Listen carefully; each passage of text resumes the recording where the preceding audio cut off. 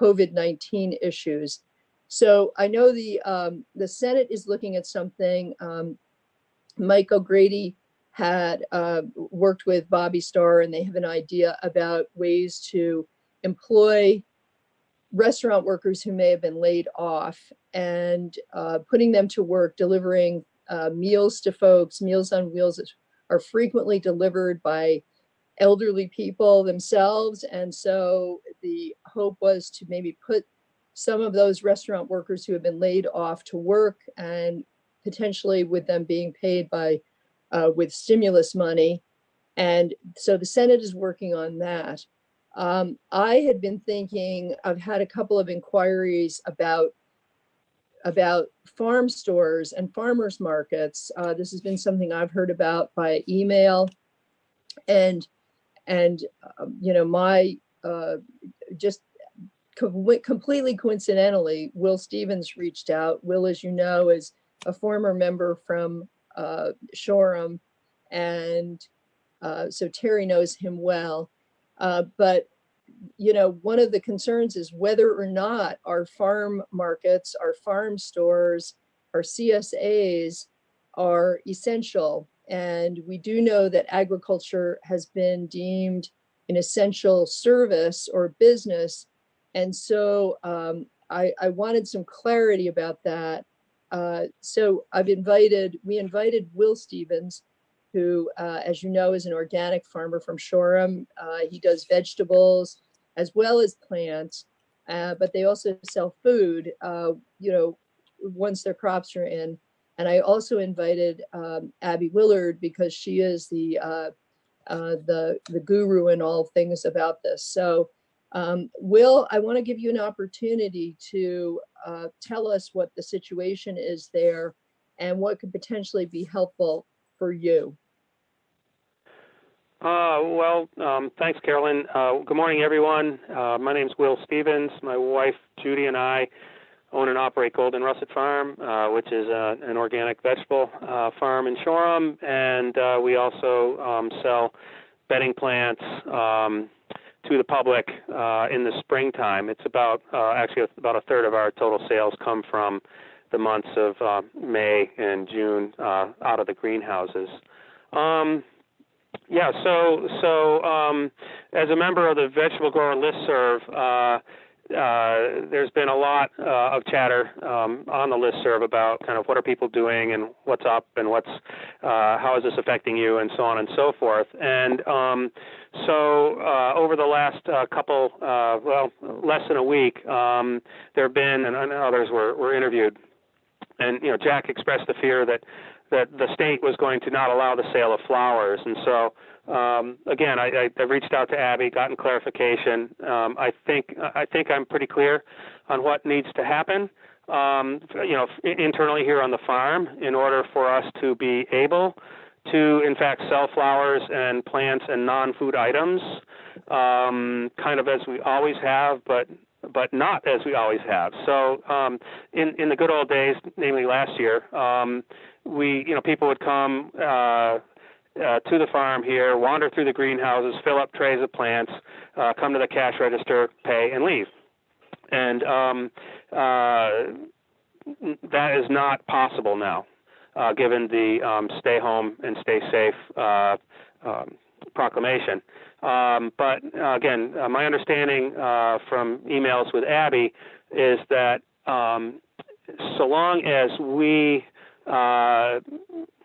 don't allow face-to-face contact, essentially, with consumers, that, in other words, if we can set up some type of a process where we can, ahead of time, take orders, either by mail, by phone, or by email or online, we can pull the orders, we can bring them out to a parking lot, for example, with presumably a slip or a total, load them in people's cars, and either accept credit cards or check or payment.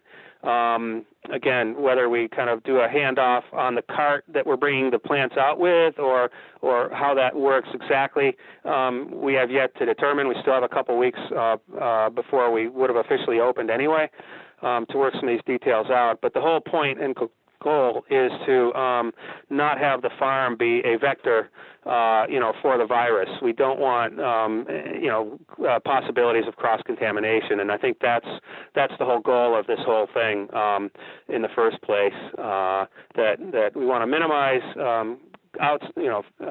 contact with the public, and we want to, both between kind of us, our farm, our staff, and the public, as well as between members of the public. So what we're working on, what we've drafted internally, is kind of a policy that would kind of allow folks to come and be served kind of one at a time by one of us here at the farm. Again, whether it means pulling their order ahead of time, wheeling it out to the car and loading the car, or leaving it for them to load themselves. We haven't worked that detail out yet, but that's my understanding of how we can do it. I think I've got that right, and I hope I've got that right.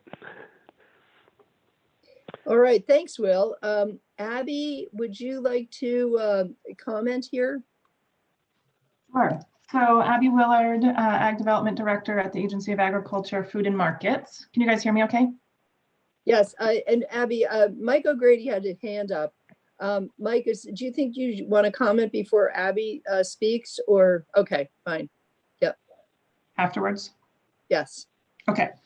So, this is so complicated. Not only is this a really challenging time, it's also really complicated.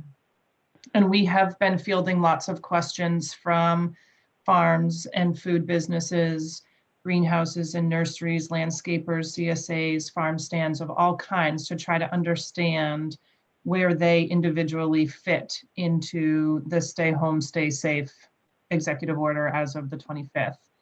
And I will say, to your point, Will, information has been hard to receive because Agency of Commerce and Community Development has wanted to interpret guidance very broadly because that's the safest and responsible thing for them to do. And it's hard to give individual businesses very specific feedback. And so the Agency of Agriculture has tried to kind of thread that needle of sharing as specific information as we can about the interpretation of the guidance that Commerce is providing.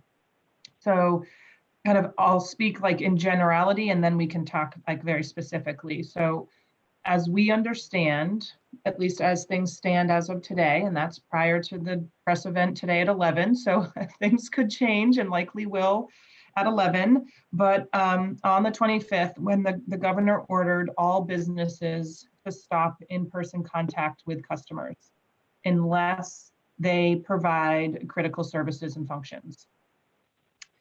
Businesses that provide critical services can remain open, as Will was describing, and they still need to practice the social distancing activities and guidelines provided both by the CDC and the health department. If a business has been deemed non-essential, then the ACCD retail guidelines apply to that business.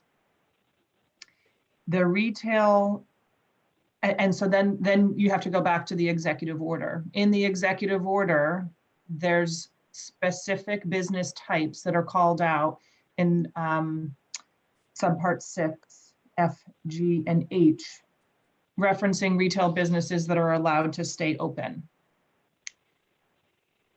If they were not specifically stated in those subparts, then they're deemed non-essential.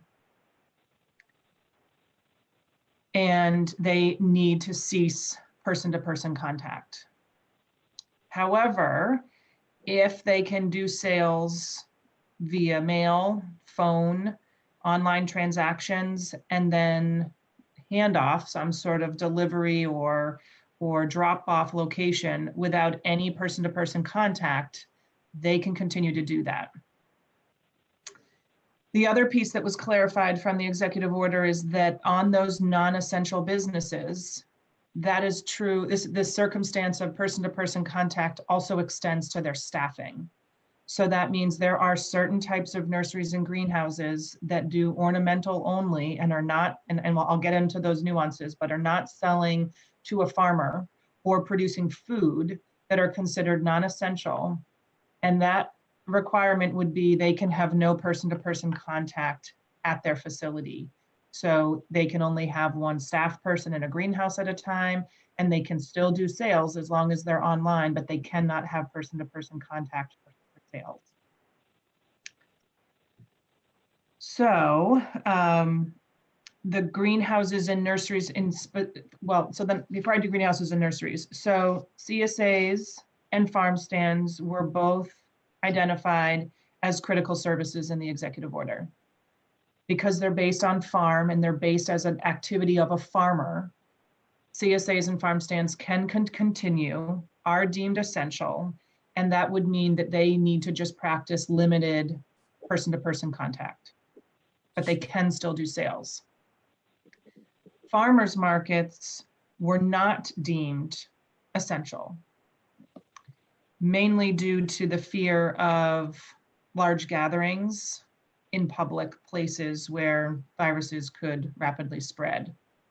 So farmers markets are not permitted person-to-person contact, but the individual farmers at a farmer's market can offer online, phone, home delivery, or pickup of product as long as there's no person-to-person contact.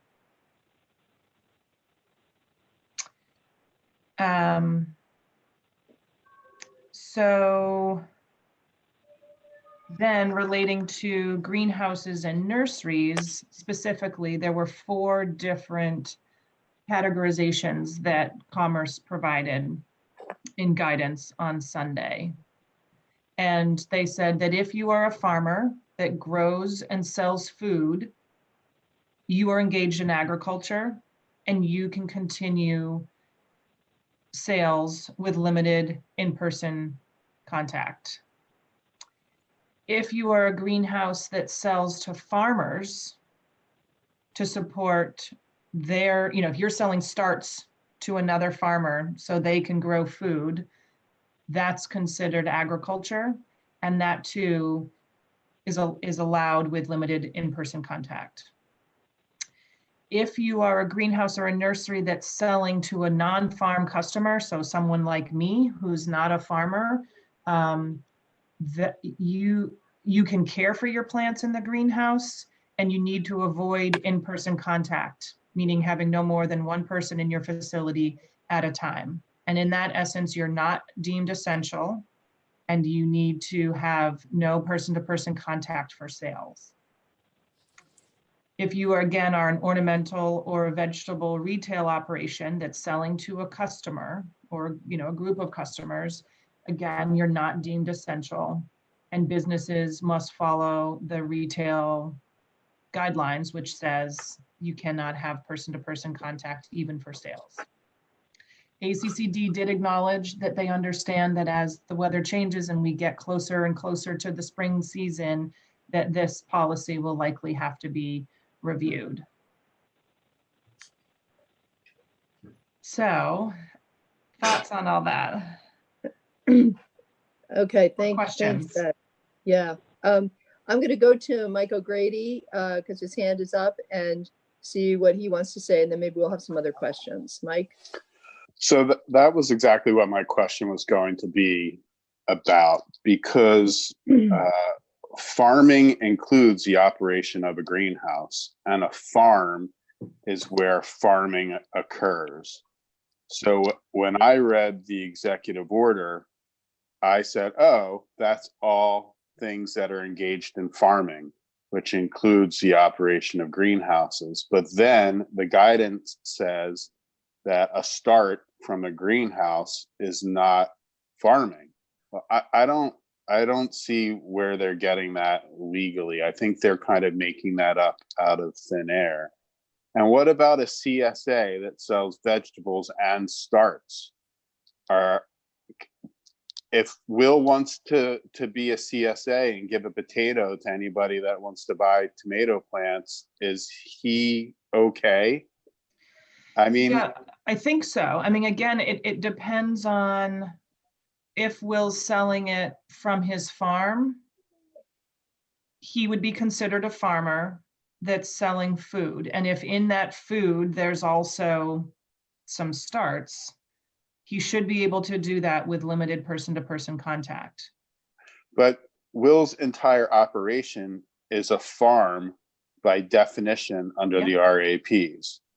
So all Will really needs to do is give people a potato when they buy their starts. Again, he can sell his starts because he's a farm.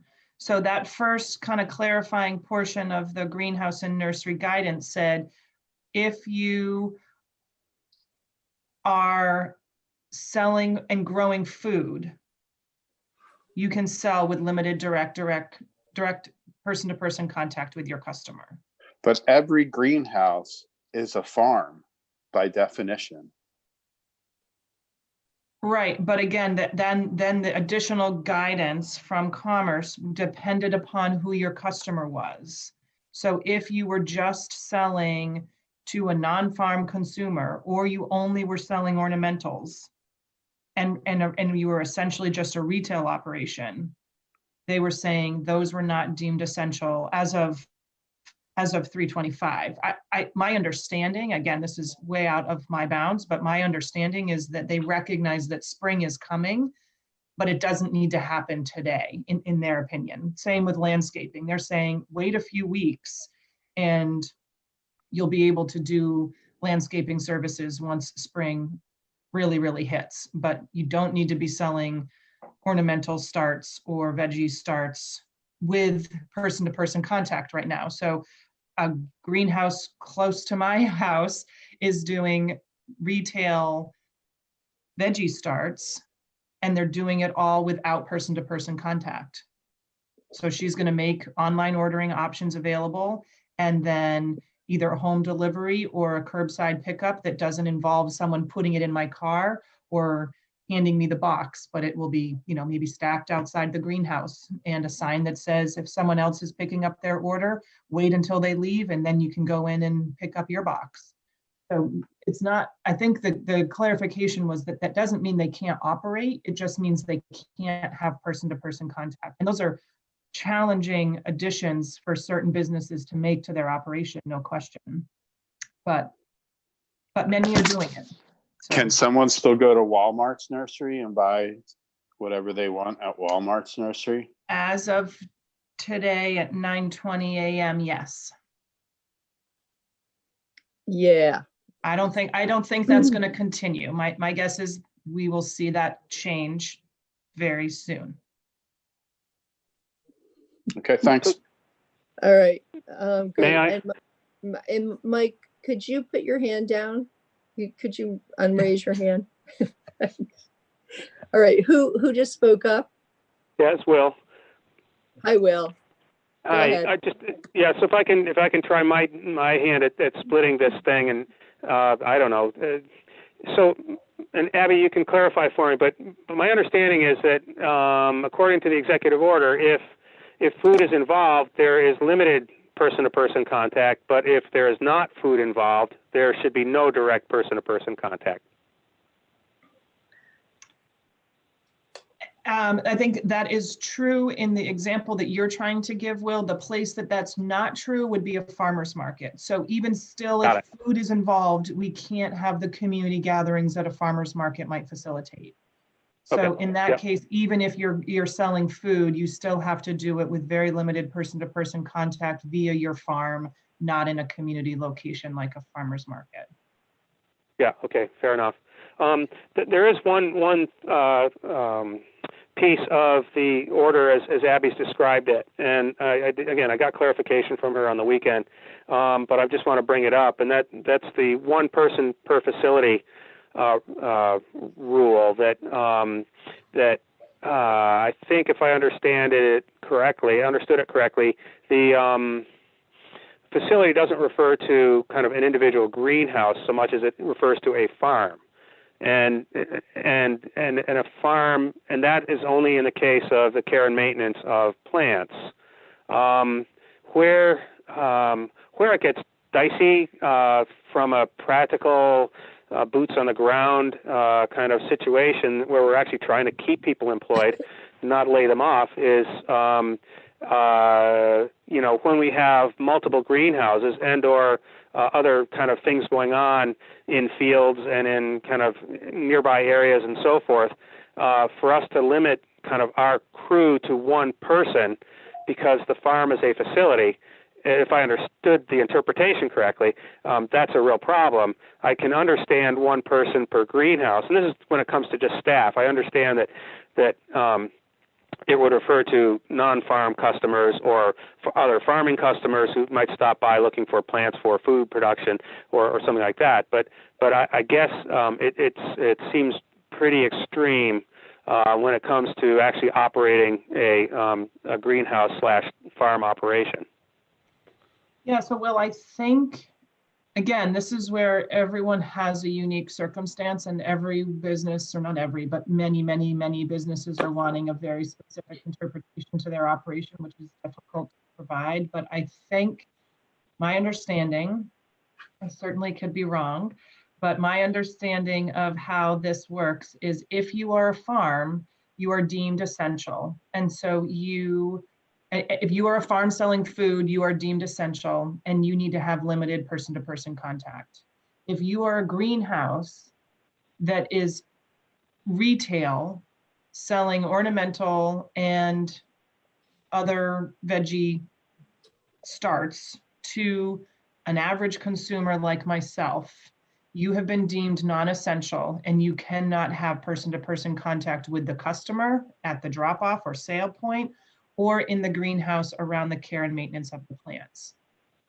So this is that differentiation that kind of Michael was referring to, is that they have taken a slightly different interpretation as of today, or as of the 25th, as to what a farm is. But they're saying if you are a farmer growing food and you have a greenhouse, you can do limited person-to-person contact. Yeah, and again, just practically, and this is totally situational on our farm, but we have two greenhouses that have both our own field starts, onions, etc., and hanging baskets in them. Right. That we're not going to put out in the field, and they aren't edible. And so a strict interpretation would kind of say that only one person can be there doing that. And I think if I understood your earlier email that I couldn't have one person in one greenhouse and one person in another house because the farm is the facility. Or maybe I misunderstood that, but maybe I misunderstood. I think I don't know that I know how to exactly interpret that well. I think because you are I think that the challenge in that scenario that you're describing is because you are a farm, you should be allowed to have person-to-person contact. But what you have in your greenhouse has nothing to do with your food sales, because that's like a retail side of your farm business model, right?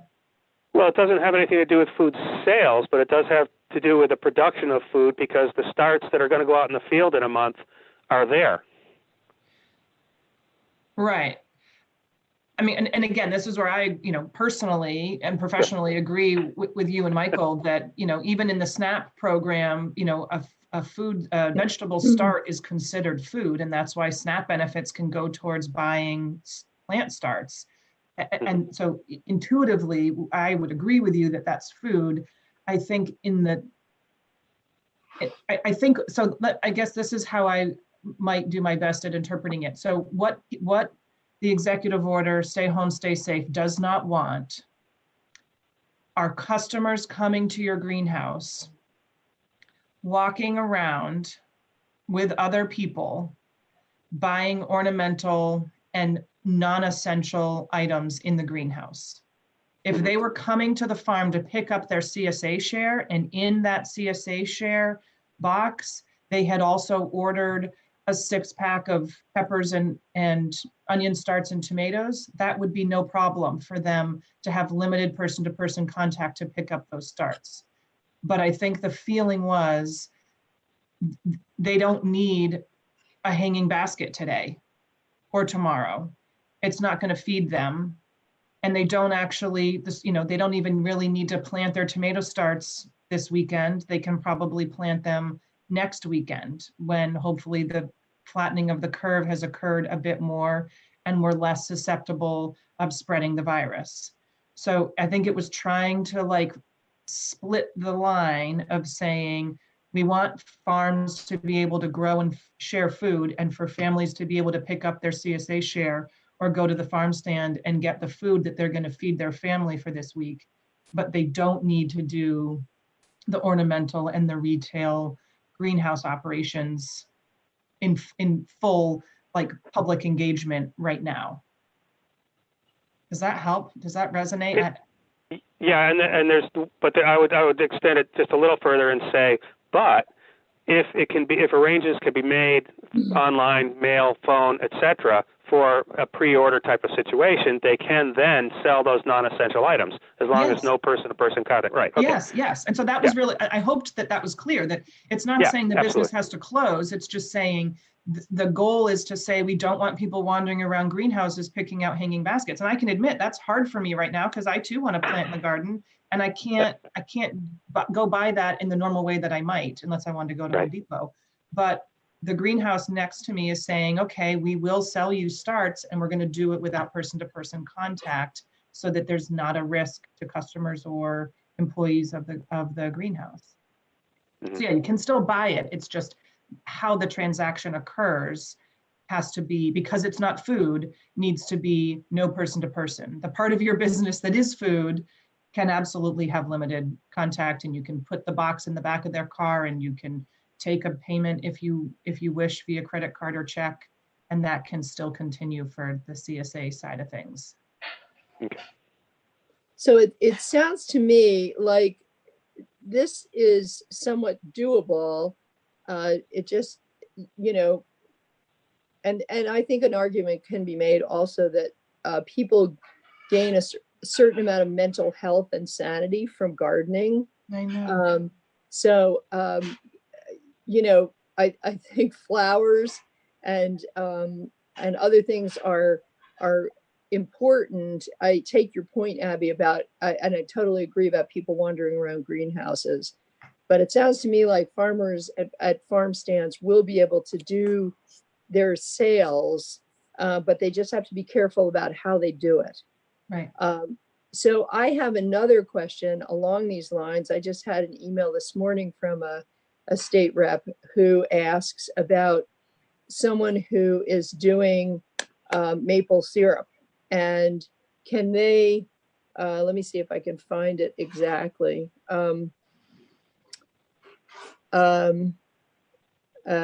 What's your understanding of the status on sugar shacks? Are they allowed to sell on premise or curbside? I know there are many questions about what qualifies as essential, and that someone asked about farm stands, which would seem comparable to sugar shacks, but I wasn't clear on the answer in the FAQs that have been sent out. So my answer to him was that agriculture, maple sugaring is essential, is agriculture. Agriculture is essential, and that it seemed to me that they would be able to sell given social distancing, as long as they maintain social distancing and that sort of thing. But if that's not accurate, I'd like to correct that to him. That is accurate, as I would agree with your interpretation, Carolyn. Agriculture includes maple syrup production, and so they can do sales with limited person-to-person contact because that's deemed essential. Fantastic. Are there other questions? Will, did you have any follow-up? Are there any other questions from committee members about this? Have you all heard about this from various folks? I'm perfectly satisfied with kind of where things sit as of today. Again, the idea that Home Depot or Walmart can be selling plants and we with full limited contact, and we can't, but I can get over that in a few minutes. I think we all have to kind of step up, do our best, and respect the fact that at the end of the day, it's not about any one individual so much as it's about the community, and I think this is what the governor's executive order is all about. And I think for me, it really just revolves around kind of what's possible, what can we do, and again, I think somehow word has to get back to Jack Mannix that in fact he can sell flowers so long as there's no person-to-person contact. Okay, so I've been asked by someone on the call, how do you raise your hand? And so you click up above, and there's a toolbar at the top, and you click on more. And I can't do it because I'm a co-host here, but there's a choice there to raise hand. So so you can try that. Rodney has his hand up, and then John Bartholomew. So Rodney, why don't you go ahead?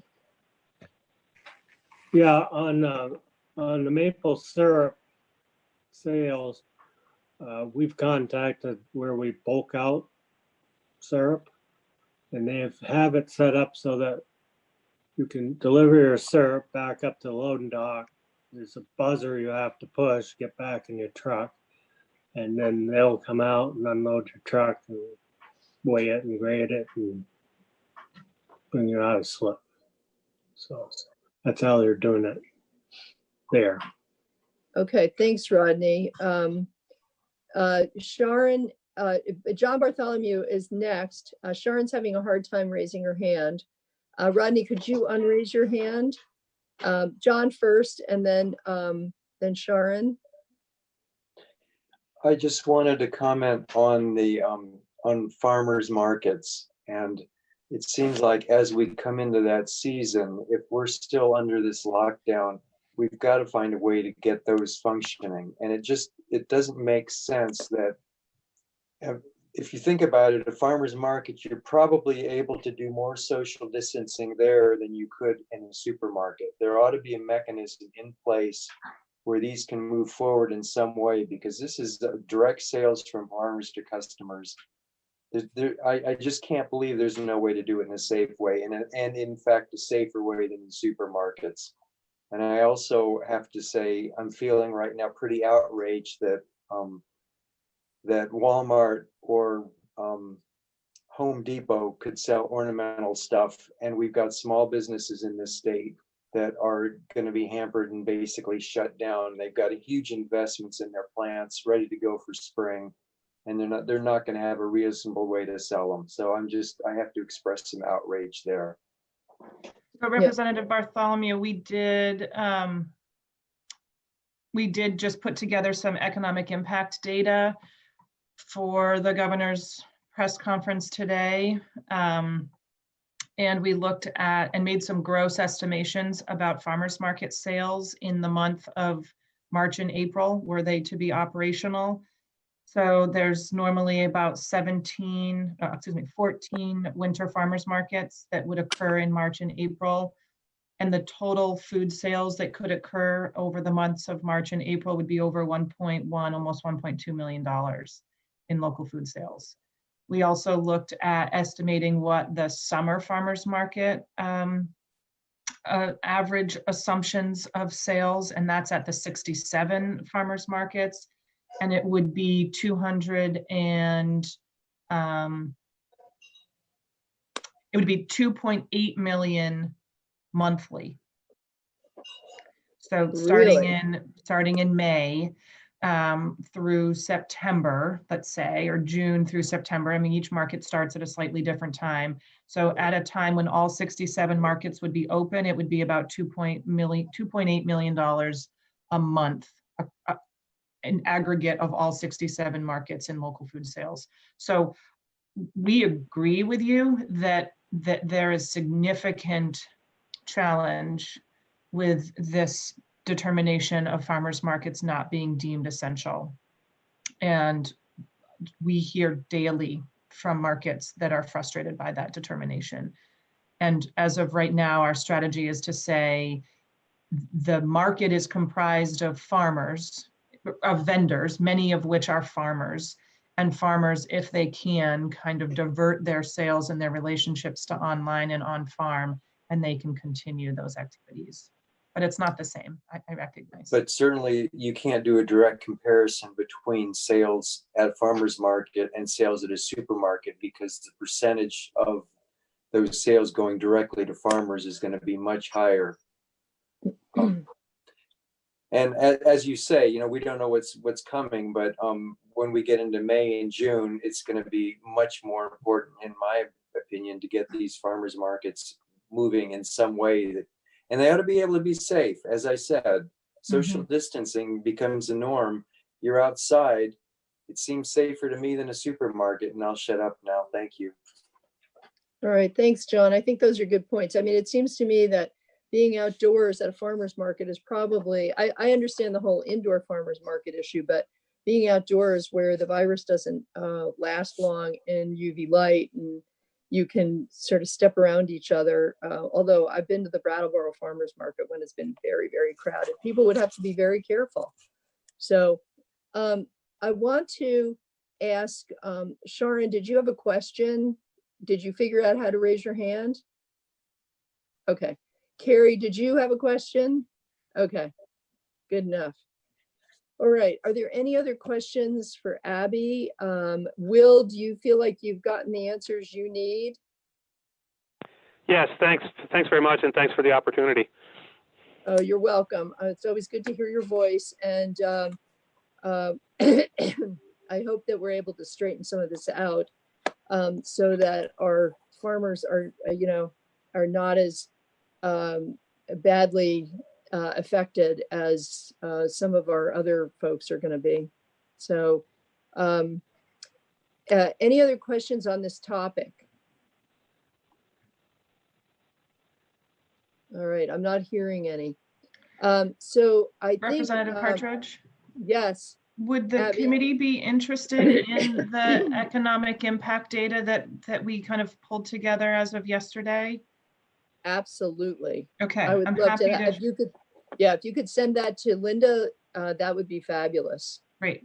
I would say Okay. it's incomplete, but it's you know, it's a good snapshot of where we're seeing the disruption and the challenges, and it's grave for cheesemakers to farmers market vendors. And then there's some really, I guess the last piece I'll just share, if you're open, is that there are also some really great outcomes that we're seeing.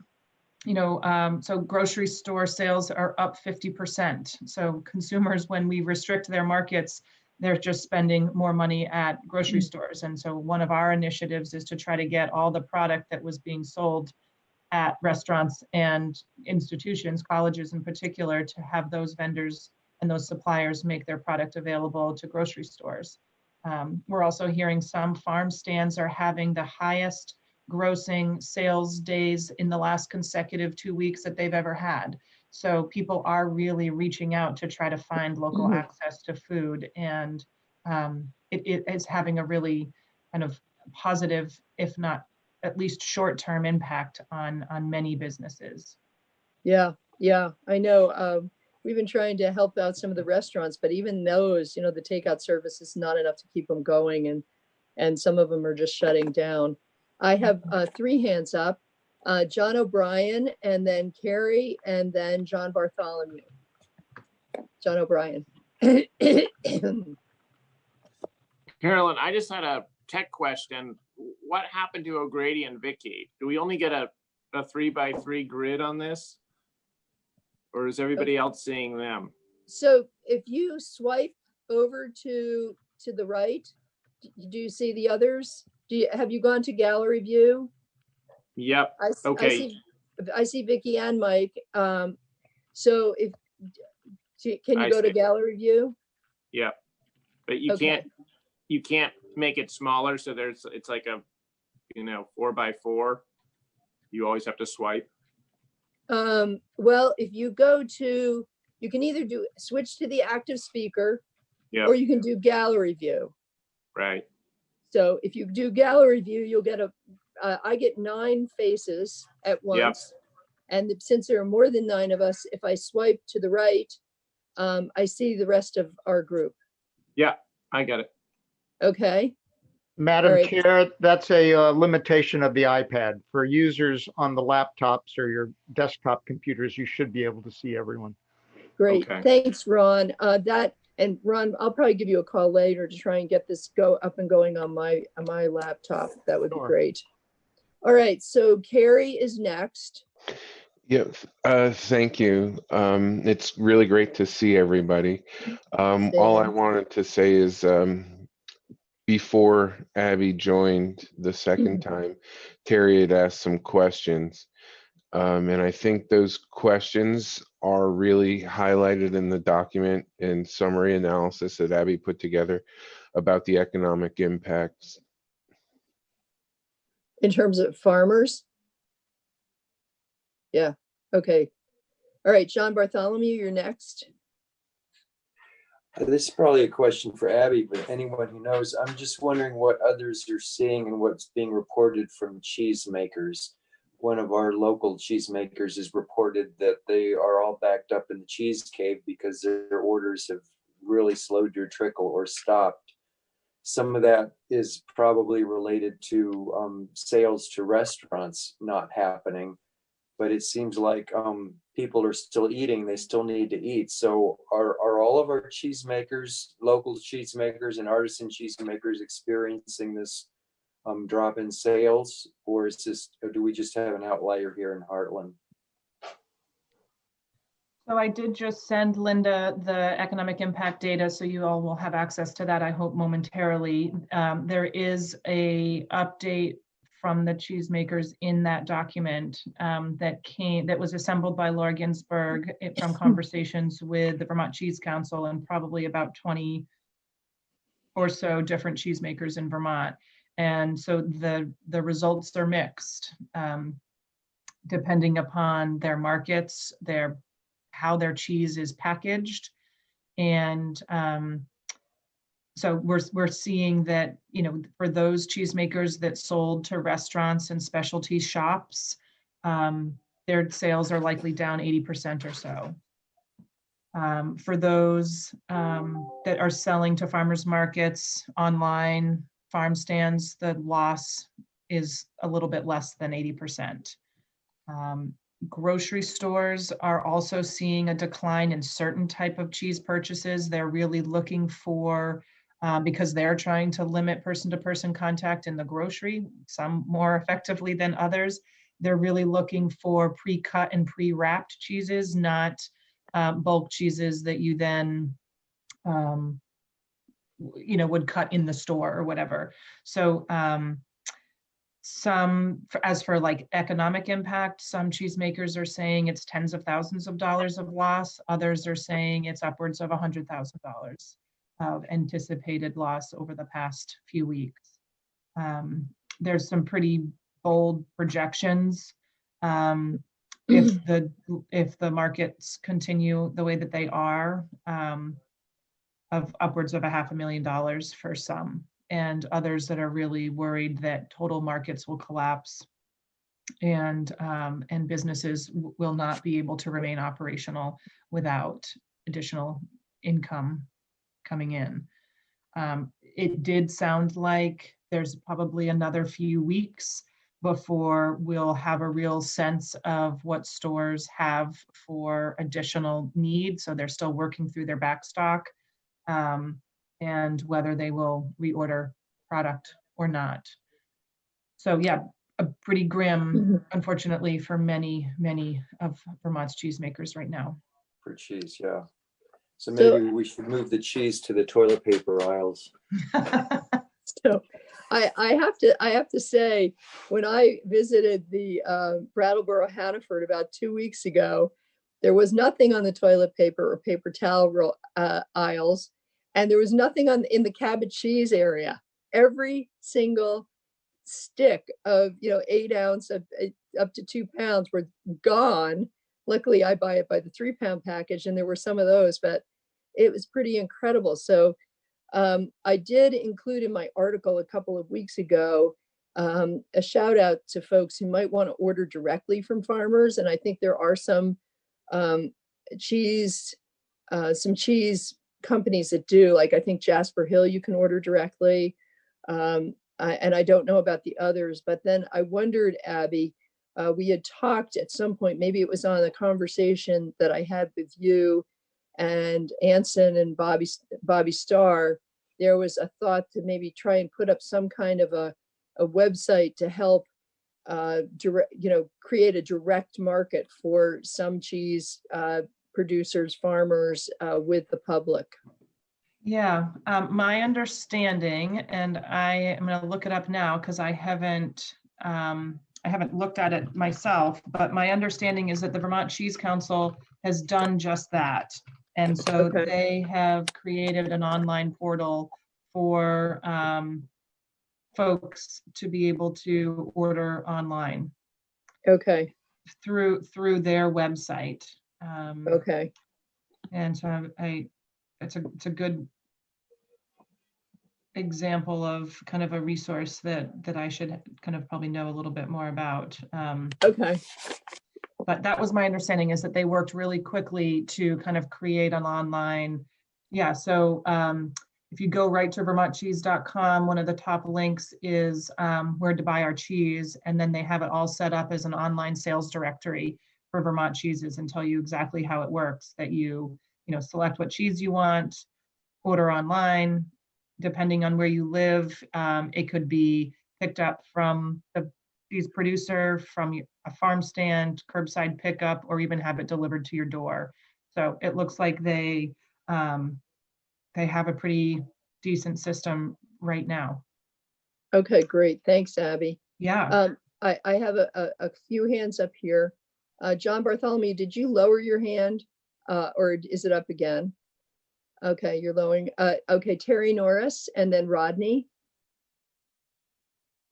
Since we're talking about the cheese, I noticed yesterday on the Jasper Hill Facebook page that they dispersed their Asher herd because of the potential downturn in the cheese economy. So I mean, I know that Mateo is pretty much into, financially being profitable, and he just felt that was not gonna, didn't see a future there. So it's kind of sad that they, that was their prime, calling card, sort of like, was that Asher herd. So I just see a future for Vermont farms is we're going to lose, I bet we'll lose half of our farms this year. Because, the price of milk is just like plummeted down to like $10. There's no profit there for farmers, and they can ask for credit, from their suppliers. But trust me, I just know that grain dealers will not hold farmers for very long, because it's, there's no profit in it for them either, and they have to watch out for their bottom line. And I just see a real problem for Vermont farmers. Yeah, agreed, Terry. And Mike O'Grady, I'm wondering if you have any information regarding the stimulus money that's coming to Vermont, and if that might be helpful to some of our dairy farmers or farmers in general. As I said earlier, it's really yet to be determined. Yeah. There's 9.5 billion that's going to USDA for agricultural programs, and then there's some smaller, more targeted programs. There's nothing specific to dairy. So it's really going to depend on what USDA does over the next week or so on how to move that 9.5 billion.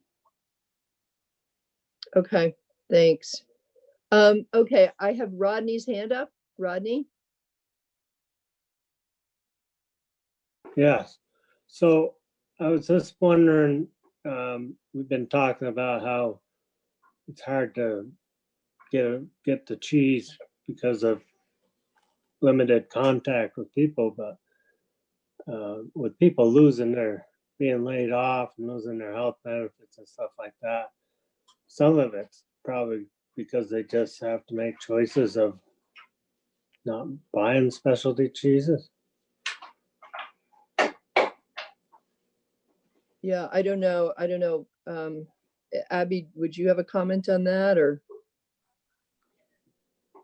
Yeah, I mean, I think all that I can comment on that is that during the 4 calls that we held a couple of weeks ago, hearing from producers and producer associations, as well as supply chain partners and service providers, it was very clear that the average consumer in this response to a time of crisis is returning to some of the basics. And so people are buying, big blocks of cabbage cheese, potatoes and root vegetables, more meat, milk, butter, some of those like very comfort related food items. And they're not having people over for dinner, and they're not, doing some of their same activities. People are kind of hunkering down and kind of relying upon some of the customary basic food groups. And so in some ways that's been great. And we saw like a real quick short-term surge in dairy product purchasing. But then, as Representative Norris mentioned, with the loss of the decline in milk price, where Diane shared some figures again in the economic impact data that you now have, that just the dairy industry itself will see 180,000 per month loss in income due to milk price decline. So, and it will, and Diane said it's going to get worse, throughout the summer. So, yeah, I think people's buying habits are changing, their socialization patterns are shifting, and milk prices are going down. Yeah, it's really concerning. I'm wondering if there are any other questions, thoughts about this topic that we've been discussing. Rodney, is your hand up again?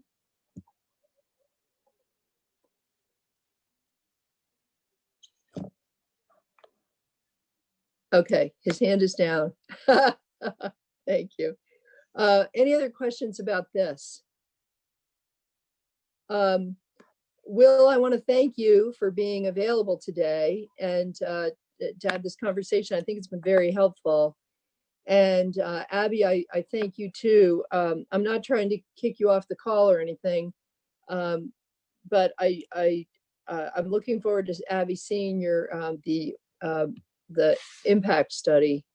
I'll probably include it in parts of it in my weekly article this week, which will be in the Reformer on Monday.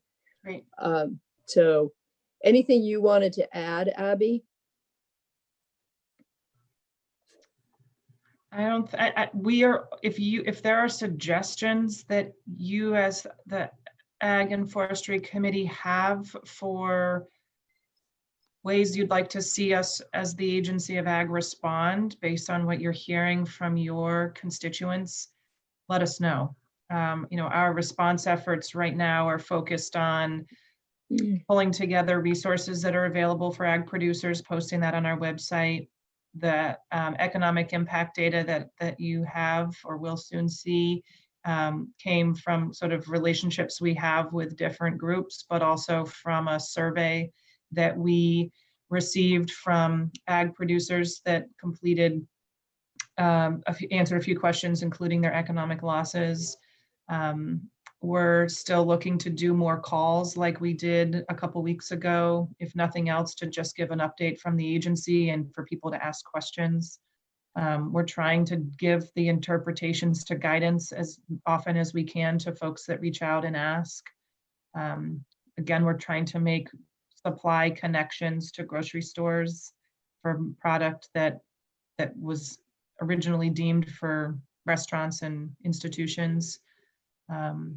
So we're trying to connect with producer association groups to sort of figure out what their needs might be. So if there's other things that you're specifically hearing that we could be helpful in supporting, please let us know. You can reach out to us by email, or we can have another call, or come back in to testify, whatever you need. Great. Thanks so much, Abby. Thanks for and please thank everybody at the agency, both you and Carrie. Thank everybody at the agency for everything they're doing to take this on. Will, was there anything you wanted to add? No, just again, my thanks to Abby in particular for sticking with me as I try to get clarification on this and all the work that they're doing there. And thanks very much for the opportunity. I see a customer's just pulled in, so I better go wait on them. Happy April 1st, everyone. Could I say one last thing to you, Will? Of course. Plant Yeah. nasturtiums in all of your hanging baskets because they're edible. Okay. Hey, listen, good luck. I made a note. Okay. All right. We'll see you. Take care. Yep. Thank you. Bye-bye. Bye.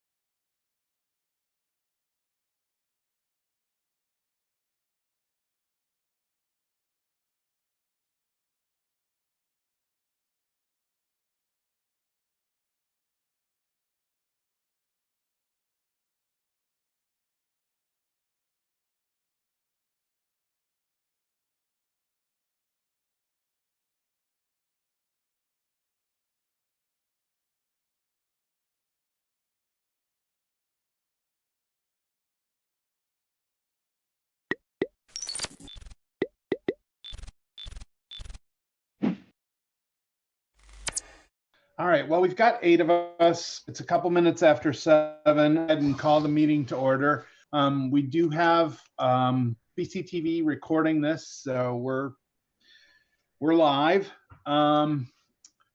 Any additions or corrections to the agenda, folks? Nothing? Okay. For board norms, normally I'd say look in front of you, but no, just remember to be respectful, try and stay on task, respect the agenda. You know, these meetings have been working pretty well for me in work life. So let's hope we can get through this one. Oh, just a little bit of housekeeping. There should be on this, I think everybody's in on a computer from what I can see on the panel here. There should be, if you hover over your name, a more And on that more, you can raise your hand. So just raise your hand and I'll recognize you, and you can unmute yourself and speak when you need to.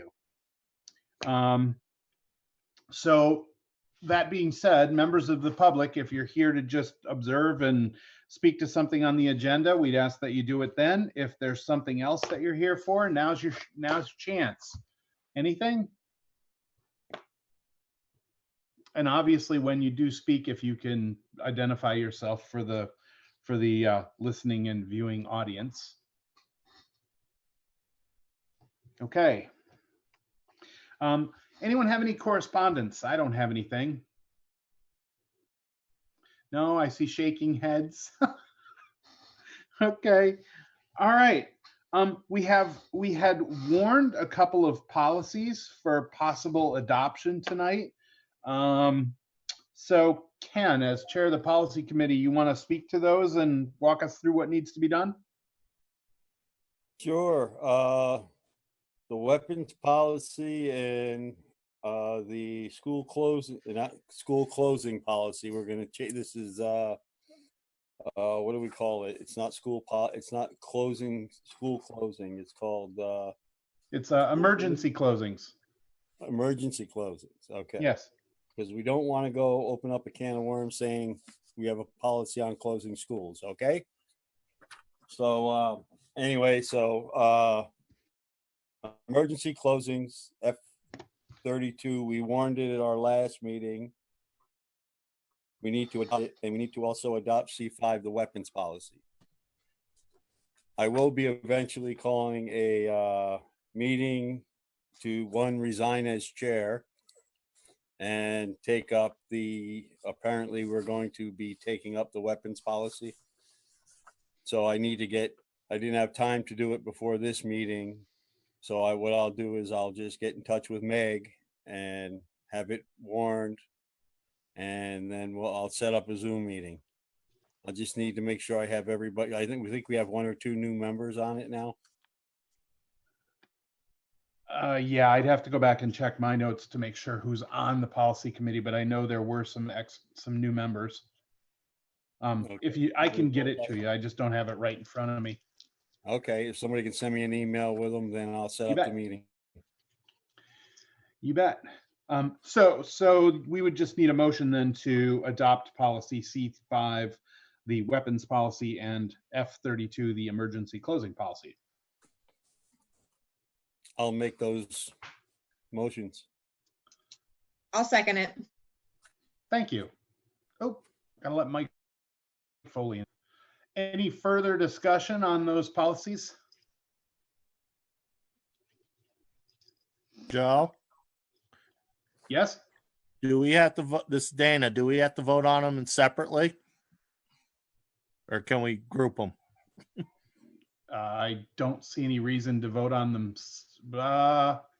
We have to have a verbal. We have to have a verbal aye on each one. So we'll do the motion, I guess, as 2 parts. That makes sense. So any further discussion on those? Seeing no hands. So all in favor of adopting policy C5, the weapons policy, please say aye. Aye. Aye. Wait. Aye. You have to do a roll call. Let me just go down the list here. Emily, Aye. Lindsay, Aye. Mike, Aye. Trish, Aye. Dana, Aye. Howie, Aye. Ken, Aye. Leanne. Aye. All right, motion passes. All in favor of adopting policy F32, the emergency school closing policy. Again, please say aye. Howie. Aye. Ken. Aye. Mike. Aye. Dana. Aye. Emily. Aye. Leanne. You got to unmute.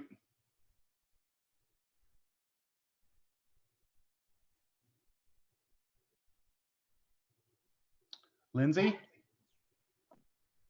Aye. Did we Leanne, can record? you unmute? Yeah, we have to unmute Leanne. Let's My see. internet cut out. Okay, thank you. I'm like, I can't even unmute her. And Mike, you're the last one. Or did I? No. Mike. Trish. Aye. There's I had a already, list I had down already the- said aye. Yeah, I know. There's a list down the side of my screen, and as people mute and unmute, you move on the list. And I was using the list as a way to go through it. Again, the ayes have it. The motion carries. We have adopted policy C5 and F32. Thank you. Okay, we don't have a student report. I know they got invited to the meeting, but they didn't send a written report, and I don't see them here. I haven't actually talked to any students to know how they're doing, but I think from what I hear, they're actually admitting they missed school, or most of them. We had the principals' reports. We have all the principals. If anyone has a question regarding any of the stuff regarding any of the materials in the principals' report, anyone? Trish? Hi. So this wasn't really in the principal report. Sorry, I'm going to put you on the spot here, Bob. Question that I have is what, besides the lessening of, I guess it was Google Classroom alerts and some work, what's the reasoning behind canceling called humanities for the remainder of languages, art, I think it was band and chorus? Yes, the middle school, what we were hearing others, that middle school students in particular were really overwhelmed.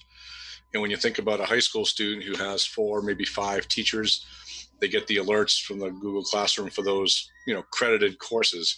But the middle school level, they have 5, 6 really with PE and health added on to the 4 cores, plus all their exploratories. And so what we try to do is limit the overwhelming feeling that we were getting, and with the recommendation from the state of the 2 to 3 hours per day of work for middle school students, we wanted to also lessen the workload. So all the exploratories have been taken off. Band is still in the mix, and PE and health are still in the mix, but the others have all been taken off, and they're building a spreadsheet or building a website that families, much modeled after Newbrook's, actually, nice work there, Scotty, that people can go in and use. You do it as enrichment exercises and things like that instead, if kids are needing more work to do. But that way it takes that onus, the additional burden on kids, and not to mention the additional emailing of the alerts that parents are being inundated with. So that was the idea. I don't know if that helps clarify. It does. I guess I have 2 follow-up questions. One is, when will, I guess, just as a parent, a concern of mine is, so what happens to Spanish? Where do the 8th graders who are in Spanish go from here? When they become freshmen, are they taking Spanish 1 again? Is there going to be some kind of testing? When will we know what the next step is to do these things voluntarily? I have so many questions. I'm sorry. Will they be graded? How will they be graded? Yep. So let me try to answer those as they come in, so I don't lose track of them. The first is that earning credits towards the high school coursework. So all students, regardless of the dismissal, would still start at Spanish 1 in 9th grade. So in that process of selecting courses for 8th graders has already begun, and hopefully you've been in touch with Sarah Grasso about selecting courses for next year, which could involve a level 1 of a Spanish class. So the grade part of those exploratories is really not, it's not an essential part. We really want kids to use that as a way to explore what the things are that we have at the high school level, and not do it in a way to overburden them. So it doesn't have an impact on what they would do in high school in that regard. They won't be graded on it at this point. The 4th quarter scores will just be the 4 core subjects, PE, health, and band if your student is in band. That makes sense. And then I guess the final question is, what are those teachers doing now? So because those are teachers that are shared staff with the high school, they're focusing on their high school classes, and working on developing the enrichment stuff, because they're still going to have things on that website for kids to do and families to engage with. It just won't be required work. So they're still providing work and putting on the website. And like Kevin Burke, for one of them, is actually doing the website building himself as part of his role. Gotcha. Thank you. Yep.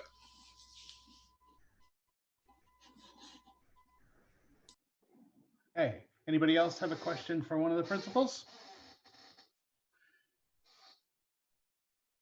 Moving on to the superintendent's report. Any questions from there? Bill looks ready to get grilled.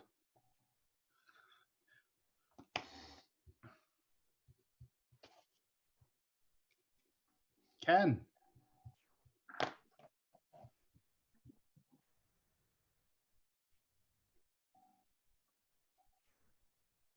Ken, you're on mute. There we go. Unmuted. Now I'm unmuted. Yeah. It's because the host muted me. Don't you wish you could do that in a live meeting, Joe? Anyway, so we have new recommendations from the Secretary of Education. A new grading policy up the high school, correct? I wouldn't call it a policy, but I would call it how we're operating under the COVID-19 pandemic period of time for the final 9 weeks of school. So we don't need a policy. We do not. Awesome. And the specifics to that, Ken, will come out with report cards this week from quarter 3. Awesome. Thank you both. Yes, Trish. Bill, how do you think it's going? I mean, it's such a, I don't even know. I have a lot of words that I could use, but none of them are appropriate here. I would say that I'm unbelievably proud of the team that you guys are a part of. The frontline workers, our counselors, social workers, teachers, food service, people that are paraeducators that are jumping into new roles. It's really quite amazing. I'm very heartened by the approach that all of our people have taken. It's been very team oriented, but yet specific to the talents and skills that people have. More often than not, I am communicating with principals about how they are communicating with their team members, about how to get people to stop communicating with families, how to give themselves times to recover, because the care and dedication of our colleagues is unbelievable. So as crazy as this time is, it has really shined a light on the quality of people that you all employ. And it's been very enjoyable to watch everybody rise to the occasion. In terms of specifics, we have certain families we're very concerned about, but again, when you have professionals as the social workers and the principals and the teachers, the paraeducators and the counselors that are focusing on those families that really need it, I don't worry. I'm concerned, but I'm not worried because people are on top of it. And people are making sure that needs are being met. I think the flexibility and the creativity of the teachers has been amazing. And I'm really hopeful that all the skills that we build during this time will be able to be transferable for the foreseeable future. So as challenging as this time is, I'm really proud of our team and I'm proud of the work that we're doing. Good. Thank you. Thanks, Bill. Watching this go. Oh, Emily, go ahead. You were about to say, I'm sure, what I was going to say. So I'm sorry for cutting you off. I had my hand up and you didn't notice it. But I just need to say that I so respect what we just heard from our superintendent. And I so respect our teachers and our staff and the people, the parents and community members who are working so hard to make this effective for our students. This is the most challenging time ever. And I had no doubt that our SU would step up, being intimately knowledgeable about it. But I just wanted to also say that this is what we're seeing across the state. And while we're still trying to figure out how we move forward, what we've done in Wyndham Central is exactly what needs to be done everywhere else. And I just can't thank the staff and faculty and every support system beyond that, which we have a ton of, including our community members. This is really, really challenging. And thank you, Bill, for leading that, and all of the principals and everyone beyond that, because this is really, really challenging. And our families and our students will make it through this. I have no doubt. So thank you. You did. You did. That's essentially what I was going to say, although I My think you said it apologies. better. You know, it's really, you know, gratifying to watch. This thing twists, turns, and changes every week, every day. And you guys just kind of calmly adapt and continue moving forward and do the best you can by the kids. You know, I've seen it in not so much because I don't have any students anymore, but in you know, the feeding the students and, you know, the support that comes out that I see just copied as a board member that goes out, the weekly briefings and the daily briefings and some of the, you know, things that go out. You guys are doing an incredible job.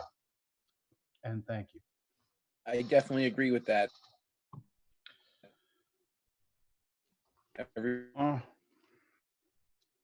Yes, Bill. I just want to thank all of you because I've had Good. multiple principals and teachers reach out to me to let me know that you all, as board members, have individually reached out to teachers and counselors and social workers and principals and food service professionals, whether it's a kind word or it's a quick email or it's sharing something with somebody else in the community.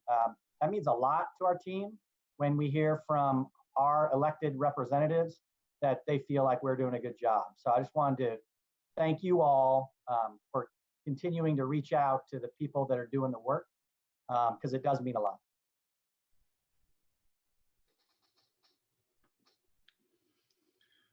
All right. Thank you. Now I actually have some business I got to do too. Can I do that? Okay. We'll let you. So I just wanted to update the board on a couple things that are going on. And Emily, feel free to jump in if I say something wrong. But the legislature is working on some possibilities for voting of budgets.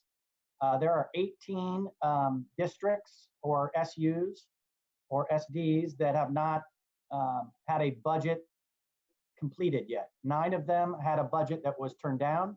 9 of them, like West River, have not brought it up yet. And the legislature is working very creatively and very helpfully to have some different possibilities rather than the only fallback being the 87% of borrowing from the previous year.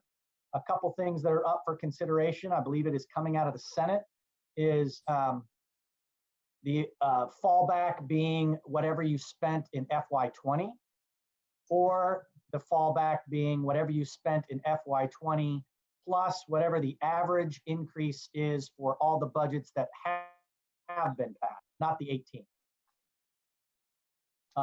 Is all in the beginning stages. Things are moving rapidly and fast, but I just wanted you all to be aware that those paths are happening so that the legislature, I think, correctly is thinking through what would the reality be if we can't have a vote in June, and what is the position that we need to have for school districts to operate responsibly in their communities in an unprecedented time. So I'm going to ask you guys later to change your date to June, but I wanted to prepare you that June may not happen. But I think the legislature is doing good work to make sure that even if that doesn't happen, there'll be some other possibilities that would do well by our community. Emily, did I hit that? You did. I raised my hand, want to step in until Joe recognized me, Oh, but sorry. you absolutely did hit it. And just for a quick update about what's happening in Montpelier, the Senate has already been able, with 30 members, it was a little easier for them to navigate the training process it takes to vote remotely. So they have already started work kind of ahead of us a little bit in the House. We're still in the process of training members so that we can actually take a vote to authorize ourselves to vote remotely. I know that sounds a little crazy, but that's the process we're on. We need a 3/4 majority of members of the House, of the 150 members of the House, to be able to actually vote to enact legislation or to change legislation. So you're absolutely right. It's the work is happening in the Senate. And I applaud the work that they're doing. I thank them very much for that. I do know that our House Education Committee and our House Ways and Means Committee, they're both meeting and they're both following this very closely and working closely with our colleagues in the Senate so that we can come forward with some form of legislation that will be supportive of not only our kids and our schools, but our state. We are in an unprecedented time for challenges around funding. If anybody has been following the VSA and the VSBA and the work that they've been doing, trying to get a handle on what this actually looks like with the loss of sales tax revenue in the Ed Fund, it is going to be a huge challenge, without a doubt. I mean, we're facing challenges in every area, but the Ed Fund is particularly a challenge. So thank you for staying connected and sharing with not just me, but everyone who's working up there trying to find a path forward.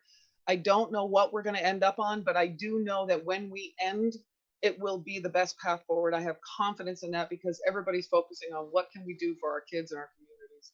And so just stay tuned, as I guess all I would say.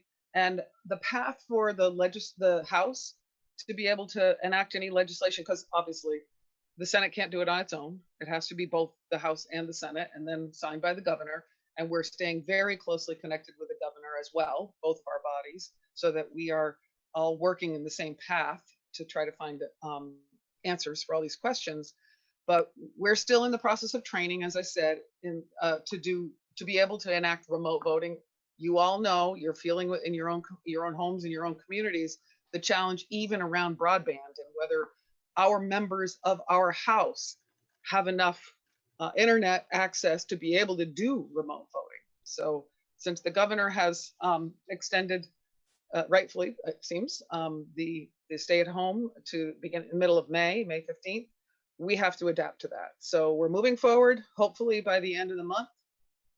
Don't hold me to any schedule because it's all dependent on how things are panning out. But by the end of the month, hopefully we'll be able to start to enact some of this COVID legislation that we have on the path, and we're working very closely in our committees to have it happen. So thank you for all of your patience. We really do have a lot of work ahead of us, but we're focused on kids first. So thank you. Yes, Bill.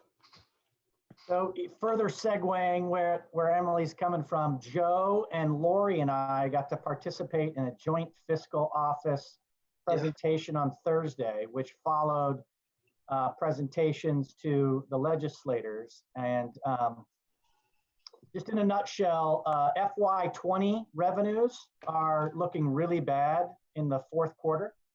And we could be talking anywhere from a 70 to 100+ million shortfall.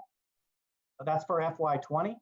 And then for FY21, which will be starting to collect revenues July 1st, they're predicting that it could be very similar and could go into the multiple hundreds of millions, which will mean when we build a budget in the fall, it's going to be in the context of the Ed Fund having serious downward pressure, which means serious upward pressure on the tax rate to raise the same amount of money. So don't want anyone to get too scared, but I don't want anyone to be too surprised when we have these very difficult financial conversations over the next 6 to 8 months, because the context has completely changed from everything we were talking about 4 months ago. And so I will keep dribbling the crumbs down the path and keep you guys well informed, but I think it's critically important to understand we're in a whole new world. And raising, just for our example, raising the 12,047,000, if we duplicated that next year, it would look very, very different in tax rates than it would today. So it's something to consider as we start thinking about what we're going to be doing over the next 6 to 8 months. True. VSBA sent out actually a link to go watch that webinar along with the 3 documents that were presented to the attendees. As a board member, everyone should have gotten it. If you didn't get it, let me know and I will get the VSBA link to you. It's about an hour and a half maybe of the gentleman from the Joint Fiscal Office and a couple of other people presenting.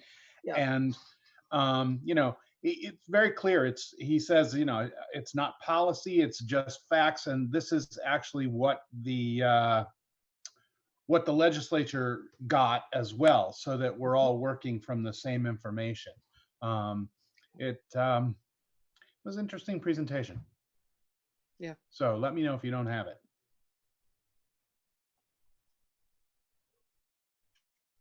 I don't have it, Joe. Would you send it to me? Sure. Does VSBA not send you things? Yeah, for some reason I never get their emails. That's because you keep changing your background, man. Come on, it's the closest I can do to an LNG meeting. Hey, Mike, you should contact them immediately and add yourself to that list because you need to be getting those. I will send it to you, but yeah, you should definitely follow up with Just call. VSBA. All right. Okay. So the next thing on the agenda. Oh, nice, Bob. You got a top mic. The next thing on the agenda was Nice one, the Bob. discussion on postponing the annual meeting and budget vote. So,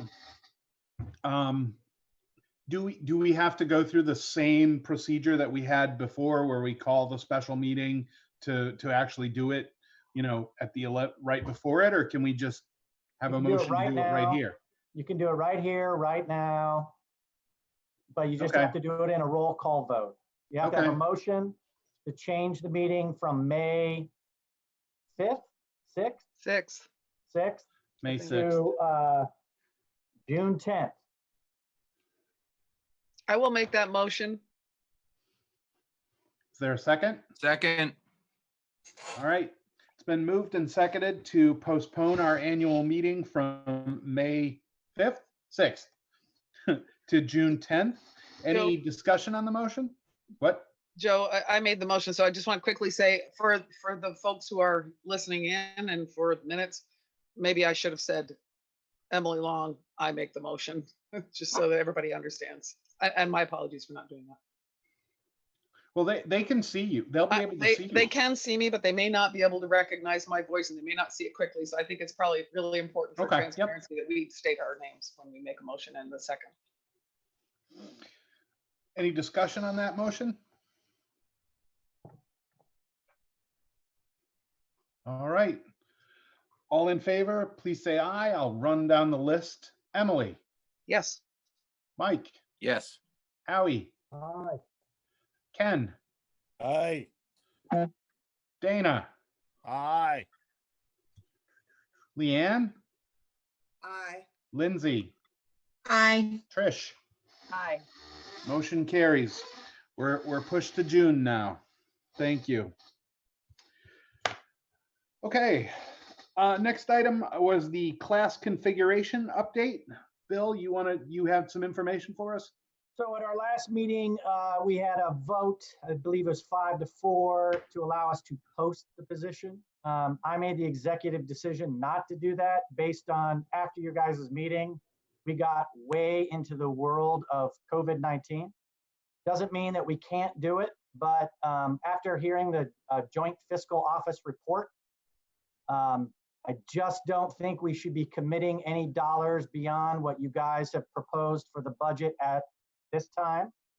If there becomes a time in the future that it becomes necessary to recommend the hiring of an additional teacher, I will take the responsibility of working in partnership with the principals. I will bring that forward in an evidence-based argument saying that this is why I believe it should happen. That does not have to happen today. It does not have to happen in a month.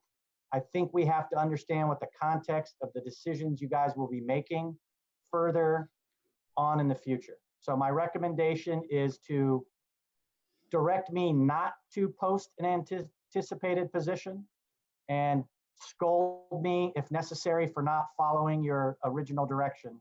But I felt it was necessary not to take that action during this unprecedented.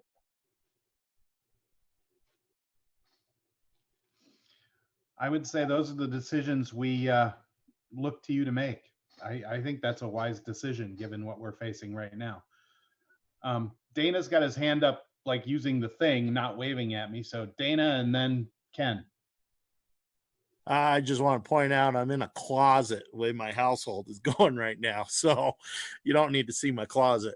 I agree with Bill that maybe we better hold off and see how this COVID-19 plays, because I think with this shifting economic structure that's going on right now, we may lose families because they need to go somewhere else in the country or things have changed. So we might want to wait and see. And then if we let Bill pull the plug real fast and find somebody, I'm sure there'll be somebody out there looking for a job. So let's, kind of wait and see on it and see how these chips fall. Ken? Dana just said it all. That's pretty much it. Good job holding off, Bill. I think you made a wise decision.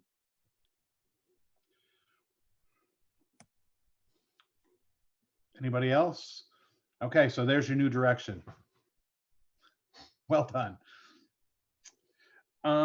Okay, now we need to talk about the long-term work planning calendar.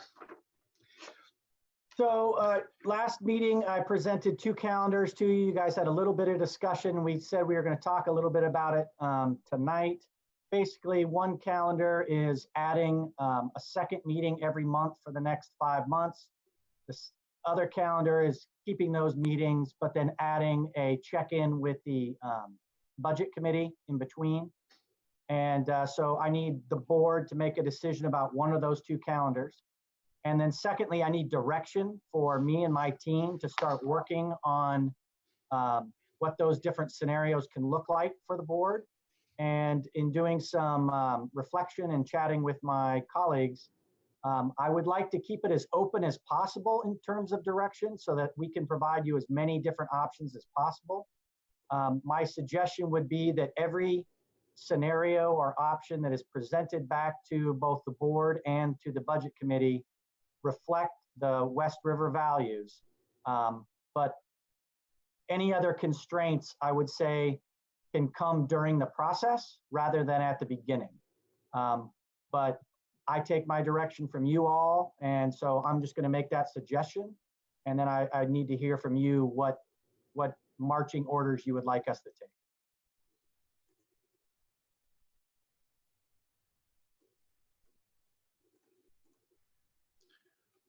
Okay. I know we talked about it at the last meeting, which calendar we wanted to use. There was discussion back and forth about whether or not we kept the budget committee involved and let the budget committee do some of the extra work. What's the pleasure of the board? Mike? I think it makes sense to keep the budget committee, and I mean, it's all going to go in front of the whole board anyway, but let the budget committee do some of the groundwork so we don't have to have multiple full board meetings every month.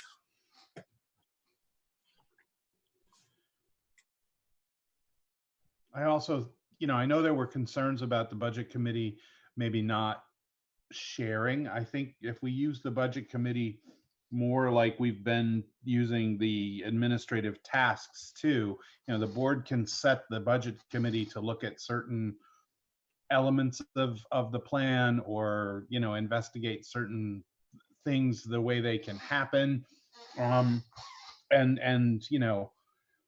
then that'll get reported back at a board meeting. So I was just trying to think of how it works. Emily's hand is up. Lindsay's hand is up. Very quickly, I agree with what Mike just suggested, and I think that that's maybe a more efficient model at this point in time with all the unknowns. I would just also add that we should probably be prepared to be called to a board meeting in case it's necessary.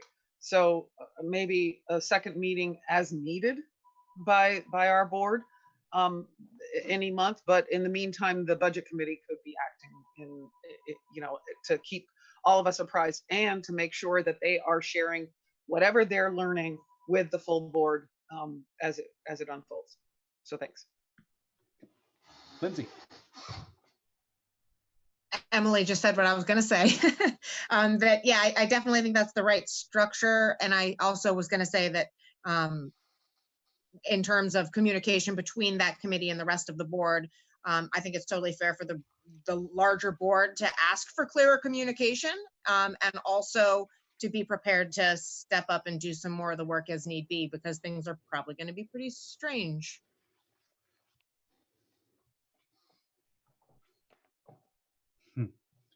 True enough. Anyone else? Oh. Dana agrees with you. He's chatting.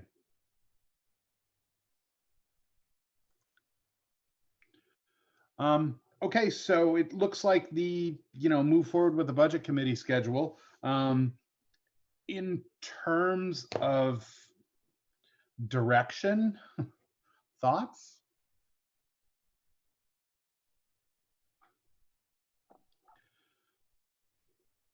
As much trouble as it got us in last time, I'm sort of like, remember plan A, B, and C, where we just said, show us what you can do, and go back to the values and show us what you can do. I'm inclined to let you have that sort of freedom for the initial discussion anyway. Yes, Bill. My only caveat would be that what we learned from our last process is that we have a process that both Lindsay and Mike talked about the interplay and the information being transferred from the board level to the committee level, as well as presenting something to the public in a rollout in the fall over multiple meetings, multiple periods, not at a summertime period when it could be challenging for parents to fully participate and community members to fully participate. So the idea is that we would do the work from this point up until about August, back and forth, board, budget committee, so that the board would have some options that they felt that they had vetted, that they felt comfortable, and then they would present those to the communities, even though the community can participate throughout the whole process, but have an official opportunity just to present those things in September and October. So the board would be well informed about where the community stands before they got into budget building season. Absolutely. Yes, Mike. Just wanted to piggyback onto that. And I mean, obviously we all know we're in unprecedented times, but how are you even going to be able to come up with options? Because you got the options based on this year's numbers or last year's numbers, and then this chasm of we have no idea what our budgets are going to look like and what the fiscal end is going to look like. Yeah, go ahead. We will build it on the best information that we have at the time, and it'll probably involve multiple options, because you guys are going to have to vet them. You guys are going to have to say, oh, I like this part. Can you build it over this way? Or can you take this core and can you extend it? I consider the next 4 or 5 months this ongoing conversation as we get more information and we realize what's possible and what's not, and then what's palatable and what's not. Right. Are you finding, I mean, any glimmers of hope from what we're going through right now as ways to cut, reduce costs going forward? You must be seeing something, right? No. No. Nothing is on a positive side of money as of right now. Yeah. I was more thinking like with more stuff online or ways to cut the costs that we currently would be Well, I spending. think Ken and Lindsay's dream of not having snow days is a real possibility. So, I mean, Yeah. that's low hanging fruit. I think we've just basically trained everybody to be able to make that happen. In terms of the ability for us to offer more remote learning, I think we're kind of doing a little pilot now to see what's possible. But in terms of building for the long term, I don't know how that's going to look. Fair enough. Go ahead, Ken. Got to unmute. I was going to say we got to be saving money on transportation and mileage. We are in certain arenas. Some of our transportation is currently being spent making sure everybody gets fed. So we're using that transportation system in a different way. But our special education transportation is different. But remember, every time we don't spend $1 right now in special education, we lose 56 cents on the dollar in reimbursement. So there's a little one coin and the other. And we're spending more money in other areas than we're not. So we may be saving some money on electricity, but we're spending 3 times as much on food. And we're spending way more on outreach to families that goes above and beyond contracted hours. Well, these are points that should be made to the state that these things are being done.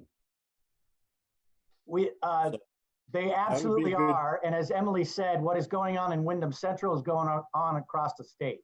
And so there's $31.1 million that's supposed to flow through to the SUs and SDs. Unfortunately, a lot of that money, there's a lot of places where that money could be gobbled up. One is the things we're currently doing right now in overspending certain line items. Another one is the discussion at the state level about whether that money will actually end up getting to the SUs and SDs, or whether there will be some other accounting structures that would have that money be making up for other money that would not be being received. And if you need more explanation on that, Lori Garland is fabulous at it, and she's on the line. Yeah, she just popped in when we started talking money. Yes, Lori. So just to piggyback on what Bill is saying, basically this COVID CARE Act, COVID-19 money, as we refer to it, will be coming down from the feds into the SU level. It does not go into the ed fund. However, they need this money because of the shortfall. So I envision something like maybe the healthcare recapture. I don't know if you all remember that. Some of you were on the board at that time, where they captured the potential savings of the healthcare changes when we went to the new plans. So what they did was they reduced the ed spending money over a 2-year period. So I can envision something like that happening, where the money will come down from the feds, and it will probably come down, think ERA money, through grants, that type of thing, and have to be used in a supplement, not supplant way. So, that means you can't, you might be spending more on, teachers' contracts or counselors or something like that, but you've already done that. You can't pay for that type of thing. And then sometimes you can. So it is a little broader than a grant, but that's how I envision it happening. So we may get this money, but then there might be some other mechanism for the state to take it back. Does that make sense to everybody?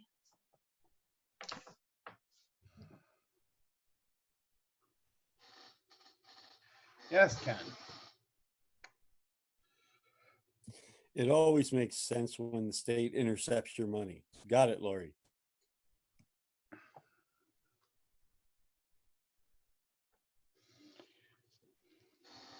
Okay. Do you need more, Bill, or do you have enough to go? I just want to make sure that the board is comfortable Howie. with me and my colleagues going off with coming up with options for the board to consider over the next 4 or 5 months. Obviously, every time I touch base with the board and every time we touch base with the budget committee, we'll get feedback. But the goal is by the end of August to have some fully vetted options for the board to be able to share with the community and get feedback before they go into budget building season. And the only guiding document we're going to use, or the only requirements, the only guidelines, the only guardrails are going to be, it has to meet the values of the West River Bowl. Thanks, Scotty.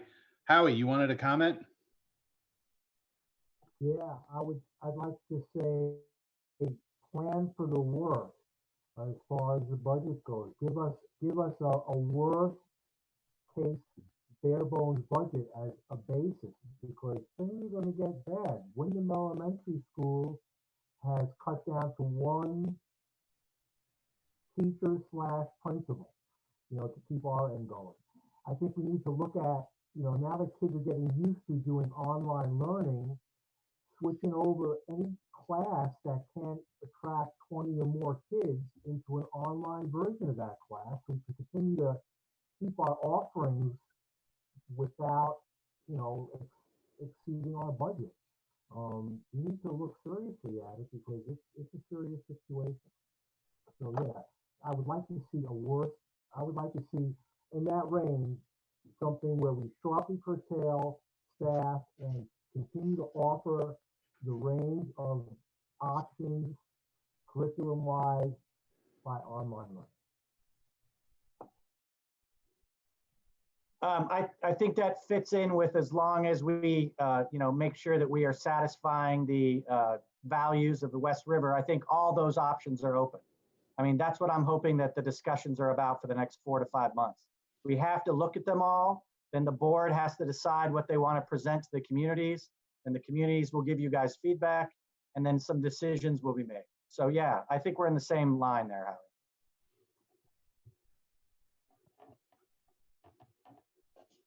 All right. Thank you all. Any final words on that?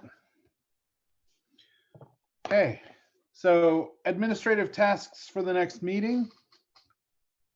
Anything?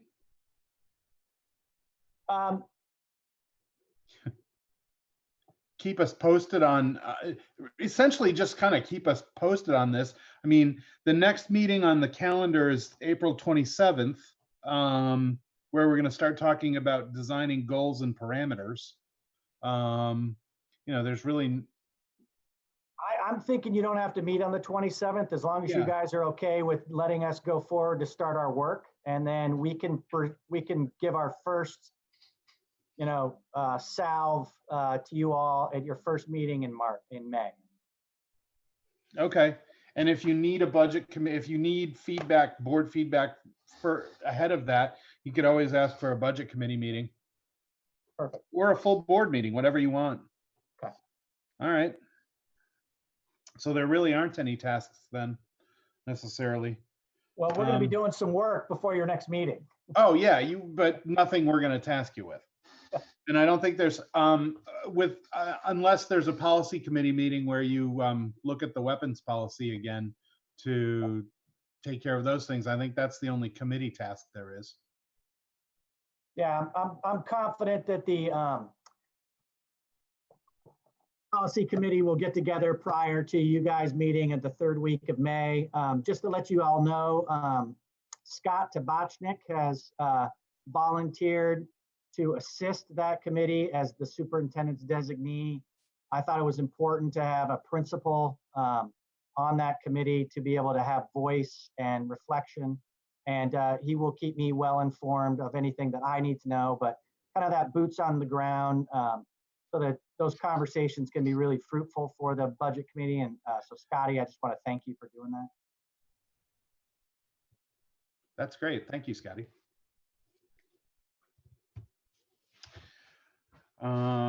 Okay, so I have a question just before we move down the list here. We're going to approve pay orders. How are we going to do that remotely, Lori? Okay, so what's going to happen is next Monday, I'm going to email or share a folder with 2 people on your board to go ahead and approve pay orders. And then that way you don't have to come in and you don't have to touch paper because there's certain time frame that you're really not supposed to touch paper. And then because you haven't touched the paper, then the treasurer can come in and sign the checks. So typically you have a meeting on the 3rd Monday. So that's what we planned for, is the 20th. And you know, it's been a little slower with people not being in the building, getting all the information together as well. So if you want to just give me the names of 2 people I can email this folder to, that would be terrific. I'll do one. Anybody else want to volunteer to review the pay orders by mail? Trish, thanks, Trish. Okay, so look for an email from either myself or Terry Fletcher. It'll probably come in a Google folder type of thing. Okay. Right. Okay. So we won't have a motion to approve pay orders tonight then? Not tonight. Okay. Trish, question. That's a question. Sorry, just a total aside, nobody cares. Just be patient with me. For some reason, sometimes I have multiple email addresses, and so Google Docs are sometimes a pain. I might have to do a little back and forth, but I'll get there. Okay. Okay. So we need a motion to approve the minutes of March 16th, March 23rd, and March 26th. Ken? I will make the motion to approve the minutes for March 16th, March 23rd, and March 26th. Is there a second? I'll second. Thank you, Howie. Any discussion about the minutes? All right. Ready to vote? All in favor, please say aye. Howie? Aye. Ken? Aye. Emily? Aye. Mike? Aye. Dana? Aye. Leanne? Aye. Lindsay? Aye. Trish? Aye. Thank you. The motion passes. Okay, we have an executive session for a contractual matter. There's actually a way to do this without canceling the meeting, starting another one and doing it, that BCTV has figured out and given me the directions. So essentially we need a motion to go into executive session for the contractual matter. And then anybody who wants to be here after the executive session, you know, after we come out of executive session, I'll just put you in the waiting room and then I'll let you back in. If you don't want to stay, you don't have to. So we just need a yes, Bill. So Lori and the principals can go and enjoy their evening. Thank you, Lori and the principals. I'll make the motion to go into executive session for a contractual matter. Okay, thank you. Is there a second? Second. All right. All in favor, please say aye. Ken? Aye. Howie? Aye. Dana? Aye. Emily? Aye. Leanne? Aye. Lindsay? Aye. Mike? Aye. Trish? Aye. We're out of executive session and we didn't take any action. So we just, we just have one more motion. Motion to adjourn. Don't all make it at once. Mike, you made it. Ken, you seconded it. So be it. All right. All in favor, please say aye. Ken. Aye. Mike. Aye. Howie. Aye. Dana. Aye. Be safe. Emily. Aye. Leanne. Aye. Lindsay. Aye. Trish. Aye. All right. Thank you, everyone. BCTV and Aaron, board members. Stay safe, everybody. Thank you. Good night. Bye now. Night. Thank you. Bye.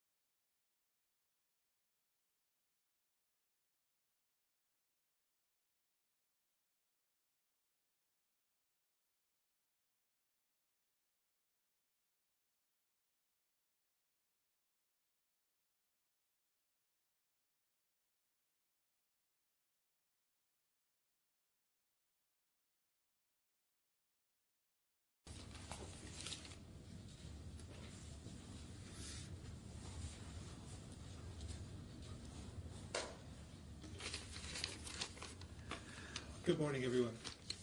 It's hard to believe that it was only 1 month ago today I declared a state of emergency to address the COVID-19 pandemic. Since then, we've taken many extraordinary steps to slow the spread of this very contagious virus, steps that are saving lives. But Vermonters have stepped up to the challenge by staying home, which I know has been difficult and has had a tremendous impact on your daily lives. I also know that extending the state of emergency was a disappointment for many. So again, I want to be clear.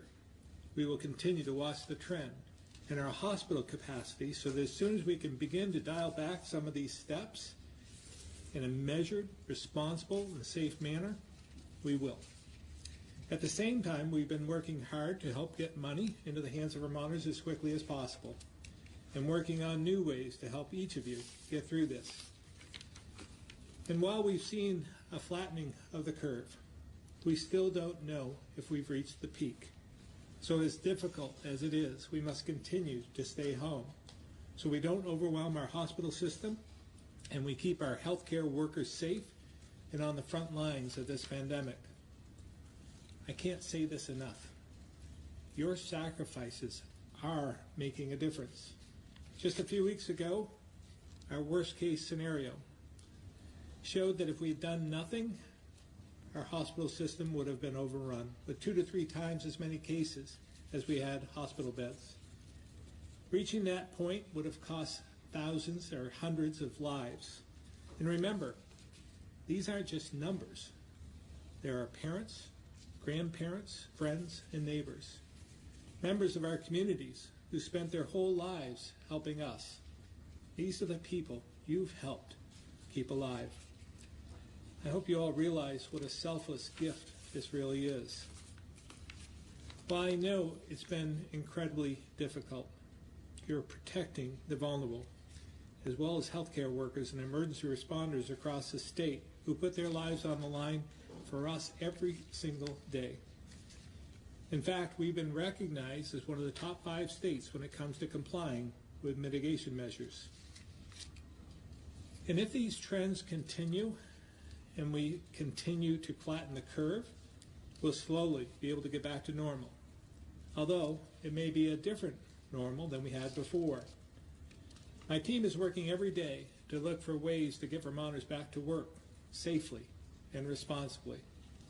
And just as soon as we possibly can, working closely with public health experts, we'll open up the economic spigot a quarter term at a time to do just that. I know many just want to get this over with right now, and others are worried we'll move too quick before the virus has run its course.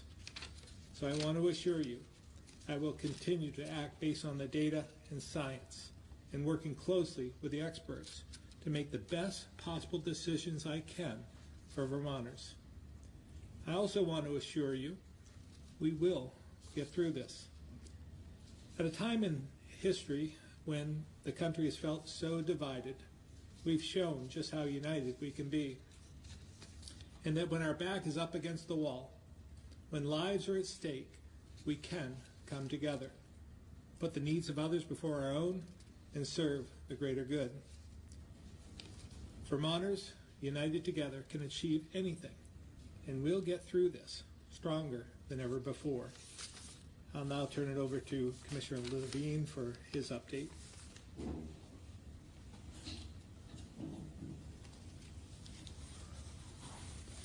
Good morning. I'd like to cover 4 things this morning.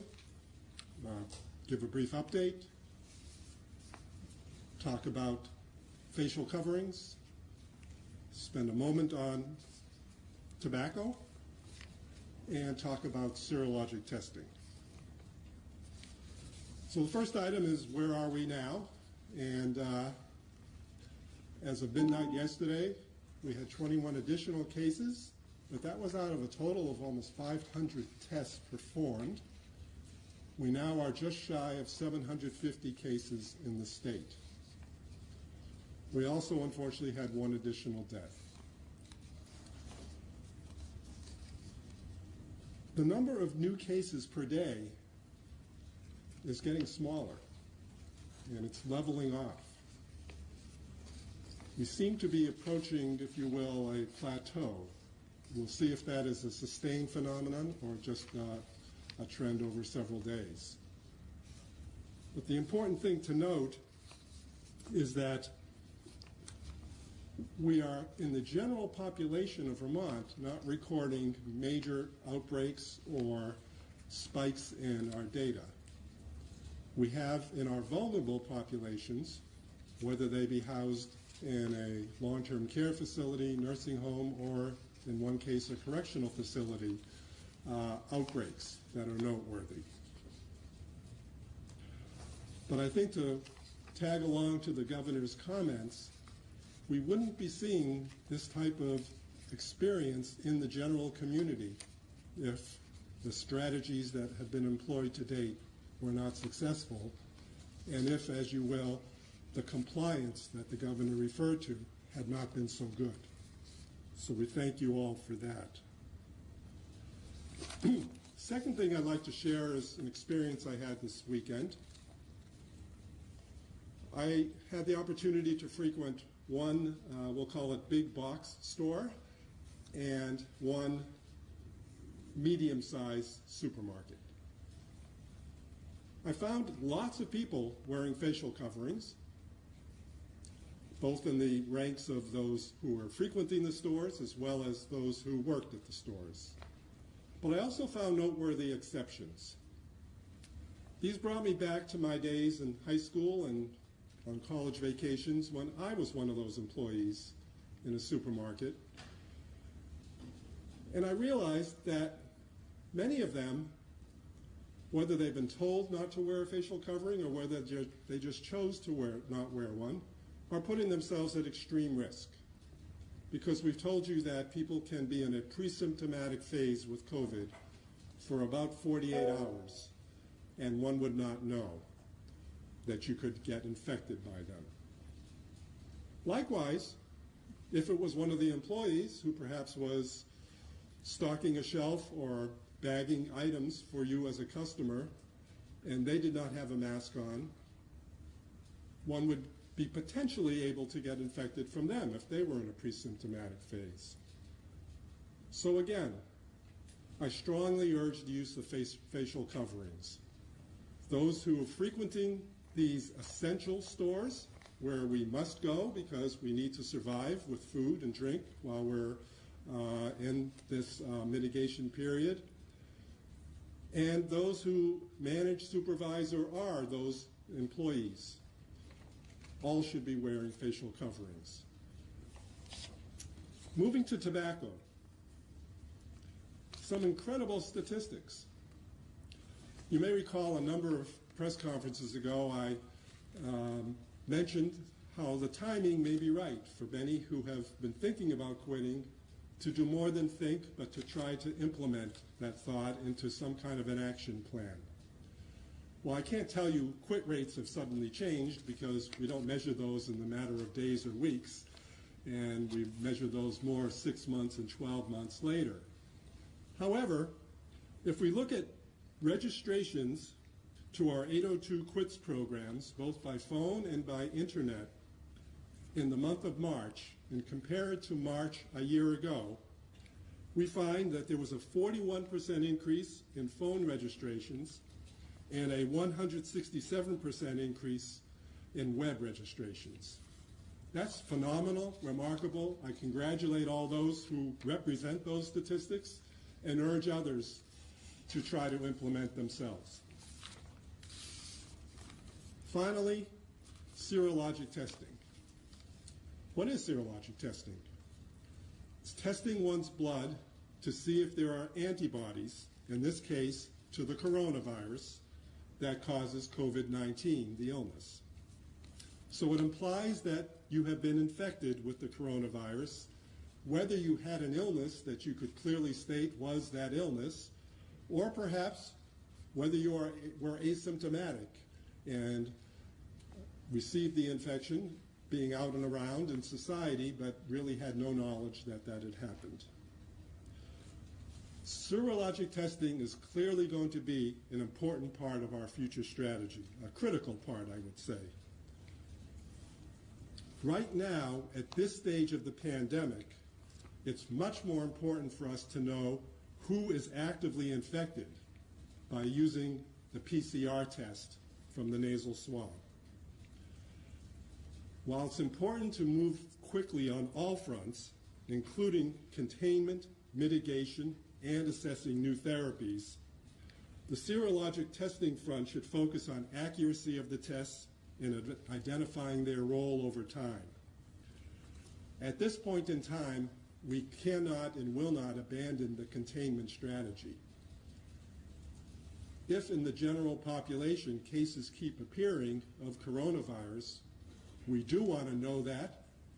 We do want to isolate. We do want to contact trace and quarantine as appropriate. That is how you bring an end to this epidemic. But as we enter this plateau phase now, and hopefully a deceleration phase to follow, it'll be more important to assess who has antibodies to the coronavirus for a whole bunch of reasons. First of all, to know who is immune. We don't know yet what immunity will mean. We know that other coronaviruses that have affected humans, one can get repetitively through their life. We don't know what that means with regard to this coronavirus. It also allows us public health folk to do what is called health surveillance, so we know how much is in the population. Knowing immunity will help us know who should be prioritized to get a vaccine when and if a vaccine is available. People have heard about plasma donation, taking plasma from people who have been infected and have antibodies and giving them to be used as treatment for the most critically ill patients in ICUs with coronavirus. That does not yet have the stamp of approval from the scientific community, and it's only being used experimentally, but it could be an important future initiative. Return to work, especially for healthcare providers, so that one can preserve and protect the healthcare workforce and perhaps have people out of work for less periods of time. And just to know from this health surveillance standpoint, who in our population still is vulnerable, who in our population may have had an asymptomatic infection completely, how much more social distancing should go on for how much time. Now, with any test, there's always a risk of false positives and false negatives, which can lead to, if you're a false positive, being falsely alarmed, if you're a false negative, being falsely reassured. So we really do need a good test and an accurate test.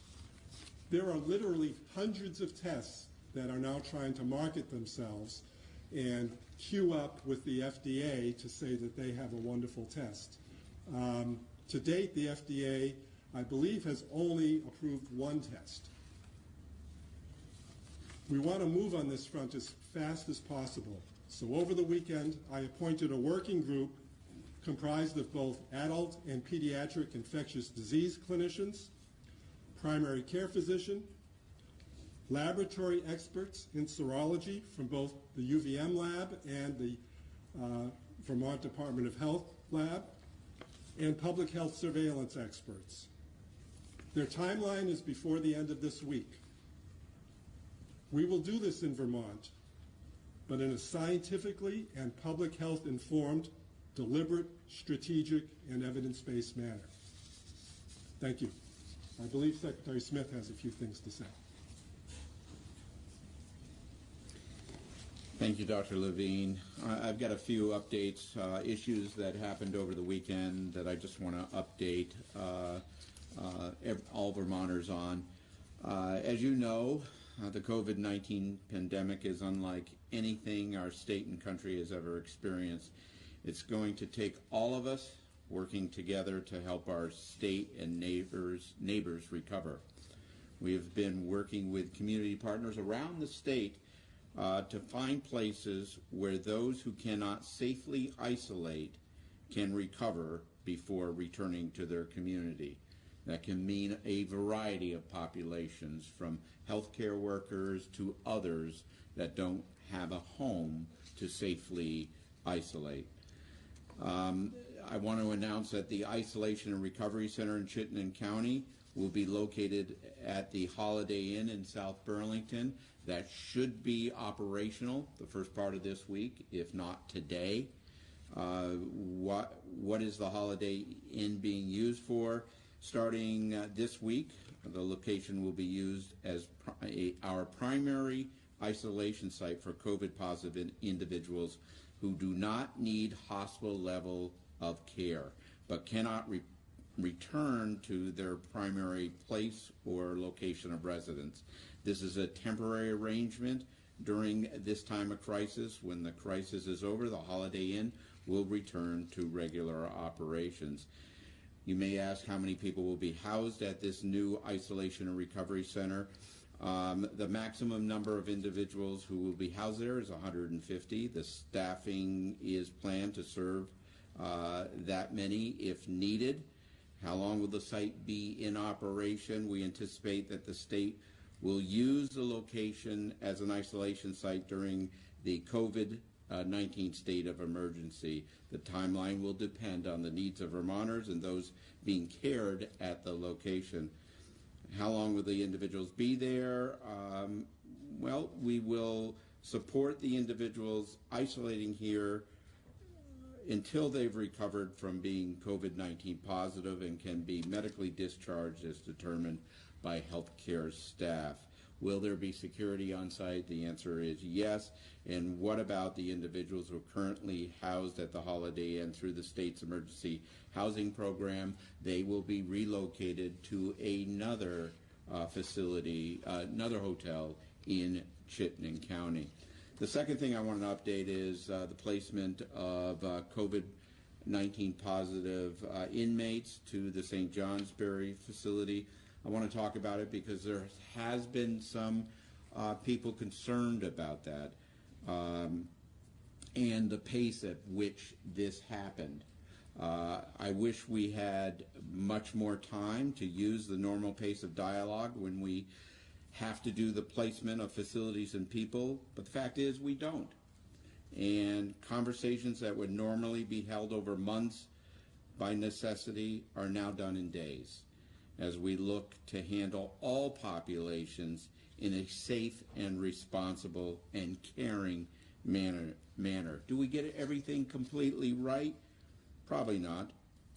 Even though we have a solid transportation plan for the COVID-19 patients that need hospitalization, we probably could have communicated that plan more efficiently and effectively in St. Johnsbury so the local hospital didn't feel they would be overwhelmed. But with that said, I got to tell you, I'm so proud of Vermonters. We opened surge sites at Patrick Gymnasium, at the Champlain Valley Fairgrounds, a hockey rink in Rutland, a surge mental health facility in Essex, and possibly in Springfield, a special population facility that I just mentioned in South Burlington, and others around the state. Vermonters have rallied in support of their fellow Vermonters, and I thank them for that. There have been instances that we've heard about that raise some concerns. The promotion, for example, or the idea of having people that are COVID positive wearing uniforms designated them as COVID positive in our isolation or recovery centers. Please remember that any one of us could be in this situation. So we oppose sort of putting up in these recovery centers any sort of special uniforms or special designations. We've learned from history about that, about doing things like that for COVID positive patients. But fortunately, I think those comments are really in the small minority. But the vast majority of Vermonters, I gotta tell you, have just been absolutely compassionate. Back to St. J, we'll listen to concerns to help mitigate local concerns. We have Commissioner Baker and Superintendent of Facilities Al Comier will be meeting with the Select Board tonight. We'll continue to meet with legislators, local officials, and hospital administrators to make sure that our plans are in place. But I do want to reiterate, we've been planning for a few weeks for the possibility of positive inmates within the Department of Corrections. The plan includes a need to identify a space to house COVID-positive inmates who do not require hospital level of care. We have been doing outreach to local officials, state officials, legislators, the news media, as we have developed these plans. And we will continue to do that on an as-needed basis as we move forward. The other area that I just want to spend some time talking about is over the weekend we did a major testing of a Burlington Housing Authority facility called Decker Tower. Decker Tower is a senior living facility owned and operated by the Burlington Housing Authority. Recently, we have had 2 deaths in the last few days there. One of those deaths was not COVID-19 related.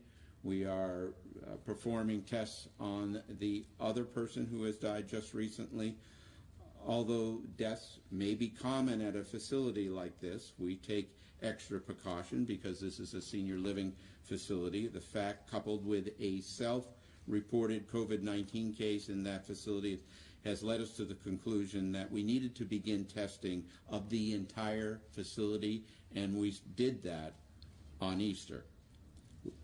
Yesterday, on Sunday, we began testing. The health department, with a staff of 9, were on site to assist testing.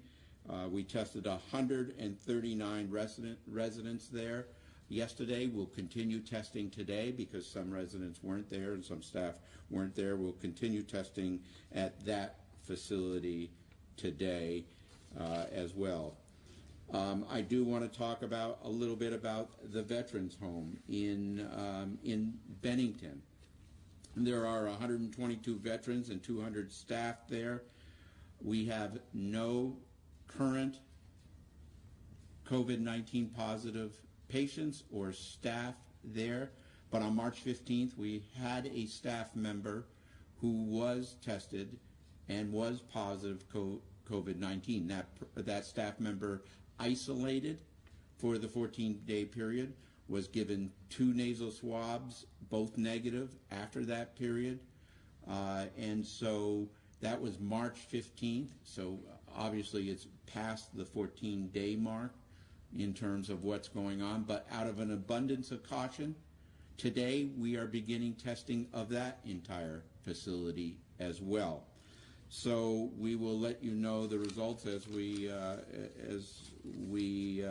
find them out, but I wanted to give you an update on a lot of happenings over the weekend. Thank you. Thank you, Secretary Smith. We have a number of other commissioners and secretaries on the phone, and we'll open it up to questions at this point. All right, we're going to open it to questions. Just for everybody's awareness, it's 11:30 and there are 20 people in the queue, so please just remember one question. If you do have follow-ups for clarity, that's fine, but just try to remember all of your colleagues in the queue. We're going to start in the room with Stuart. Governor, can you clarify what the plan is for food for farmers markets going forward this summer? There seems to be some confusion about shutting them down completely, or whether the administration is going to provide sort of some restrictions that you alluded to last week. Yeah. The food producers. You know, every sector is important to us here in the state, and I would say that the food supply sector is more important than others. We want to see farmers markets open back up in a normal way, but at this point, we're not comfortable in doing so. We will take a phased approach. There'll be some restrictions. I think you can expect that the farmers markets would be amongst some of the first to open up in a much different way. But our intention is to open up them as well as every other sector throughout the coming months as we watch the trends and make sure we're doing so in a safe and responsible way. By summertime? You know, very tough to put a timeline on this. I think I've watched others who have given timelines, and then you're over-promising. I want to make sure that we're doing this with all the best information we have. And again, as I said the other day, there's no one who wants to open up the economic spigot more than me. So we will do so just as quick as we possibly can. Calvin? I believe Secretary French was on the line as well, so it's probably a question for him, but just wondering what the Department of Education is hearing from teachers, families, students about sort of the continuity of education, how that's being rolled out, and what concerns you've heard so far. Secretary French, are you on the line? Yeah, good morning, Governor. I believe the question was about concerns from families and students. Just wondering about, yes. I think it was about the teachers as well, and administrators, as well as students and maybe families. Yes, I think, as one could expect, it's been very challenging and folks are rising to the occasion, but it's been very uneven and a lot of hard work on the part of schools and families. So I think, in particular, the issues of equity and access to learning materials as they were manifest when we operated school are increased challenges in this environment as well. So folks are working hard at it, but we definitely have some challenges statewide to ensure all students have access to high-quality learning opportunities during this emergency. And then I just had a quick follow-up as well. So the legislature has been sort of dealing with some security issues with Zoom and other video conferencing. I guess, what is the Department of Education doing to making sure that these are secure lines and that we're not running into the same security problems that some lawmakers have? Yeah, we've specifically relative to Zoom, we put out some guidance when those security issues were becoming more apparent that we discouraged folks from using Zoom. School districts have other options available in terms of video conferencing and sharing materials, so we encourage them to use other platforms if they have them available. Thank you. All right, we'll go to the phone now. The first caller is Aaron from VT Digger.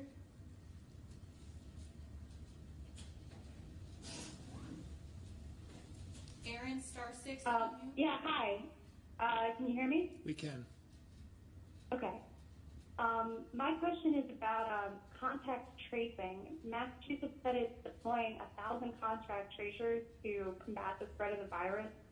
I was wondering if Vermont is taking a similar step to step up its contact tracer effort. And could you tell us a little bit about who is doing contact tracing right now and essentially how they're doing it, how they're strategizing around contacting so many people because this is such a widespread epidemic? I'll let Dr. Levine answer the question, but I just want to remind everyone the population of Massachusetts is about 30 times what Vermont is. We've taken some incredible steps here early on to try and cross-train in order to do as much tracing as possible. So, Dr. Levine? And if I quickly do the math, 30 times 42 is over 1,200. So we've done the equivalent of Massachusetts because we've trained 42 plus minus officials from the Department of Public Safety, police departments around the state, detectives, etc., to augment the public health workforce that's already doing that work. So, your question comes at a good time because we just had a case of a positive individual who works for a home health agency, and there were some issues around that individual and trying to make sure we could ascertain who they'd been in contact with, and we were discussing it with the home health agency, and the public health official in my department who was discussing it mentioned the need to do effective and comprehensive contact tracing, and the response on the other end of the line was, "You're still doing that? Fantastic, we want to help you in any way." We thought all the states had stopped doing that already. And in fact, based on the kind of the tone in your question, that has happened in other states. We are maintaining, as I've said in previous conferences, parallel course of the mitigation strategies we're all involved in with stay at home, stay safe, and containment. But it does get complex, as you allude to. So every time there is a positive case, it's taking a complete history, and it's really working with that individual, somewhat open-ended, but also through some structured questions to really ascertain anyone who may have had close enough contact that they should be questioned themselves and informed. So it's a very methodical process. It's basically public health 101, if you will, and no one's veering from that course in Vermont at this time. All right, Kat? Thank you. Kat, WCAX. This question is also for Dr. Levine. Dr. Levine, you indicated you don't feel the science is necessarily sound yet on these serology tests. So what kind of scientific evidence will you need to see before you give them your stamp of approval? Yeah, it's not that the science isn't sound, it's that the validity of the tests isn't sound. So if a test has 80% sensitivity, that means that 1 out of 5 people who might be positive will actually show up as a negative test. To me, that's not a very good test. Likewise, if it's not a very specific test, 1 or 2 out of 10 people might actually be falsely alarmed that they are positive. So all I want is to know what the best test is out there that has undergone the scrutiny of the scientific community and that we can rely on so that we can be appropriately telling Vermonters who happen to get the test what that means for them. You know, this, in a sense, this is a big screening exercise.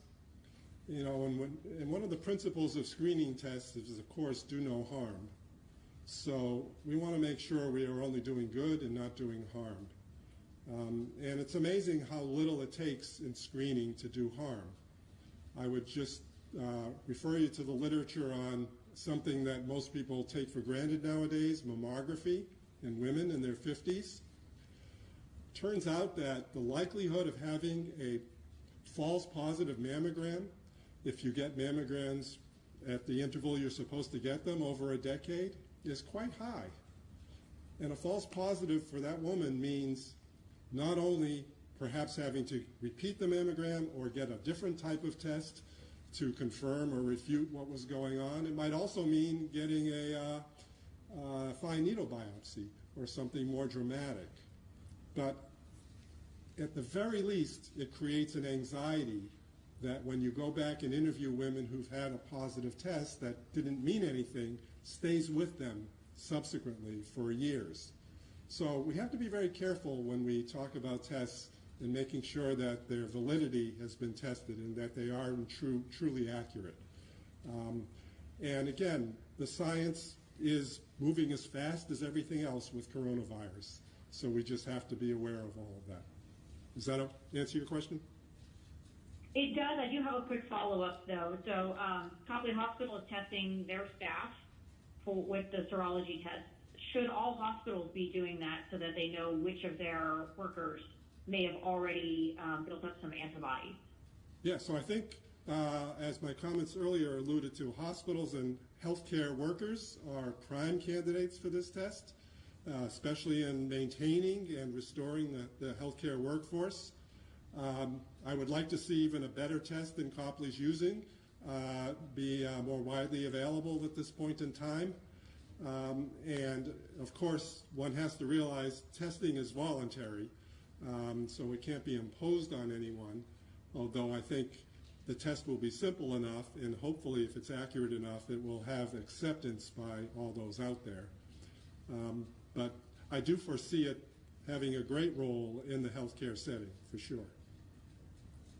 Last question related to serology tests. How long until Vermonters can get them? Like I said, the work group is going to actually have recommendations ready by late Thursday, and we'll then determine exactly what the state of the art is and state of the science is, and in an informed way we'll make a decision. Thank you. Okay.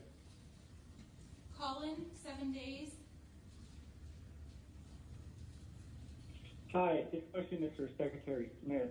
Last week, you had cited figures about elderly inmates, sort of supporting why you don't believe many of them should be released, referring to them as hardened criminals, a lot of them. And I think the ACLU and others are calling upon the state to also furlough inmates who are medically compromised or who are incarcerated on technical violations. I was wondering if the department could provide figures for the number of inmates who fit those criteria.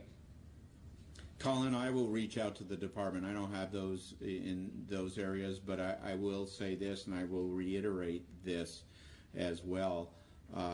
We are not in the business of releasing people who have done significant and severe and violent crimes.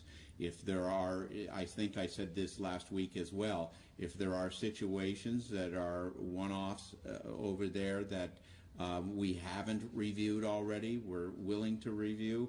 But I got to tell you, we've done a lot of review in the last few weeks, and we think we are in, we have done a compassionate and thorough job, but I will check with corrections. But I do want to reiterate one more time, there are, you know, I keep hearing that we should release people over 60. Well, I read that list to you last week, and there are some violent people in that list, and we're not releasing them. So thank you, Colin. I'll get that information to you. All right, thank you. Well, I'm going to ask one more question then. This is for the governor. President Trump has been talking about his ability to open states sort of at the federal level, and I think there's been some recent reports that he's hoping to, he's thinking about doing that by early May, which would obviously come before our stay-at-home order expires. Could you just talk a little bit about your thinking of what you would do if the president calls for states to open up and you don't see it at the right time? Well, again, we're going to do everything we can here in our state to protect Vermonters in the way we've been doing so over the last 4 or 5 weeks.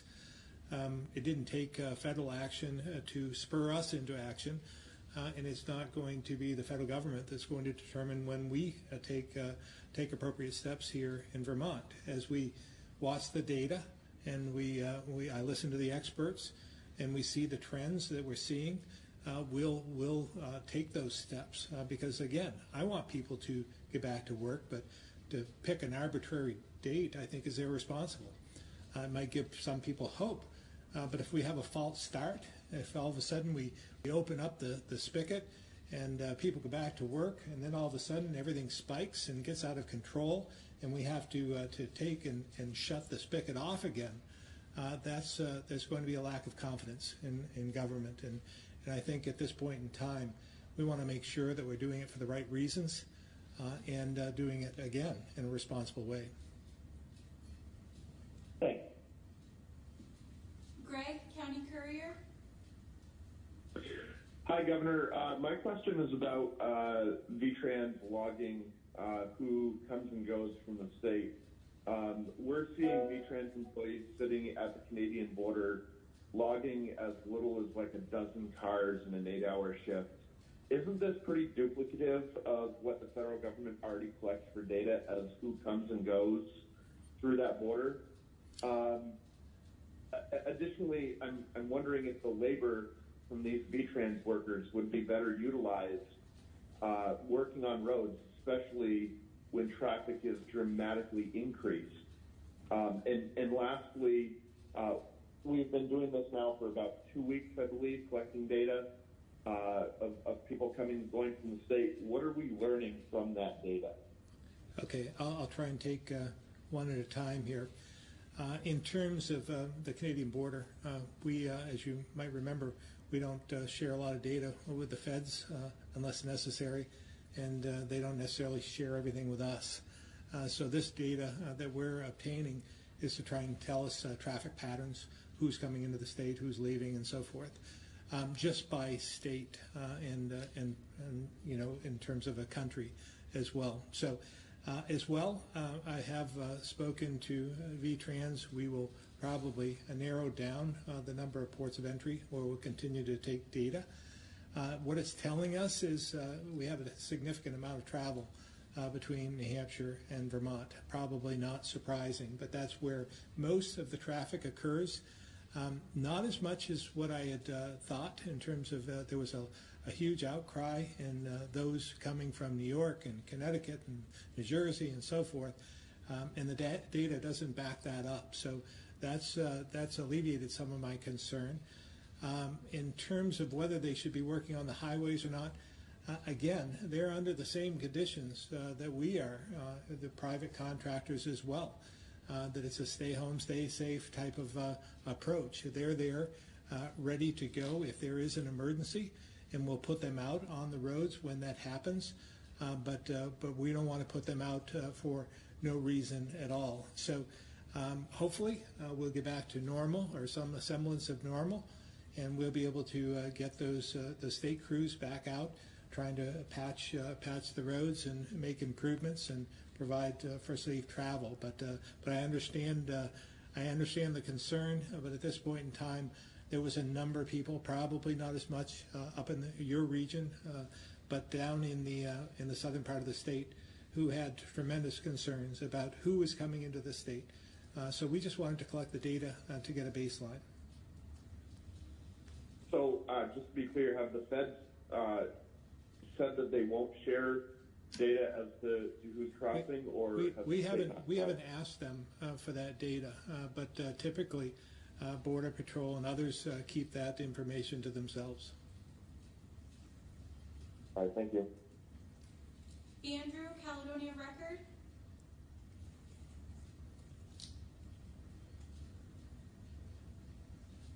Yes, good morning.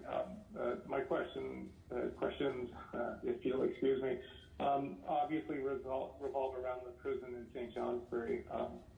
But first, is for point of clarification, can you say who is housed at the correctional complex right at this moment? Is it just the transferred infected prisoners, or are there non-infected prisoners still there? Along those lines, DOC has said that the staff at St. Johnsbury has been trained to avoid infection and will have the proper equipment.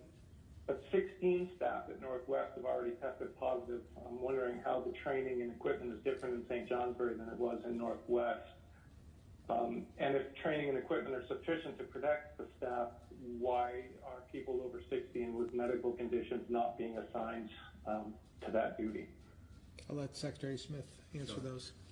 Let me try to answer those if I can remember them all. The first one is how many are at the facility. There are, let me think, 28 COVID positive patients that have come from St. Albans to the St. Johnsbury facility. There are 25 that are non-COVID prisoners who have not been transferred, primarily because they have duties there at the prison, such as making meals in order to sustain the prison operations there. Now, those people are separated by a wing in that facility. The other ways that are separated with the COVID positive plus the COVID negative patients is both plastic and a plastic sort of barrier, plus today also plywood barriers. They have separate instances or separate entrances for each of these populations. One of the you talked about the correctional officers up there. They have a decontamination unit. They have been trained in donning and taking off a PPE in this area. They've been trained in PPE. The other areas where we have COVID, we have positive COVID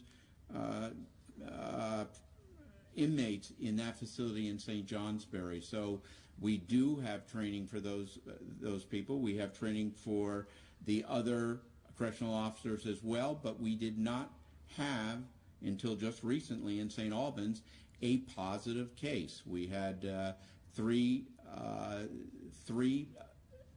correctional officers that tested positive, and then an inmate, and that precipitated us testing everyone in that facility and then transferring over to the correctional facility in St. Johnsbury. Did I answer all your questions? I'm just trying to make sure. Yeah, nearly did. So can you just clarify the equipment that was being used and the training that was given to the staff, was the protocol different in Northwest than it will be in St. Johnsbury? Yeah. And is that the assurance that you're trying to offer to the St. Johnsbury folks? Yeah, there is different protocol. There's a decontamination tent outside the facility in terms of what is going on. Look, this is contained. This is contained within a facility, just like a healthcare facility, for example, or other facilities like we did at the Holiday Inn that we just talked about in South Burlington. This is contained within a facility. I can assure the people of St. Johnsbury that they will not contract COVID-19 from a prisoner up there. We are monitoring all our employees up there in terms of COVID-19, and we have various procedures that were put into place in St. Johnsbury that are above and beyond what we have in other facilities. So the answer to your question is there's adequate training, there's decontamination procedures in place, there's separate instances, there's two distinct populations up there that are separated, and plus the medical staff, plus PPE that is donned in the appropriate way. How can you be certain, though, that a staff member isn't going to clock out, be asymptomatic, hit the grocery store on his way home to help his kids do their homework, and all of a sudden it's spreading faster in the kingdom than it otherwise would be? How can I be assured that that's not going to happen with a healthcare worker? How can I be assured that's not going to happen with anybody in the population? I can't be assured with this type of contagion. The fact is, we're putting all the procedures into place in order to do this. The fact is, we probably don't know of all the people right now, including in the Northeast Kingdom, that have this disease, in this virus. In many cases, it goes undetected within the community, and that has been the trouble with trying to get a handle on this in terms of what is going on with this particular virus. But at the same time, I got to tell you, when you start looking at the numbers and what the governor has done to sort of mitigate what could have been in Italy or in New York or something else, it's pretty impressive in this state what we've done. So I can't give you an assurance, but I can tell you we have put measures into place to give as much assurance as we can. Okay, thank you. Tim, Vermont Business Magazine. Good morning. Perhaps Dr. Levine can answer the first question and the governor can answer the follow-up. It's about the hospitals. We had a comment from a nurse here in Burlington that said they've never been less busy. And I'm guessing that, as Secretary Smith just mentioned, the impressive response to the mitigation efforts has kept the populations down in the hospitals. But there's also concern about people being fearful who going to the hospital who might otherwise really need some care and not getting it because of their concern there. And the follow-up for the governor is, would elective surgeries be one of those early spigot turns to open up the economy because the hospitals are doing so badly economically? I'll answer the second part first, Tim. Obviously, elective surgeries are something, whether it's a hip replacement or shoulder surgery or hand surgery or some other elective surgery, are what are the source of revenue for many of our hospitals throughout the state or anywhere in the country, actually. So I'm very aware of that. Again, we're going to look at all sectors in terms of how do we open up the spigot just a little bit and provide for that sense of relief. But we want to make sure, again, that we don't overwhelm the capacity, that this trend is accurate and long-standing, and then we'll be able to monitor as we do open up the spigot to be sure what we're doing is appropriate, that we don't have to take any actions to shut it back down. But it is on the list. Those elective surgeries are on the list. The hospitals are just another business like any other sector in Vermont.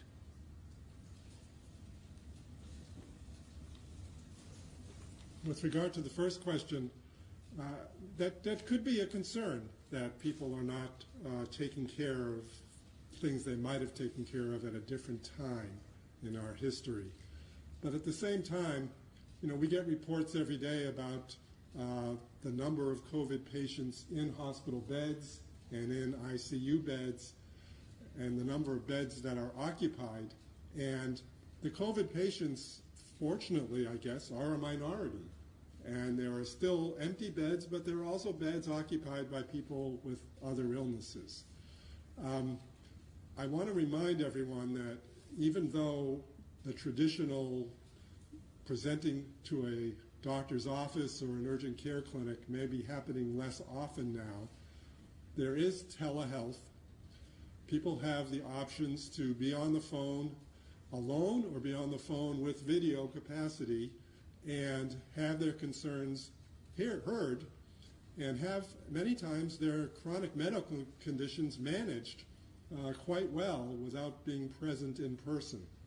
So healthcare hasn't disappeared completely. It's actually reinventing itself in a new way. And I think in the aftermath of what we're going through, we're going to learn a lot more about how we might actually still learn how to take care of ourselves and be effectively managed from a healthcare standpoint without presenting to a healthcare setting as frequently as we may have in the past. But I would certainly urge people to not suppress concerns and have symptoms that they would have regarded as serious at one time and are now telling themselves, I better not talk about it because I don't want to have to go to a place that might have COVID, because you still need to really take care of yourself.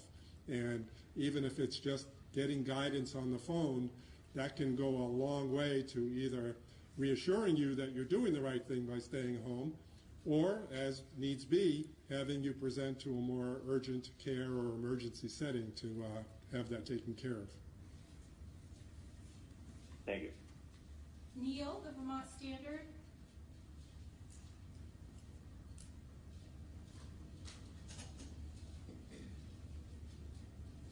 Neil, *6 to unmute.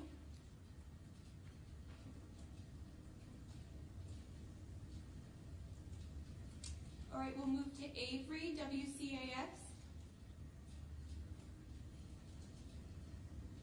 This is probably for Commissioner Harrington. Can we just get a brief update about how the processing of unemployment claims are going and what people kind of expect as this new week starts? Commissioner Harrington. Yes, happy to jump in here. So we're continuing to process claims. The number of initial claims is leveling off a little bit over this past weekend. Initial claims opened were under 1,000 for Saturday and Sunday. Monday, though, are typically busy days, so we'll see what tomorrow brings. And people are continuing to file their weekly claims. We did have a system outage yesterday, which caused a lot of claimants who tried to log in or dial in to get a message saying that their Social Security was not found. As soon as we found that out, we posted messages online and let people know. My understanding is everything should be functional now. People can still file their claims online and over the phone. if they're for the rest of the week. So there should be no outage there issue. Again, hard to tell. Again, it's the first full day that we've been asking people to follow the alphabetized schedule, but hoping that that begins to alleviate some of the pressure, both for filing claims online as well as our claimant assistance line. And we are bringing some more state staff and other partners online to assist with both clearing issues off of claims and also handling some of the, we'll call it, easily resolved issues on claims, and should have all of that at least up and running in some way, shape, or form later this afternoon. Does that answer your question?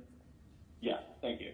Hey, Commissioner Harrington, absolutely. While I have you on, can you give the alphabetical order again for this week so listeners can understand that? Yeah, absolutely. So, again, if you are willing and able to file your weekly claim by phone, there are no restrictions if you're going to do it by phone. So we encourage everybody to do it that way. There's just way more ability of the phone line to handle this, and that is 800-983-2300, 800-983-2300, and that is Monday through Friday from 5 a.m. to 4:30 p.m. If you are going to file online using the web portal, for Monday, it's last names that begin with A through E. For Tuesday, it's F through L. Wednesday is M through R. And Thursday is S through Z. And then Friday is open because there are some people we have to make sure go in by the end. And if there was an issue, we'll need to resolve that. For the claimant assistance line, for people trying to get issues cleared off of their claim or have questions, I will say that we have seen major traffic on this line, and part of that is due because people are dialing, 100, 200, 300 times a day, and it just overloads the system. So again, I'll just call on the public. If you can follow this schedule, it should help us alleviate the number of calls coming in at any one time and get you into our queue. So for Monday, for the general assistance line, it's A through E. Tuesday, last names beginning with F through L. Wednesday for last names with M through R. And Thursday, F through Z. Thank you. For Friday, Friday and Saturday, those call lines are open for everybody. Thank you, Governor. Thank you very much. Patricia, Bennington Banner.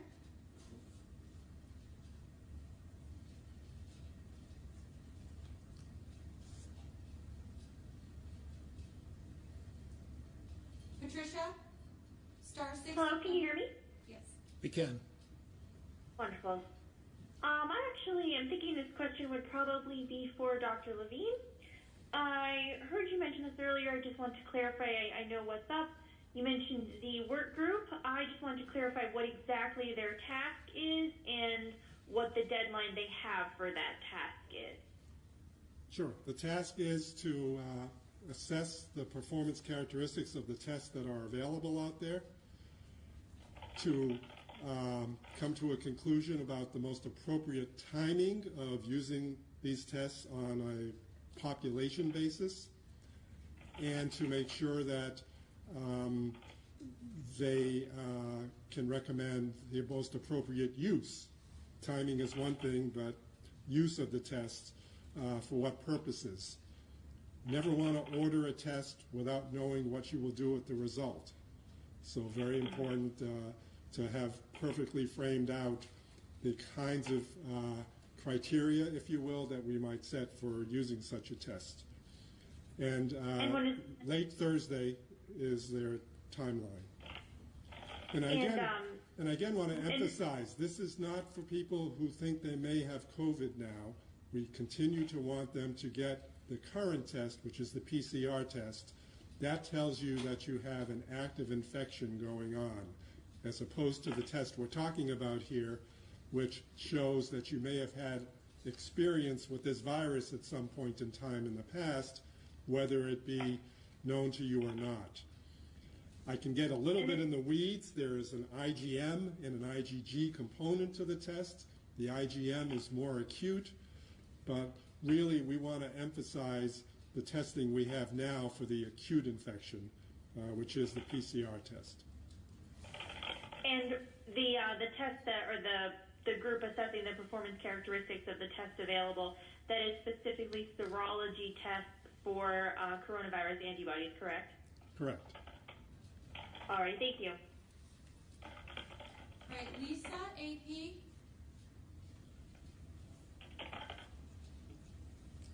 Hello, can you hear me? We can.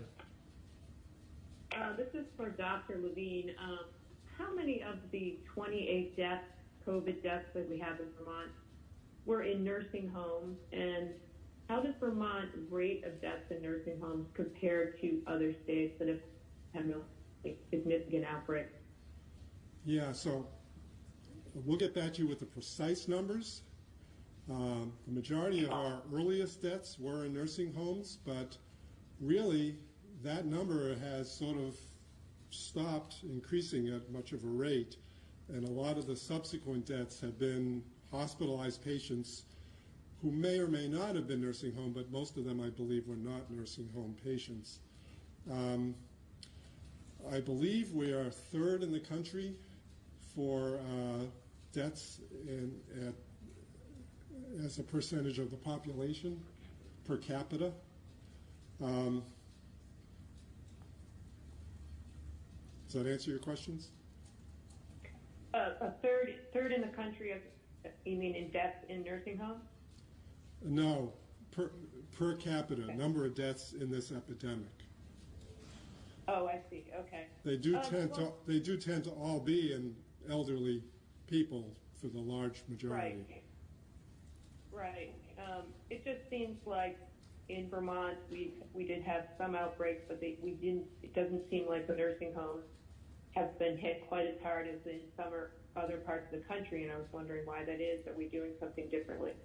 Right. So, the initial nursing home in Washington State, I think there was something on the order of 41 deaths in that nursing home, which was quite large.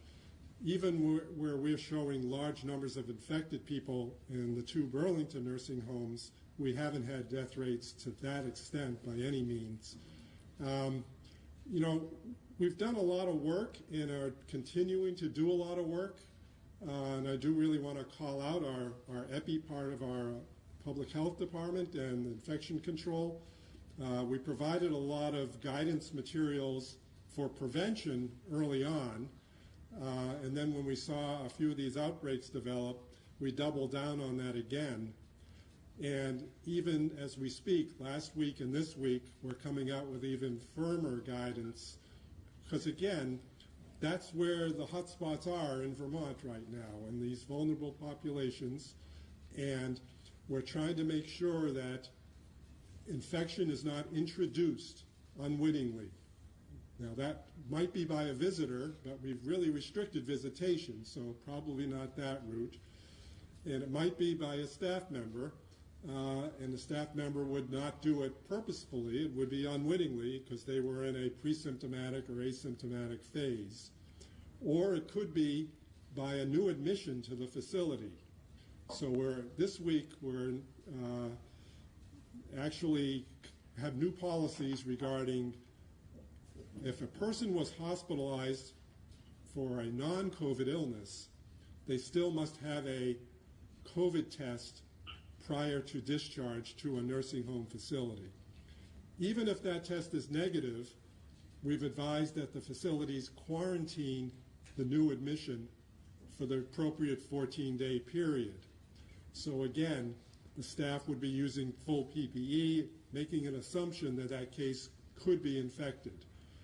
We're also having a new policy on masking at all times in these facilities. So we've done a lot already for prevention and proactive work. Now we're trying to double down even further with some more stringent regulations that will, again, protect this very vulnerable population. Thanks for the question. Thank you. Chris Roy, Newport Daily Express.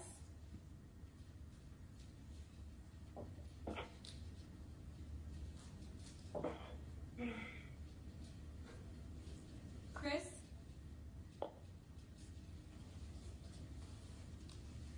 right, we're going to move to Michelle Monroe, St. Albans Messenger.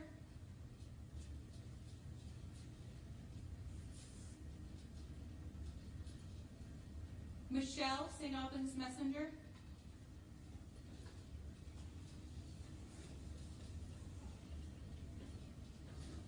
All right, moving to Brittany, Local 22.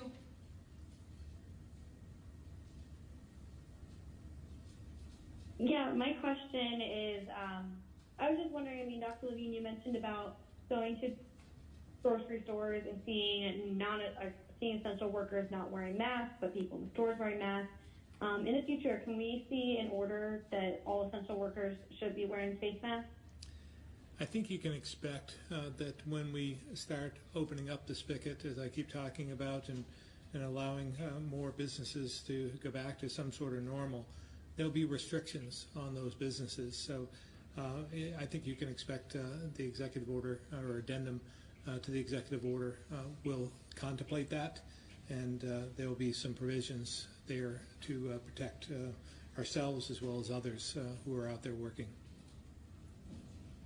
So if you open the spigot, then you might require that. But I'm talking about like right now, people who are they're working at grocery stores every day. Is there anything in the future to put that in order, maybe this coming week or next week, or is that still just in the talk? Again, I think you can expect something in the next this week at some point in regards, depending on what we see with the trends, to some changes to the executive order.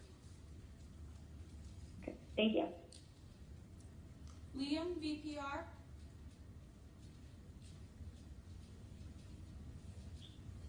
Hi. So as we start to sort of slowly move towards May 15th and businesses potentially opening back up and people go back to work, are you contemplating any guidance or orders around how businesses should sort of approach allowing people some flexibility, since a lot of folks that have kids would potentially have to go back to work and still have to do some stay-at-home or remote instruction for their children. So are there any guidance or orders that the state's developing to make sure people don't have to choose between their job and continuing education for their children? Well, again, we'll be considering all those factors when we impose the changes in the executive order. That's the ripple effect that we're concerned about as well, that we don't do anything that would unnecessarily hurt people. We're actually trying to help people and get the economy turned back on. But again, those are all the considerations that we're contemplating as we move towards opening up to the new normal. But I mean, is there going to be a consideration or like kind of a way to protect, make sure people aren't going to lose their job if they have to take some time off to deal with their kids? Is the state going to do anything there? Yeah. Again, I would say that those are all considerations that we're contemplating at this point in time. That's why it's not as easy as to say we're going to flip the switch open, because there are other provisions, other things that might prevent someone from coming back. So again, we're trying to contemplate all of those as we try and open the door a little bit. Thank you. Joe, Barton Chronicle.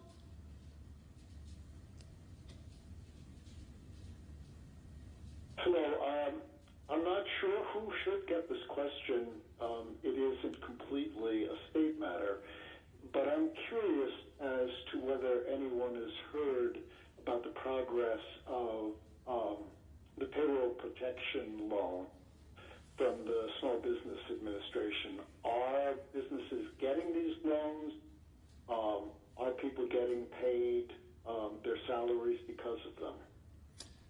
I wonder if Commissioner Pichek might be on the line, or Secretary Curley. This is Secretary Curley. I'm happy to take this one. Can you hear me? We can. Okay. So yes, we are hearing that people are being approved for the PPP. I'm hearing that actually the turnaround was very quickly, and that folks are being approved for, generally, I think, amounts that they anticipated they would be. Just as a might have missed part of it. just as a follow-up, are there? I know that many banks were saying that the amount of money available would not be enough to cover the need. Have Vermont businesses hit that limit? Any of them? I am not aware that we've hit that limit. I do know that that's a concern. I think that's a concern for all of us, just knowing what the broad need out there is looking like. But right now, at least for the PPP, I have not heard anything that would indicate that we have run out. Joe, if I can answer part of that, I believe I'm correct in this assumption. That this was a collective effort across the U.S., a $350 billion limit, a first come, first serve. It wasn't allotted to individual states, I don't believe. This could be a benefit to Vermont in some respects because we're smaller, more nimble. We have a great relationship with the banks. I know Commissioner Pichek with the Bankers Association was on this early. And we made sure that we took care of any questions they might have so that we could allow businesses to apply. And we hope that has provided some benefit for businesses in Vermont. I have spoken to Congressman Welch, Senator Leahy, about my concerns and desires in terms of expanding this and trying to allot more money for this much-needed program throughout the country. But what I'm cautioning them is that and we're trying to develop or gather some data on this and some suggestions on how they can improve the process, because there are some stumbling blocks within the SBA itself, and we want to make sure that if there's anything that we can do or they can do in terms of legislation when they do allot more money, because I believe that there's a desire on the part of Congress to do so. That we do it with the fixes in place as well to create as much flexibility as possible so that there are different sectors that can be involved. For instance, some in the restaurant business aren't able to take advantage of this for a variety of reasons. I know in agriculture as well. So expanding this and providing more relief, more money, as well as more flexibility, I think are key, but let's get it right before we rush to put more money towards something that may not be working for everyone. Thank you very much. John Walters, Digger.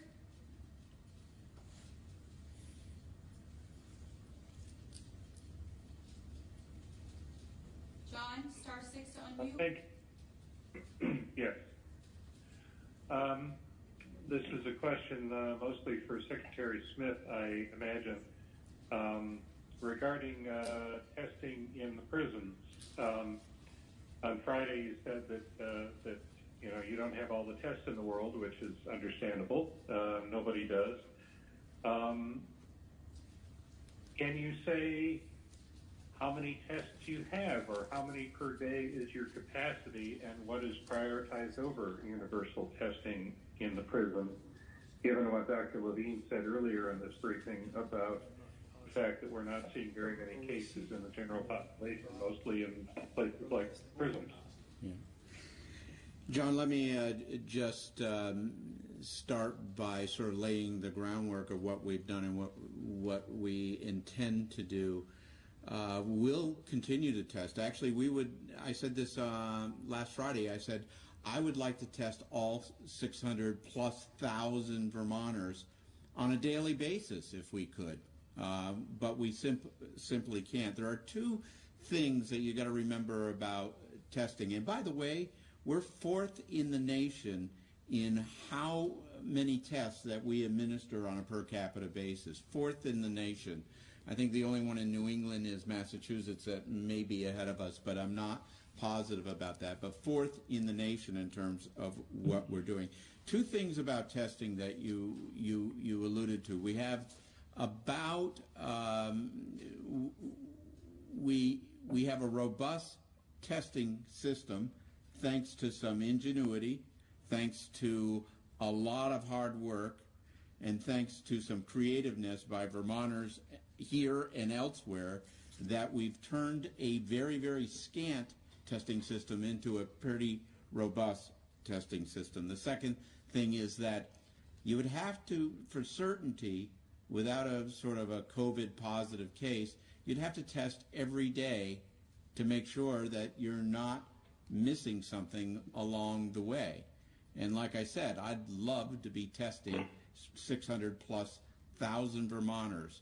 To get to your question, we've expanded testing beyond what any other, I think, what any other state is doing, but certainly beyond the CDC sort of requirements, when on Friday we started opening it up to those vulnerable populations, nursing homes, corrections, those with disabilities and disabled that are in sort of residential care, residential treatment facilities, assisted living facilities.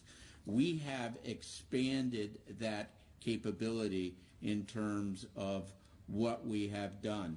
Now, I did say on Friday we are not unlimited in our testing capability, and I think we're gearing up to about 1,000+ a day in terms of our ability. But with that said, just think of what we've done over the last week. We've tested a correctional facility. We've tested and that's on a daily basis, I think. We've tested a correctional facility. We've tested now 2 long-term care facilities. This is ramping up on us, and we want to make sure that we have testing capacity in our system. And like I said, we're going to be proactive in our testing. If there's a COVID positive case, we will continue to test in a very aggressive way. Hence, although there's no COVID positive cases at the Veterans Home today, we're testing the Veterans Home primarily because they had a case on March 15th. If I could, I'm just going to offer as well, because there's a lot of credit due to the health department and the testing ability and looking outside the region for relief. As you remember, just 5 short weeks ago, we had the capability of testing less than 100 at that point in time. In the early days, we could only test up to 100.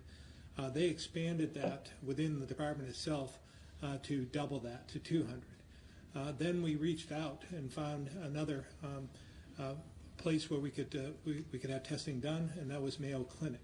And then we were flying up to 500 or 600 specimens every single day to Mayo.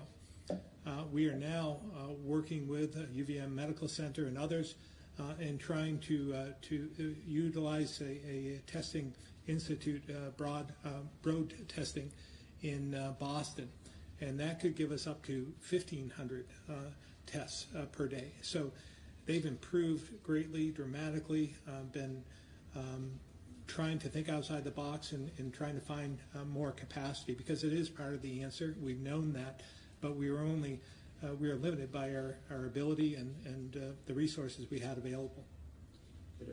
Governor, could I also mention, because this is important, I think, and Dr. Levine, I'm not trying to be an MD here, so please step in if I overstep my boundaries here. But when you're talking about testing, you're talking about 2 components. You're talking about collection units and you're talking about extraction units. Collection units are those swabs that take place if you're being tested, the swabs that you use, the tubes that they go into, all that sort of testing.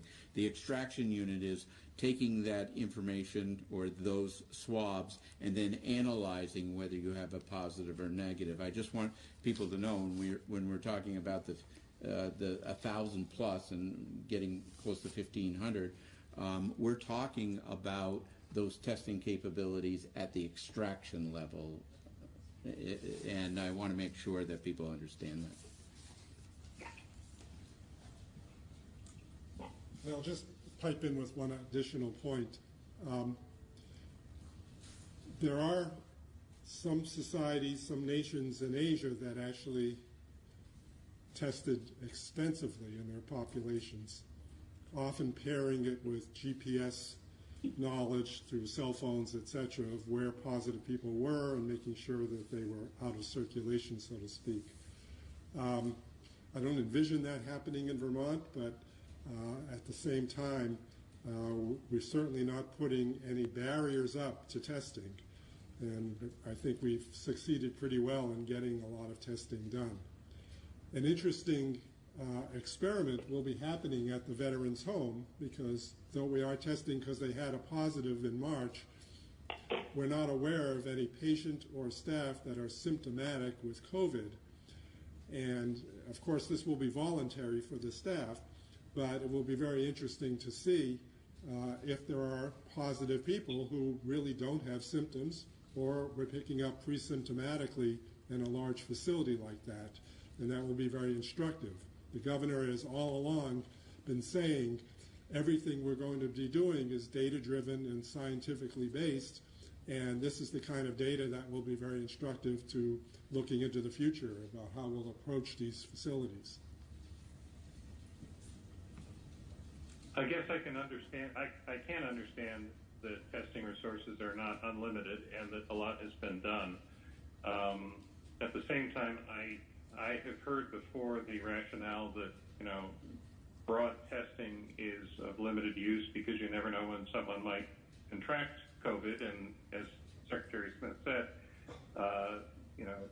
ideally you'd want to test every day. But isn't there a lot of value in at least having a snapshot? I mean, if you have testing that shows that there are no cases in prison X, then you can institute very severe restrictions on movement and interaction and have some basis for hoping that you have eliminated the chance for an outbreak. And isn't that better than flying blind, which is kind of what we're doing now? Right. My basic answer to that is it would not actually impact anything that's being done, because all of the things you'd want in place with regards to who's in contact with who's tested on their way into work, who gets their temperature taken when, all of those things are happening in the presence or absence of testing. So I don't think the knowledge that testing would provide would create anything different with regard to how we're already trying to do all the things we do in society in Vermont within the walls of a correctional facility to the best of our ability. Do you agree with that? Yeah. Thanks. All right. All right, thank you. Guy, Paige.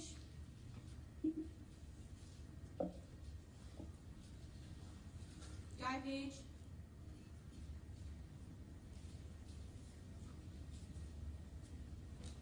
Okay, we're going to move to Mike Donahue.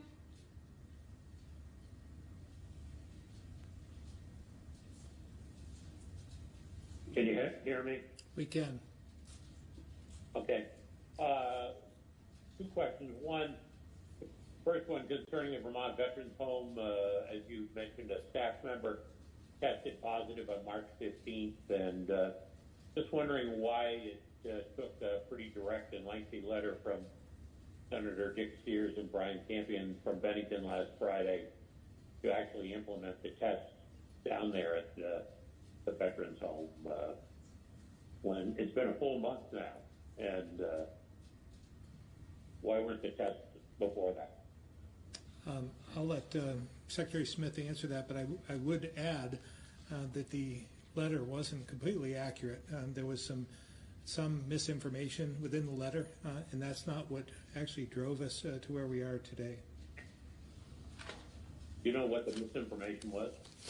Yeah, that 3 people that had passed away weren't tested for COVID-19, and in fact, they were tested for COVID-19 and were negative in the COVID-19. So let me, Mike, this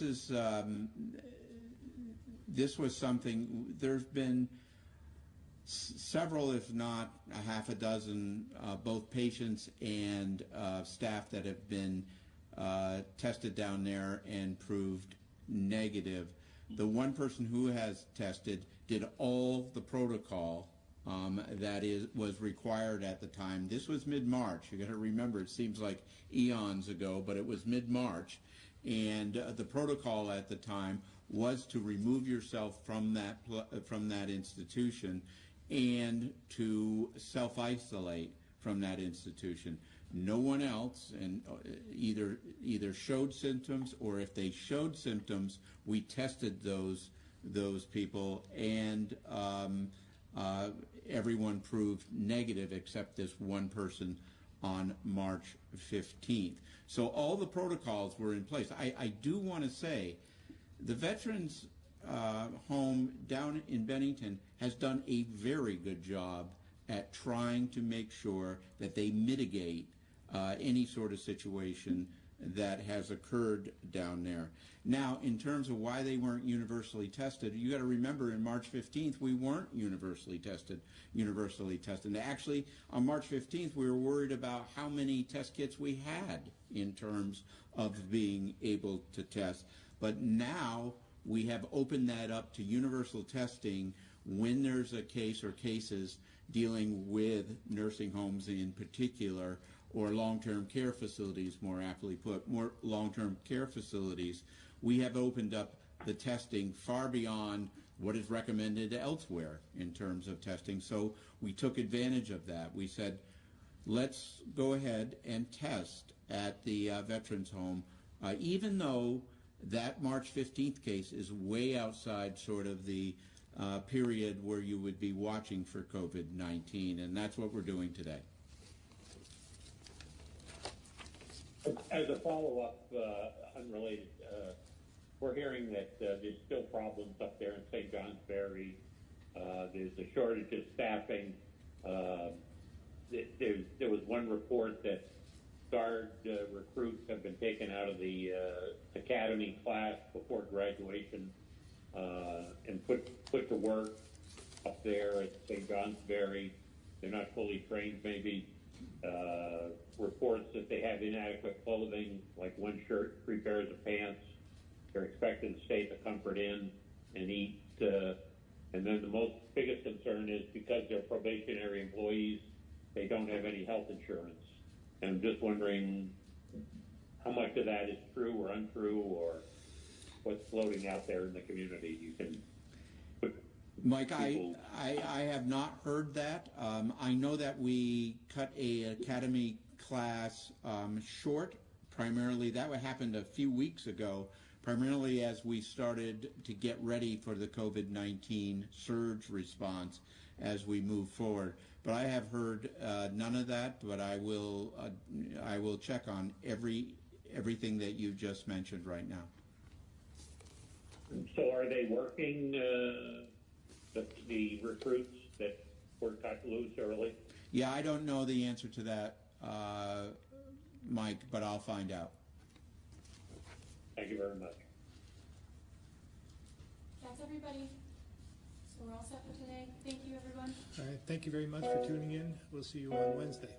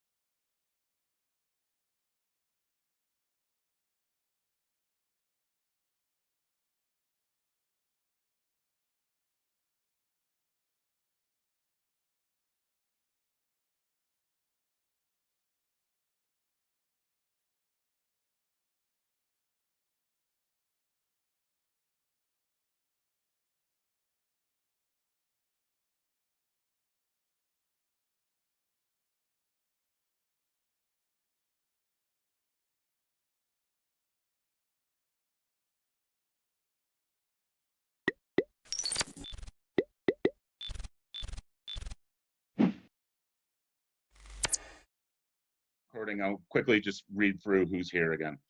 Crystal Mansfield, Will Bissonette, Steve Frisk, Sherwood Lake, Rob Wright, Irv Stoll, Helen Hunt, and Rich Melanson from BCTV.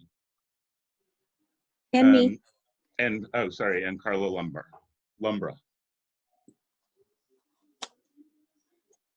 Thank you. So we'll start with, I'll entertain a motion to approve the minutes from the March 24th regular meeting. So moved. Second. Second.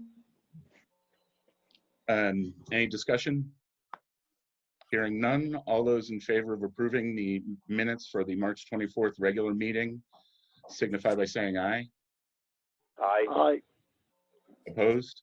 Aye. Abstentions?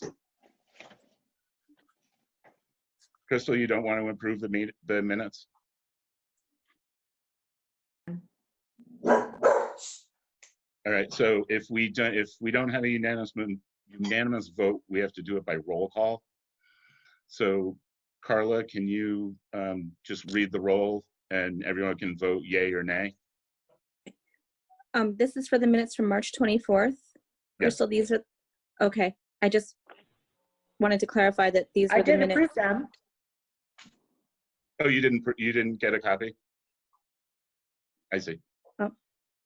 All right, but we still have to. I did approve them. Oh, you said yay when I said opposed. There must have been a lag. Okay, let's do this one more time.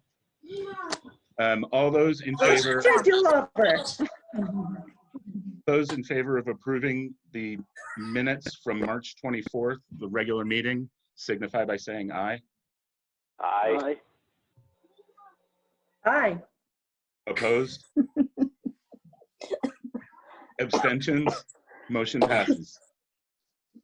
I'll entertain a motion to approve the minutes from the Special Emergency Management Response Virtual Meeting, April 3rd, 2020. That was the Friday check-in that we're doing with Sherwood every Friday. And we did, in fact, form a quorum. So moved.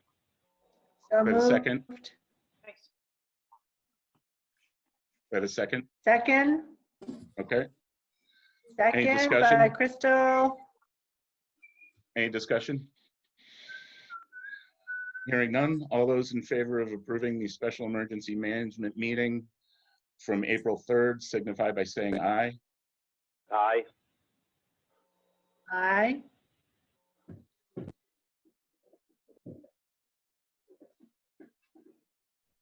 Aye. I will vote in the affirmative.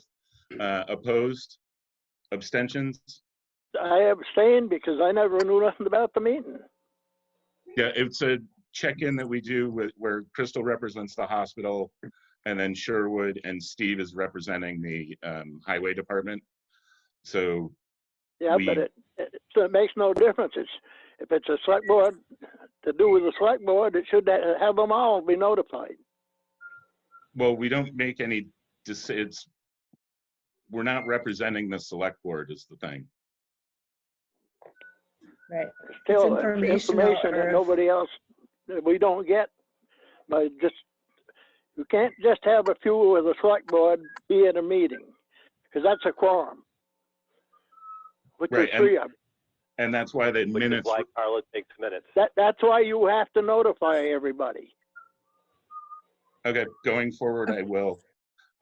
So I will let everybody know about that going forward, starting this week. So we did not have a unanimous motion, so we need a roll call vote. Carla, you want to read the roll? Sure. All those in favor of approving minutes for the Special Emergency Management Meeting on April 3rd. Will Bissonette? Yes. Crystal Mansfield? Aye. Okay. Stephen Frisk? Yes. Rob Wright? Yes. Irv Stoll? I abstain. Okay, motion passes. I'll entertain a motion to approve the special select board meeting from April 8th, 2020. So moved. Second. All right, any discussion? Hearing none, all those in favor of approving the minutes from the special select board meeting of April 8th signify by saying aye. Aye. Aye. Opposed? Abstentions? Motion passes. Okay, I would entertain a motion to take the agenda out of order and start with members of the public. So moved. Second. All those in favor of taking the agenda out of order signify by saying aye. Aye. Aye. Aye. Opposed? Abstentions? Motion passes. So Sherwood, Yes. what can you tell us about the LEMP and other stuff? Okay. The LEMP is the same pretty much as we've done for the last 3 years that I've been doing it. The only thing that is that was started last year at the suggestion of state emergency management was the delegation of authority, which basically means if there's an emergency wherein several entities have to come together in accordance with incident command system and the NIMS system, that there's an emergency management or that there is a person designated as the incident commander. And in most cases, it's the emergency management director, especially when you're talking about a place as small as we are. The emergency management director can designate somebody else to be the incident commander, but in general, it starts out with the emergency management director.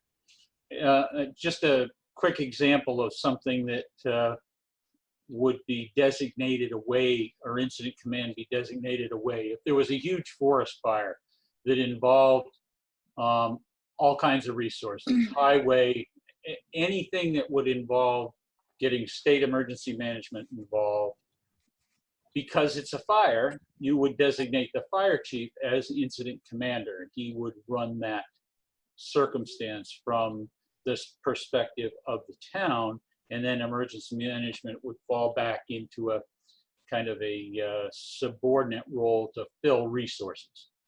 So last year we signed this delegation of authority. It also allows for $10,000 to be designated per an emergency that you don't have to vote on.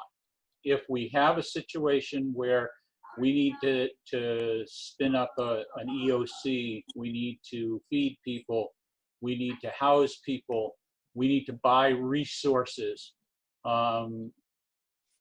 for that particular emergency. If it exceeds $10,000, then at least 3 of you would have to vote as usual to approve that. But this is not money that's put into a budgetary item. It's not a line item thing. It's only there as a contingency. We have just started using, as an example, that contingency on the COVID-19 issues, which I can get into a little bit later.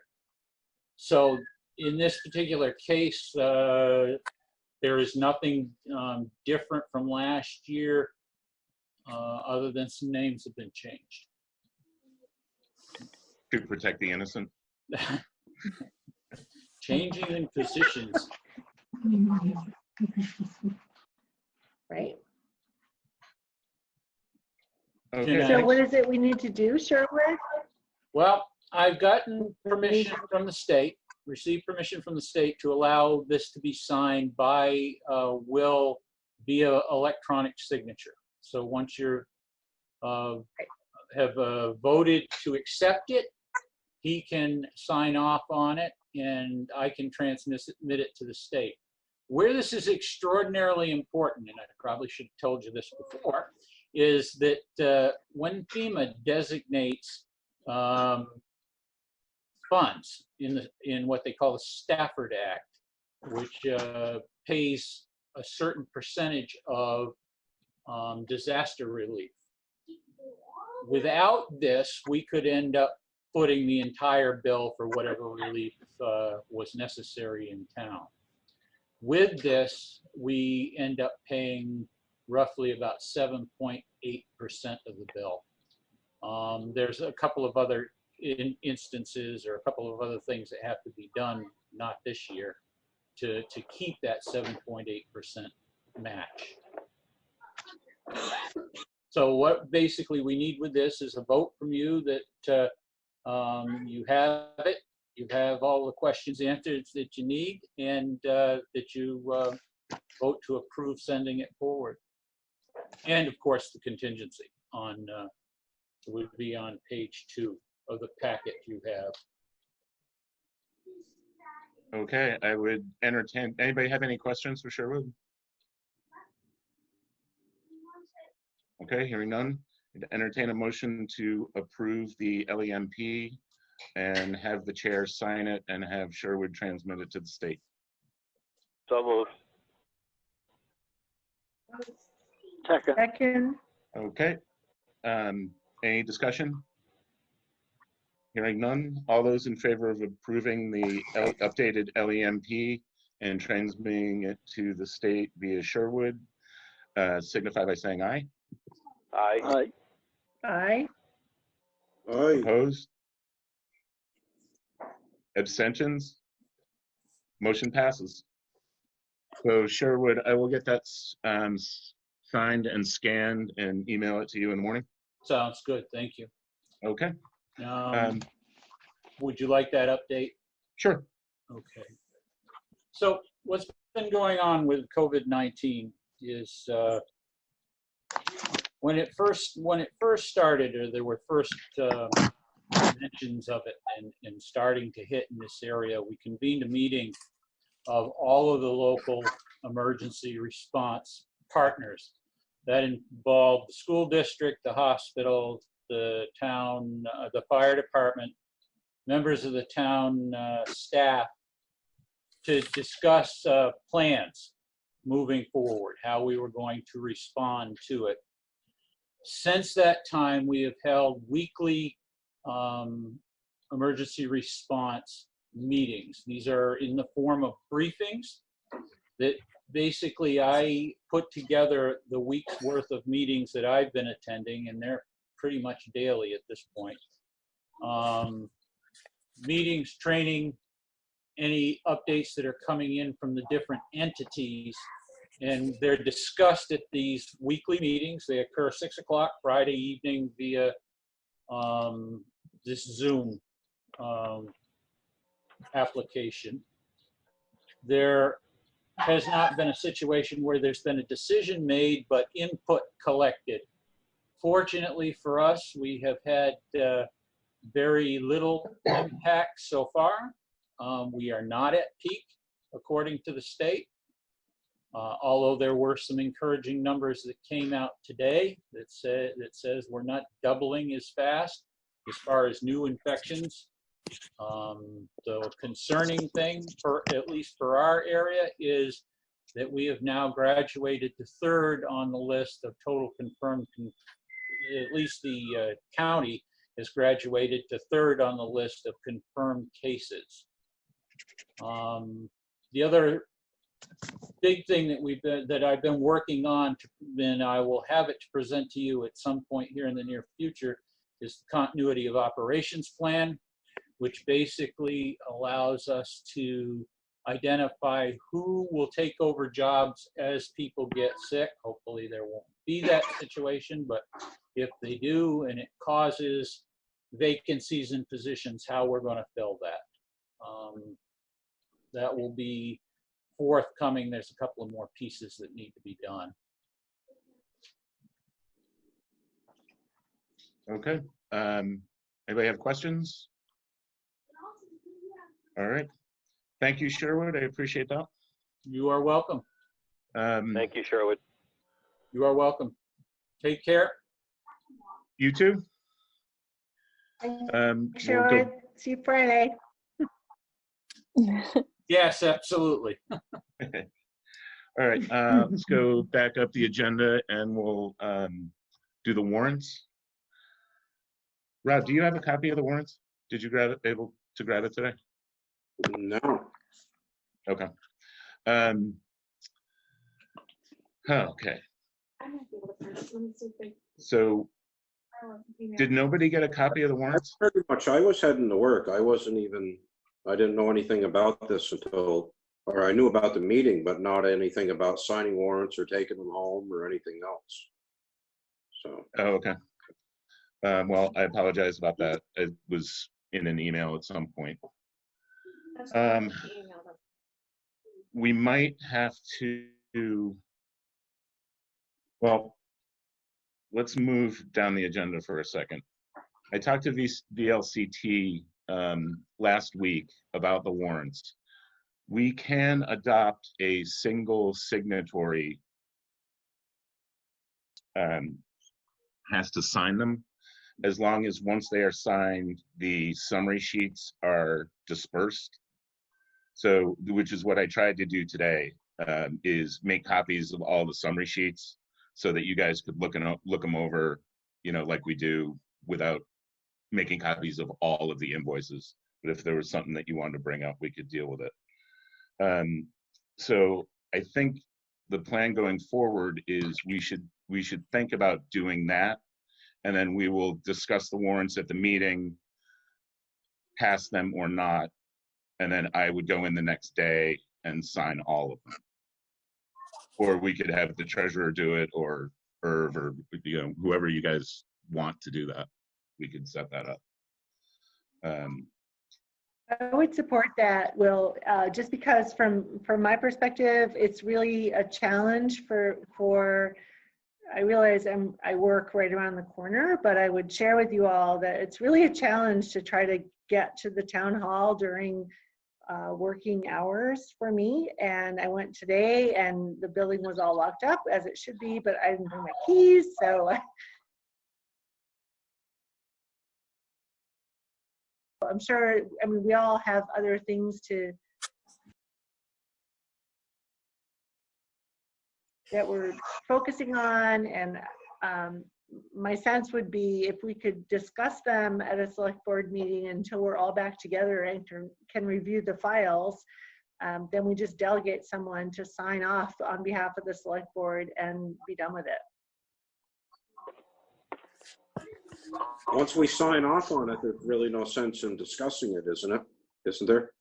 Well, that's why I would do it. I would print this. I think what we might have to do in this case is maybe have a special meeting tomorrow so that you guys can all look at them and we can sign them. Because I went down today and looked through them and signed them.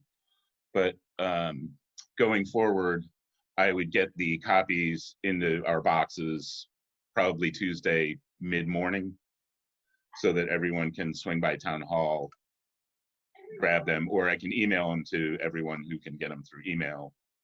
And then I wouldn't sign them until the following day so that we could discuss them first before they got signed and make any amendments that we need. Yeah, I would think that would be fine. It's fine with me. And email works really well for me because physically trying to get to town hall while things are happening at the hospital is next to impossible. Yeah. Steve, Irv, what do you guys think? Well, I got a question on these ones, that the copies I've got. How come the highway is right in with the general fund? They always was a separate sheet of paper instead of the general fund, like the town clerk and all that was on one sheet, and the highway was on a separate sheet, so it went on to the highway stuff, and they're all mixed together now. Yeah, I don't know. I don't know. I picked them up. I went down there this morning. Elaine had them all printed up, and I did notice as I was going through them that the general has the general has everything but payroll on it. Yeah, but the But it payroll should is have been all broken up. the payroll was all on one thing. The town clerk and everything, the highway and the whole 9 yards. So that shouldn't be. That should be separate. So you have That might just be the cover. That might just be the cover sheet that Elaine was talking about on, I think, Wednesday. According to FEMA, I've been through this FEMA business, and you do it that way, and you ain't going to collect crap. No, I don't think that those are actually the warrants. I think that the warrants are like they normally are, always in the red folder, all separated out. I think that the cover sheets. No, this I took off the warrant covers and made, and I don't understand why the general is so huge. Give me a shot. Okay. Then I don't know, I'm sorry. I knew Elaine was going to do something a little bit different for the actual, She did, cover sheet, but that wasn't really usable. It was just a list of all the invoices. Like, especially for flood. If you don't have that documented to the highway and stuff, and you got to go back through all that stuff, you're not going to get nothing, because I went through it in '96. Mm-hmm. And it had to show in the highway papers what the wages were, what truck done, and what project he was on, and the whole 9 yards. Well, I'm not worrying about the projects, but the wages should be under the highway. Yeah.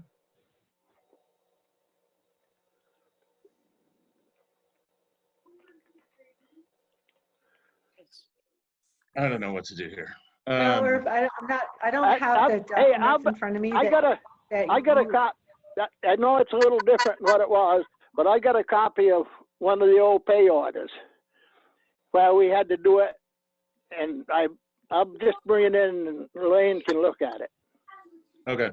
It's just, it's weird. The payroll. Yeah, I feel like she printed this differently. Yeah, but the payroll is under the highway. It's not under the general fund, like where all the rest of the wages are.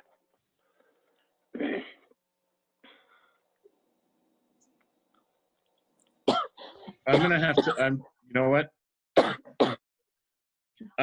Let's table warrants, and I'll go down to town hall tomorrow and talk to Elaine and figure out what is good. Because Irv, I'm not really exactly sure what you're saying about the payroll. Yeah, cause see, you have the sheets that I put in your box, right? Yeah, I got all the sheets right here in front of me. Which warrant are you looking at? The number 6, the general? Just a second here.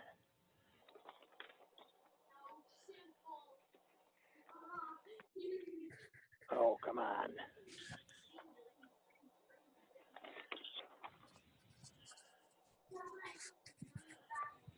Well, number 7, for example. Yeah. You got Anita Bean, you got Stanley Bills, you got Jennifer Curry Cole. That's number 1. That's the payroll. Oh, well, payroll. All right, but also you've got Robert Gurman, Steve Fisk, Lyman Roberts, and Dombrowski, all on that same payroll. Yeah, what because warrant, which one is he looking at? He's looking at number 1. Well, that's the way it's always been done. It's always all the payroll is together. That isn't always the way it's been done. Maybe it's been done lately that way, but that isn't the way it's supposed to be done. I've never. Go ahead. They're broken out by separate accounts. This is just a cover sheet for payroll, and then my guys are charged to highway, and the rest of them are charged to whoever they belong to. But this $11,016 doesn't all get charged to one account. Well, I tell you, if you get into FEMA, you're going to run into trouble because you've got everything lumped together. No, they're not lumped together, Irv. They are charged to separate accounts. It is all lumped together because it's all coming out of the same order. If you go into the highway fund on the general ledger and look under the 200 accounts under wages for the highway department, that's where our wages are applied every 2 weeks. Yeah, but this piece of paper right here, if a FEMA comes in, they're not going to go looking all over everything to find it. You gotta keep I'd like it to separate. say something. Excuse me, Yep. Irv. Excuse me, Yeah. Irv. Can I say something? I'd like to say something. Thank you. I'd like to say, I think what you're trying to express to the group is that any payroll that is associated with what we're doing right now for COVID or whatever needs to get sorted differently. I think you're saying that the highway department, that things need to get sorted differently than we have typically sorted them. Right. That should be like there should be a separate number for the highway department, and then that would be strictly separated from all the rest of the general fund. In other words, you take the four highway workers, or if they contract anybody, they should all be on a separate sheet. Not saying the checks maybe are the same, but the information should be on a separate sheet in case a FEMA comes in. If we have a flood and stuff, if you can't prove anything and show the payroll sheets and stuff, forget it, because I spent a month going through that stuff and straightening it out. Well, if that were the case, we would have Elaine pull the payroll records by account. Yeah, but that FEMA's not going to sit there for 2-3 days waiting for them to pull the stuff out. No. Well, we can give them the time cards. But I say the checks and stuff should be on a separate list for the highway. What I'm saying is I have not seen payroll done any differently than this in my tenure on the board. Yeah, this is how we were doing it. Can I speak for a second? I'm sorry. Go ahead. I think that Irv is thinking that the entire payroll comes out of the general fund, but that page is broken out to the appropriate departments. It's just totaled up for payroll, like reasons. So I think that he's thinking that the highway department payroll is coming out of the general fund because he's seeing it all on one list. If you look at this sheet, you can't tell any different. Right, because this is the summary sheet that's always on top, and then we go through the timesheets and the list from the front office and the highway stuff. Yeah, but I'm saying if you have an emergency and FEMA gets in here, you're going to have one hell of a job. They're not gonna look at the warrants, or they're gonna ask us to pull up payroll specifically for the highway department, and that is something that Elaine's going to be able to do pretty easily. Hey, don't tell me they don't look at the warrants, because they do. I say I went through it, so I know. Grafton got washed out, and Spellsbrook got washed out, Back Road to Wyndham, and all that stuff. I had to come up with the payroll sheets and the whole works.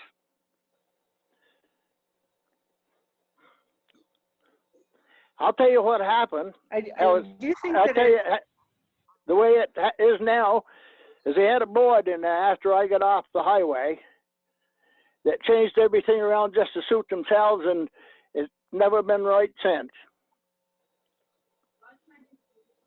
Okay. So I guess the big thing we want to talk about is so we can get the warrants paid tomorrow. Yeah.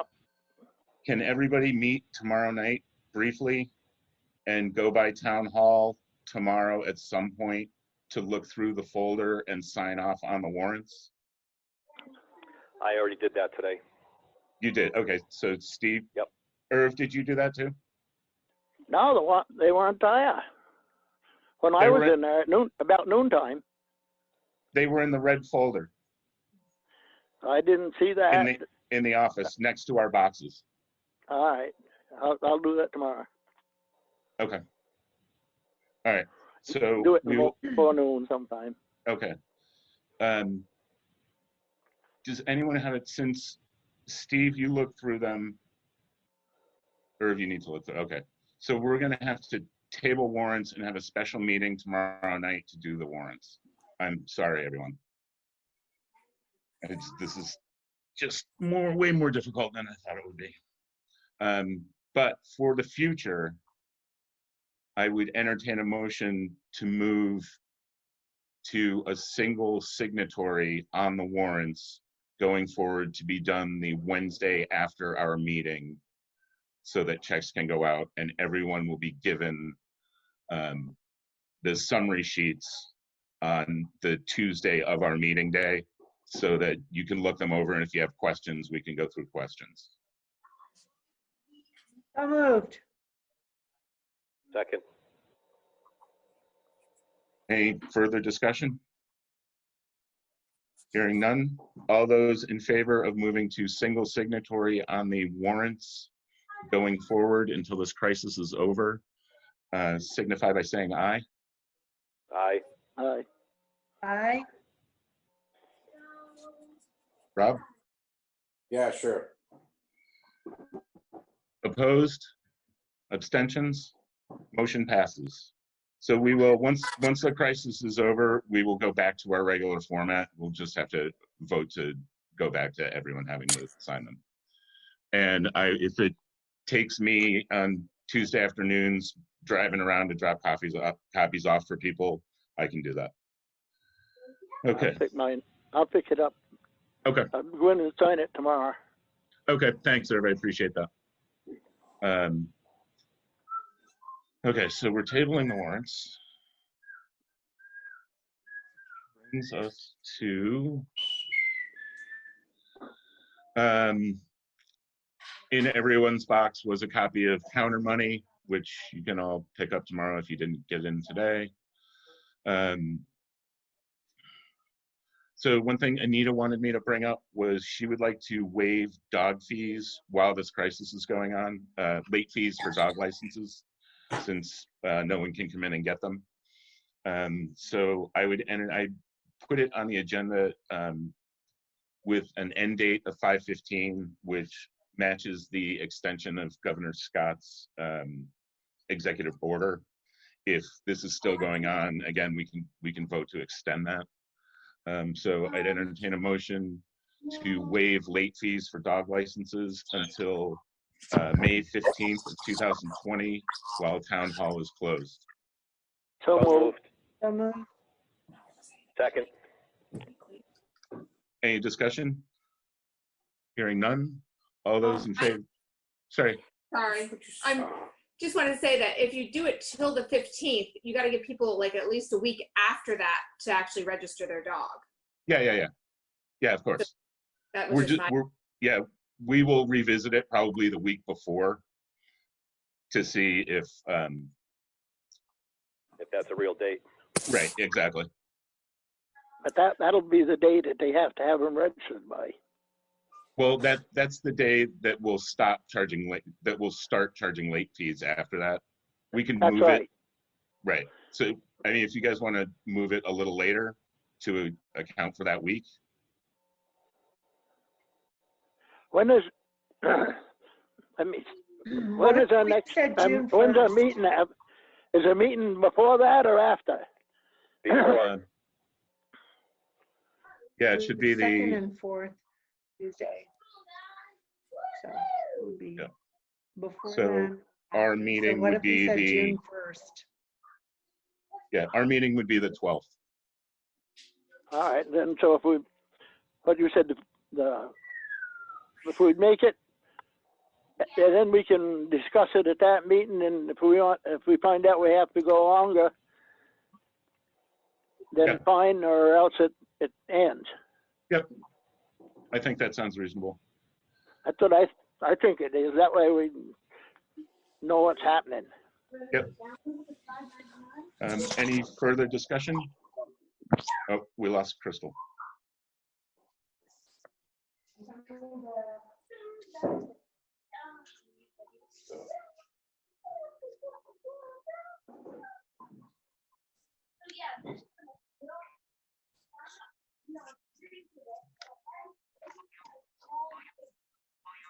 Okay, any further discussion on waiving dog licensing fees? Hearing none, all those in favor of waiving dog licenses fees until May 15th, 2020, to be discussed at the meeting just prior to that, signify by saying aye. Aye. Aye. Opposed? Aye. Abstentions? Motion passes. Okay, next item is, do we want to consider having the town purchase a Zoom account to do these meetings on? Right now, I'm using my personal account, which is not that big a deal to me. But I was thinking in the event that I were to fall ill, we would have to have another account. It's $14.95 a month, and it can be canceled. You don't have to like pay for a year ahead. You can go month to month and cancel. So as we get past this, if we decide we didn't need it anymore, we could do that. Yeah, I absolutely think that's a good idea, Will. And others. I think it's a really good idea not to use your personal account. I think it should be a town account. This is town business. It's only appropriate. We could also have it then for other town entities, like Sherwood could use it for emergency management meetings. Absolutely. The listers could use it if they wanted to. Okay. Yep, I agree as well. All right. So I have a second. Second. Second. All in favor of using town funds to purchase a Zoom account in the amount of $14.95 a month, signify by saying aye. Aye. Opposed? Aye. Abstentions? Motion passes. Okay. We did that. So we have a liquor license renewal for a first-class hotel license to sell Venice beverages from B Borough Corporation, 311 Lawrence Drive, West Townsend. And that's what they are doing business as. It's the Wyndham Hill Inn. So I would entertain a motion to approve the renewal of the liquor license for the Wyndham Hill Inn. So moved. So moved. Second. Okay. Who wants to name on this one? All those in favor of renewing the liquor license for the Wyndham Hill Inn, doing business as Beboro Corporation, signify by saying aye. Aye. Opposed? Aye. Abstentions? Motion passes. Who seconded? I think Sorry. Irv. Okay, thank you. So I'm going to leave this in the red folder in the warrants. No, I'm going to leave it on the clipboard. When everyone's going in to pick stuff up and sign warrants, we could sign the liquor license, it'll be right on top of the clipboard. Rob, sign on the left.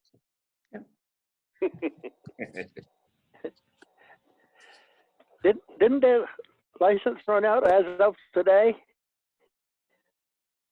No, I think the whole state turns over May 1st. But they probably extended it now. But I say normally it's usually the 15th of April. Oh no, liquor licenses are May 1st. Are they May 1st now? Yeah. They used to be the 15th of April. I suppose that was income tax time. Yeah, that's a bummer. Okay. Well, can I just ask you a question, just procedurally, or maybe the whole select board? If the building is locked, how do we get in? I mean, I have a key. Yeah, we all have keys, right?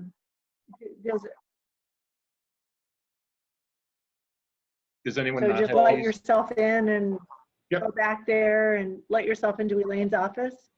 That's okay? Gloves and a mask. Thank you. Yep.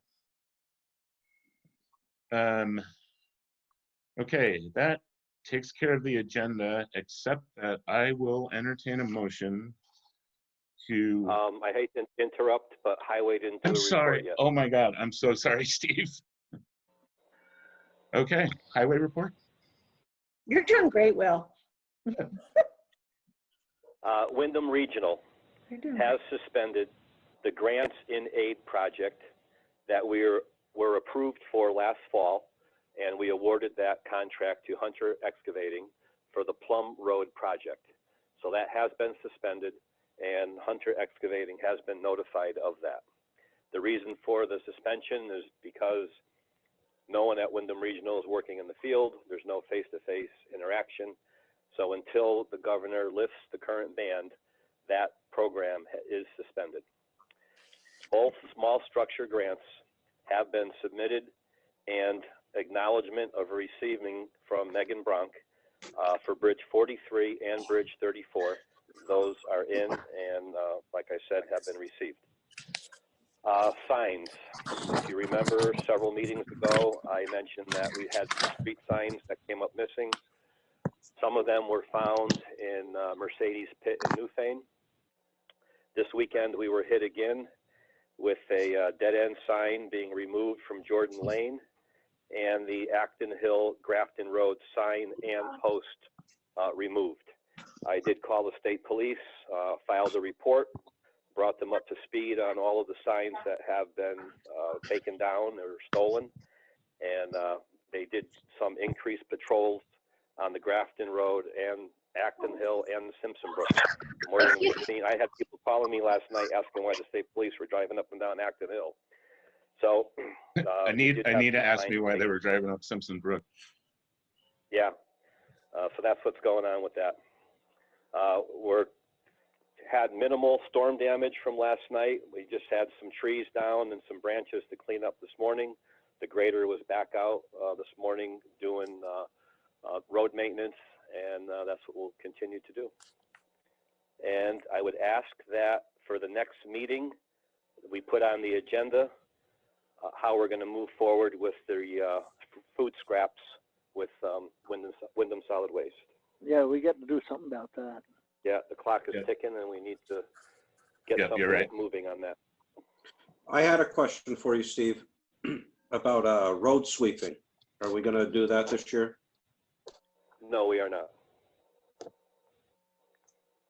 For a reason, or? We don't have the accumulation of sand on the asphalt intersections. We have very minimal on the shoulders of the Grafton Road, and I don't see where we need to do it.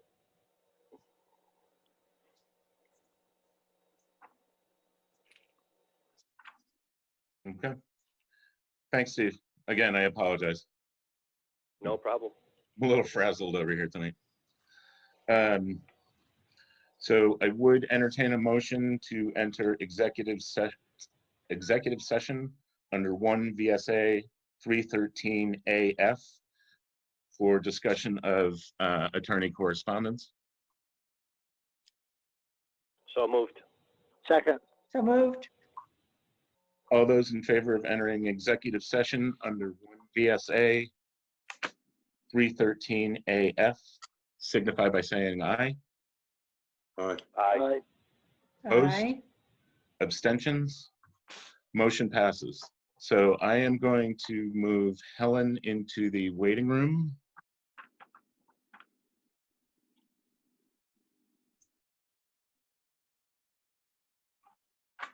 And that's just us now. Now I'm going to pause the recording. I'm going to put Rich in the waiting room.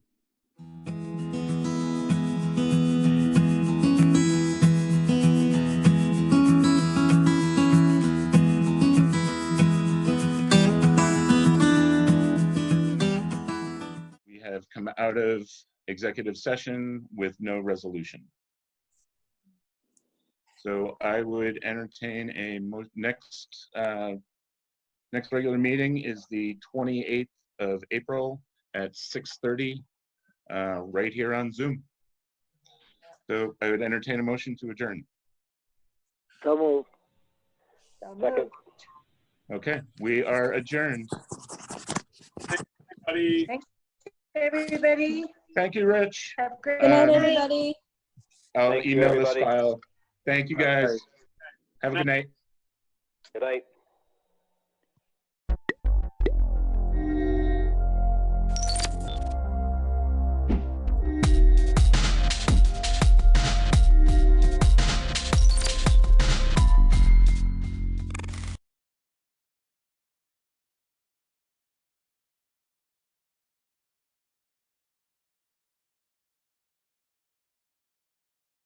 Thank you. Our first witness today is Senate Judiciary, remotely working. I'm jealous of all the members who have thousands of books behind them. Can't see all my books. We're going to start with Jim Baker, Commissioner of the Department of Corrections, to give us an update on the COVID-19 issues that the department is facing. I know that we've read in the news a few things, but Jim, if you could update us, please. Sure. For the record, it's Jim Baker, the Interim Commissioner of Corrections, and good morning to everybody. You notice I didn't use that term interim. Yeah, I guess I don't know, Senator. I guess April 30th probably is not going to work. So since we're public, I guess my wife will now know that. So. Yeah, so look, I won't go over everything we've done in preparation, but you've all, I tried to get the key committee leaders when we found out that we had an inmate test positive at the Northwest facility. The inmate started presenting symptoms. We followed the protocol that we had put in place that I had briefed you on before. And, again, the staff had worked very hard. And that pandemic protocol is being updated almost daily, based upon guidance from Dr. Levine's shop and from CDC, and the best practices coming out of the national associations around correctional organizations. So the inmate was immediately isolated when he presented symptoms and tested. He tested positive. Now, leading up to that, we had 3 staff members at that facility test positive. The first one had very limited access to inmates. The second one had a little bit more access to inmates, but in a given section inside the jail. The second staff member that tested positive is very ill. Is a corrections officer. I don't want to get too far into this because I need to protect privacy, but is in an ICU unit since last Saturday night. When I got the call on Sunday, I was not optimistic that we were going to be able to save him. Excuse me. I want to report, though, that in the last few days, his condition has improved greatly. He's still in ICU, so I ask people for your prayers and thoughts. He is in very difficult position, but I think he's turned a corner, and we're just thankful for the medical staff that's treating him right now. The other two staff members are quarantined at home, and they're showing less severe symptoms. The inmate is showing less severe symptoms and is being treated in the negative pressure room at the Northwest facility. Based upon that, and I will say again, the leadership at Northwest was following all our protocols, cleaning, maintaining the facility. I know there's been reports about lack of soap and water. I've double checked that and triple checked it. I don't want to get into a situation where I'm saying information was false, but in this time of fear and the unknown, people are reporting stuff, and you got to chase it down to the ground to make sure that what I'm hearing as a commissioner is true. So that inmate is now in the negative pressure room. We're going to be able to deal with that inmate on the ground in the facility with the medical staff that is there. After that occurred overnight into yesterday, a call within Human Services with Secretary Smith, we made the decision to test everybody inside the facility. The health department, under the leadership of Dr. Levine, helped us greatly. UVM stepped up greatly to help us. And we conducted 156 tests last night. We're going to finish those tests today with the great assistance of the state police in Vermont and the Massachusetts State Police. We set up a relay of those kits from St. Albans to the Mass line, and the Mass State Police took them right into Boston to be tested immediately. Because our fear, as you can imagine, is that if we've got other folks inside that facility, we need to know now. And we have locked the facility down. This is not what we wanted to do. It was really our last option, because as you all can appreciate, when you lock folks down, it raises stress inside the facility greatly. We have folks locked down and we're following the guidelines, which would be if one of you were tested and positive, you would go into a 14-day quarantine.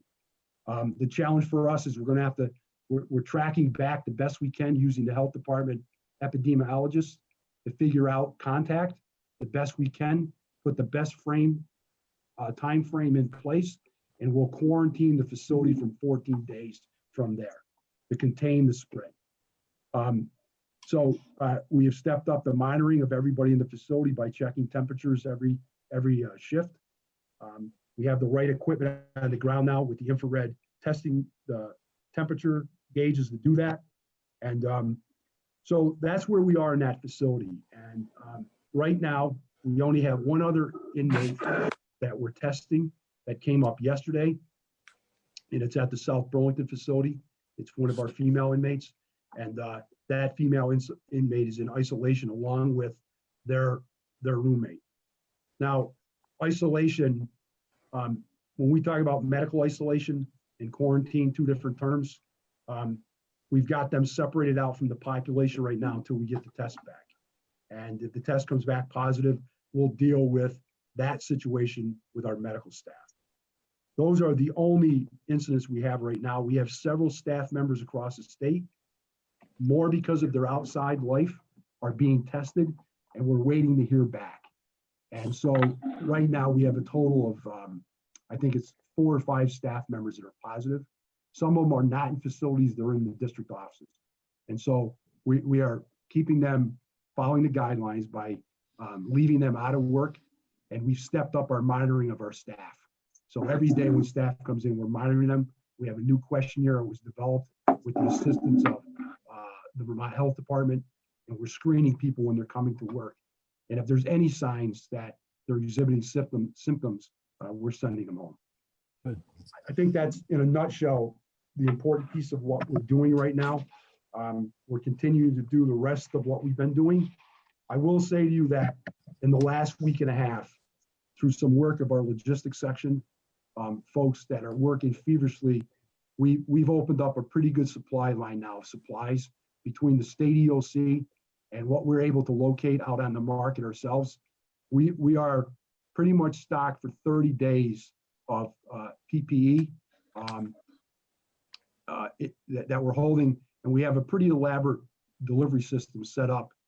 The hand sanitizer was a challenge. We ran out in some of the facilities. We had to replace or encourage people to use soap and hand washing, but we just got connected with 2 different distilleries in Vermont where they're going to deliver us. One distillery is going to start delivering us 50 gallons in a 50-gallon drum, and we've set up our own assembly line where we've gotten jugs, and our probation and parole officers are going to fill them and get them to the facilities. And then the other piece is we have masked up everybody inside. The EOC was able to deliver us 1,000 masks immediately the other night when the inmate tested positive. So we have directed staff and inmates to wear masks, and we're slowly getting that throughout the system. The other 5 facilities are in a modified lockdown where we're controlling the movement best we can in the facilities until we get a handle on Northwest and we get a handle on the sole inmate in South Burlington. And then the last piece is we've set up a pretty elaborate sewing system, and we're creating our own masks from sheets and old uniforms. We're using rubber bands and sewing machines and staple guns, and we're hoping to have those out to the facilities so everybody has at least 2 masks, because they really should be washed every 8 hours, and that's from CDC guidelines. So that's where we are. And, Mr. Chair? Yeah. Yes, Phil? If I could just make a comment and then ask a question. Yes. So, back last month, when the commissioner came to speak to us, I asked if there was a plan to test everybody, and we were told there were not enough tests. And obviously, had we done it then, we'd be in a different position now. So I think of that as a failure on the federal level, that we were not able to get the tests. Now you're in the process of testing at Northwest. I'm wondering, is there an aggressive plan to test every inmate, or is it just to deal with in a reactionary way when somebody shows symptoms in another prison? Well, look, I'll stand by what I told you a month ago, Senator, that the test kits weren't available. And quite honestly, we probably tapped into a supply of test kits now that were for other possibilities to get this done in Northwest. And yes, it is reactionary, but I would also say to you that because of the nature of the population of employees we have there, it's hard to tell where this came from. And we're trying to do some work now with the health department to pin that down. So for example, one theory could be we have a pretty significant number of corrections officers that work at Northwest that live in Clinton County, New York. We've been in conversation with, our director of nursing has been in conversation with the Department of Health in Clinton County, and they've got in Clinton County, New York, an unusual number of cases have been confirmed. So I hear what you said to me, but we still could have a carrier coming into a facility, even when you test. They could come in after the test, and you're going to keep trying to test to try to stay ahead of that. That No, makes sense to you. I understand. Part of the I decision understand. we're making, right? I understand that, but what I'm saying is if our policy is to play catch up behind identified victims rather than to be proactive system-wide, then we're basically, our plan is to fail, right? We're only going to test. I would challenge you on the word fail, Senator. I don't think our staff is working as hard as they are every day. Can I make clear, Phil, and I from my perspective, when all of this is written and said is done, on the federal level, the failure to provide the testing that is necessary to do the job, whether it be in a corrections institution, a nursing home, soldier's home, whatever, is the failure, is why this got so far out of hand. I think that you will, so I didn't think your criticism was of the Department of Corrections. It wasn't, and I made clear at the beginning of my Right. remarks that I thought it was a federal problem. But now where we are is, as I understand it, we're testing aggressively in a facility where we've identified somebody with COVID-19, but we're not in the other facilities until the outbreaks there occur. And I just think, I don't know. given the small number of inmates in Vermont, I don't understand why we're not pushing for a system-wide testing policy right now. Because what I would say to you, Senator, is that we could test today, and a corrections officer could come in who is asymptomatic as a carrier, and again, we would have to be testing the facilities like every 7 days. Well, but in order to stay ahead of it. What's that? If I could respond. Yes. What I would say is, if you tested everyone today and everyone was negative, then yes, I understand what you're saying. If you test the other facilities and you find 12 people who are positive, that's obviously putting us in a much better place than waiting for. I agree. But our focus right now is to contain what we know. And quite honestly, in a lot of conversations with lessons learned coming out of nursing homes in Chittenden County, I'm depending on the guidance coming from the health experts too, about what we should be doing and what we shouldn't be doing. And so we're focused right now on containing that inside Northwest. And I hear your point. I certainly will discuss it. That would be a very heavy lift to try to do that and get the necessary test kits that we would need to do to collect the samples. The other thing that I failed to mention to all of you is that we have also secured hotels around every facility, and we're offering our staff to stay at the hotels off duty because they're very concerned about their exposure to the virus, bringing it home to their families. So we're expending a significant amount of resources to be able to set up those hotels. And our staff is starting to take advantage of that. Thank you. Jim, I've got a couple of questions. Sure. One is clearly in a group setting like a prison, people might be reluctant to talk about their health because they know they're going to be placed in isolation, which some have said is like segregation. So has that been discussed at all? And are we making moves to make sure that it's not segregation or punishment? Yeah, look, we have no other choice but use what was segregation as the place where we're isolating. I mean, we don't, I've had this conversation with a couple of the advocates, Senator, our facilities are what our facilities are. We have to use the best we can what the makeup of the facility is. And, this was kind of the subject of a VPR story about inmates are going into isolation and they're going into the segregation units. And that's exactly right. That's what they were used for before. But we don't have the luxury of creating something else inside the facilities to be able to segregate, to use the segregation as an isolation. And I've been emphasizing to the staff, we're talking about medical isolation. It's not segregation. To get over your point, we have stepped up surveillance and we're asking medical staff to check. We finally have enough of the infrared handheld thermometers where you don't have to be invasive by sticking in I know you've all probably heard it, seen it, because they're a hot item on the market right now, where we can use an infrared to check temperatures, because temperatures are one of the first clues that you got something going on. Yep. So we've stepped up surveillance, and we're doing that on a regular basis several times during the course of the day. Because we are hearing that some of the inmates may not report symptoms.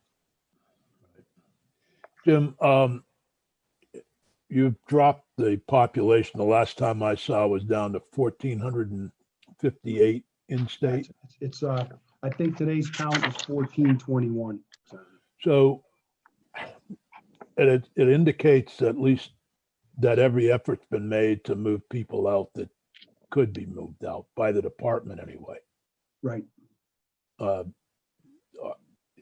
At some point, we ought to talk about how this got done, but I know you've heard from a lot of advocates, and I have as well. Right. And I know that in many cases, it would take a state's attorney or a judiciary or someone else to move individuals out. But you feel you've moved everybody out who could be. There's a staffing meeting today. The regular weekly staffing meeting is going on, I think, literally right now. And they'll be reviewing more cases.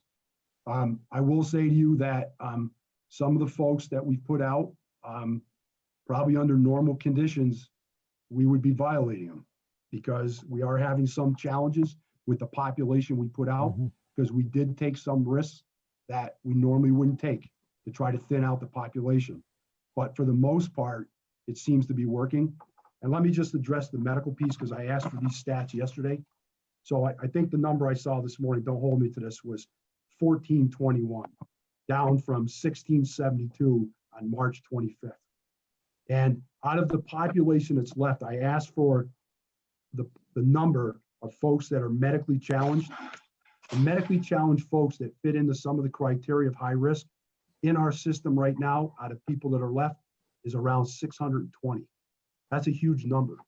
And so I get a lot of requests every day from families because of COVID-19, who want their family member released because of health conditions. And one of the deciding factors are, what's their underlying offense and what's the history of violence and what's the history of victimization. Yep. So we continue to look at the population, and I'll say it again, some of this is the courts have slowed down, people aren't coming in. We've cut down significantly on what our tolerance level is around violations, and some of that will have to shift back later. And so who knows what the number is, but I do think it would be worth a conversation when we get to the other end of this dark tunnel, Senator, where we got some light that we can talk about how we did this. And I continue to talk with Ellen and the folks at CSG as we're going through this. I try to chat with them every once in a while to keep up to speed on what we're doing and make sure it's got some measurement against best standards. Thank you. Senator White has a question, but Senator, I know it may be about visitation. Yeah, Senator, I saw that email. Can you, because of the modified lockdown, can I get back to you directly on that? Senator Yes. White, you want to be specific about did I get it right? Well, yeah, I've just got these emails, and I think that they might be referring to federal policies, but they're talking about what is the visitation policy now for in terms of video and phone calls, since they can. It was up until this lockdown, right? It was 1 25-minute video free visit with a family member and 2 5-minute calls a week. Okay. So I saw that email this morning. I just caught up with it. Some of that may change just because of the modified lockdowns, but I will get back to you on that. Thank you. Okay. Other questions for Colonel Baker? For Commissioner Baker. That was, believe it or not, Senator, that was 11 years ago. Well, I see Colonel Birmingham's online. Is the good Colonel on? I am, and you can have this job back anytime you want, Colonel. Well, listen, we can trade anytime you want, Colonel. You come on over to corrections. I didn't say trade. I said you could have this one back. Listen, Senators, the Colonel's on the line. I want to give him a big shout out. Last night, his staff was unbelievable setting these relays up to get these kits down into Massachusetts, to Boston, to get tested. And we tied up a lot of his resources to get this done last night, and I appreciate it. I wish you could connect the Patriots truck to come up with the masks, by the way. We'll try to work. I think Mass State Police may have connections on that, Senator. We'll try to work on that next. Thank you, Jim. And I do have to jump on the call with Dr. Levine, so if anybody's got any follow-up from what I talked about, please email and I'll get back to you. Okay. Thank you. Thanks for coming. Thank you very much. We had David Scher up next. Yeah, okay. I just wanted to apologize. Apparently my flipping the pages was causing a lot of static out there, so I'm apologizing and I'll stop flipping pages. We wanted to get in Colonel Birmingham, and I believe Heather Pellman and Ted Brady are here to talk about the enforcement order, but I first wanted to talk about the enforcement order and how it's impacting the lodging industry throughout Vermont. To get an idea, I was struck by the number of hotels and motels in my area of the state that were non-compliant when the state police went and checked. So I guess people are trying to understand. The other thing is that a lot of times people are now reporting people for not being socially distant or not, I don't know who they're reporting it to. Maybe it's the state police, local police, whatever. I saw a case in Rhode Island where people went to play golf at a Rhode Island golf course and they lived in Massachusetts. So they each got fined $1,000 for violating the Rhode Island order. And I'm just wondering how we're enforcing all these different rules. But to start with, just mainly the lodging industry. And I just got a notice from my local Hampton Inn that they're zero basically guests, but they are providing free rooms for medical personnel and what Colonel Baker was just describing. So, do you want to start, David, with what you're doing to the lodging industry and Airbnbs and others? Sure, I can start with that, and others on the line can fill in as well. Yeah, if we could use more of a round table here with Helen, Ted, and Colonel Birmingham too as well. So.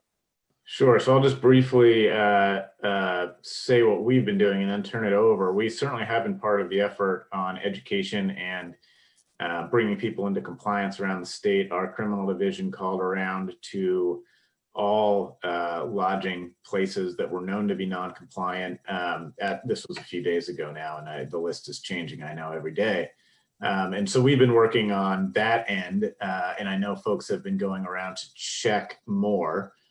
It's not a black and white issue. It's not an open or closed issue, because as you just pointed out, Senator, and as others have mentioned, there are allowable uses for lodging in hotels under the executive order and addenda. And the other piece that we've worked on is with Airbnb and the short-term rental market, and we've been working to make sure that those listings are, it's a little unclear how it's going to be handled, but probably just taken down. And again, if Ted Brady or anybody else in the line has more recent information on that, I happily defer. But we did reach out to them and legal counsel for some of those entities to try to have a uniform approach that would just be a blanket application around Vermont. And so that's where we were. That's the work that we were doing in our office, and I'll turn it over to some other folks. Well, one of the things I've heard too is that, and maybe someone can respond to this, is they're trying to comply now, but the idea that they couldn't take reservations for the fall that are conditional is also troubling to many of them. They're afraid that some people are doing it and they're going to be at the advantage when this is using Colonel Baker's language, at the end of the tunnel. Who knows what will happen in the fall foliage season, but that certainly is a time that they're looking at. Could we be taking reservations? So maybe you can, would that be in violation too? And that was one of the questions. Right. And again, I'll check in. The committee should check in with ACC as well on this. I mean, our read, I should say, of the order as it stands is that taking reservations for any time period is not allowable. I think that, I think that's certainly something that we could think more about as time goes on. But right now, I do believe that it is not allowable to take reservations for any time period. Colonel, do you have anything to add in terms of the enforcement? I know that it was state troopers that went out, or I assume it was state troopers. It was all law enforcement, Senator. So can everybody hear me okay? Yeah. Okay. So there's been two memos of guidance issued, one by Commissioner Sherling and one by the Attorney General. I forwarded it to you, Senator, for the committee. The general posture on guidance to law enforcement is voluntary compliance and education. And we're taking that approach with all violations or suspected violations of the executive order. When we went out to do the lodging checks, that was really an information gathering. It was not an enforcement mechanism. It was all law enforcement in the state. We have since been trying to work with the non-compliant lodging facilities. All of the information that we receive is gathered centrally and forwarded to the Attorney General's office for enforcement. So we just completed a call before this call with all the chiefs and sheriffs and state law enforcement leaders with the Attorney General and his staff, just to touch base on some of the things that have come up that you've been talking about on this call, including gatherings of people on the street corner, lodging establishments, houses of worship, a lot of things that are covered by the order, but that are kind of coming up through reports from the public to law enforcement. The general posture from the Attorney General is it's kind of a tiered process. We will always, always, always attempt to resolve all of these issues with voluntary compliance and education. If not, then those issues will be pushed to his office for review. They will then make determinations on whether they're going to attempt some sort of civil process. Obviously, at the very end, which nobody wants to use and nobody is even thinking about using, is the criminal penalties. But they are at the end of the long process throughout the entire enforcement mechanism here. So I'd be happy to answer any questions about that if there are any. Senator Bennings first. Yep. Senator Sears, can I interrupt for 1 second? Colonel, I posted both of those on the website. Is that okay? I really never even thought about it because I post all documents. No, they're public documents. Okay, great. Just want to be sure. I got a little nervous there. Yeah, Senator Benning. So, Colonel, one of my constituents is a select board member in the town of Topsom. He's a contractor by trade. Yesterday, he was working on a house that he is remodeling. It's a vacant house at the end of a dirt road. His crew consisted of his son and his brother.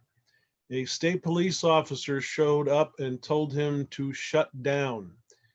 That makes no sense to me whatsoever, given circumstances. And David, while you're on the line here, I would very much like to know why that would be deemed a violation in such a way that he felt threatened and is being told to essentially stop his work altogether when there isn't any possible way under that group of people being gathered at the end of a dirt road that they're going to be impacting the spread of this virus in some fashion.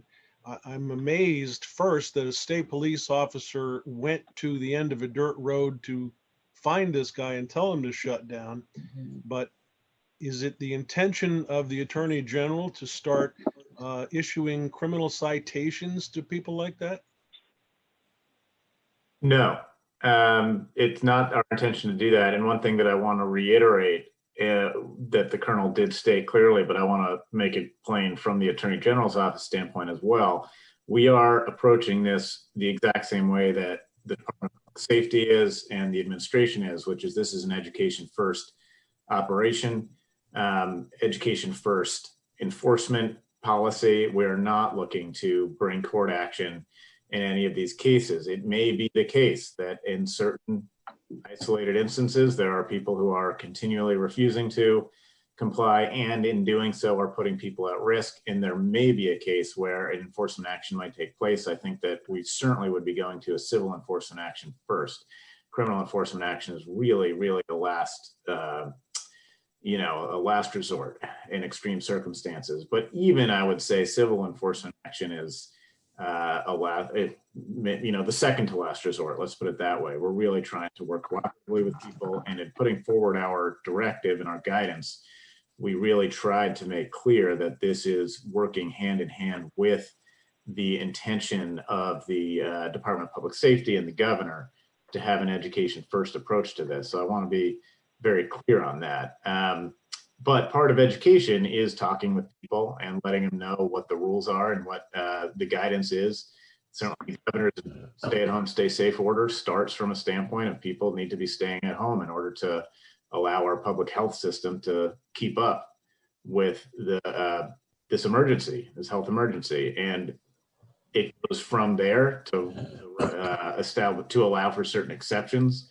Sort of builds off that baseline. The baseline is stay at home, stay safe. From that baseline, we build certain exceptions into it, saying, all right, there are certain essential businesses that need to operate and certain functions that need to be allowed to happen in order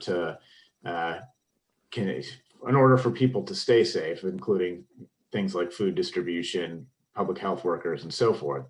But certainly the approach here is an education approach, and putting forward our directive, there was no intention to indicate that there's anything other than that. We tried to make that clear in the directive and make it clear since then.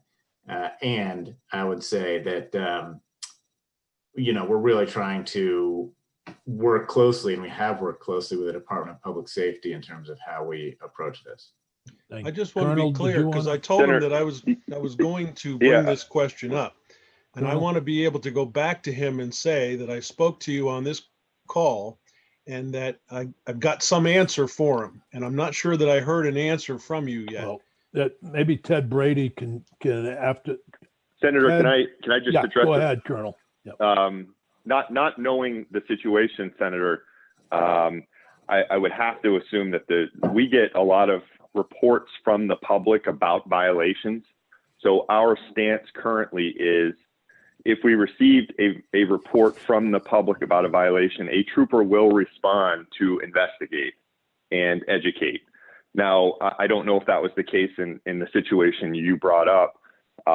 Construction did come up in the phone call with the Attorney General and the chiefs this morning. There are limitations on construction in the executive order. I don't have it in front of me, so I can't cite it exactly. But I can only imagine that they were acting on the order and what was prohibited in the order as it relates to home construction. Ted, did you want to comment? I think the Colonel just nailed it. The order does not exempt construction as in-person to continue in-person operations. The only construction that may continue is construction for the purpose of a COVID-19 response. This has been a source of a lot of complaints to us. We issued guidance that specifically says construction is residential construction, commercial construction is non-essential for the purposes of this stay home, stay safe order.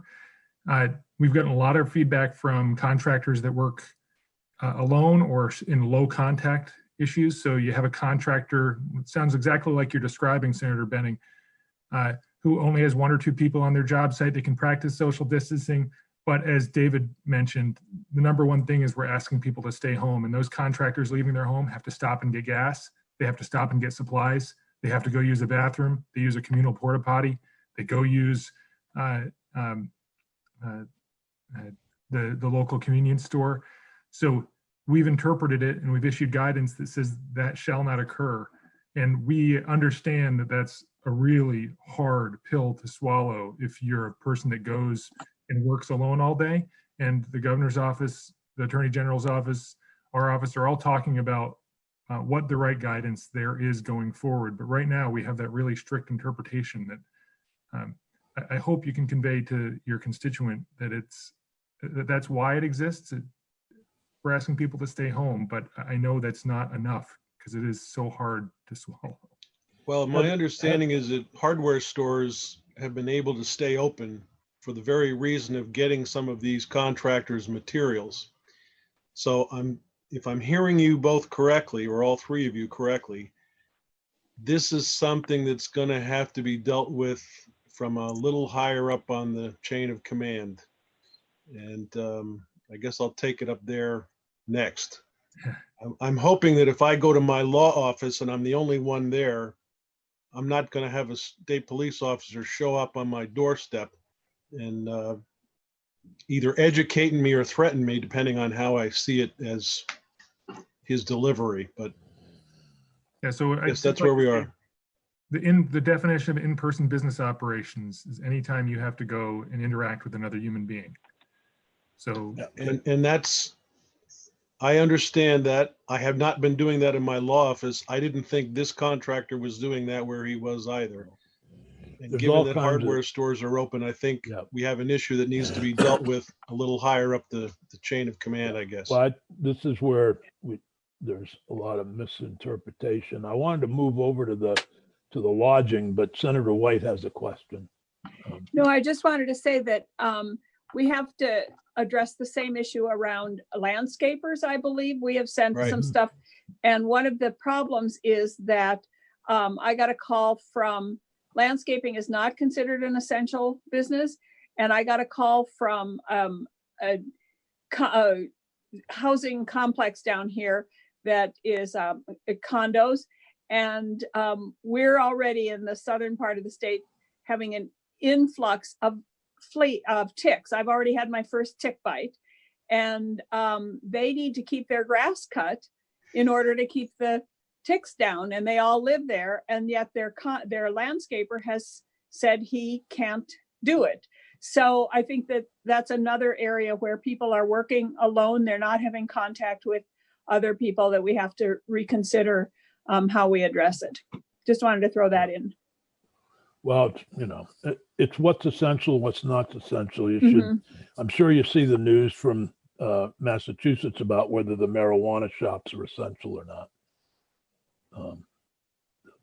Heather, getting back to lodging for a minute, what impact and what's happening with this?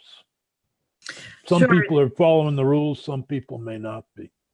Sure. Thank you, Senator. What we're hearing from the lodging establishments is that, from the beginning of the executive order, they certainly were hit right away, as were other folks in the hospitality industry, our restaurants and so forth. We have seen that folks are complying voluntarily to the large extent. And I can also add, in terms of the online platforms for the short-term rentals, We have been successful in working with them to be able to comply with the executive order to prevent future bookings at the platform level. That didn't happen immediately, but that now is in place so that if you went to go and try and rent a room on the Expedia platforms, which is HomeAway and VRBO, you'll see that those properties are no longer available to rent. And on Airbnb, the property still shows up, but you can't actually book for any dates. So that is a success, and that we've been able to complete that communication with those platforms to be able to make sure that folks are complying on that platform level. For licensed lodging properties throughout the state, as I mentioned, people have understand. I mean, clearly, as with other sectors, they've been very hard hit by this, but are complying to the large extent, within also understanding that they are being called upon to provide lodging for some of those essential duties. Thank you. That's helpful. Colonel, oh, sorry, Senator White. So this came up this morning in our all Senate meeting, and there was the question about why people couldn't make provisional reservations for like late summer and early fall. And they would have to be obviously provisional, but so that came up, and I just wondered if that's being considered. That has definitely been an issue for the lodging, for the whole lodging community. Yes, that is under consideration right now as to when there might be a potential to look at that again. Thank you. Colonel, you mentioned when Senator Benning asked the question that you're getting calls from people saying so-and-so isn't complying, or this group isn't complying with the governor's orders. When the state trooper goes out to check, what are they doing? Informing? How do they deal with it? Yeah, I mean, our guidance to them. Saturday, I went by the Mount Anthony Country Club. There were two guys out walking the course with their golf clubs. They were more than 6 feet apart. I wouldn't have thought to call. They weren't, the course is closed as far as I know, so I don't know that they were violating anything. So what does the trooper do? So to answer your question, Senator, the public has been calling law enforcement all over the state, both us, locals, the sheriffs. We have established a reporting portal for the public to make it easier for them. It's on our website. And when we receive a complaint from the public about any potential violation of the executive order or non-compliance issues, law enforcement's first response is to send an officer to investigate, to gather information, to educate, inform if they believe there's a perceived violation or it's a known violation based on facts, and try and obtain voluntary compliance. If that does not work, then the reporting goes to the Attorney General's office, who then makes enforcement decisions from there. Okay. But yes, to answer your question, generally we are receiving complaints from the public. So, which to Senator Benning's point, I would have to assume, although I don't know for sure, that trooper must have received some sort of direction to drive out there, and it would likely have been a complaint. That is exactly what happened. Another member of the town decided to make a complaint. I guess they have a beef with each other, and as a result, I believe it was Trooper Schaefer who went out to, you guys are calling it educate. My constituent is telling me more of a threat. Who to believe, I don't know. But I want to make sure that at some point we get this ironed out. And David, I can trust that you and your folks are going to be talking about this. I'm going to take it to the executive branch to deal with it there as well. But it just seems to me that we can't have troopers going around the state leaving the impression that people are going to be threatened with criminal conviction. That's an awful thing. I mean, education is one thing, but you're going to experience an extreme amount of pushback from people who are doing their best to comply with the orders, but trying to survive at the same time.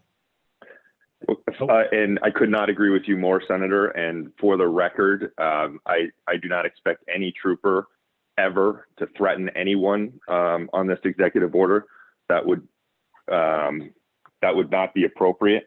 And you know, unfortunately, those things may or may not happen. They will be dealt with internally.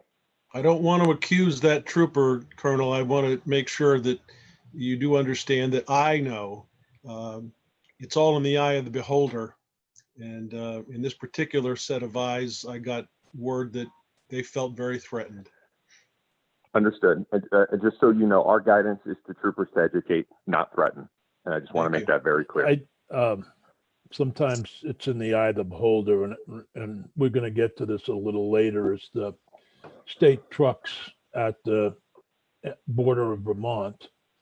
And even I found it somewhat intimidating to drive by these two huge snowplows parked with their lights flashing, you know, with the sign saying, if you stay in quarantine. I understand that. I fully support it, but it is somewhat, you know, it's in the eye of the beholder. And I think when a uniformed trooper comes up to you and says something, it has a certain feel to it.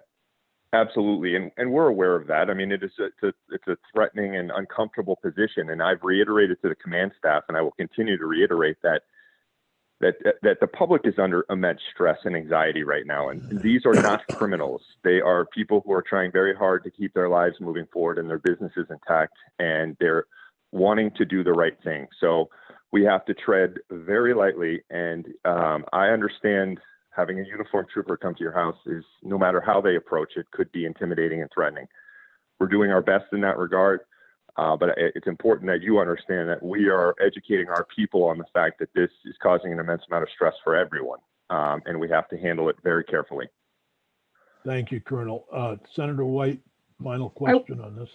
Well, I wondered if this is the place, or if you have a on the agenda to ask about how we're dealing with day visits to parks and to the parks. Michael Snyder, okay. The commissioner, is going to be on a little later. Okay, great. Thanks. I see he just arrived. Ted and Heather, do you have any final comments on from the agency perspective? Sure, I'd love to just reiterate the extraordinary nature of the time we're in. We've received more than 5,200 businesses contacting us in the last week, and we've issued the same guidance to all of them. And they're being asked to make really hard interpretations, but whenever we ask them to do that, we say err on the side of caution. So in our opinion, the highest and most best advice out of that executive order is to stay home. And as a result of that, a lot of people are going to economically suffer. And the federal government has implemented the largest economic stimulus package in the history of the country as a result of that. Somebody like Senator Benning's talking about for the first time would be able to get a $1,000 weekly benefit through the unemployment system, because we recognize that what we've done to them is devastate their livelihood as a society, not we at ACCD. Please help educate your constituents about those tools. The fact that sole proprietors can get unemployment for the first time. The Paycheck Protection Program at SBA provides a relief for your entire payroll, including your own, for 8 weeks. So that contractor, just to use that example, he, his brother, and his son, for the first time, their entire wage, whatever they paid them last year, up to $100,000 each, is a grant from the SBA for 8 weeks through that program. That's why those programs exist. So I hope you can just help educate folks to what tools are available to them as a result of this unprecedented action we've had to take. Ed, I don't know how far you've stayed on top of this subject, but that revenue stream has not yet kicked in and may not kick in for a couple more weeks at least. So people are automatically losing all of their income at one moment in time, and they're trying to do their best. These folks literally were not allowing anybody, and I hear this all the time, but I just want to present this as a state senator trying to represent constituents. that when the police go out, if you're educating, that's a wonderful idea. I want to make a clear understanding before we leave this conversation, though, that if you take the next step and citations are being issued, we, all of us, are going to have a major public relations problem, and I don't want to be in that position if we can avoid it. And I just want to mention that what I heard from those motels and hotels in Bennington that followed the rules, they were very upset that some hotels and motels weren't following the rules. Now, I didn't get all the details of what the state police found in terms of, or law enforcement found in terms of non-compliance. And I think that's going to be true throughout this whole process that Ted is talking about, where some people are playing by the rules and some people are skirting the rules. And I think that is naturally upsetting to those that are trying to follow the rules. And it's a natural human thing. I mean, I want to get seeds to plant in my garden, you know, but there are certain stores that can sell them, certain that can't. And that's, you know, so those are the types of things I think that we're working our way through in these certain uncharted waters. Thank you, Ted, and thank you, Heather, for joining us today. Really helpful. Thanks. Happy to do so. Thank you. Judge, we wanted to move over to I'm sure the courts aren't impacted at all by the COVID-19. No, we're just running along at our normal pace. At Yes. your normal pace. Right. But we wanted to get an update on how, you know, how good it is, how bad it is, or we've noticed a lot of cases have been, I'm noticing in the local paper, for example, people cited into court for June something or other. I'm just imagining what's going to happen on June something or other when they all show up. So am I, Senator. Let me begin.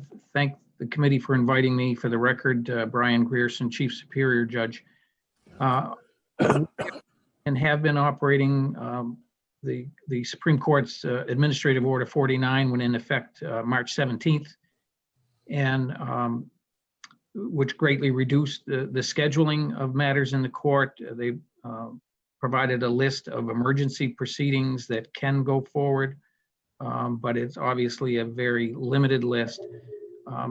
At the present time, we're operating on reduced staff schedules, as well as obviously reduced judicial appearance in courts.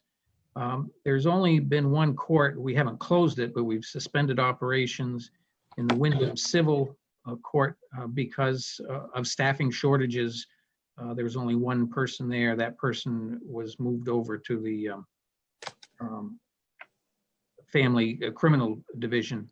But staffing continues to be an issue.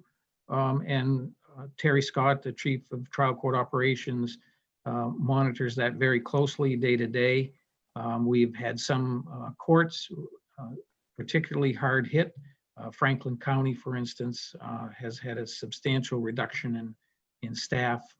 Orleans is also, all the courts have experienced that, but those two courts in particular have showed a dramatic reduction. We are still operating only on emergency basis. The issue that you mentioned, Senator, is one that we're equally concerned about. Usually it is the law enforcement on direction from the state's attorneys, local state's attorneys, decide what the citation will be, what the citation date will be. If courts or judges are called after hours to set conditions of release, they may get involved in that discussion. But I would say, generally speaking, those citation dates on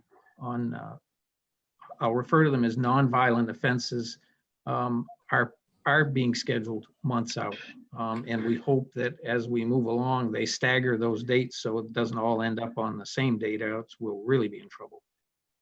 The more, if I can refer to them as offenses, misdemeanors, or felonies involving violence, as you all may remember, for instance, domestic violence cases by statute are required if the person is not detained to be cited in to the next day.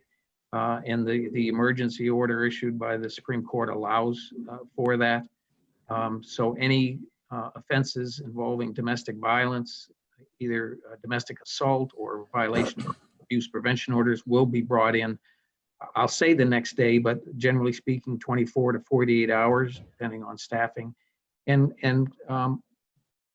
also any offenses involving violence where the court is contacted for conditions of release, if they are not being lodged and the lodging detainee population has been substantially reduced, those types of offenses generally will be brought in relatively soon, within 24, 48 hours, or certainly less than a week, so that in those offenses, the individual will have counsel assigned to them, and there can be a more deliberative approach to the appropriate conditions of release with input from state's attorneys, defense attorneys, and in the appropriate case, victims. So we are bringing some cases still into court, consistent with the administrative order, but obviously the traffic, in-person traffic in courts is extremely limited. And we're doing the best we can under those circumstances, but we recognize that certain cases have to come in. Relief from abuse orders are still being issued and still meeting the statutory time frames of coming in for final hearing within a week to 10 days. Juvenile emergency proceedings are still occurring, taking place. There's been a significant discussion of parent-child contact and how to address those issues. I testified yesterday in one committee, and I'll be testifying, I expect, in House Judiciary later today on that topic. We're struggling with those issues, as anyone can imagine, depending on the point of view, whether it's Department of Children and Families, whether you're a parent, with significant in-person parent-child contact, how that contact is being impacted by the COVID-19 pandemic is resulting in a number of cases coming into the family division, emergency cases on modification of parent-child contact. And I would say that's probably where we're seeing a lot of cases. And some of you may have heard bail review filings have gone up significantly because of the conditions that Commissioner Baker was referring to. So we, the judiciary, are seeing a lot of those motions. They tend to, many of them have a common theme of the conditions in the facilities relating to COVID-19 and the protocols that the department is issuing. And if I understood or recalled Commissioner Baker's comments, he's saying it's almost daily they update that protocol. So we're seeing a lot of those motions, and with reduced staffs, I have assigned I had assigned one judge to hear those cases because of the common theme. By assigning the one judge, I certainly want it to be clear that we're not changing venue of those cases. The one judge is hearing those issues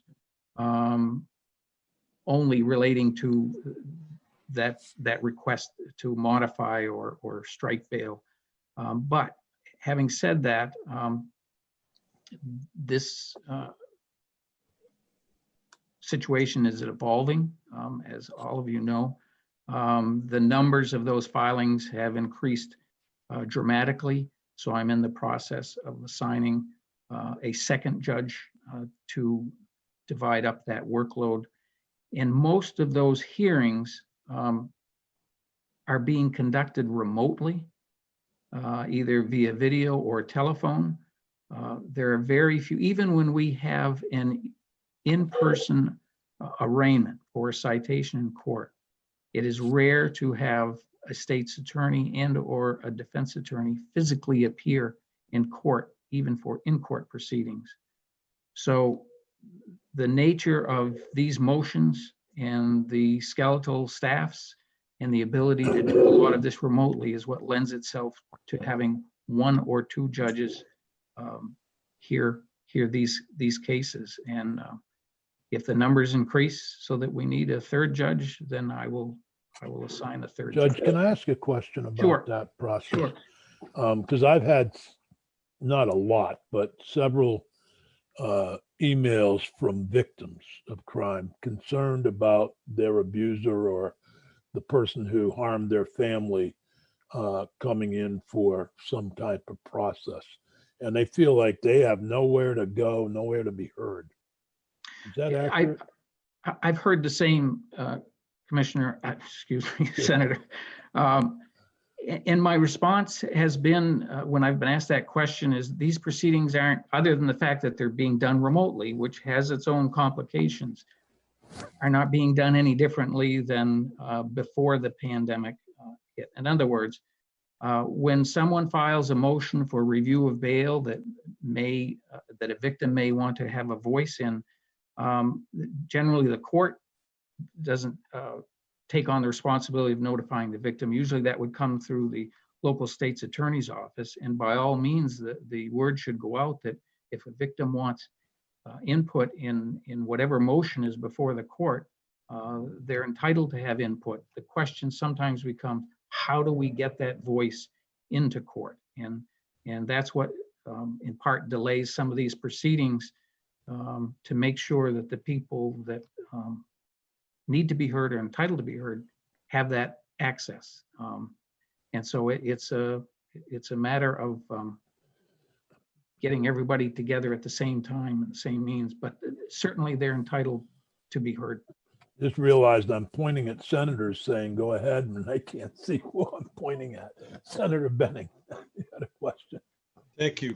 Judge, I have two questions. With respect to the COVID-19 related filings for modification of bail, have you, to the best of your knowledge, had any of those cases actually their requests granted? The short answer is no. As far as I'm aware, there has been one decision issued by Judge Harris, actually up in your county, Senator, in Caledonia. This was, I'm going to say, time has been flying in this situation. I think about 2 weeks ago, motions came in before him. He took evidence remotely and issued a decision, but none have been granted yet. Okay. My second question is with respect to relief from abuse cases, domestic assaults, and parent-child contact emergency requests. Have you seen an uptick in those categories? I will say that we've seen an uptick in requests for modification of parent-child contact, both in the domestic side and as well as in the juvenile side. I was involved in a committee hearing yesterday, House Human Services, that focused on contact with children in the custody Department of Children and Families. And as some of you may know, the department has put in place a protocol attempting to modify in-person contact with parents for children who are placed in foster care to remote or virtual contact via Skype or some other mechanism. And I'll give you the numbers that I've heard, but they're certainly subject to Commissioner Schatz testifying. Approximately 900 families in custody. They've been able to get all but, as I understand it, roughly 30 families to agree to remote contact. So they have done a good job of explaining the issues to the families involved and getting consent from obviously by far the majority of families to agree to that. So there's a number that they haven't been able to agree upon, and those are the cases that are coming in to the court involving children in custody. The domestic situations, we're also seeing a fair amount of motions throughout the state because people are just unsure of how to react, for instance, to the governor's order, stay safe, stay home. But they may have a very robust parent-child contact schedule. It may be week to week. There are other schedules, obviously, that one parent may have by far the majority of parent-child contact, but the other parent still has maintained regular contact. And so those are the ones that we're seeing come in, because I think the parents are unsure of what that order means as it relates to the parent-child contact orders. I will say that the Department of Children and Families brought to my attention, or through me asked the Supreme Court if they would consider a blanket order denying in-person contact between parents with children in DCF custody, and the Supreme Court elected not to issue a blanket order, leaving it to the individual trial judges to handle those types of cases on a case-by-case basis, and we are seeing those. You also mentioned RFAs. I'll be testifying later today to another committee, I believe, on that subject. From what I've been able to gather in talking with the domestic violence folks, my understanding is there has not been an uptick in those filings, but I have also heard from individual counties, prosecutors say that they have seen it. So I'm not sure where the numbers are on that, but we're still seeing those, we're still hearing those and issuing orders. Many of them, again, are being done remotely. We have not mandated phone participation because in many cases, folks do not have phones. But many of the hearings are being done remotely. Thank you. Thank you. Other questions for Judge Gerson? Judge, thank you very much. You're welcome. Keep in I would touch. say, consistent with what you've been hearing from some of the other witnesses, the enforcement issues, stay at home.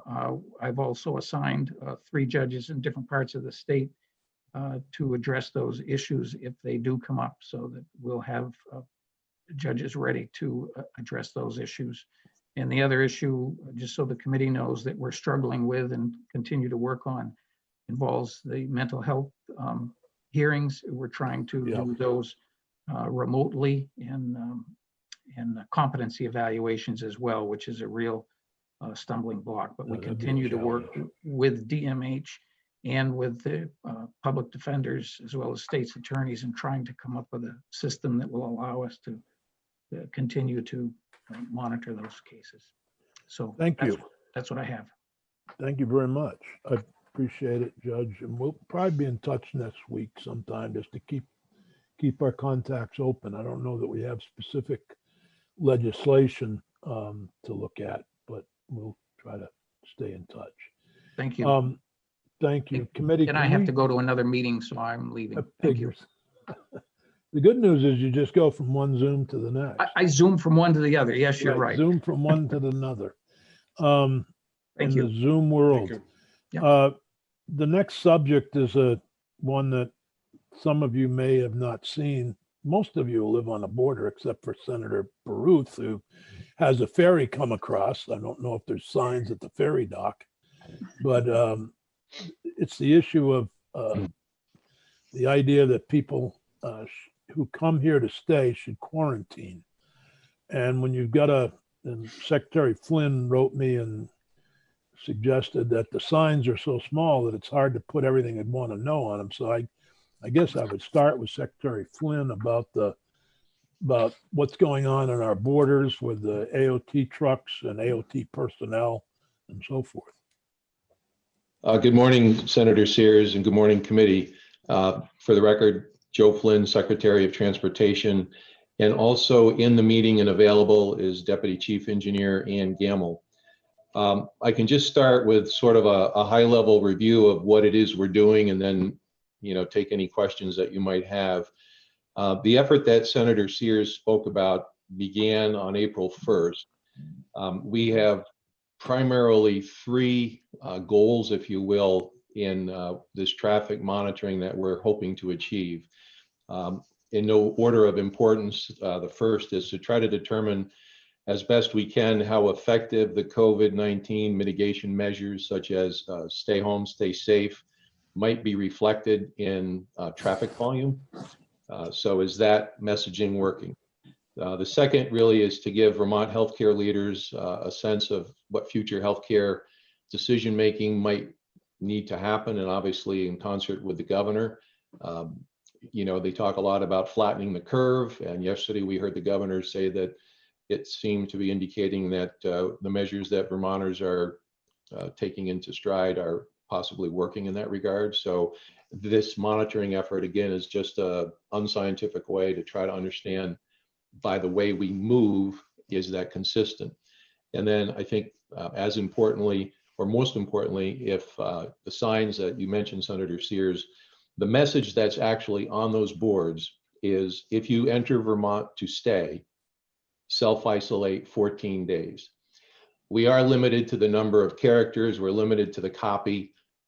It's quite an art form, honestly, to try to come up with a message that makes sense when you're limited to it, whatever it is we're talking about. But in this case, that was the best we could. We couldn't get the word quarantine on the sign. It just didn't work. But so the point, though, is that it's not about the Vermonter who might go between White River Junction and Lebanon, to grocery shop, or come from Plattsburgh to go to UVM Med Center to work and back, or in your area, Senator Sears, who comes into the hospital in Bennington and goes back into New York, or in any other border area. But that particular sign was aimed at the people who have either been away from Vermont for a while and are returning. I think we all know people that may have gone south and now they've come home, or people that are coming here from someplace else to be with family during these uncertain times. And so it's real important that the message that's been consistent from the health department on a daily basis about quarantining yourself if you've been from away for 14 days at least is messaged. And that's what we're trying to do. I think it's very important to say that we are not targeting anybody. We are not targeting out-of-state vehicles. We are looking at every vehicle. We are absolutely not noting any license plate registration numbers. We simply are noting as best we can the origin of the license plate, the state, that's it, or the province. We are not using any license plate readers. If you see a DMV vehicle at any of these locations, they are making periodic visits, as are some state troopers, because we've had a couple of threats, quite frankly, out of Windham County toward some of our VTrans employees. These have been in-person physical threats, and that's very unfortunate. So we are just asking our own staff, as they move around the state and do their jobs, to swing into these locations from time to time. But there is no data that's being captured electronically. This is a pen to paper, clipboard, old-fashioned exercise. All our folks have a sheet with the license plates of all the states, and they're just checking the ones that they see, and it's getting tallied up every day. This is a 24-hour operation. It began as 2 12-hour shifts, 8 hours straight, 4 hours overtime. By Sunday, we hope to have that to be 3 8-hour shifts, but we just stood it up so quickly that was the best way to do it when we started. As we speak this morning, there are 76 places in Vermont where there are signs crossing Vermont's borders. 38 of those 76 are staffed with VTrans personnel who are doing this monitoring that I described a moment ago. And of those 38, there are 7 locations where we're monitoring outbound traffic as well as inbound traffic. And the data sets that we're compiling, if you will, are obviously, the volume at that location, and then the volume at that location broken out by states of origin. We also, on a routine basis, can talk to our RWIS stations. You've probably seen those, the roadway weather information stations. There's, yeah, you've got them down in Searsburg, and folks see them along Interstate 89, Interstate 91, Route 4, things like that. On an annual basis, those devices help us identify the annual traffic volume, and that is not a finite, perfectly scientific process, but it does allow us to do the best that we're able to do. And what we're seeing statewide right now, since within about 2 weeks, has been a decrease in overall traffic of about 52%. Wow. And unscientifically, if one assumes that commercial truck traffic is perhaps as voluminous as it was previously, because that's also part of the response, and we have to keep food and fuel and things moving, it would seem to indicate that the category that's not commercial truck traffic has probably significantly dropped below the 52%. We're seeing that obviously the highest volume crossing point is White River Junction on Interstate 89. Just interesting facts that we're seeing. There's 21% more vehicles entering Vermont than leaving Vermont at that, and it doesn't tell us anything. It doesn't mean that they're not leaving some other place, and there's no way to know that. And so some of this is, what do they say? There's facts and damn facts, and I don't know necessarily what we'll do with all this, but it's sort of interesting. And the least busy locations are Highgate and Derby Line on Interstates 89 and Interstates 91, because the Canadians are frankly taking an even tougher approach at the border than the Americans are. So that's not a surprise. We also have seen in this period 60% reduction in crashes, which makes sense. And it's more than 60% because not all crashes are immediately reported. You have 30 days to report a crash in Vermont. So assuming that they're not all reported yet, we're already seeing a 60% reduction. So, that's, again, it's just interesting information. But going back to the border monitoring, I think one of the other things that this is going to help us with as we start to come out the other end of this COVID is when we see the numbers we're seeing today, and as the governor said yesterday at the press conference, when we reach a point where we're able to start turning the spigot a quarter turn at a time, we will see those numbers start to lift. And I think we'll be able to sense the reverse of what we think we sense now, is how effective has stay home, stay safe been. And as that eases and the spigot gets turned quarter at a time, we should be able to see and sort of map, if you will, by traffic volume, that recovery, that planned, staged, recovery. So that's the picture, if you will, and I'm happy to have the conversation. Yeah, Senator White has a question. Thanks, Secretary Flynn. She represents the area with the yes. Right. I was going to ask if you can talk about a little bit about the nature of what those threats were, and were they Vermonters threatening, or were they people coming into the state who were threatening, and how did you handle them? I don't know. It's a good question. I think one of them was a Vermont vehicle that pulled up. These both occurred. One occurred on Friday last week, and one occurred Saturday, actually just moments after I was there. And I went around and visited all these locations last weekend and kept my social distance. But the threats were, just sort of angry people that, in these two cases at least, that didn't understand what we were doing. They apparently, through social media, which can be your asset or your enemy, They thought that we were going to move the trucks across the roadway and block the borders, which is absolutely not true.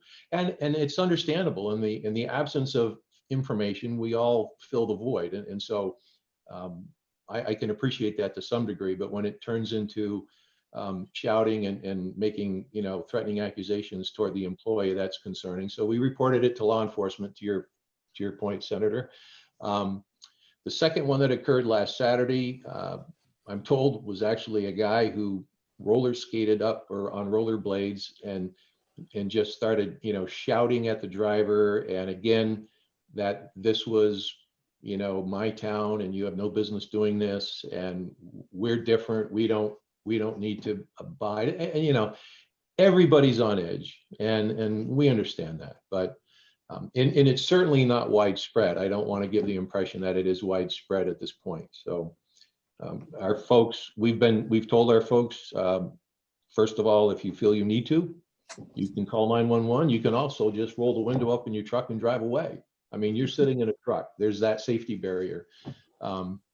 We also, so on every vehicle, we have, just a 8.5 by 11 sheet of paper taped to the window facing outward, explaining everything, just the bullet points of what we're doing, and contact information to call the JIC in Waterbury, which is really the center of all information for the COVID response. So we're doing our best. Actually, I observed too, the 18 locations that I visited last weekend, many vehicles driving by, honking and waving with all 5 fingers, just being somewhat supportive, I think. So again, I'm sure that there's a lot of consternation, period, amongst all of us regarding COVID and what it's done to our lives in our state and our nation. Thank I have you. a couple of questions. The first is why we're doing the outbound. We know they're assuming they're leaving because they're going out. And at 279, there were 2 huge plow trucks. So with people on both, I think there might have been 3 AOT employees, but I saw at least 2 with clipboards. And I wondered why we were doing the outbound. Well, I think to my point a moment ago, when we're in White River, where we saw 21% don't appear to be leaving, I think we're just trying to gauge some sort of a sense of that. And part of the answer too, I believe, is certainly up here where I live, there is a daily ebb and flow across the Grand Isle Ferry.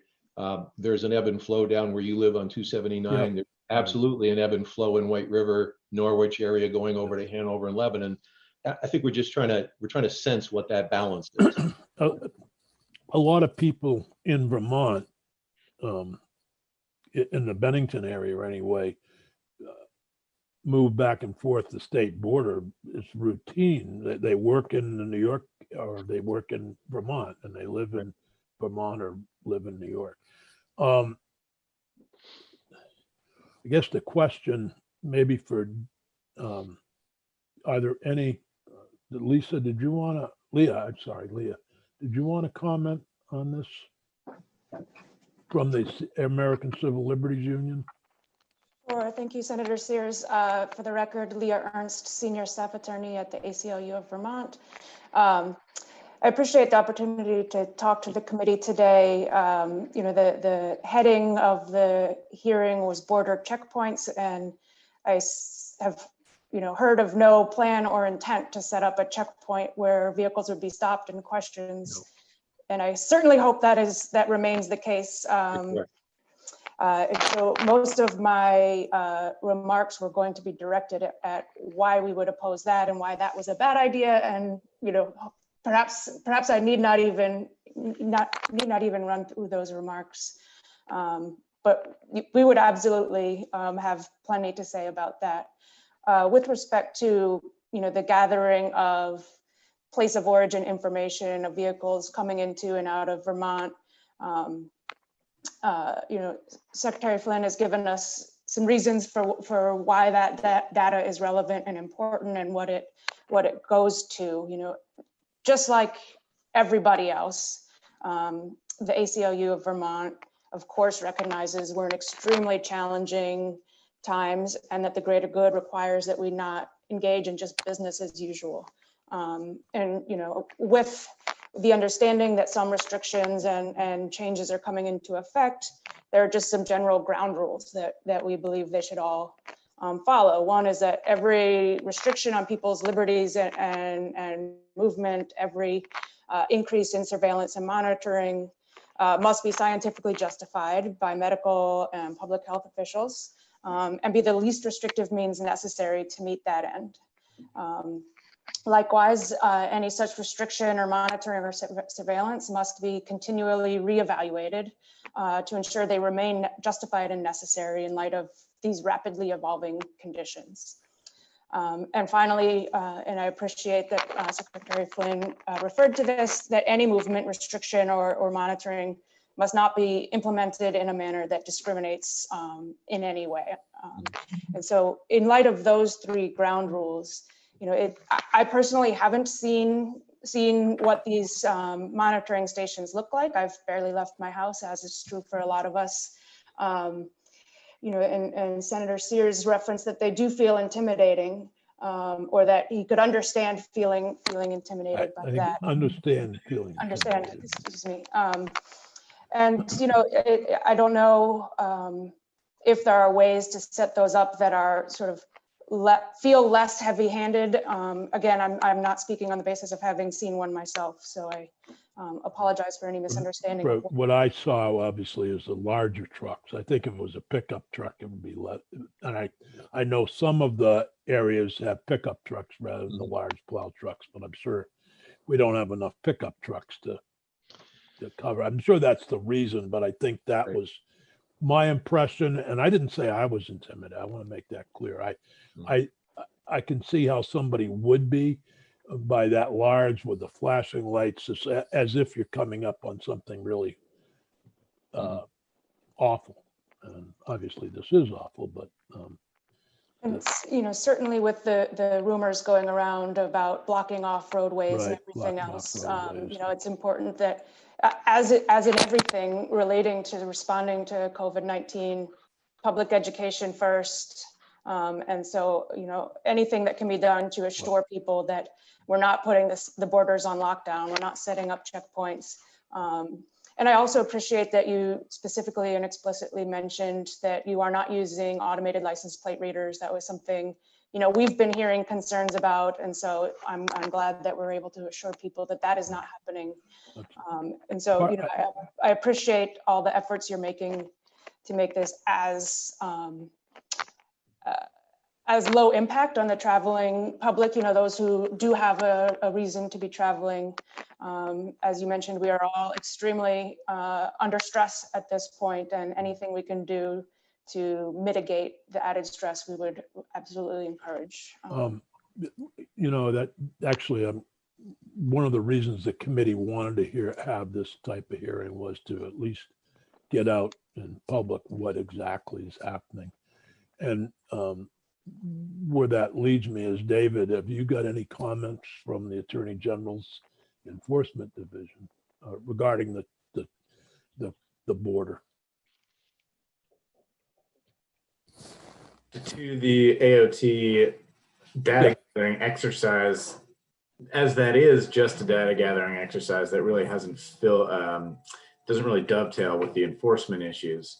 With respect to the I should say the one question we have been getting a little bit is the 14-day quarantine rule for those who are arriving from out of state.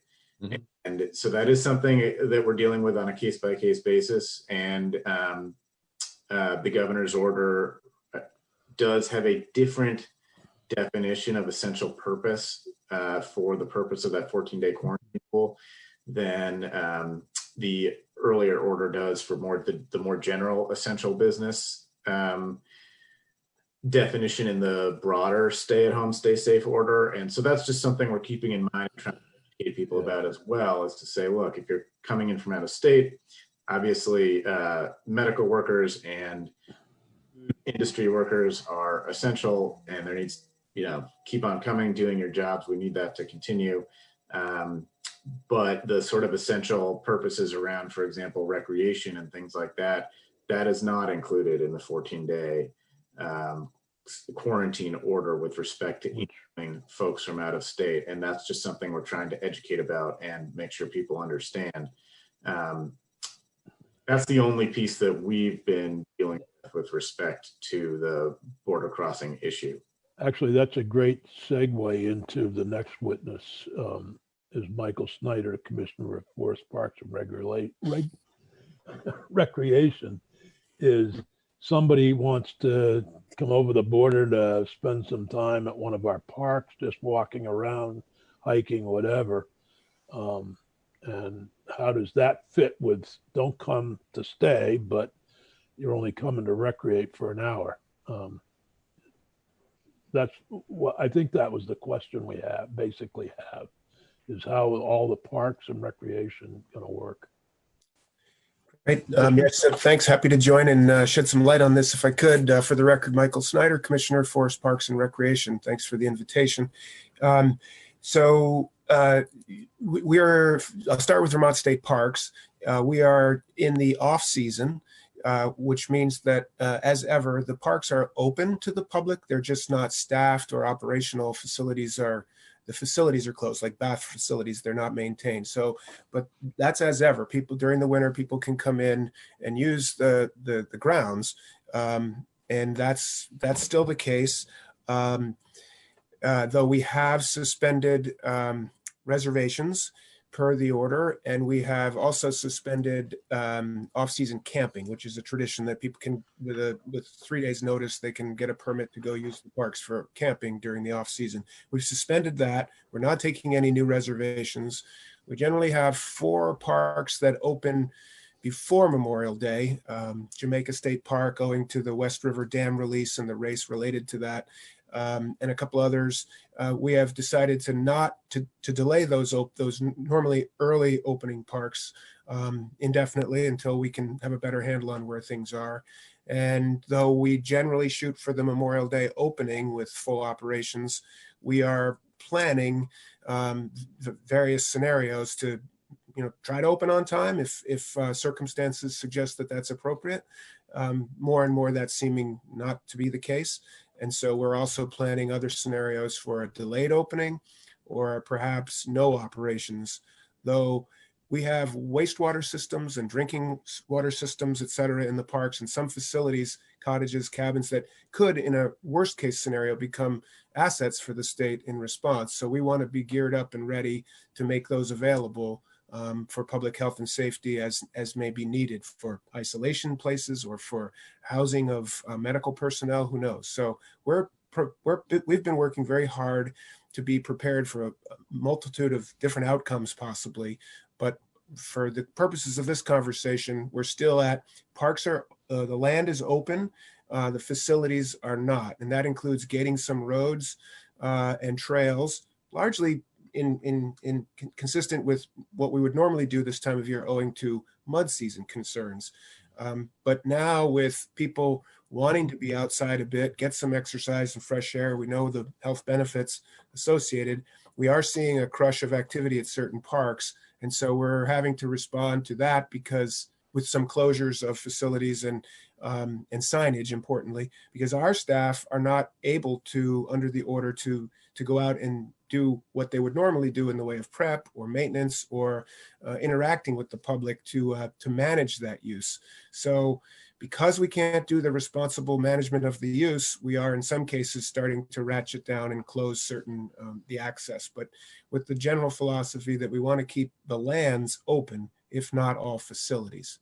So we've also we've locked all the bath facilities and we have removed all the portalets where we use those, except in 2 high pressure parks in Chittenden County, Mount Philo and at Niquette Bay, where we have, we're going to continue to use portalets, sanitizing them under CDC protocol twice a day at significant expense. But there's such pressure for those places that we're going to try to hang in there and keep that going. But otherwise, we've put signs everywhere advising on best practices and precautions, and trying to help people understand that it's good to use them, but both for human health, public health, and for land health, people need to act accordingly and appropriately. So that's a quick overview on state parks. I can broaden out to our approach to more trail-based recreation, non-trail-based recreation, and if you'd like, but maybe I'll pause there. Are there specific questions? Senator White has a question, I think. Sure. You have to unmute yourself, Senator White.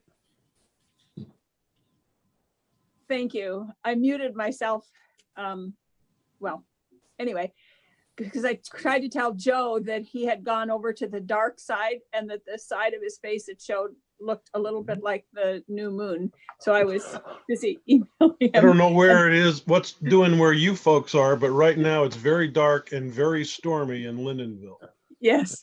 Okay. So I saw he turned on his lights, but so Michael, I've had a number of concerns from people, particularly up in the Jamaica area, that and while people feel that it's really necessary to allow people to access the parks for recreation, because some people don't have the ability where they live to go for walks, that there's a lot of concern about people, because we're so close to borders, people are coming for day trips, and that they are concerned, and they don't want to turn it into a they versus us, but there is a lot of concern about people coming up for day trips and using the facilities and then stopping along the way. So are we doing anything about that, or is there anything to do?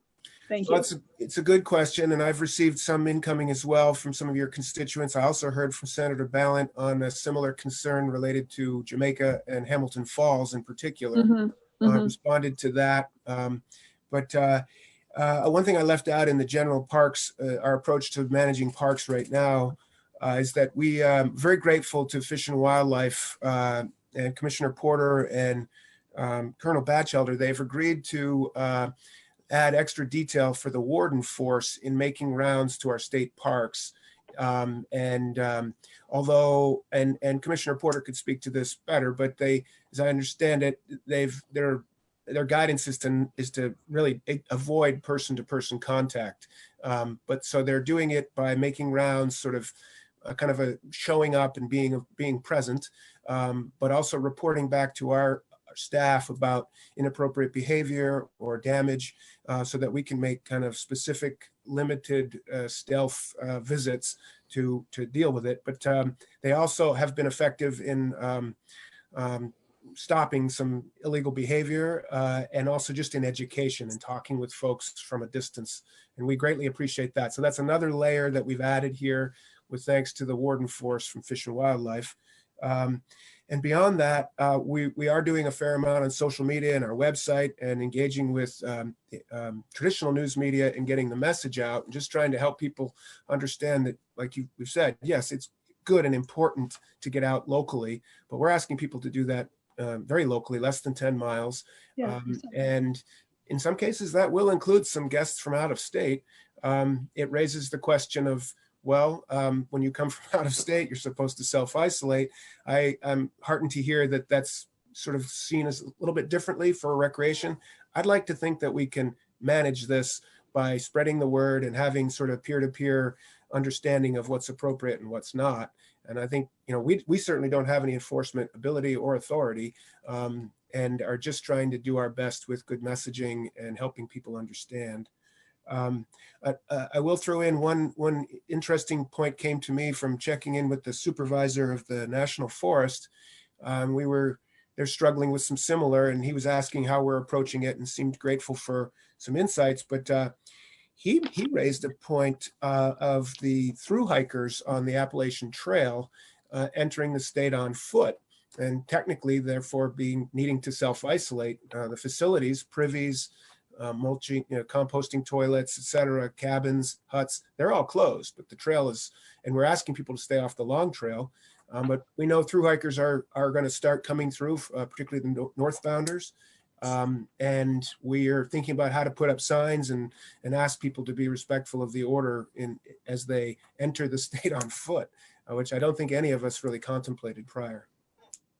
Senator White, I hope that's addressing your concerns. telling you what we are doing, what we understand we can do, and I'm certainly open to doing more or other if you all have ideas and suggestions.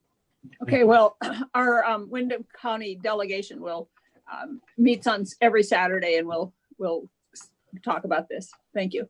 Sure. You're lucky that your delegation meets. Every Saturday. Good for you. I should probably join you. I You represent could. Wilmington, you know. Yeah. I don't know if Ann Gamble had anything to add to the AOT discussion, but I really appreciate you staying in there.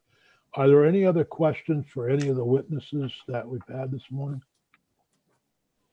Actually, you know, this has been extremely helpful to me anyway in answering many of my constituents' concerns. And Secretary Flynn, David, Leah, and Commissioner Snyder, thank you so much for joining us. You bet. Thank you. Stay Thank you. well. Take good care. Yep. Is there anything Thank you. else for committee at this point? We'll probably try to meet next week and hopefully get out good notice. I'm thinking more like Wednesday or Thursday, depending upon what the Senate schedule is. Okay. Okay. Thank you. Thank you. How did Peggy, it go on the thanks Senate as floor always. today? Michelle, thank you. Stay healthy. Bye now. Yes, everybody.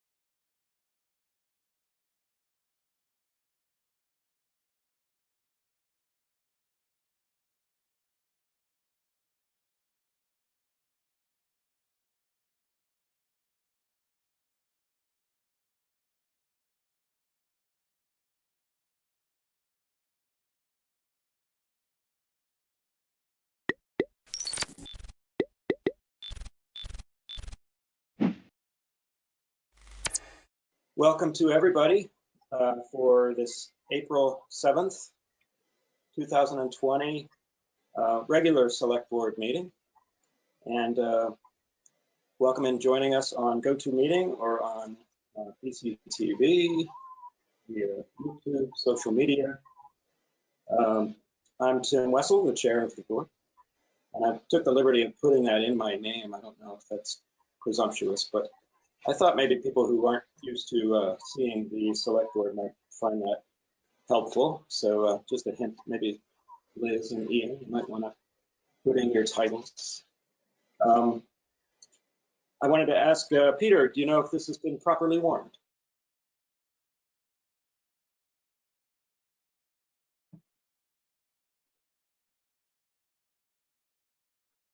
Yes, the meeting has been properly warned. Thank you. Thank you. Our first action of the evening is to approve the minutes of both March 17th and March 23rd. Do I have a motion? I move to approve the minutes from March 17th and 23rd. Thank you. Liz has moved to approve the minutes. All those in favor?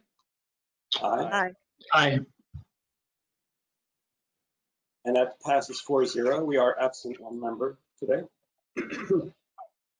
Excuse me.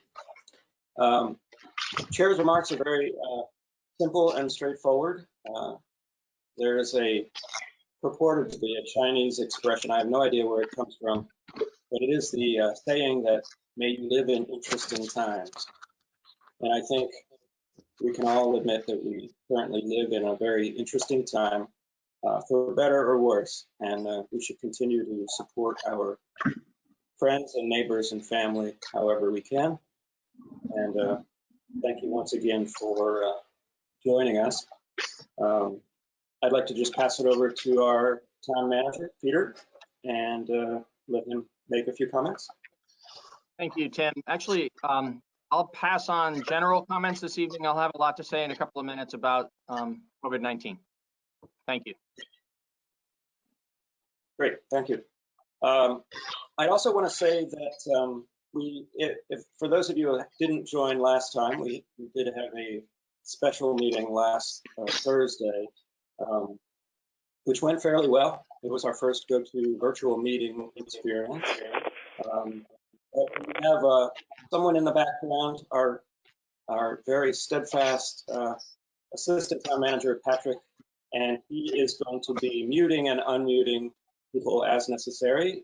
The board generally is going to stay unmuted unless they need to be muted personally to kind of keep the flow of information going on. But you'll see that as you join the meeting, or if you leave, depart and come back, your camera will be turned off by Patrick. That is to improve the bandwidth, to improve the people being able to see the ASL interpreters and hear us and see us clearly. And I will be opening it up to public participation, have that as a separate agenda item for anything that does not appear on the agenda. That's when you can make general comments or questions to the board. And then I'll do my best to, during each agenda item, I'm also going to open it up for public comments. Okay. Right now, I'd like to open it up for select board comments and/or committee reports.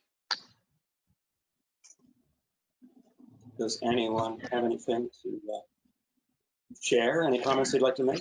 I'm not sure there's been a lot of committee work since Thursday. No, thank you. Okay. Great. So the one thing I forgot to mention is that the chat window is open for your alerting me to the fact that you'd like to say anything, either during public participation or during one of our agenda items. And I happen to know that Millicent Cooley would like to step up and say a couple words about a very helpful program she's going to let us know about very soon. So Patrick, if you could help bring Millicent online, that would be wonderful.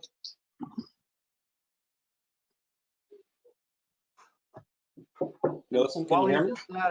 While he does that, I'd just like to advise Mary Elder that Patrick has struggled to turn your camera off. We're not sure why, but if you could do that for us, that'd be great. Thank you. Hi, this is Millicent. I'm not sure. I tried to open up my camera, but I'm not sure if you want me to have that open or not, which is either way is fine. I'll just go ahead. If you don't mind, I think it would be great to be able to see you if it's okay. Yeah, I just tried to click to show turn on camera, and it's sort of not responding very well. The host probably has. Maybe Okay. maybe Patrick, does Patrick need to allow my camera? There. I'm not sure, but I am certainly trying, but I am unable to. So I just go ahead and proceed. Okay. Hi, everybody. So we've recently formed a volunteer tech support team to help people during COVID-19, and the team is a partner to BAMA, Brattleboro Area Mutual Aid Group. Two or three of us are on the call so that we can help people with technical issues if called on during the meeting.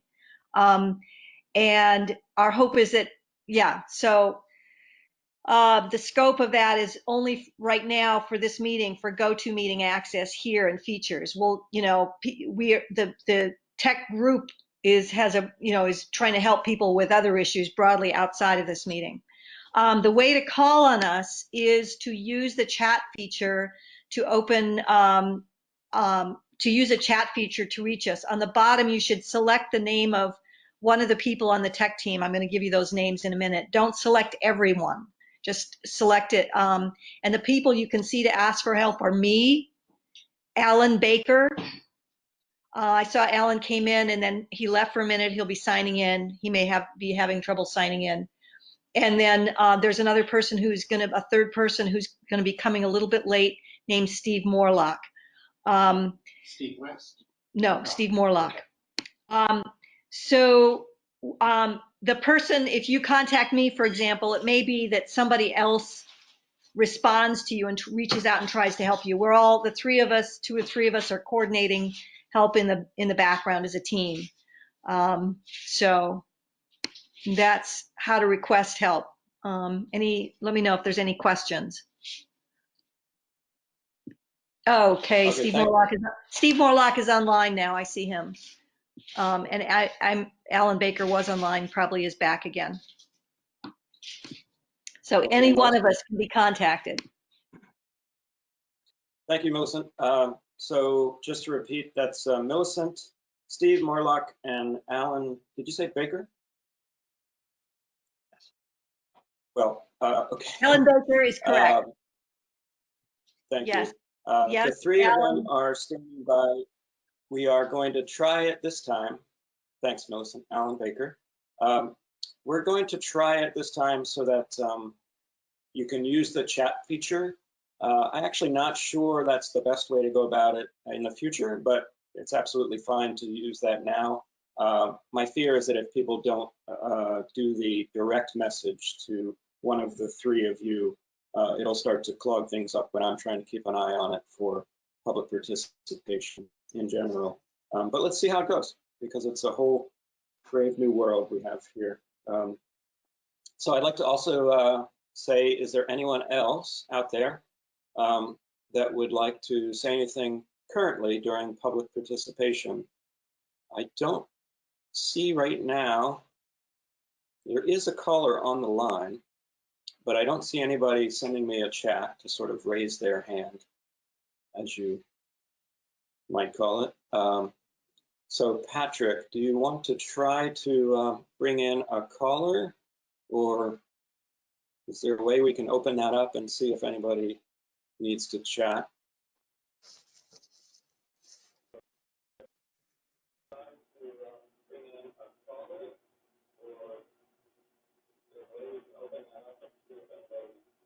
I wonder if at this point it would be appropriate to just turn let me people's know. cameras on and allow them to like raise their hands, because some folks might not be as savvy with the chat box.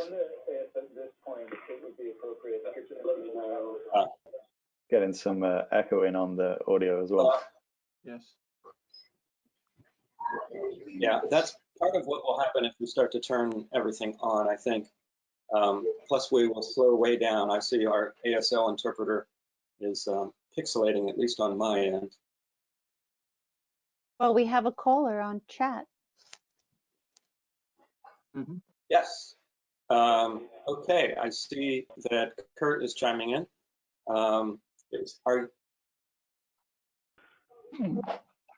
Tim, I've opened the mic for the caller. Great. Kurt, can you hear us? This is Tim. Kurt, do you have, are you hearing me?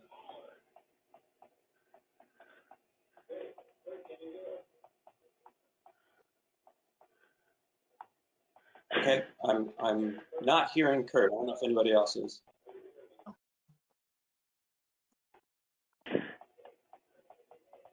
Okay, Kurt is having trouble turning on. Tim, I'm sorry to interrupt. I'm getting a text from Patrick saying that the caller is not Kurt. Kurt seemed to want to come on to speak online, and there is a separate caller. There's Kurt. Maybe we can take Kurt's comment and then try to bring up the caller. Okay, standby caller. I feel like a talk radio host. Standby caller. We're going to take a vote meeting comment. Kurt, go ahead. Oh, thank you. This is now the public participation? Yes. It is indeed. Okay. I was wondering if, I'm not sure if this comes in as part of the RTM agenda, but I was wondering if there's some provision for people to follow up on the RTM votes with their powers of referendum and petition that are, in the charter. Because we're having a new way of conducting our meetings. The people need a new way of doing their checks and balances on the RTM. I wonder if that's being addressed somehow. RTM is an item on our agenda tonight. You saw that? You can bring it up in. Okay. Okay. So if I can understand your question about that, it's about the process during RTM? Not really. The charter provides for people to ask for a reconsideration. That is, that they can vote on something or revote something that's voted by the RTM if they don't like what the RTM says. And there's no way now to do that really without, petitions can't be done in public. Well, RTM, by the way, is representative town meeting, just so everyone is clear on that. We have that. We're going to discuss what we're going to do about the representative town meeting and some of our options with that a little later. So I would suggest that I keep that question in my mind, and we'll try to address it during that portion.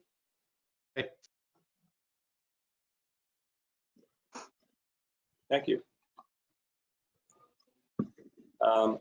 And I was unclear, Patrick, whether Gary Stroud is actually on the phone call or if he is watching through GoToMeeting. Hi, Jim. So one of the things we're learning about GoToMeeting is if you log in via the web, for whatever reason, I don't have the ability to shut your camera off. And so those images remain. Maybe, further work will help us to find a way to fix that. But for tonight's meeting, I don't think I can affect that. Okay. We do have a well, we're learning as we go. I'm sorry? I'm sorry. We do have a caller, and I believe you said earlier that the chat indicated the caller wished to speak. No, I was assuming it was Gary but Gary says that he's watching, so it's not him. So I don't think we have a caller that wishes to speak. Okay. I'm sorry, just a technical question since we're getting our sea legs here. I don't know if we would be able to know that a caller wishes to speak. I think the way we're going to have to find that out is for Patrick to open up the callers' mics and find out whether they want to speak under public participation. Sorry if that's cumbersome, but. Yeah. Okay. So shall we do that if we still have a caller?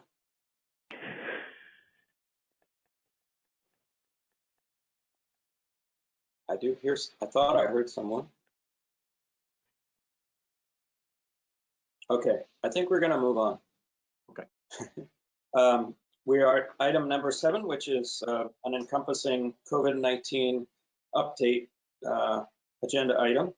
We're going to start with an overall update, RE time operation update with Peter. Thank you, Tim. I'm not going to go as deep into the overall perspective about how town operations have changed during COVID-19, not as deep as I did last Thursday evening at the special meeting, because the tape of that meeting is available for people to view on BCTV, and much of what I described is available on the town's website in our daily updates and our timeline of actions. So I think that would be long and repetitive for people. What I intend to do is just say in a couple of sentences sort of the broad view of how town government is functioning in these times, and then provide an update of what's happened since Thursday. That broad perspective is that police and fire services are being provided 24/7 and supported as usual by the dispatch operations 24/7. But they are procedures for both departments have been modified to reflect the public health best practices, the necessity to protect both the first responders who are coming into contact with people who may have COVID-19 or have been exposed and be carrying COVID-19, and also in order to protect the public from the first responders as well, just the general precautions that are necessary to, since they can't maintain social distancing in all cases. In some cases, they can provide emergency services and maintain social distancing, but in many cases, it's necessary to have person-to-person contact. And so they're taking some special precautions, both with the equipment that they're using and with the procedures they're following. We'd just like the public to be aware of that. But if you have an emergency, call 911. Police and fire will be responding to provide emergency services, along with Rescue Inc. and other emergency providers. Our sort of intermediate layer of activity is in the field services that are provided by various members of the Department of Public Works team and the parks maintenance crews. So they are active, but practicing social distancing. They're mostly working as individuals rather than as crews these days. They'll go out, a single person on a single piece of equipment, and perform tasks that can be done by a single person that are intended to keep the community safe, both from a public health safety point of view and from a physical safety point of view. One of the important parts of that is, of course, we have the essential services of the water and sewer system that DPW needs to keep fully operational and is keeping fully operational. But we also, in the park system, in these times when we're needing to practice social distancing and be mostly just in our homes, it is important for people to get out, especially on days like the last couple of days when the weather is so much better. Get out and get some fresh air, get some exercise. And we are keeping the green spaces at the parks safe for that activity. People should know not to get on the equipment at the parks because we can't be keeping that sanitized all throughout the day. But we are keeping the green spaces safe so that people can come out and enjoy the parks and have that hopefully stress relief and a little bit of physical activity during the time when we are almost entirely staying at home. And the rest of town services are being provided almost entirely from our homes. So there's a wide variety of administrative support service that is the vast majority of which can continue as we provide it from computers in our remote workplaces in our homes. And then there are some other services, particularly in the recreation and the library areas of town service where much of that on a routine basis is provided person to person and in a physical setting. But both departments are finding lots of different ways in which to be able to keep services provided to the community and keep available to the community as a resource during these times when we can't have the library and the recreation facilities open to the public. So that's the broad view of how town government is functioning. And as I said on Thursday night, the vast majority of town employees are operating at or near their usual capacity in terms of the amount of work we're able to do in these unusual circumstances.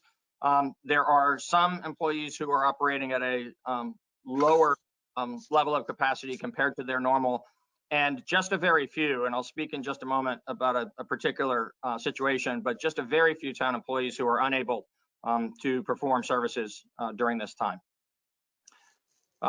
Before I talk about the one particular unit that's a good example of that situation that fortunately is rare but does exist in a few parts of town government, I wanted to just highlight a couple of items from today's update.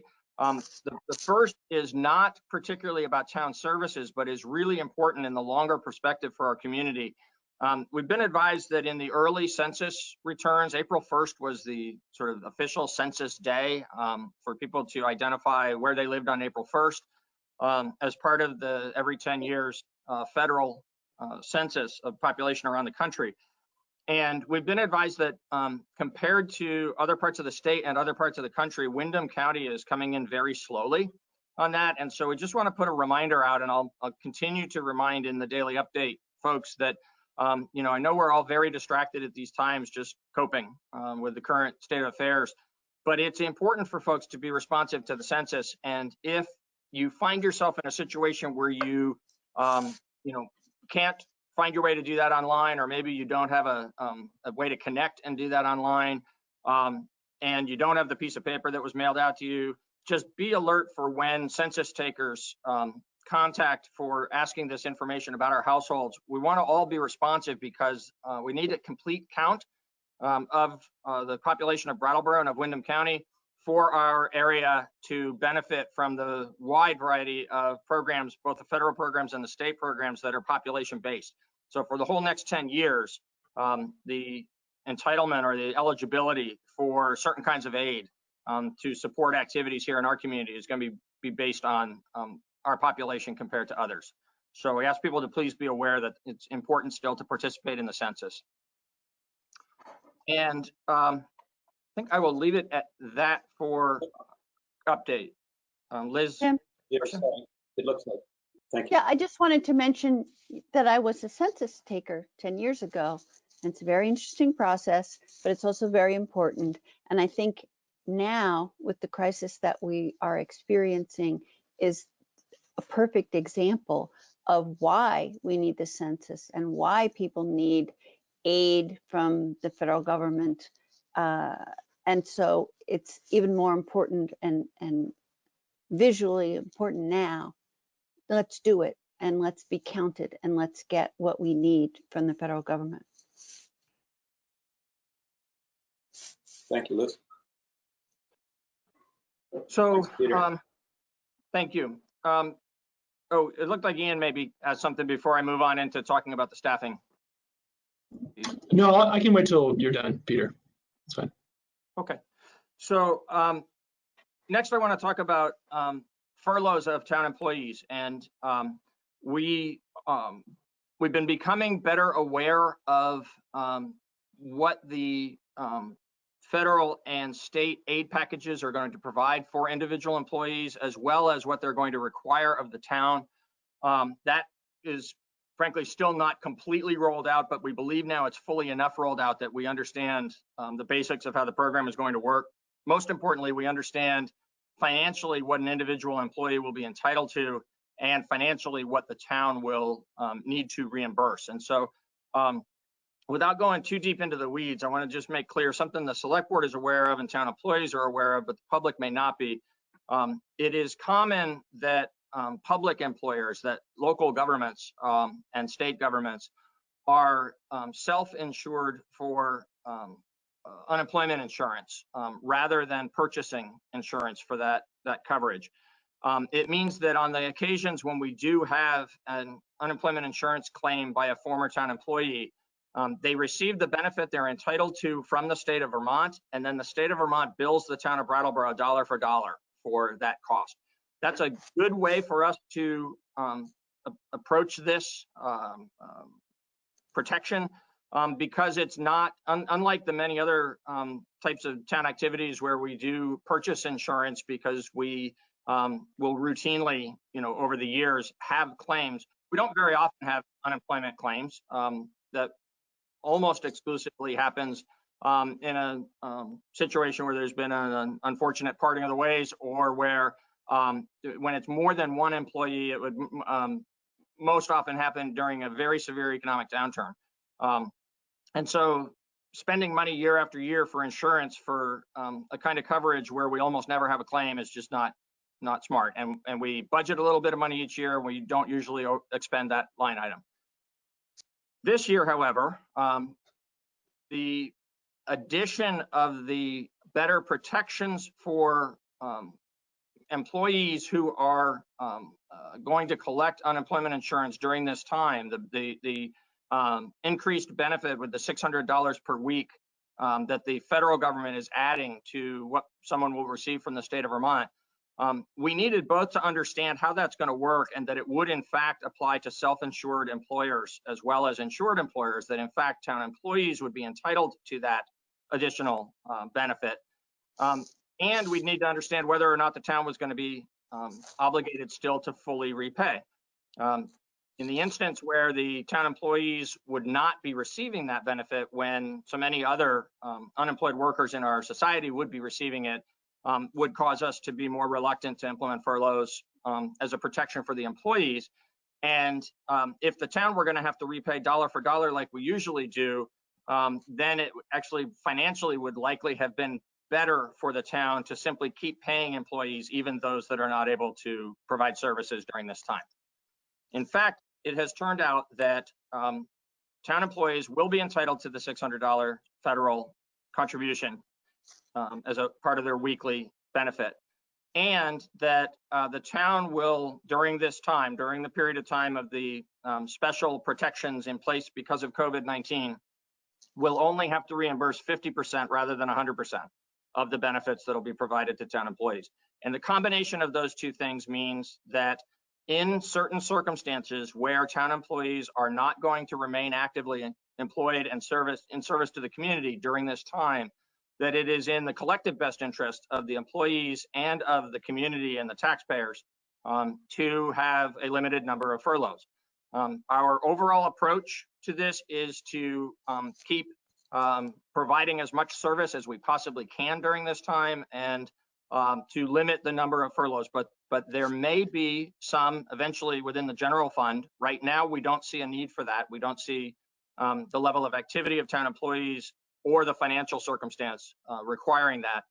We did, however, determine earlier today that based on our now more complete understanding of how this is going to work, and based on the fact that the parking enforcement unit is fully shut down and has been for the last few weeks and will be for the foreseeable future, that it is appropriate, since the parking fund operates as a small business, it is an enterprise.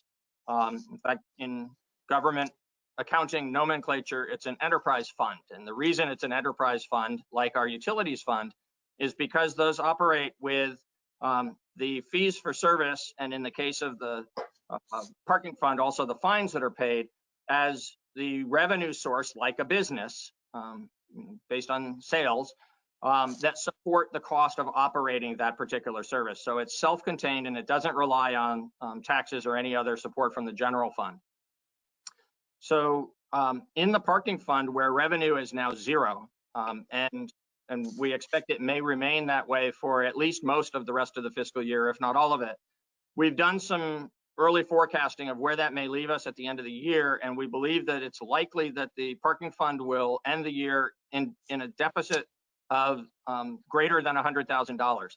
The fund balance that we started the year with in the parking fund is greater than that. In fact, it was over $200,000. So we don't expect the fund to go into deficit and have to rely on a general fund subsidy.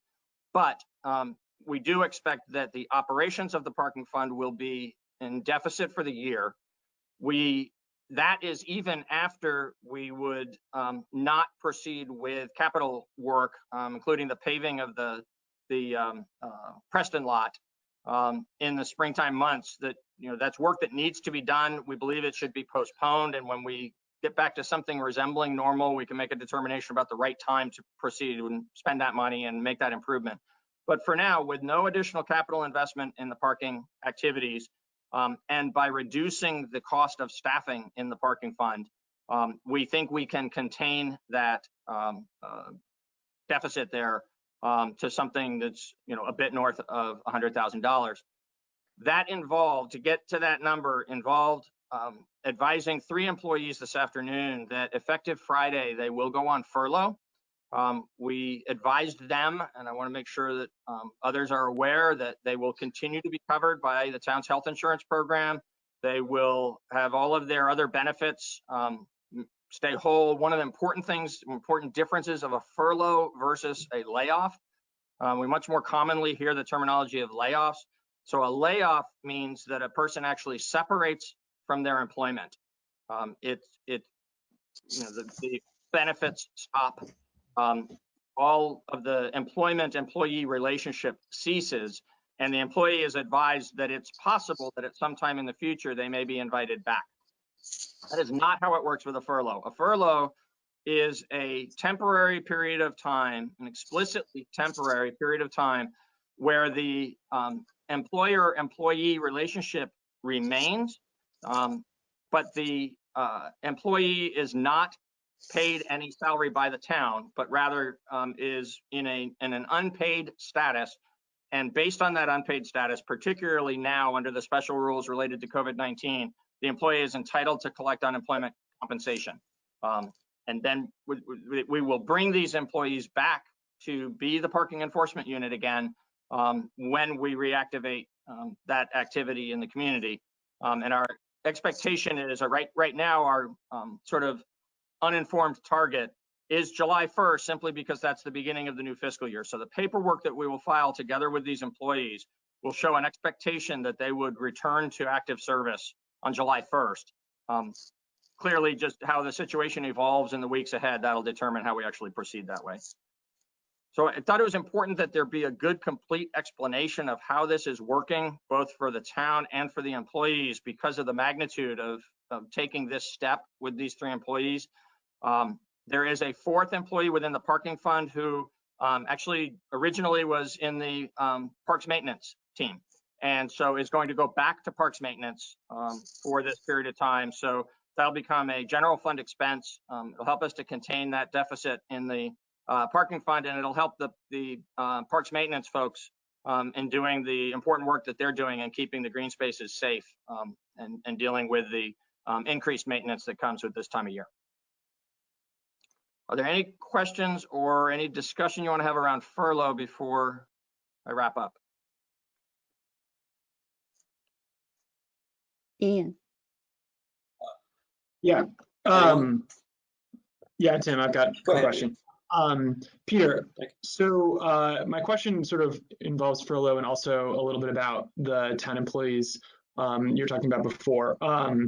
Do all of the town employees have adequate equipment to be working remotely, who are working remotely? And if any of them don't, could they potentially be furloughed because of that? So there are a variety of ways. I can't really give just one blanket answer to that.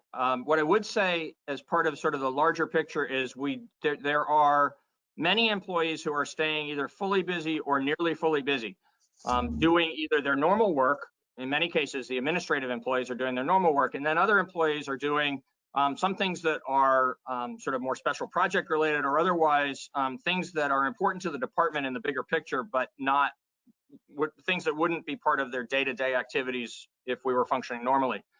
There are some employees that are operating at a relatively more reduced level of capacity, and it is that group that we'll be paying attention to and communicating with around some additional repurposing. We've done some of that already. The most significant is to actually, have this custodial employee from the parking fund become part of the parks team fully. But we've got a lot of other partial repurposing that's going on with employees who are doing tasks that are different from their normal tasks. And they're still important tasks as part of keeping town government as functional as possible during this time. But there are some positions that we think, if this goes on just for a few more weeks, then we don't anticipate necessarily that there would be more furloughs. But if this goes on for many weeks or a few more months, it's likely that there will come a time when a more substantial number of people are just not able to keep providing service remotely, and we would expect to see a higher number of furloughs.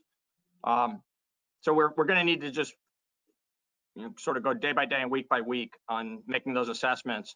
If you have a particular question about a level of activity in any particular department, the department heads are in the meeting and able to be activated to participate, and can speak with more detail and less generality to what's happening in any particular functional area.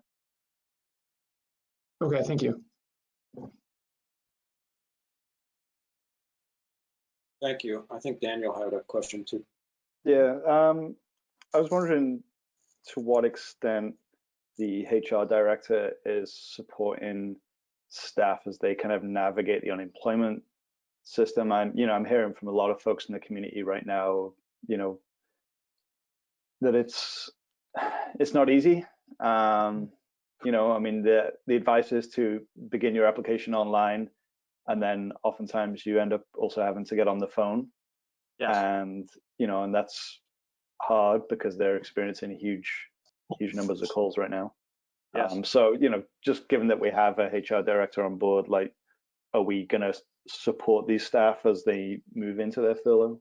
Yes. In fact, earlier today, when we met with these employees on GoToMeeting to describe, what we're doing and why we're doing it and why it's only parking at this time, we want to make sure that employees were well aware of how this would personally affect them and their household, and also see how the decision is being made in the broader context of town government.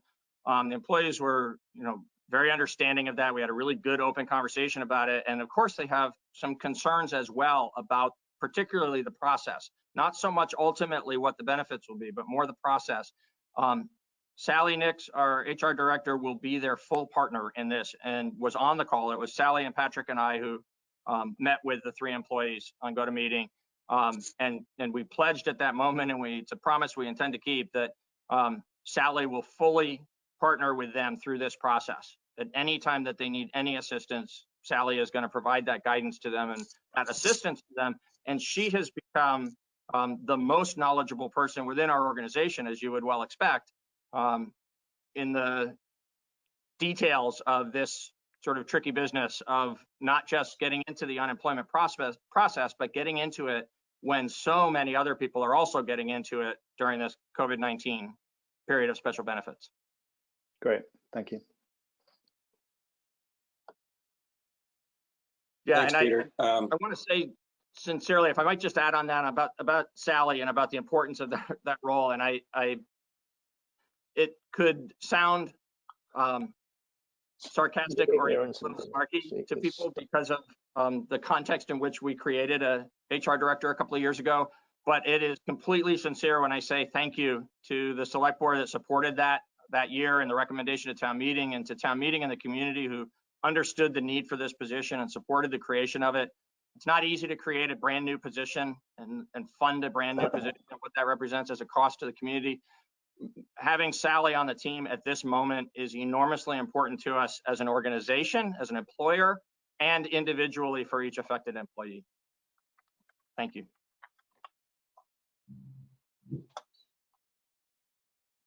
Thanks, Peter.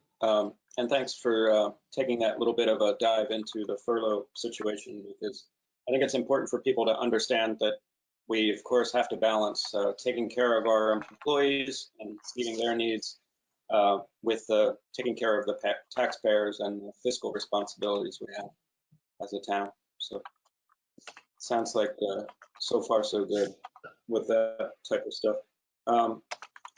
I think the best thing to do in the general COVID-19 discussions we're having, we have three points to it, and I think I should take public comment sort of encompassing all three so that we don't slow the evening down too much. And just to make sure everybody's clear, we're discussing overall update, which just happened with Peter. We're going to now talk about representative town meeting concerning COVID-19 changes. And finally, we'll be talking about any potential additional town actions that we might want to take in relation to the coronavirus crisis. So with that, Peter, if you can proceed with some RTM update. Yes. So first, I'll answer Kurt's question as best I can, which is that to the maximum degree possible, and that theme will come clearer as I offer some observations and some advice about RTM here in a moment. But to the maximum degree possible, what we want to follow is our normal processes. They are what is set out in the charter. They are, in other cases, statutorily driven. They're the practices we follow because the law requires it, because that's what protects everybody's rights to fair opportunity to participate and affect the decisions being made. And so we want to deviate from that to the smallest degree that we can. And that is why the original intent, when we had no idea what the magnitude of COVID-19 might be, was to, at this meeting this evening, April 7th, have the select board reissue a warning for town meeting. Those town meeting warnings have to be not less than 30 and not more than 40 days prior to when the meeting is actually held. So it was going to be issued tonight. It was going to be for Saturday, May 9th. That would be 32 days away. That would be perfect timing.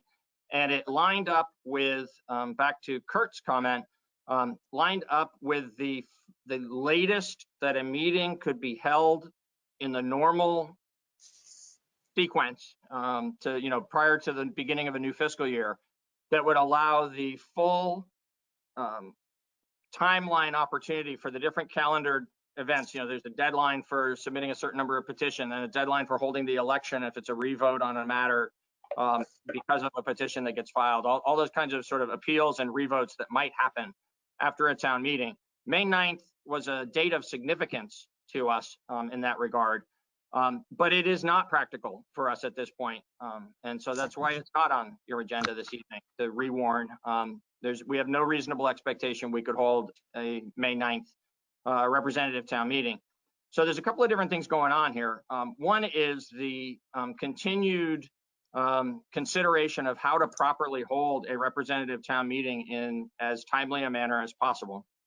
And the other is how to, we've opened up some communication with state government around this. We have no answers yet, only questions, but how to adjust timelines and or processes as needed in order that everybody's rights still can be fully protected. And so that might mean that we get into July and we're continuing on some basis, approved by the state that allows us to continue to function, but doesn't involve implementing an approved FY21 budget if it gets to be that serious and we're that far along and we still can't come together for a representative town meeting.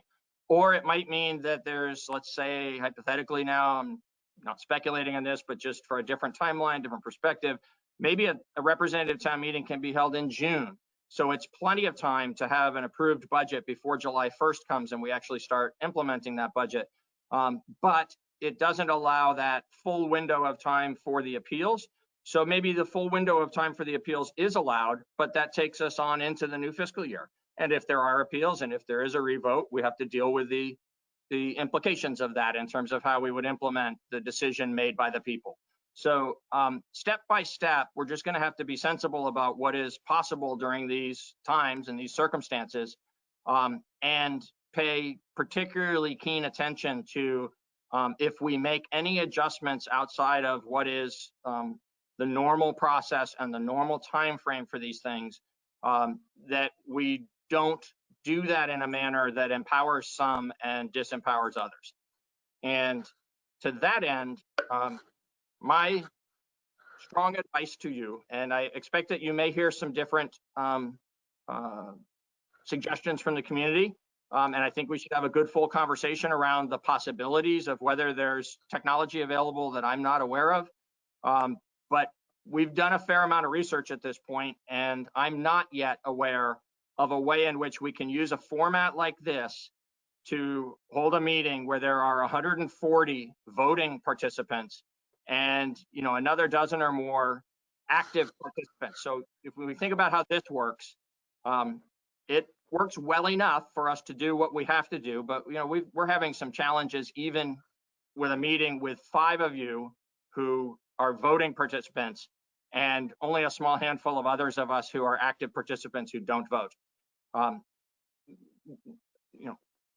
The technology that we're aware of at this time simply doesn't allow fair play in terms of how the moderator would manage the fair sharing of time for who gets to speak among 140 or 150 people, and then practically how voting would occur among 140 people in this kind of a format, when state law requires that if we're using electronic format rather than in person, that votes need to be roll call votes. And if you think about the number of times during the course of a town meeting when there's relatively minor procedural votes, say nothing of the important substantive votes that occur, there's just dozens of times during the day when the body votes on things, and when that's a voice vote, it's an efficient process. Calling a roll call of 140 people dozens of times during the day, I think is not practical. So our goal is that we keep looking at the possibility that there might be some tool that could facilitate electronic town meeting if necessary, but that be an absolutely last resort. And that in the meantime, we be making plans for as soon as it is safe and practical to bring the group of folks together. It doesn't have to be, in the BAM's multipurpose room or in the BUHS gym. It can be in some other setting where we can even accomplish some social distancing still on the downside of the COVID-19 slope of the curve. There's all these things we just don't know enough about yet to say exactly how that might happen and exactly when that might happen. But we have been talking to folks who control venues in the community that might be more suitable space for this meeting to physically happen. And we've even at staff level kicked around the idea that town meeting is usually in a cold time of year, the end of the winter in March. But this year it's going to be in a warmer period of time, and if we all keep our fingers very well crossed that it doesn't rain, it may be possible to hold an outdoor town meeting under a tent someplace on green space that exists that the town controls.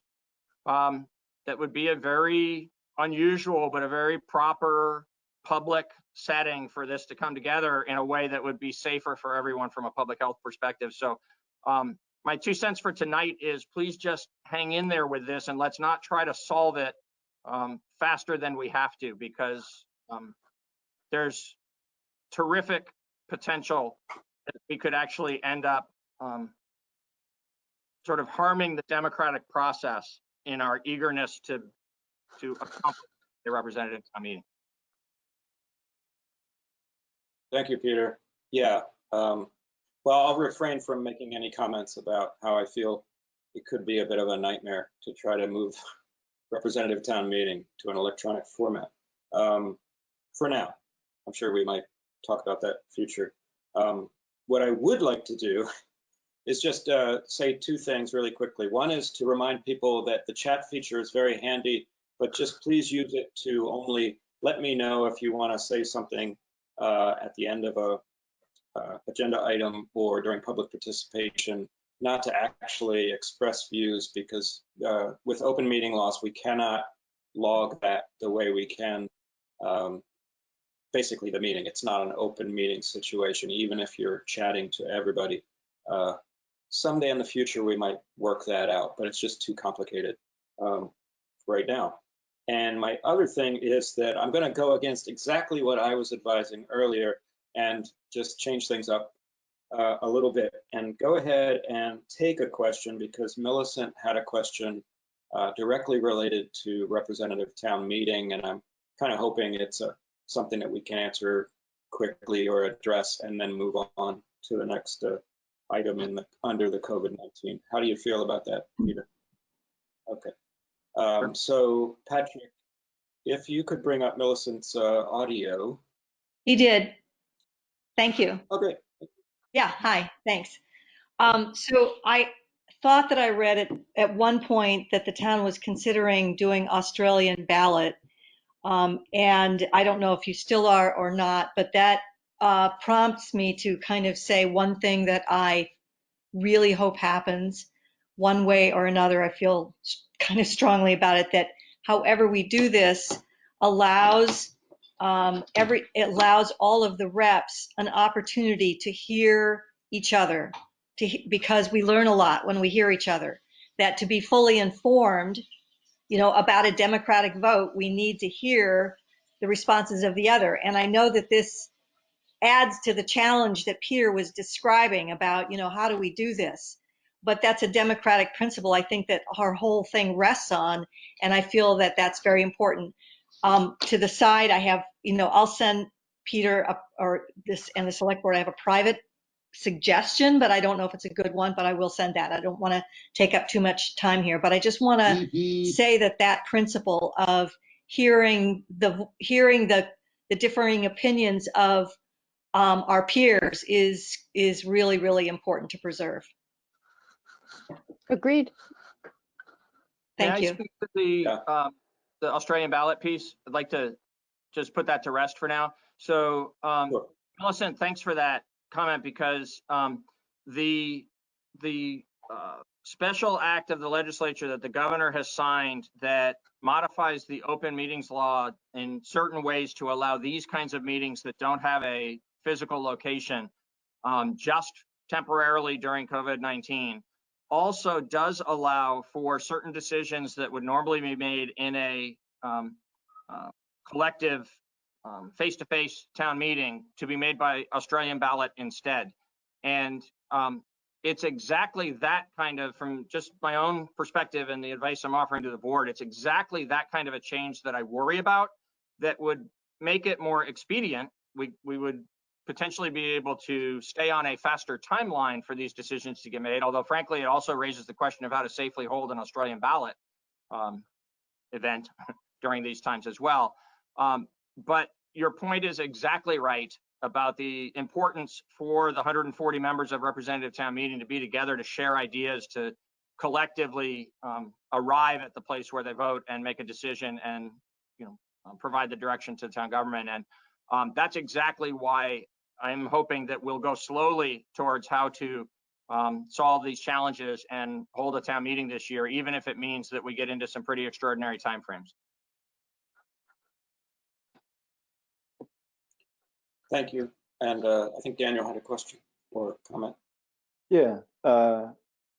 So the Vermont legislature is, moving towards remote electronic voting, right? And the House, I think, has probably a similar number of people to our town meeting. I'm assuming it's massively expensive and complicated, and it wouldn't be something we would want to do for one representative town meeting once. But is that a conversation that we could learn a bit more about from our local legislators, maybe? Yes, absolutely. And from the folks who do the technical work up at the State House. Absolutely. There's a lot of things like that. I guess one other thing I'd like to make sure the community's aware of, I know the board's aware of this, but there's a lot of things like that we're exploring. And many of those things that we explore end up on the cutting room floor because we start finding out something more about it and we realize it doesn't work. But this is not, when I ask for us to move slowly together as a community towards how we can do this in a way that maintains a good democratic process, I'm not suggesting we just don't think about it for a while, but that we don't hurry to find a solution, that we find a really good solution that preserves the participation in the process.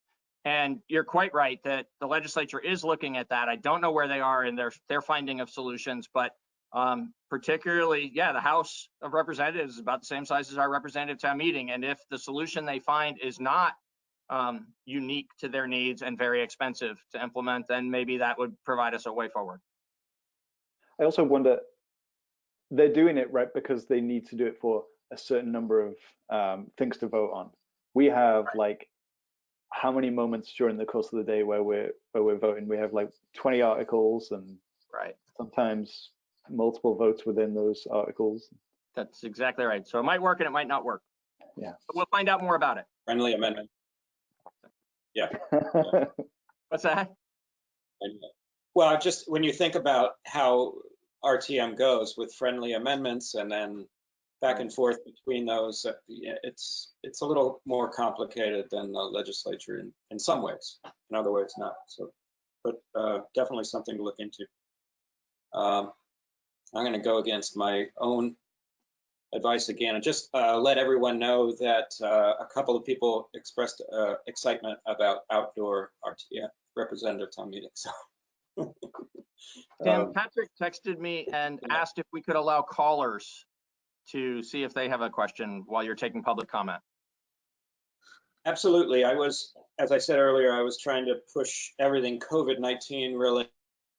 If specifically someone has a representative town meeting, let's just go ahead and keep it open. Oh, wow. I'm getting interesting things happening on my screen. Patrick, are you able to connect us with someone on the phone? So, Tim, their mics are now open. You might ask them if they have anything to say. If we hear crickets, then I'll shut down the mics. Great. Well, anyone on the phone, you probably heard that, but if you didn't, we're just waiting to hear if you have anything to say, and if you don't, we'll just move on. I just want to say thank you. Great. Who's this? This is Terry Carter. Oh, hi, Terry. Hi. I'm listening on my phone. I don't have the app to do it on my device, so that's what you're hearing. My little Well, we're device. glad that you're able to listen and even talk to us. So this is all new for us as well. So thank you. Well, this is very insightful. I appreciate it. Thank you. Great. Thanks. I think unless there's anyone else on the phone that wanted to chime in, and I'm going to go ahead and maybe ask Patrick. I think Gary Stroud had something to say concerning RTM, I hope.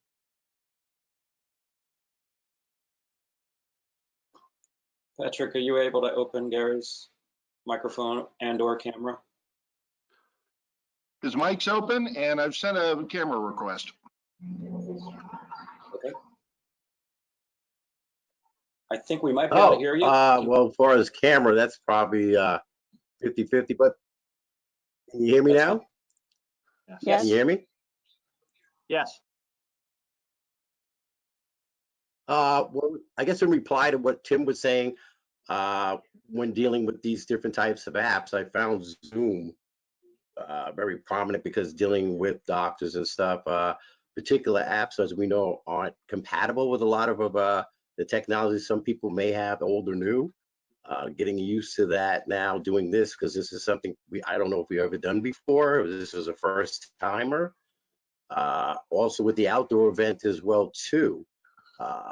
In consideration, what you had mentioned, that might be a good idea, but just the other venues that hold a large capacity of people within the area, where people can get to as well, might be a consideration. I don't know if you want to put a vote out for that sometime later on also, Peter.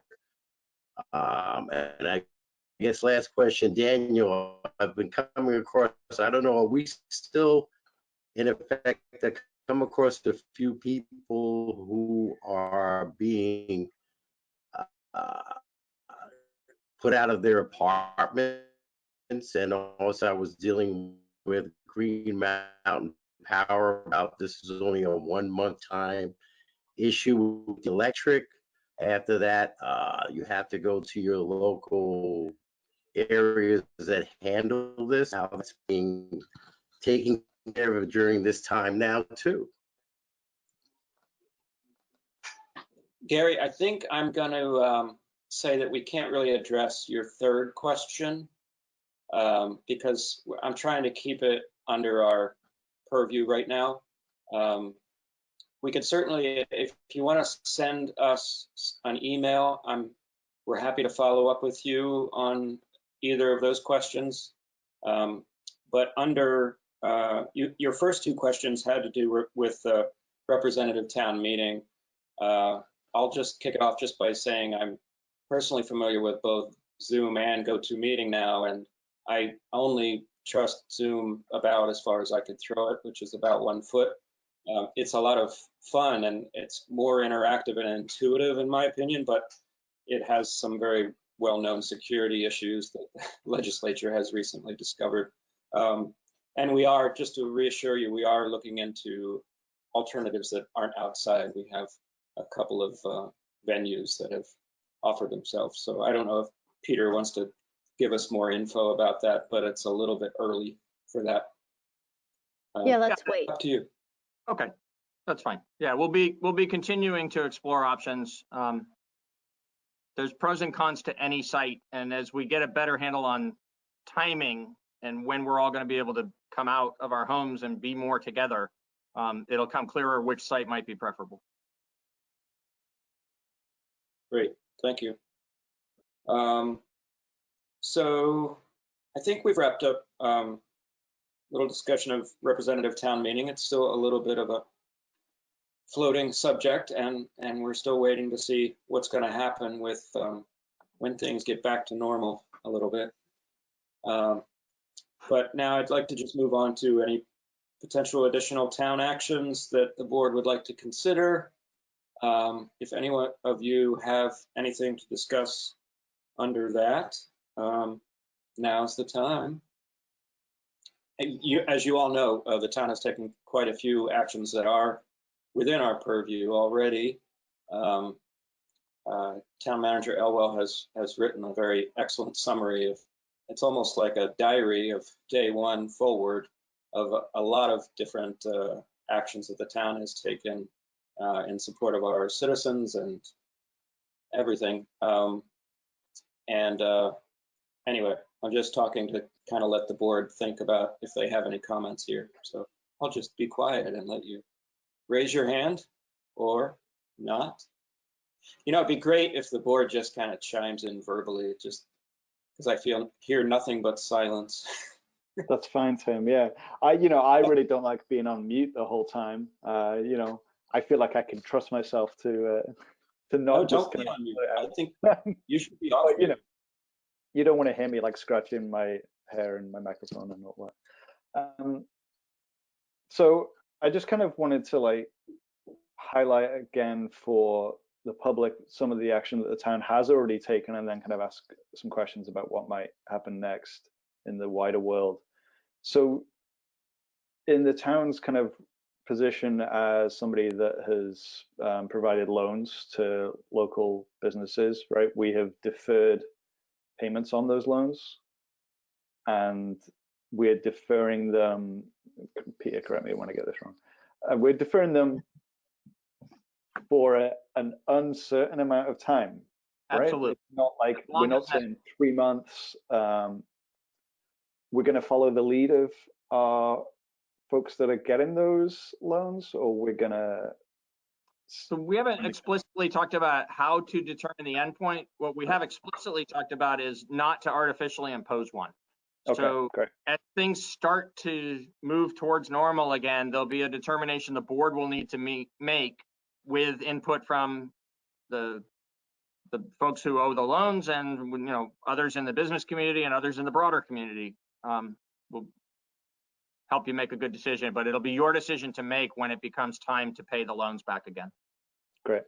So I'm really proud that we did that. I think it's an example of what a creditor can do, right? We've said that we support the people that we are, providing these loans for, and we're going to be flexible enough right now to say, we know that now is not the time to be asking you to be making payments. And I think that within our town and within our state, you know, that's the kind of bar that we need to be aiming for. My mortgage is with some bank in Minnesota that doesn't care about me. And I'm lucky enough and privileged enough that I have the money right now to be able to make my payments. And for those of us that are able to advocate, you know, with our banks, I think we need to be pushing as a community to, you know, to be pushing our creditors to say, you know, let's take a break until such a time as we know where we're at. You know, and I'm proud that like the decision we made about not pursuing any utility shutoffs, and you know, Gary was kind of alluding to the decision across the board with public utilities, mostly you know, electric and gas companies, to not cut people off right now. But you know, everybody's bills are still piling on in the same way that, you know, those loan payments that we've deferred will still be paid later on.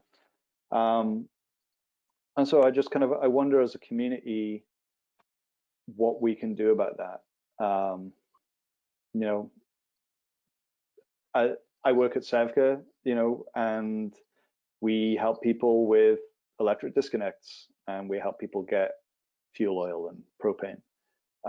We don't really help people with back balances, you know, and people are gonna have hefty back balances, you know, and it's gonna pile on, and it's gonna be hard for people to get out from under. So I don't have the answer, like whether this board needs to be, you know, looking at establishing a special fund for people to apply to, or whether there are other funds already in the community that can be, you know, flexed to turn into something that is appropriate. But I just want to kind of voice that, you know, the asking creditors to defer, you know, to allow you to defer your payments right now is like where I would like us to be as a community and standing together, right? Because we're all impacted, you know, and those of us that were in rocky situations already obviously are impacted more so,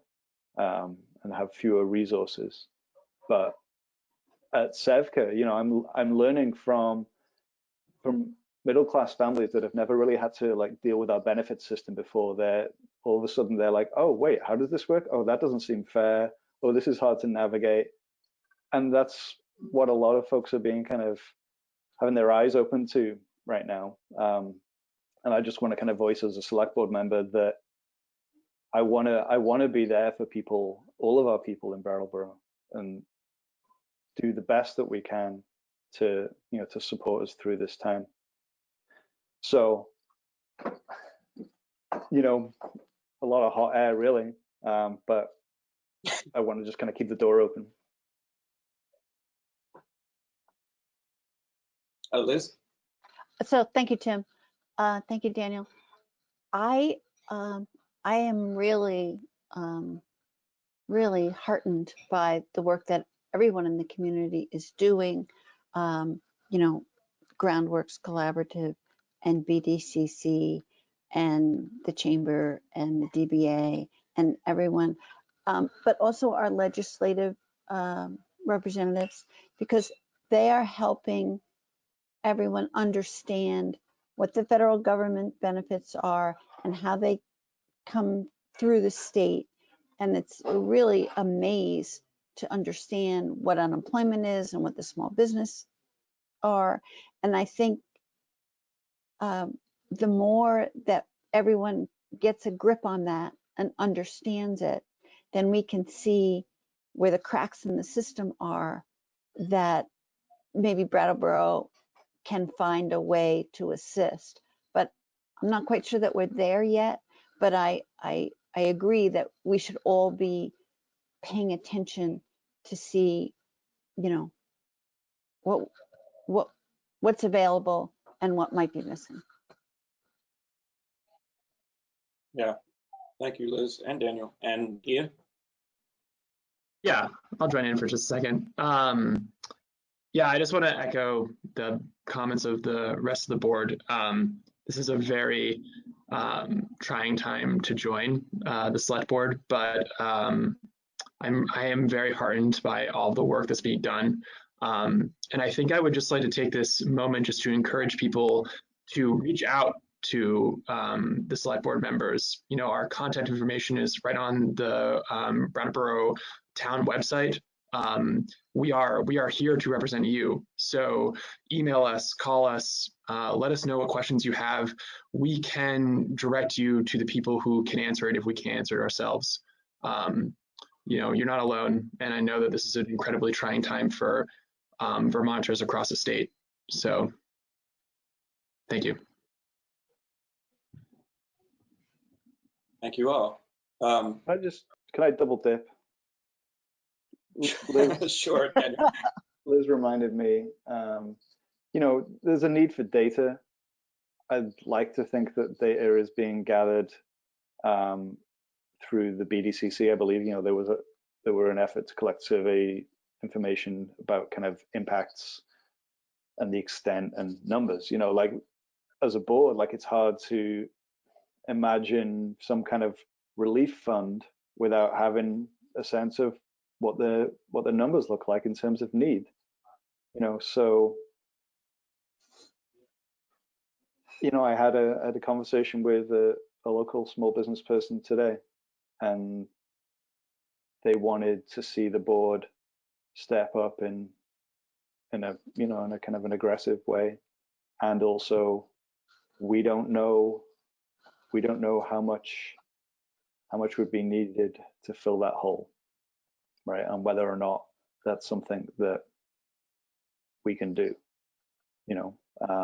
And without the data, I really don't want to make decisions, you know, without data in front of me. So whatever we can do in this community to get that information will make me sleep.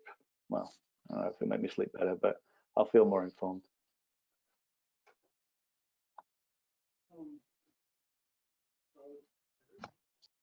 Thank you. And I think I'll just chime in by saying, I think we have something coming up later on the agenda tonight that some of our landlords have their eye on. I'd like to take the opportunity to just say, I'm a landlord. I have 2 units that I own down on Frost Street, and on March 16th, 17th, what I did was reach out to my tenants and said, what's your situation? Because I know I still have not been able to get any feedback from the mortgage company, getting any breaks on my end for paying my mortgage. However, I'm trying to do that, and also checking in with my tenants about what their situation is. And they're lucky, and I'm lucky that they're retaining their jobs that mostly work in essential services right now. So they said to me, thank you for asking. It's good for April, and we'll see about May. And so I'm going to have that conversation again in a couple of weeks. And every landlord out there should be having this conversation, because why would you want to lose your tenants? That's a terrible situation, to be empty for a few months and someone, you know, can't have a decent home to be safe in when they could actually need to be quarantined at any point. This is a very serious situation for everyone in our community, and everyone should do the right thing, and that includes landlords just pushing the pause button like we all have to do on so many things, and talk to your tenants about if they're able to make payments and work out a deal if they can't. So there was, I wanted to be able to bring in Stephanie Bonin to make some comments. She wasn't able to make the public participation portion, but this is very germane to this agenda item before we leave the COVID-19. So if Patrick could just bring Stephanie up, either audio, video, or both.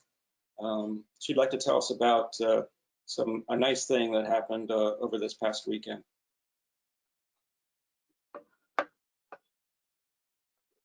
Hi, Stephanie.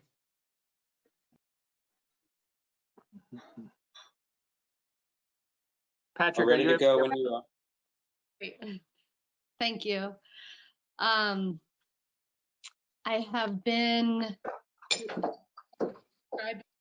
tenacious for the downtown community needs, and that is the need of having cash in hand right now. So I hear everything that you guys are talking about and hear Elizabeth's comments on where the cracks are. And we are about 3 weeks into this, roughly. Someone can correct me. And rent was due last week. Bills keep piling in, and the business community has no income coming in, just like many of our community downtown, whether it's residents, organizations, anyone. So with that in mind, we created the 48-hour gift card challenge this past weekend, which was from 10 a.m. on Friday to 10 a.m. on Sunday. And the before work, which is actually just as important, was getting the businesses up online to be able to sell gift cards online. And so we had, at final count, 41 businesses participating, and over half of those businesses, we got them online specifically for that challenge. And so that will continue to reap benefits from many more years, as long as they're open. And so the 48-hour gift card challenge was created. The idea was that we need to help our community hibernate until they're able to reopen. And even the restaurants who are doing takeout, who are probably seeing 20% of their sales, that's not called being open. So when I say hibernate, I include takeout business in that hibernation. And so the challenge was created so that they could have some money in hand to be able to close their doors, to be able to pay the bills that just keep on coming even when the doors are closed. So the kickoff was a $5,000 match. And we started it off and said, 48-hour challenge to support our community by buying gift certificates online. If you're able to, we invite you to do that now. And an extra incentive is a $5,000 match, so that every gift card that's purchased can then become another gift card, dollar for dollar, and go to a family in need. I was definitely expecting to spend a lot of my time pushing that message out there to the world. And in reality, the $5,000 match I called after 4 hours, and probably should have called it after 2 hours. And so that was extremely amazing that we were able to reach that number so quickly. And several hours later, I got a call from another community member who said, I really want to extend the match with another $5,000 match. So I, of course, was very shaky and excited and announced that, okay, we have extended the match for another $5,000. So that match was also met very quickly. And for the rest of the weekend, I had 3 more calls. So one call was for a $1,000 match, and that was a family that has a second home here. Another call was another $1,000 match that was also from a family who had started out their relationship with Brattleboro through the SIT Graduate Center, and then has continued to have a second home here. And their kids saw it online and said to their parents, I think you can extend this. And then the last call was another one of our community members who had never given in this big way and really wanted to give $1,000 and extend it. So I get to announce the heartwarming, incredible results of the 48 hours, and the impact in total, which means all of the gift certificates purchased and all of the matching money, means that from this challenge, $57,503 went directly into the hands of our community, both family in need, and then also the business owners, which is, to me, exactly what they need right now. That's wonderful. Wow. Yeah, that was it was a great result. I watched it live as it happened, and I actually had to wait until just before Sunday to buy a couple of gift certificates myself. And So I just wanted to also let people know that it's an ongoing thing, right? You've set up a really nice interactive webpage on brattleboro.com, not to be confused with brattleboro.org, which is the town site. So brattleboro.com takes you to the DBA's site. Am I right there, Stephanie? Yeah, thank you. And yeah, it's a great thing because that's what we need people to do if we want to come out of this with the same, hopefully close to the same town that we went into it with. We have to support people to go into hibernation, as Stephanie said, or make it over the gap, whatever metaphor you want to use. It's a great success story. Daniel wanted to say something. Yeah, thanks. Hi, Stephanie. It was really nice to see folks step up in this way, and I'm glad that funds are going to needy families. What I'm kind of curious about for somebody that works with needy families is how are you determining which families? We're partnering with a organization that already gives food out to these families, and then they will be surprised with a gift card in their bag for Which probably organization? 4 weeks. The Retreat Farm Pick a Pantry program. Pick up a pantry. And how much in monetary value is going to these families? Is it like half of the 57? 13,000. I'm sorry, 13,000. $13,000. And how is that being split up? Like, I don't want to be like the Debbie Downer on this thing because it was a great success, but like I'm also thinking about equity and wondering how this money gets kind of distributed. Yep, $50 gift certificates. Okay. So each family gets a $50 gift certificate, and we partnered with an organization so that there isn't a choice. It's they're serving their population, and we are able to surprise them with a $50 gift certificate. Okay. The $50 gift certificates are for where? For everywhere that people chose to support. I see. So if I got like $50 worth of books from Everyone's Books, then there's an equivalent gift certificate out there in the world. Exactly. Okay, thanks. Yeah. Stephanie, and if you have a $100 gift certificate, we would be purchasing 2 $50 gift certificates for your 100. Stephanie, I just wondered, do you think you'll do it again another weekend? I personally don't think so. I'm one of those people that I feel like momentum and energy and viral goes because of excitement, but I absolutely will tell you that we'll do something else. Oh, very nice. Yeah. And I did some Christmas shopping and thank you very much. Now. I should have said that the first thing is that, I put the emphasis on the donors because that was extremely not expected and overwhelming. And I'd say equally not expected and overwhelming was the dollars that were spent both from community members and out of state people, friends of friends of friends. So yeah, thank you. And when I bought my gift cards, I thought about Erin at Fish and Chips, and I thought about Nancy and the staff at Everyone's Books, and I thought about Corey at Patio Coffee. And, I'm going to go to those places anyway. And I'm also thinking about these folks as, these are people in our community, and they're having a hard time right now. It's interesting, as a kind of like a redistribution of wealth, right? Like somebody has $5,000 that they can let go of. Most of us don't.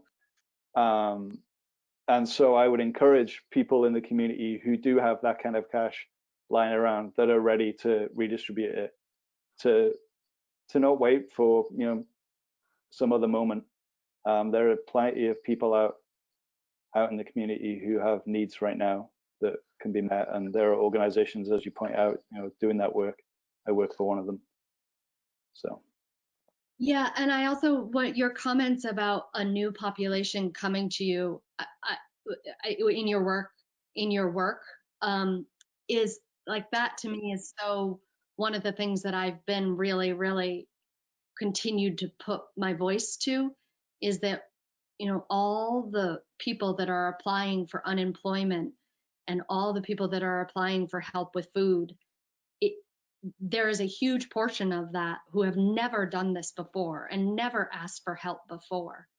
And I think that we as a community are also saying it's okay to ask for help, and we're having to change our identity around that. And I what you said, I think there is going to be something that comes out of that, because we will have a lot more lived experiences in our community. That's for sure. Yes. Well, thank you all. And thank you, Stephanie, for the update. It's great to hear. I think we don't have anybody contacting me via chat, or, well, we might want to just try. I bet you Patrick's going to want me to try. I don't know if we have anybody else on the phone. I don't think we do, actually, if I'm reading my info correctly. So I'm going to go ahead and have us move on. Oh, sorry, I thought I heard somebody. But I'm going to move on to new business, which is going to feel a lot more like regular old select board business to people, which is kind of nice, because we've been talking a lot about stuff that is very strange to us. Let's move on to new business, and our first topic of conversation is going to be a grant, the Association of Vermont Conservation Commission's grant. And I think Sue is going to come online for us and chat with us about that. It's so great to have somebody operating the levers behind in the background. There she is. Hi, Sue. Hi, Sue. Hi, Sue. Hi there. This is weird to be the first one with normal business. So I'm here tonight. The Conservation Commission wants to submit a tiny grant in the amount of $480 to the Association of Vermont Conservation Commissions. They've partnered with the Friends of the West River Trail, who have the Riverstone Preserve along the West River Trail. And they want to do there's an existing trail, it's about 1/3 of an acre, and they want to do some interpretive signage there. So that's the grant. There's no match required. We just found out yesterday that they've pushed the deadline back, so the grant would be due May 1st, but that's what they're hoping to do with it. Great, thank you. Sounds like a great idea. I don't know, $480. It's an aptly named grant. It's a tiny grant. Yes. I am. But it's a good way to bring back and forth business. I'm sorry, Ian, go ahead. I didn't hear that. Oh, I was saying I'm just very excited about this. As soon as I read this on Sunday, I got on my running shoes and ran down to see where it would be.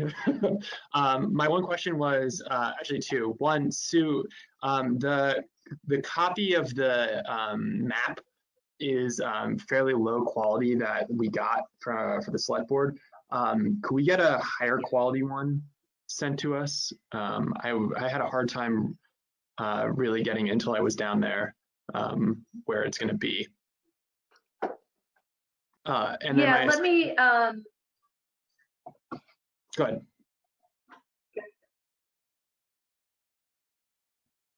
I will. I'll try to get you a higher quality of the map.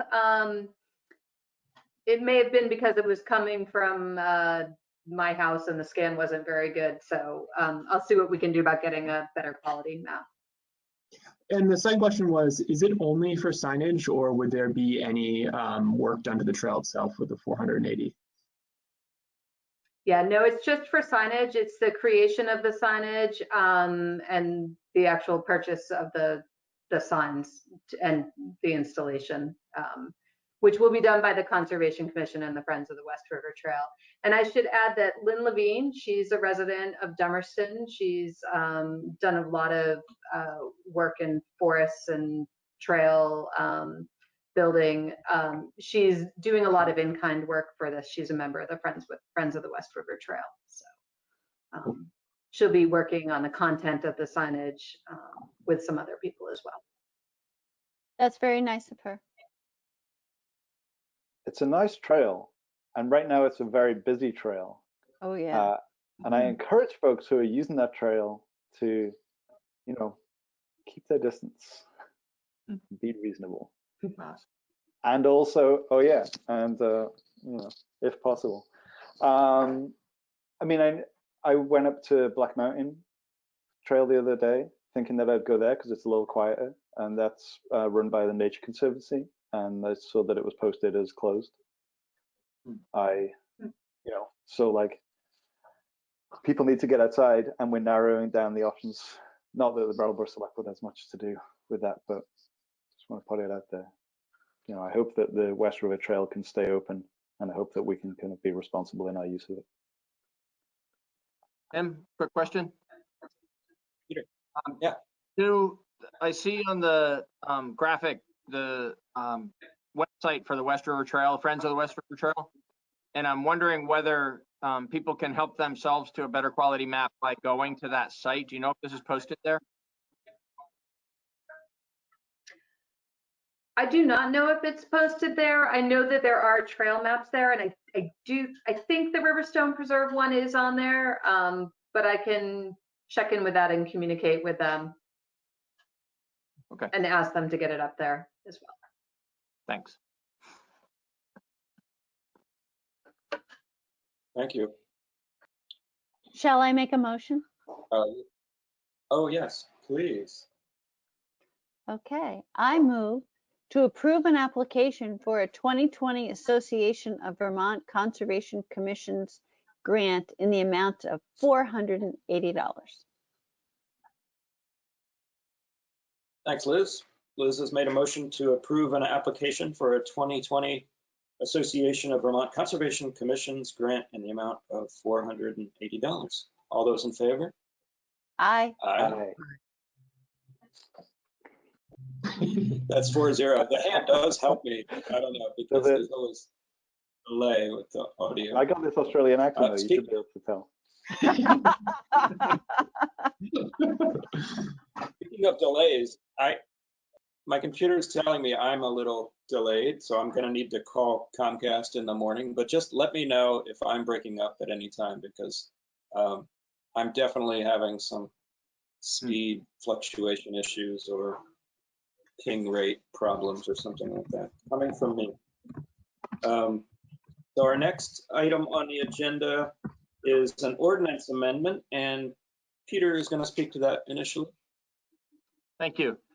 So we're proposing an amendment to Chapter 8 of the Town Code of Ordinances. It's a very narrow, specific recommendation, which is that when people are hiring electricians to perform maintenance work at rental properties, regardless of how few units are present in those rental properties, that the electricians performing the work must be licensed. The reason for that is pure and simple safety. There's some inconsistency between the state law and the, actually in the state law and how the town applies that locally and how it's applied across the state. And you have a memorandum in your backup from Brian Bannon. And there's also, I believe Brian's online tonight. I know that Len Howard, Assistant Fire Chief and Health Officer for the town, is online. And they can speak in greater detail to the need for this, what they see when they're out looking at rental properties in town. But basically, if you're 3 or more units, you have to get if you're doing electrical work at 3 or more units, you have to get a licensed electrician, not just someone who can do wiring. That's already required. And so what this would do is in Brattleboro, raise that standard so that even in a 1 or 2 unit rental situation, if there's anybody renting at any particular property, then at that property, electrical work would have to be done by a licensed electrician. And we think it's an important matter of public safety, not just for the owners and residents of those properties, but just in general to keep the community safer and protected from fire. Lenny's up, so I'll be quiet.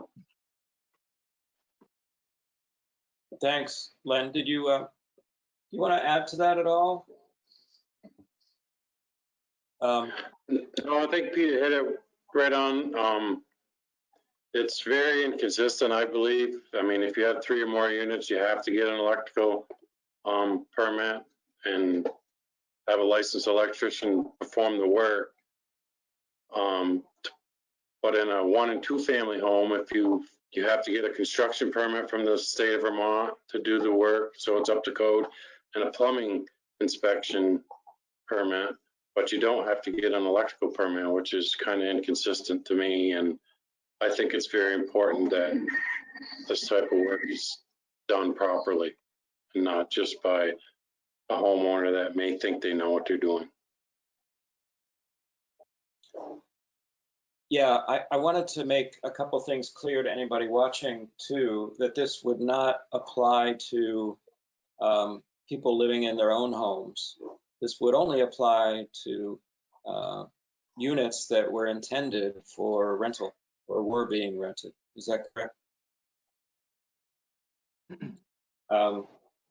And I've just got to say that, and it's up to you, you don't have to go into too much details, Lenny, but just confirm for us that there was recently a real world instance where, because of this sort of what I would call a hole in the coverage in the law here, we had a pretty dangerous situation. Is that right?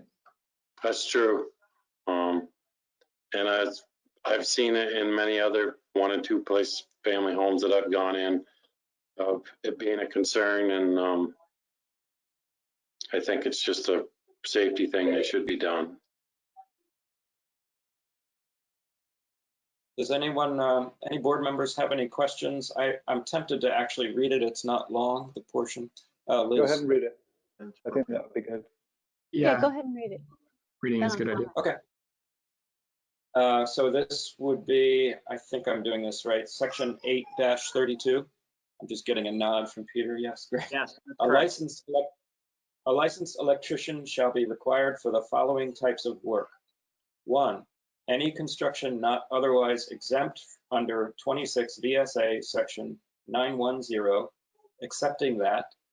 2, any electrical work in a building used for dwelling or residential purposes that contains 1 or 2 dwelling units, where 1 or both units are intended for rent. A licensed electrician will be required. That's the new language that we're proposing to add.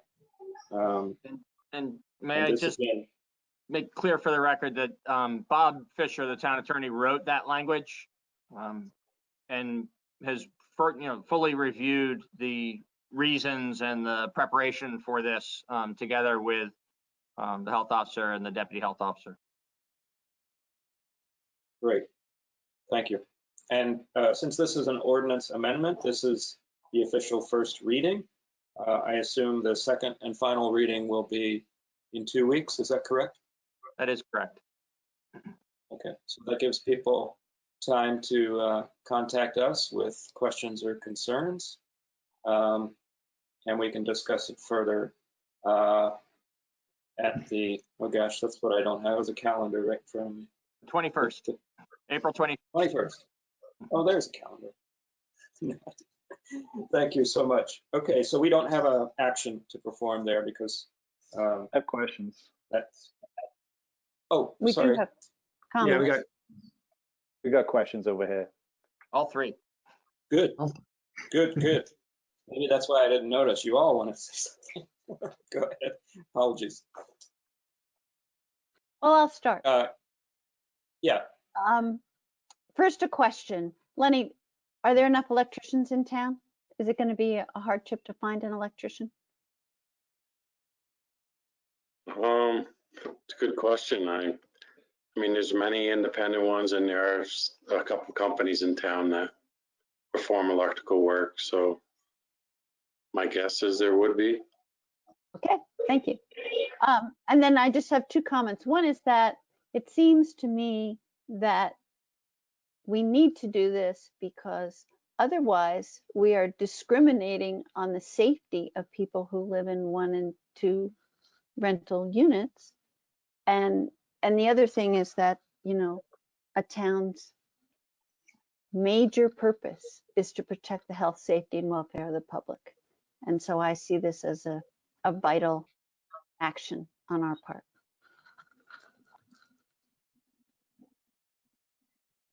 Thanks, Liz. Daniel? Oh, okay. In my research on this, I guess I was a little surprised to see that the Vermont code is kind of, I don't know, this is a hole maybe in the Vermont code. And I saw that some other municipalities had kind of had additions to the Vermont rental housing codes. Do we know which other towns or cities have done this kind of addition to their code or their code of ordinances? It's a good question, and I'll get back to you, Daniel. Thanks. I'm sure the bigger towns similar to our size has, but I'll get you a definite answer. Thank you. And then, yeah, I mean, the other question is just it's why, right? Why is this hole in our state housing, state rental housing code? Are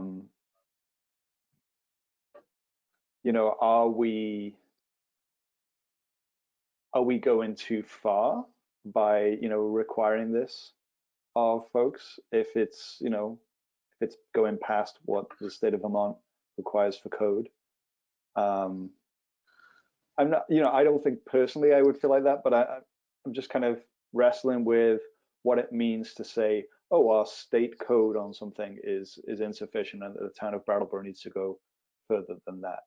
I think all of the rental housing that I've lived in, I would like it to be safe. And I know that 50% of Brattleboro residents live in rental housing. That's significantly higher than our countywide, numbers and statewide numbers. So we're talking about half of the population of Brattleboro. I mean, some of those may live in 3, 4, dwelling properties, but I'm sure many live in 1 and 2. And I know that, many of our local electricians really, they take a great deal of pride in their work and doing it, to code and safely. And I just want to kind of make sure that we are doing our research about this before we kind of go further than what the state requires. And I wondered, I saw that the example of the Central Street problems was mentioned in Brian's memo. I mean, I don't need this information now, but do we know of other examples in the town where work has been done on properties that has led to unsafe conditions?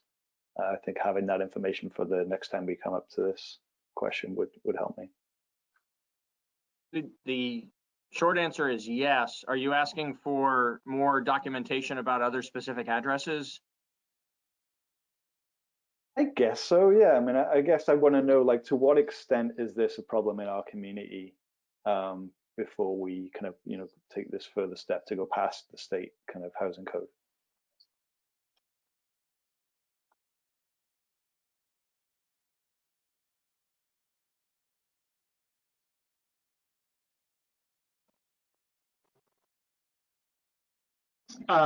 So I think I'm going to echo Daniel's first question. I am also curious why this gap exists in the ordinance. I'm just kind of curious, and it seems important to maybe get that answer. And then the other is just on the numbers. How many rental units will this affect in Brattleboro? Do we know? I can get you that answer too, Ian, along with Daniel's. Awesome. Thank you very much. We'll do a complete updated staff report so that in preparation for second reading, not only you have this information, but the public will as well, the answer to the various questions from tonight. Perfect. Thank you. Thank you. Let me just jump in. Did the board get your questions answered to your satisfaction? Okay. So despite me trying to be a little clear on the chat issue, I have some questions coming in, which it's going to be very slow to try to bring people up to actually ask the questions. So I'm going to go ahead and ask them live on their behalf, and we'll see how this goes. Because it's pretty straightforward. Wendy Levy is asking, was the Brooks House fire due to electrical deficiencies? Is that a good example for Daniel?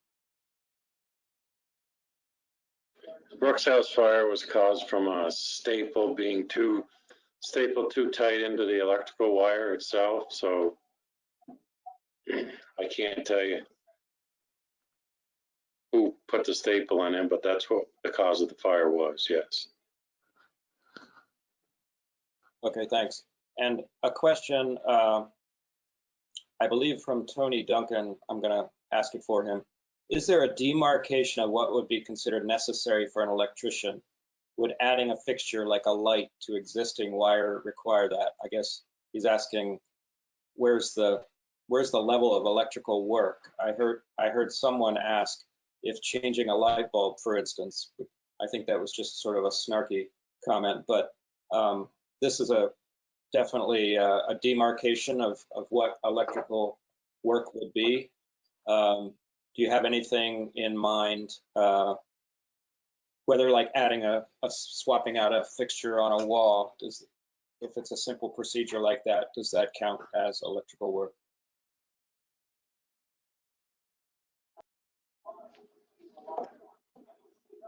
That's a tough question. My concern is for an example, is one of the units that we're dealing with currently is a 1 and 2 family, and they have to change out the entire electrical service panel. And unfortunately, he's not required to have somebody that's licensed to do that the way the current state codes are written.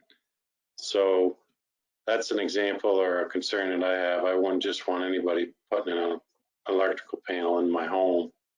As far as just changing a light fixture and stuff, I did ask the electrical inspector today, state electrical inspectors, as how far does somebody before they need to pull a permit? And he did say a light fixture or a light switch you don't need a permit for. So I guess you can kind of read between the lines there, but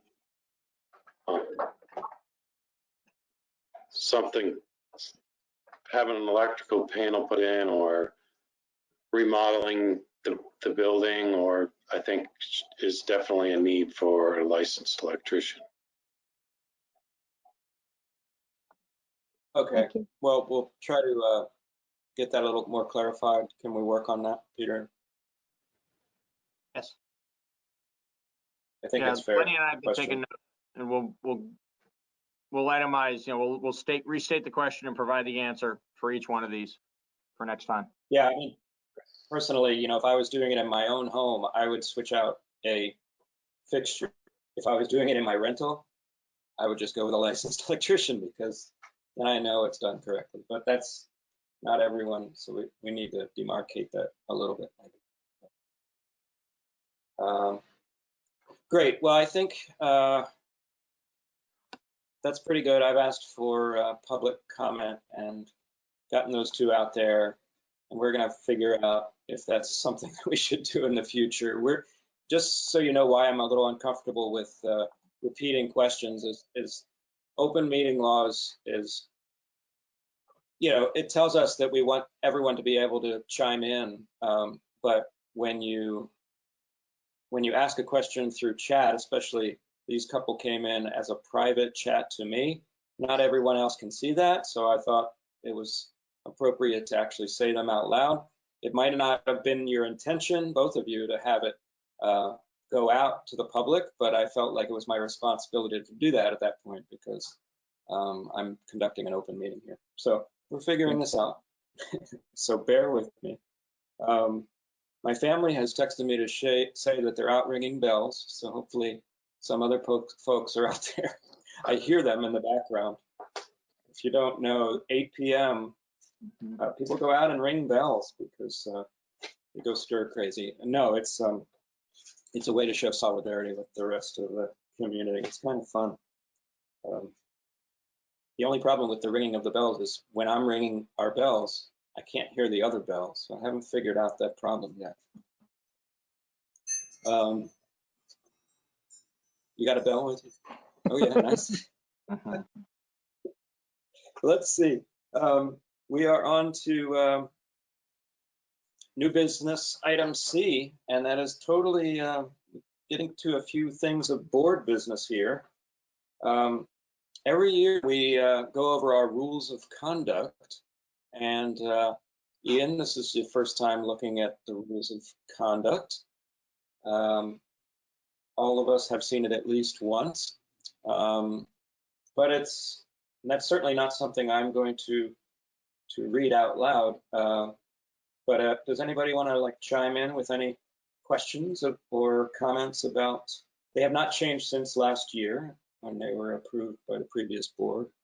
Trying to give you the total of, it's 4 pages. So that's why I'm not going to read it. Any Maybe comments? there needs to be an addendum for how to conduct meetings online.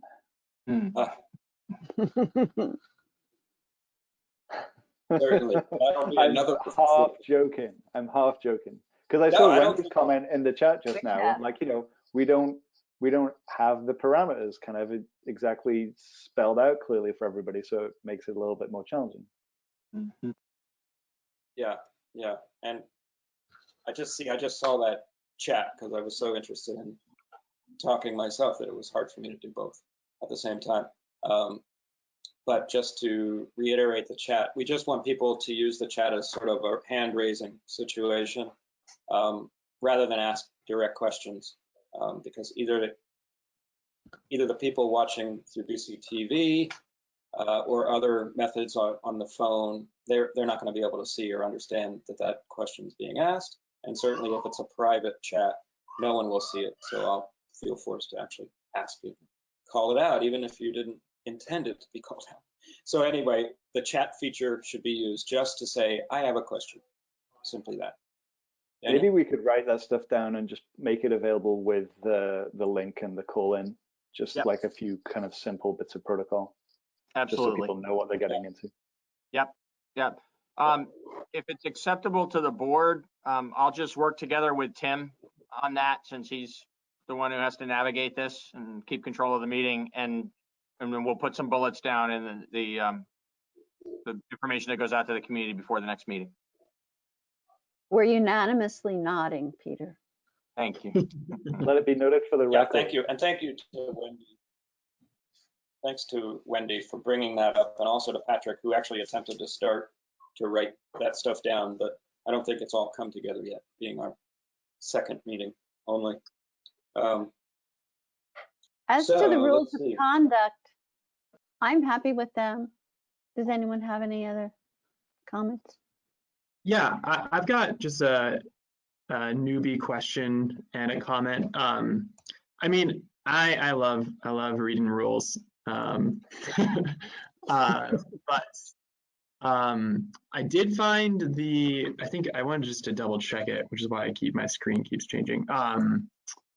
For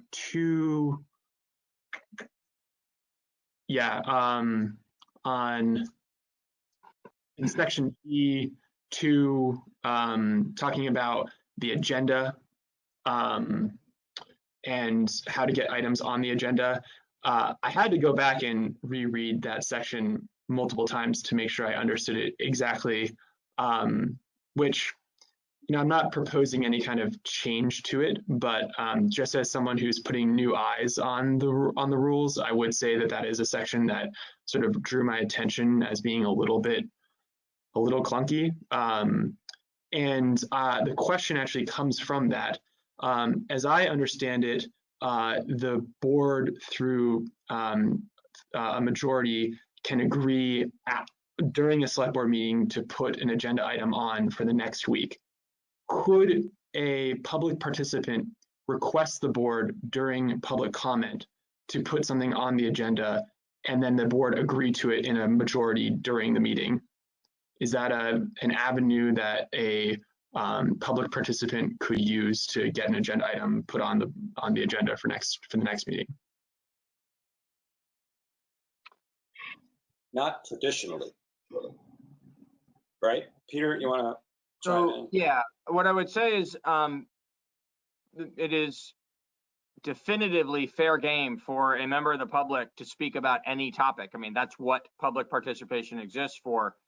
It remains at the discretion of the board whether or not to hear it as a formal action item of the board. And what I've seen more typically, it can happen the way you described, Ian. It also can happen during the course of a meeting, just discussing some other substantive matter that's on, say, tonight's agenda, that three of you might say, we should really discuss that aspect of this thing further, and let's have that be its own item next time. So a board certainly always has the ability to decide that some topic is going to be an agenda item for a future meeting.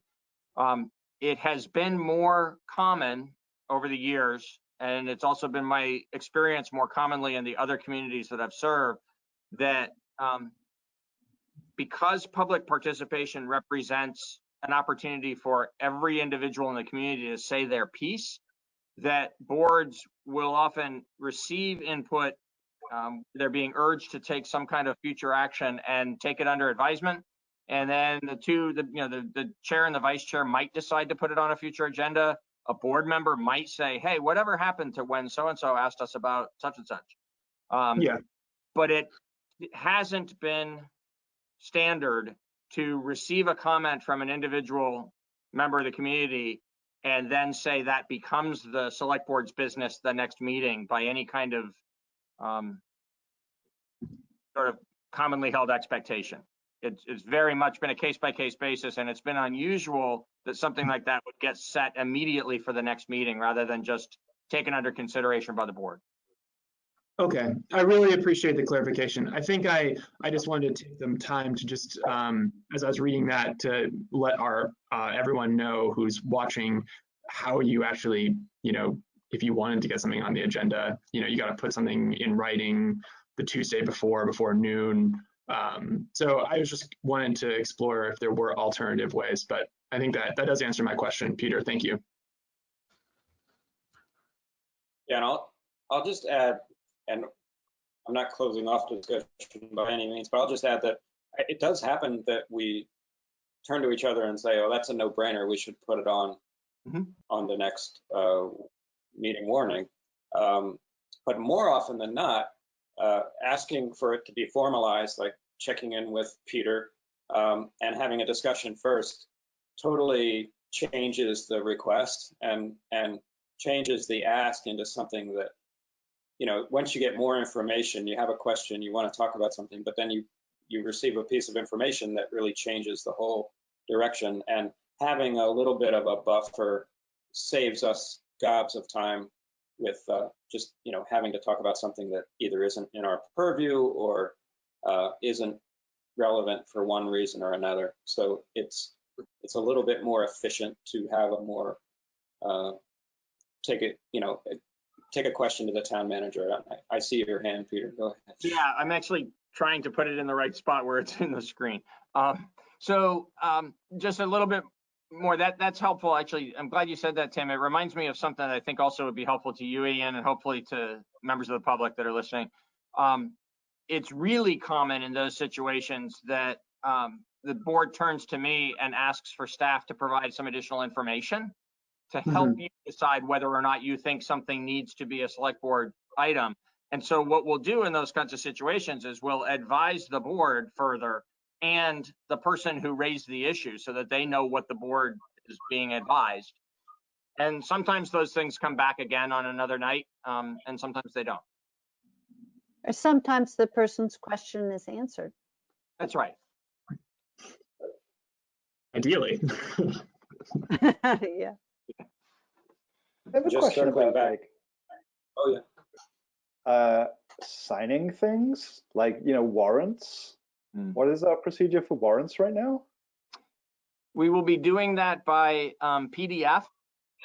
So the finance folks will prepare the warrants as usual. That's one of the few tasks that is still going on in the offices, is coming in and running, printing off the checks to be mailed to pay bills. And, there's some equipment here that needs to be used for that and for payroll. So there's some 2 employees in the finance department that are coming in occasionally doing that work for us. And when the warrant list for a particular week is complete, they will email the PDF to me and to whichever one of you is signing at that time. And our email response to say it's approved will be sufficient. That all of that will be actually printed off and put in the files so that it's there for the auditors to see that even though we couldn't put a signature on it, we actually did go through the normal approval process. And obviously, if you have a question along the way before you're ready to approve it, you can direct that to me or you can direct it to finance and we'll get you an answer before you send your email approval. Okay. What was I gonna say? I just was reminded of like the term warrants and how probably the vast majority of people watching this are like, warrants? And when we talk about signing warrants, we're not talking about warrants for people's arrests or what have you. I think it's that cowboy bandana you're wearing. Things we have to pay checks for. This is my Pisgah State Park Ultra Marathon bandana. I didn't run it, I just volunteered. Far too long.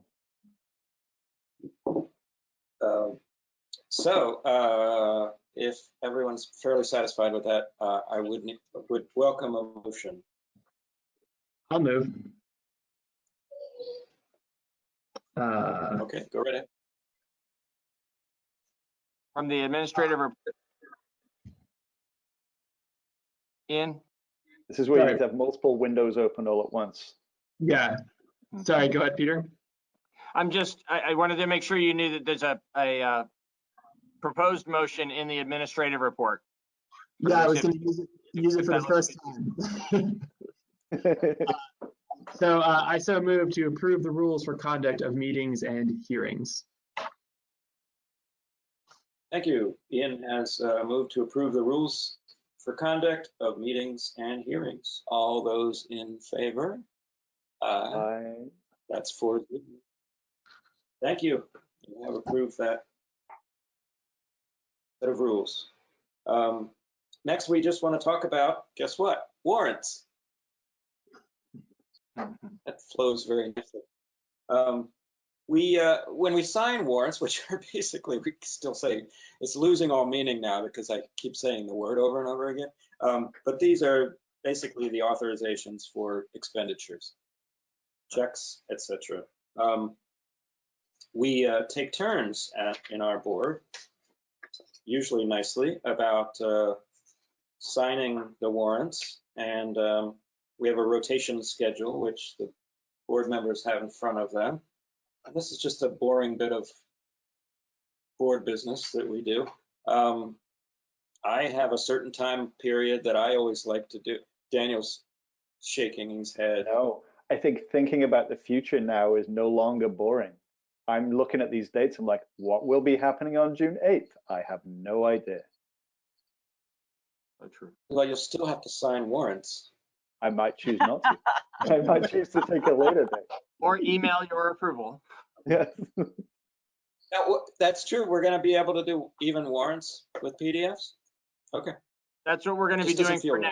We've cleared that with the auditors, that's sufficient for now when it's not safe to be passing around pieces of paper. Great. Great. So we have these, does anybody have a preference of where they are?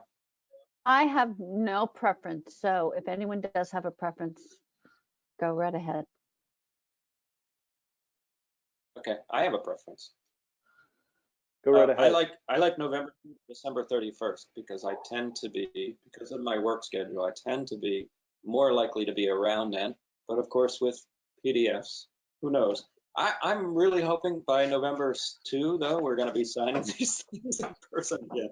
So I'm going to just say that, and that's what's going to happen, I'm sure. Anybody want to take April 1st, which would include, now? No. Okay. Liz or Ian? I will take the first shift. Brandy's not here, so she's going to end up with the last chosen one. June 8th to August 21st. I'll do that. Unless Great. Daniel That wants includes to. No, I'm holding out for a later one. Okay. because you really want to do that. I want to go and hang out with Jan and talk to Jan about what's going on, and absolutely. You can't do that online. I mean, I guess I could give Jan a call, but it's not quite the same. You can't hit Jan's candy bowl online. January 4th to March 19th is Daniel's then, I assume? I was going to do like the August one. Did you take the August one? No, you said later, so I was giving you the last one. I thought Elizabeth was doing June to August. I'll do That's August correct. to October. I'm hedging. I'm saying by August, I'm going to be able to go back into the municipal center and hang out with Jan every Friday morning. Yes. Good. So we will assign Brandy to January 4th to March 19th. And I'm sure she You know what they would say in New Jersey? They'd say, from your lips to God's ears. It's been a Some while people since might I've say heard that. that one. Okay, where are we? I had to actually write something down in this digital age. It threw me off. We actually have possibly Sue with us again for our next. Oh no, wait! I'm sorry, I'm skipping something. We need to talk about annual select board appointments for committees and boards. And this is very important. So the select board serves on various committees and boards, and this is when we duke it out for who gets to serve on what. I have some added duties now, so I am hoping to step away from my duties on the traffic safety board, traffic safety committee, I should say, even though I really enjoy it.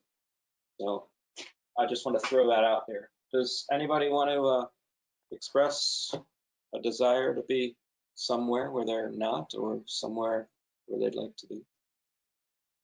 I would love to step into the traffic safety committee in the safest way possible. Great. Anyone else interested in traffic safety committee? No? Well, I'm going to write Daniel's name in, and then we'll, I don't know, take it as a slate if we need a formal motion on that. So going back to the top, we have a capital grant review board that meets as needed. And there is 2 slots. I'm happy to serve on one of those slots. Is anybody else interested in that? Any background? I'll toss it to Peter to give us a little description. Ian? Go ahead. It meets very, very rarely, hasn't met actually in several years, but it's there in case there is a proposed new capital grant funded project that would add to the maintenance costs of the town. Great. So I'm throwing my name on there, but if anyone else wants to join me there. Yeah, I'll join on that too. I mean, I'd like to have another as well. Certainly, that's not enough. The next one down is the Rental Housing Improvement Program Loan Committee. I believe Brandy currently serves on this. I could be wrong, but she's not here to speak for herself. So does someone have an interest in this committee? I also have an interest in this committee. Great. Now, I think it's also, that's a meet as needed situation too. Yeah. But this one and the next one, I believe we're gonna have some activity on, since we're all being positive and think we're gonna get through this in the next couple months. We hope. I think there's gonna be some definite need there. So if Ian is unchallenged, I'll write his name down. Okay. You know, And next is, I just had a thought that might be, this one and the next one might be quite busy in the coming months. And if Brandy is still interested, you know, maybe they would like to share those responsibilities. May I just offer some perspective about the difference between the two? I quite agree that the Small Business Assistance Program Committee is likely to be very busy during the recovery from COVID-19. I'm not sure that the Rental Housing Committee will be, because that's funding specific to making improvements in rental housing properties, as opposed to sort of sustaining or growing a business in rental housing. And so I think we actually may enter a period in the second half of this year when it's less likely that landlords are going to be in a position to be investing additional funds in the physical plant of the rental properties. So I think the two actually represent something quite different in terms of the potential unique impact this year of COVID-19. thanks, Peter. Good point. Where were we? The small So business Ian next. is right. I have Ian's name down for the Rental Housing Improvement Program Loan Committee. So who is interested in the Small Business Assistance Loan Program Committee? Liz has raised her hand. Okay. That's great. I'm getting a nod and a dark stare from Daniel. So that's going to go with. This is my neutral face.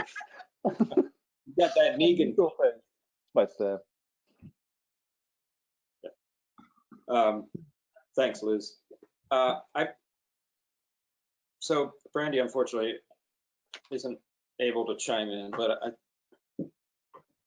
that's quite all right. We can always adjust things if we have to later. Wyndham Regional Commission is a term from April 1st to March 31st. April Tim? 1st, 2022. Yeah.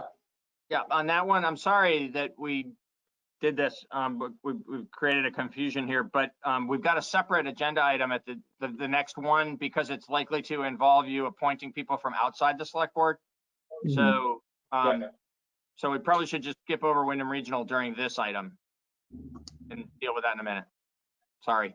Yeah, I was actually going to say that, but I was doing it in a very overly verbose manner. Thank you. The next one is the Wyndham Solid Waste Management District Board of Supervisors. If memory serves, last year we elected Patrick to serve on that, and he's been serving very well and faithfully. So if the board wants to continue in that manner, that can happen. And there can also be a board member backup, which might be a nice thing if somebody feels lightly used. Could be me. Could be Brandy. Or if anyone waste wants to just draft Brandy. I thought Peter Yeah, we could draft was Brandy and see how she feels about that. back up in the past. It's been done multiple ways. There've been select board members as member. There's been select board members as backup. Patrick has been the backup when it's been a select board member in the primary role. And he was the principal person this past year. I honestly don't remember whether I was backup this past year or whether a select board member was. Patrick attended all of the meetings. So it's really sort of, if you have a particular interest and you'd like to be involved in the regional solid waste decision-making, it's an opportunity for a board member, but it's something that Patrick has expertise in and has represented the town well in if you prefer to delegate it. I think my time would be wasted. Be a solid waste Okay. of time. Yes. Well, I think since Brandy can't speak for herself, I don't think we should draft her for that. We'll just go with Peter as the alternate. Does everybody feel okay about that? Yes. And at the bottom of the sheet is a good reminder note that all board members are ex officio members to the Board of Civil Authority and the Board of Abatement. I just wanted to point out that the Board of Abatement might be very, very busy Yes. this year. Yes. For better or Because for of worse. challenges paying property So- taxes. Yes. Absolutely. Yep. So, board, just Ian, so you know, we are always included on Hillary's emails for those meetings, and it's always encouraged that we can make it. I've made a few, but I haven't been able to make all of those meetings. It's great Well, when you we know- can, though, because Ian's an old hand at that. go ahead, listen. Mm-hmm. I said Yeah. Ian's an old hand at that. As a justice of the peace, I've had the opportunity to sit on the board of abatements and the Board of Civil Authority. So yeah, I would definitely encourage all of the rest of the select board to be there. Yeah. It's very interesting. Yep. Great. You hear that, Daniel? Be there. Oh, I've been.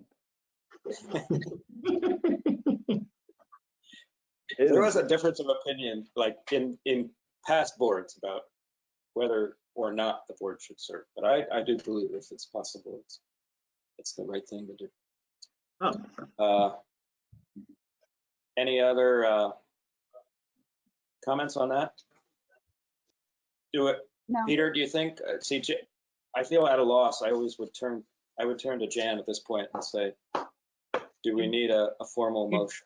You do not need a formal motion on this. It's sufficient. Maybe I'll just recite back to you, make sure that we've got it written down right. But what I have is Daniel for the Traffic Safety Committee, Tim and Ian for the Capital Grants Review Board, Ian for the Rental Housing Loan Committee, Liz for the Small Business Loan Committee, and delegating to Patrick and me for representing the town's interests at the Solid Waste District. Is that what you intended? Okay. Yeah, so you're good to move on then to the Wyndham Regional appointment, which is something that actually does require a motion of the board in order to comply with Wyndham Regional's requirements.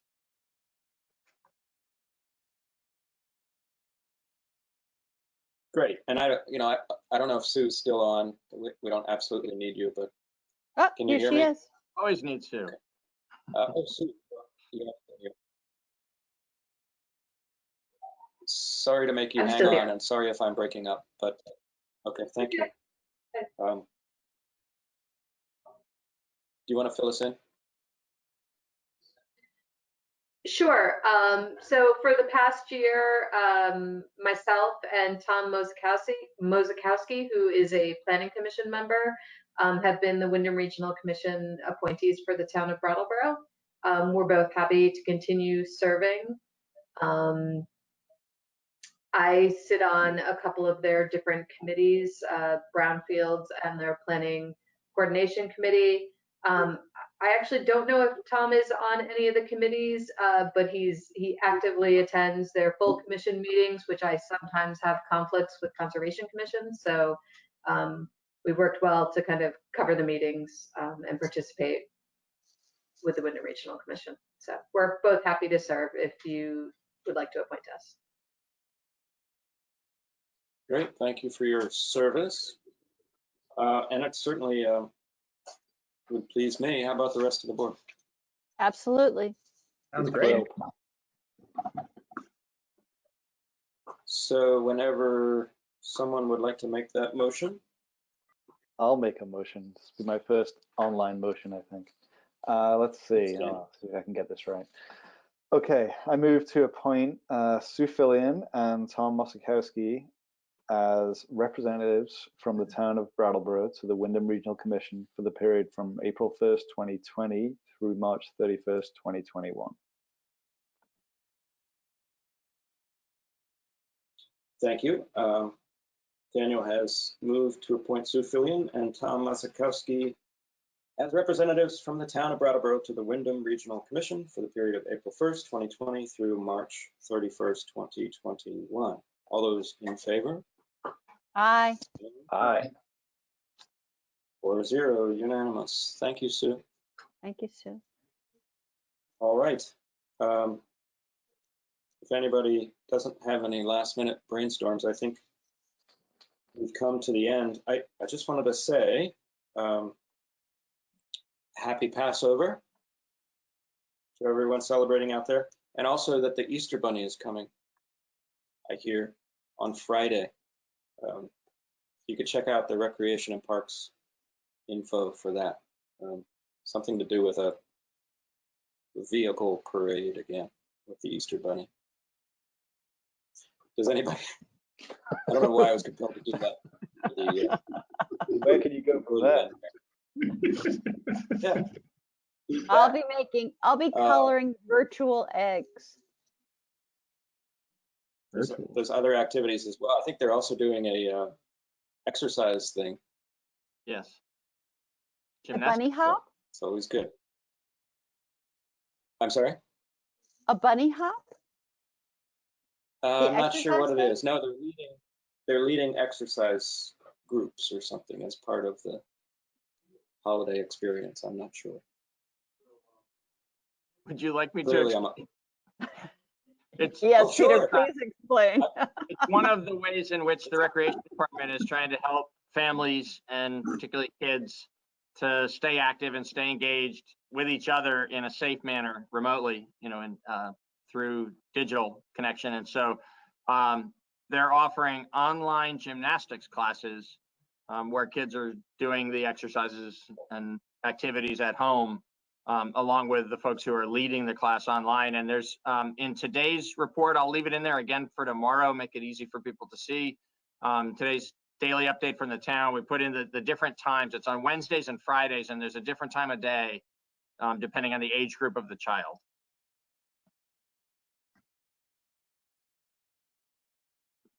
Well, I did read in the news It's today. not directly related to Easter or.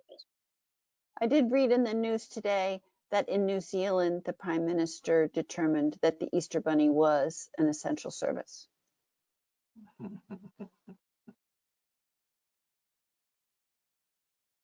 Good. Candy is essential. We all know that. I guess on a Daniel has more something to say. serious note, I mean, this is Holy Week, and many of our congregations, well, all of our congregations are now happening online. And from the clergy that I know, this is a really powerful and also really challenging moment. People's Passover Seders will happen virtually. That's really hard. People's church services are happening virtually, and I don't know. I mean, I guess that's just another kind of wrinkle in this moment. And I wish everybody well for this week of holidays. Thank you, Daniel. Yes. Yeah, thank you for that. We all support that. Thank you, Daniel. All right. Well, does anyone have a motion? I'd love to move to adjourn. What do you think? All those Two in hands favor up. of adjournment? Aye. Aye. Aye. Thank you. Good night. Thank you, everyone. Aye. Thank you.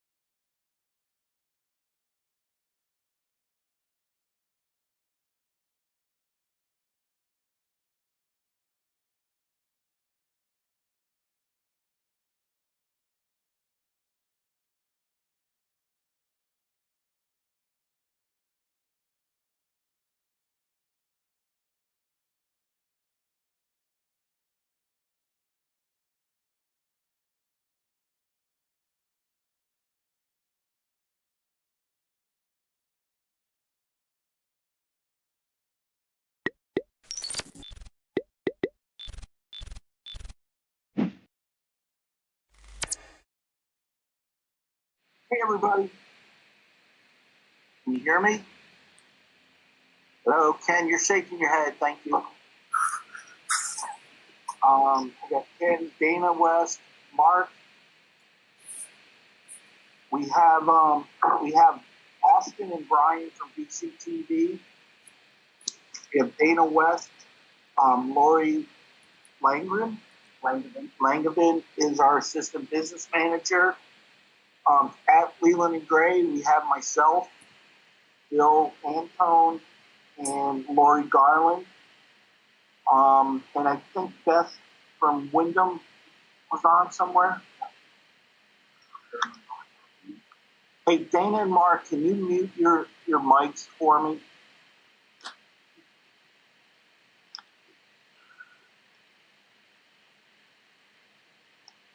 Anji is coming in. Oh, I gotta use my, this is not a touch. Anji, are you there? Hi, Hey, how are you? I'm doing okay. How are you?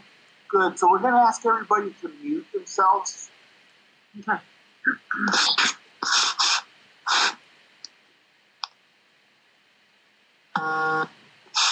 Emily, how are you? Oh, I got a minute. Emily, are you joined us? Hello? Hello. Hello. Hi, Emily. Are you there? I had to unmute myself. This is usually I'm on Zoom, so I'm trying to figure this one out. Okay, so after you unmuted yourself, we're going to ask you to mute yourself again. Got it. Peter Barris. Peter Barris, can you hear me?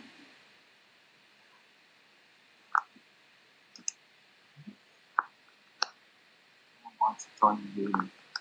HI. Who's that? There it is. Hello. Hey, Peter, how are you? Hey, man. We're good. I don't know if you can see me, but you can hear me. Let's see. I can hear you. Let's see me. Hi, Peter. Hey, if you could mute your mic for us. Will do. I see Al joined us. Dana, can you mute yourself, please? Trying. Okay. Who's David H? David. Oh, from Marlboro. David, you're here? Can you hear us? Joe Winrich is here.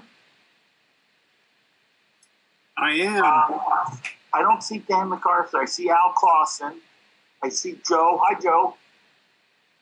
Who's a cookie? Oh. Lisa Harris. Lisa Harris is Marlboro. I'm sorry, Lisa Harris, are you there? Gilson, Leanne Gilson. No, Leanne Gilson, are you there? Thank you. If you could mute yourself, please. Thank you. You did. Peter and Beth. Peter and Beth McDonald is on. Lisa Harris. Somebody said Dan MacArthur's on. I'm on. I don't see myself. I believe that I've signed in, so it may come up soon. Okay, I hear you, Dan, so you're there. How about Doug? Dan or Dave? Yeah, Doug had to take a leak, but he'll be here when he's done. Okay, is he with you? No, he's home. Oh, I wondered how you knew that. Well, we just finished our previous meeting. Okay. Thank you, Dan. Hey, if you could mute your mic, I would appreciate it, sir. Is Rick from River Valleys on anywhere? Doug did join me up. I see Doug Korb. Hi, Doug. How are you? Rich, I'm on. Who's this? Beth McDonald. Yep, I got you, Beth. I'm on, Rich. This is Mike Foley. Mike? Okay, so West River, all your West River people are here. Bill, you're too close to Rich. You have to help me be technologically. I saw that too. Hey, is Allison from Stratton on? Or Rick Thorpe from River Valleys? Okay, so we have 6, 7, 8, 9, 10. We have 13 people. If I miss you, let me know. But what I see is I have Joe, Emily, Al, Mike, Ken, and Leanne from West River. I have Anzi and Beth from Wyndham. Marlboro, I have, pardon? It's Antia. Anzia, okay. I'm going to always say it wrong, so you keep correcting. And then from Marlboro, I have Dan, Doug, and David as the voting members, and I have Liza as the as a member. Celine Romo. There should only be 2 voting members, correct? You have, oh yeah, there's only 2 voting members, you and Doug, right? Me and Dan. Yeah, you are Doug, you and Dan, okay. Yeah, Doug and Doug. And then from River Valleys, I have myself and Mark. And then we also have 2 people from BCTV, Austin and Brian. Dana West was a non-voting member from West River. I know he was having trouble muting himself. I don't know if he's still there. We have Peter Barris, who's going to be recording secretary. We have Lori Garland and Bill Antone up here with me, and then Lori from the central office. Is there anybody I missed?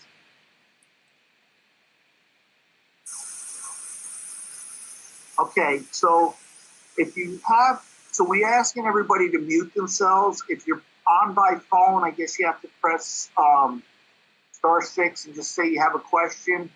If you're on computer and you want to ask a question, you can unmute yourself and then we'll be able to see you and we'll recognize you.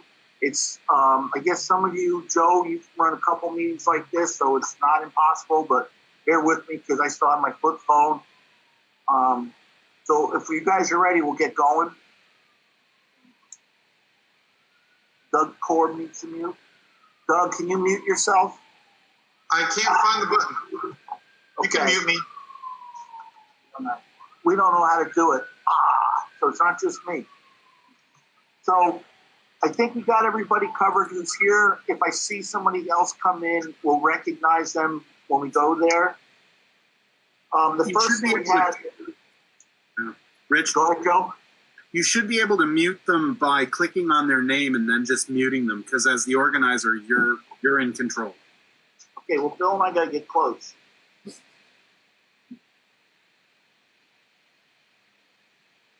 It's right next to pin.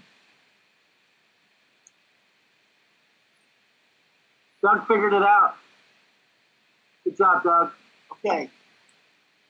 So the first thing we have is correspondence. So the first thing on the correspondence, everybody should have gotten the cabinet report from Bill. And unless, I don't want to go through it or read it or make Bill rehash it, but if anybody has any questions or any comments, can they let us know?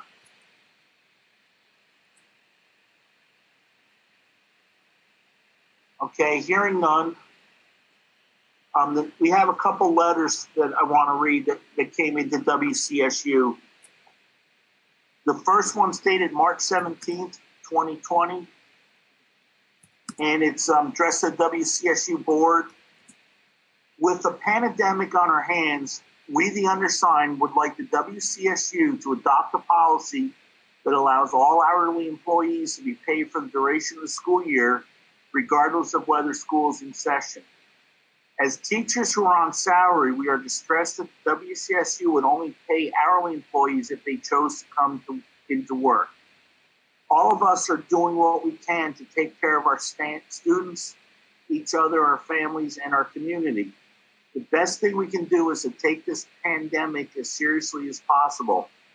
We should be doing what our surrounding districts are doing, not being in the building as much as possible. We should be in our homes practicing social distancing.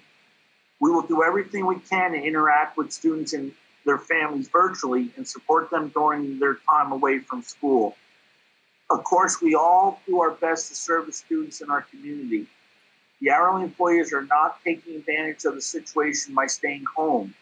Currently, they are having to make a choice between getting a paycheck or being a responsible citizen by social distancing. We would all rather be working with our students and fulfilling our contracts in the traditional and expected way. However, we are in a pandemic and flexibility of expectations is a must. Please take this pandemic seriously. Please take the federal government's request seriously to limit gatherings of 10 people. Please allow all employees to go home, stay home, take care of themselves, and be creative in how they communicate with their classes and their students. Slowing the pandemic should be the first priority. Or second priority should be helping our community feel calm, supported, safe, and engaged at home. Governor Phil Scott has called for all school employees to be paid during this closure. The hourly employees are our most financially vulnerable adults on our staff. We should not be asking them to choose between their health and work. We have a moral and ethical obligation to take care of them in this time of crisis.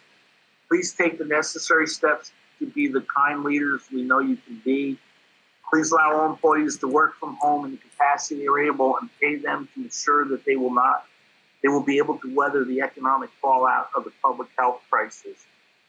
Michelle Bostrom, Pat Brandley, Fiona Creed Chevalier, Jenna Colacino, Brian Cuttings, Suzanne Alp, Suzanne Gunther Moore, Michael McKinney, Jason Gragan, Heather Sperling, Joyce Van Tamlin, and Kate Coleman.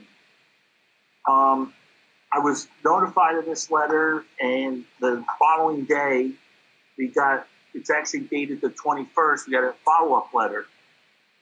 And again, it's to the WCSU board. As a follow-up to our last letter sent to them on March 17, 2020, we'd like to offer this.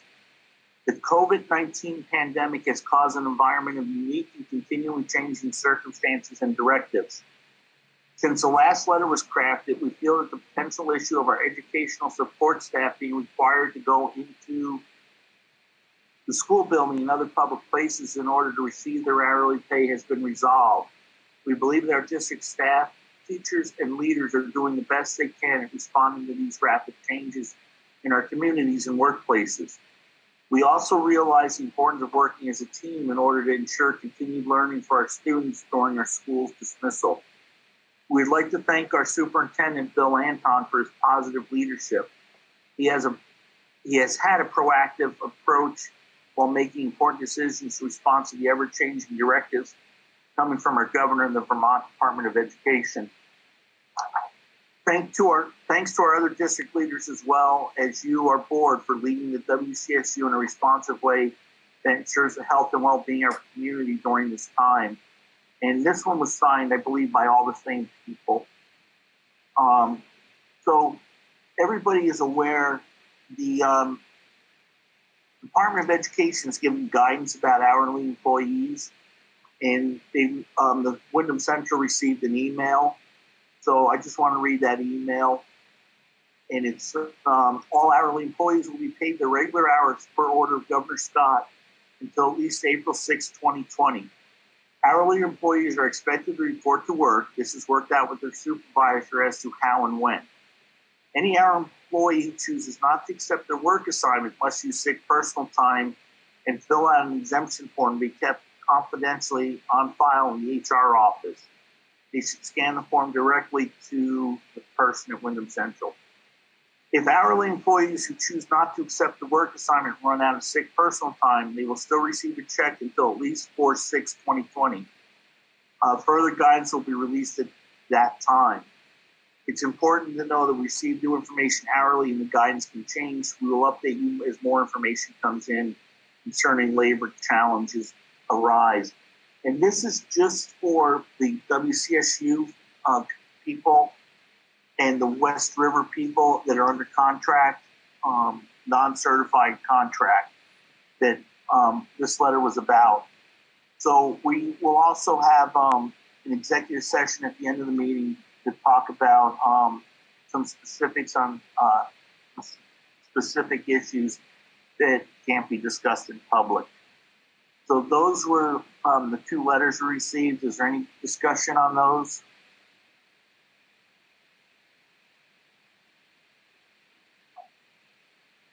Oh. Are we all set to move on then? We're set to move on. Thank you. Okay. That's the one thing that's a little hard with this. I can't tell what everybody's doing. I know some of you are sitting at home drinking a beer. Number 4 was review and revise agendas may be advisable. Because the West River elections haven't occurred, we felt, and I discussed this with Al and Emily and Bill, we felt it didn't make sense to reorganize until the West River elections happened, because I believe there is a contested race. So I hope nobody has an issue with that. And the next thing, on to old business. And we had the waiting study updates. And this was kind of, I had been in there as a placeholder before the pandemic got really bad, or before we were staying apart. So my understanding is there hasn't been a lot of discussion about this in legislature. I don't know if anybody has any comments or thoughts or concerns about it, but I thought I'd leave it in there in case there was anything going on that anybody was aware of. So does anybody have any comments, questions, thoughts about that?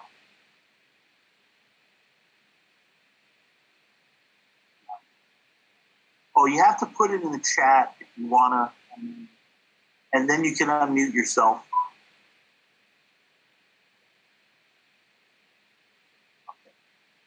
So moving on then, I guess the SU boundaries, again, this was just a placeholder. And if everybody remembers, there was a paper written proposed statewide plan in June 1st of 2018 and talked about redoing the district boundaries for the supervisory union. And the Board of Ed has some ability to just do that based on recommendations of the Commissioner of Education. So that, again, is just a placeholder. We're not aware of anything happening, but yes, we are.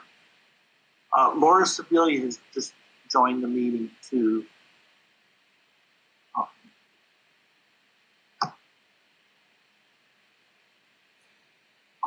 Okay, so under new business, we have school updates. So I don't know if anybody has any updates or anything they'd like to talk about, but Marlboro, Doug, or your group, do you have anything that you'd like to comment on?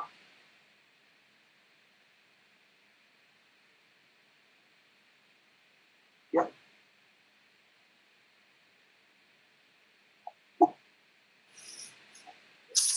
Hey, Dan. Yes, I agree with Doug. He chats in saying nothing of note. I think Wayne has done a terrific job of organizing the people working at the school, but really nothing to report. We're muddling our way through this like everybody else, I imagine. Hey, Dan, while we've got you unmuted, between you and Mark, is there anything from VSBA going on that we should be aware of? You know, Mark, you can weigh in on this also, but they also are in crisis mode, essentially. They're just trying to keep people up to date with what's happening one place or another. They essentially have said all legislation may as well be on hold until God knows when. They're trying to pass legislation now that makes it possible, for example, for West River to hold its upcoming elections and things like that. So crisis mode, both at VSBA and at the legislature. Unless you've seen anything else, Mark, I think they're just trying to keep us up to date, but there is no incentive to move forward whatsoever. Yeah, I've got nothing to add to that. Okay, thank you, Mark. Thank you, Dan. There's nobody here from Stratton, so we'll skip over that. And Wyndham, Beth, or who's it? Oh, Antia is the chair. Do you have anything you'd like to throw out there? Yeah, I just had to find the unmute button. Yes, so here I am, the chair now. Wyndham's budget did not pass, as you probably all well know. And there is a tentative date to revote on the budget, which we have changed and brought significantly down for April 18th.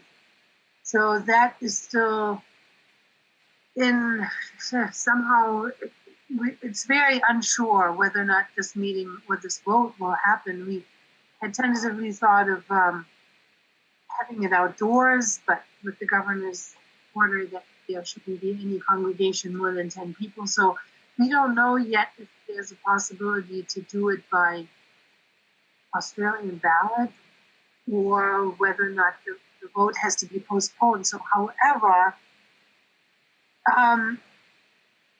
even if we don't have a vote or if the budget gets voted out or not voted at all, the state would mandate a budget for 87% of last year's budget.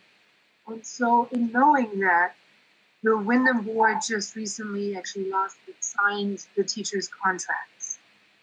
We had down to just having Mickey Parker Jennings as our only teacher, being supported by Sarah Wunderly. I'm not quite sure how to pronounce her last name. Anyway, so the two of them, with the aid of services from the WCSU, will be teaching the Wyndham School for this coming year, which was approved by the superintendent, and we're very excited about that option and to have brought the budget down to below the penalty threshold. So that's where Wyndham is at right now, so we're all kind of in limbo. Beth, I don't know if you have anything to add to that. That's pretty much the news from Wyndham.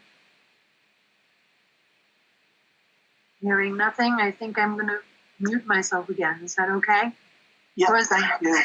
Does No, any I'm questions? good. I'm good. Thank you. I'm totally behind you.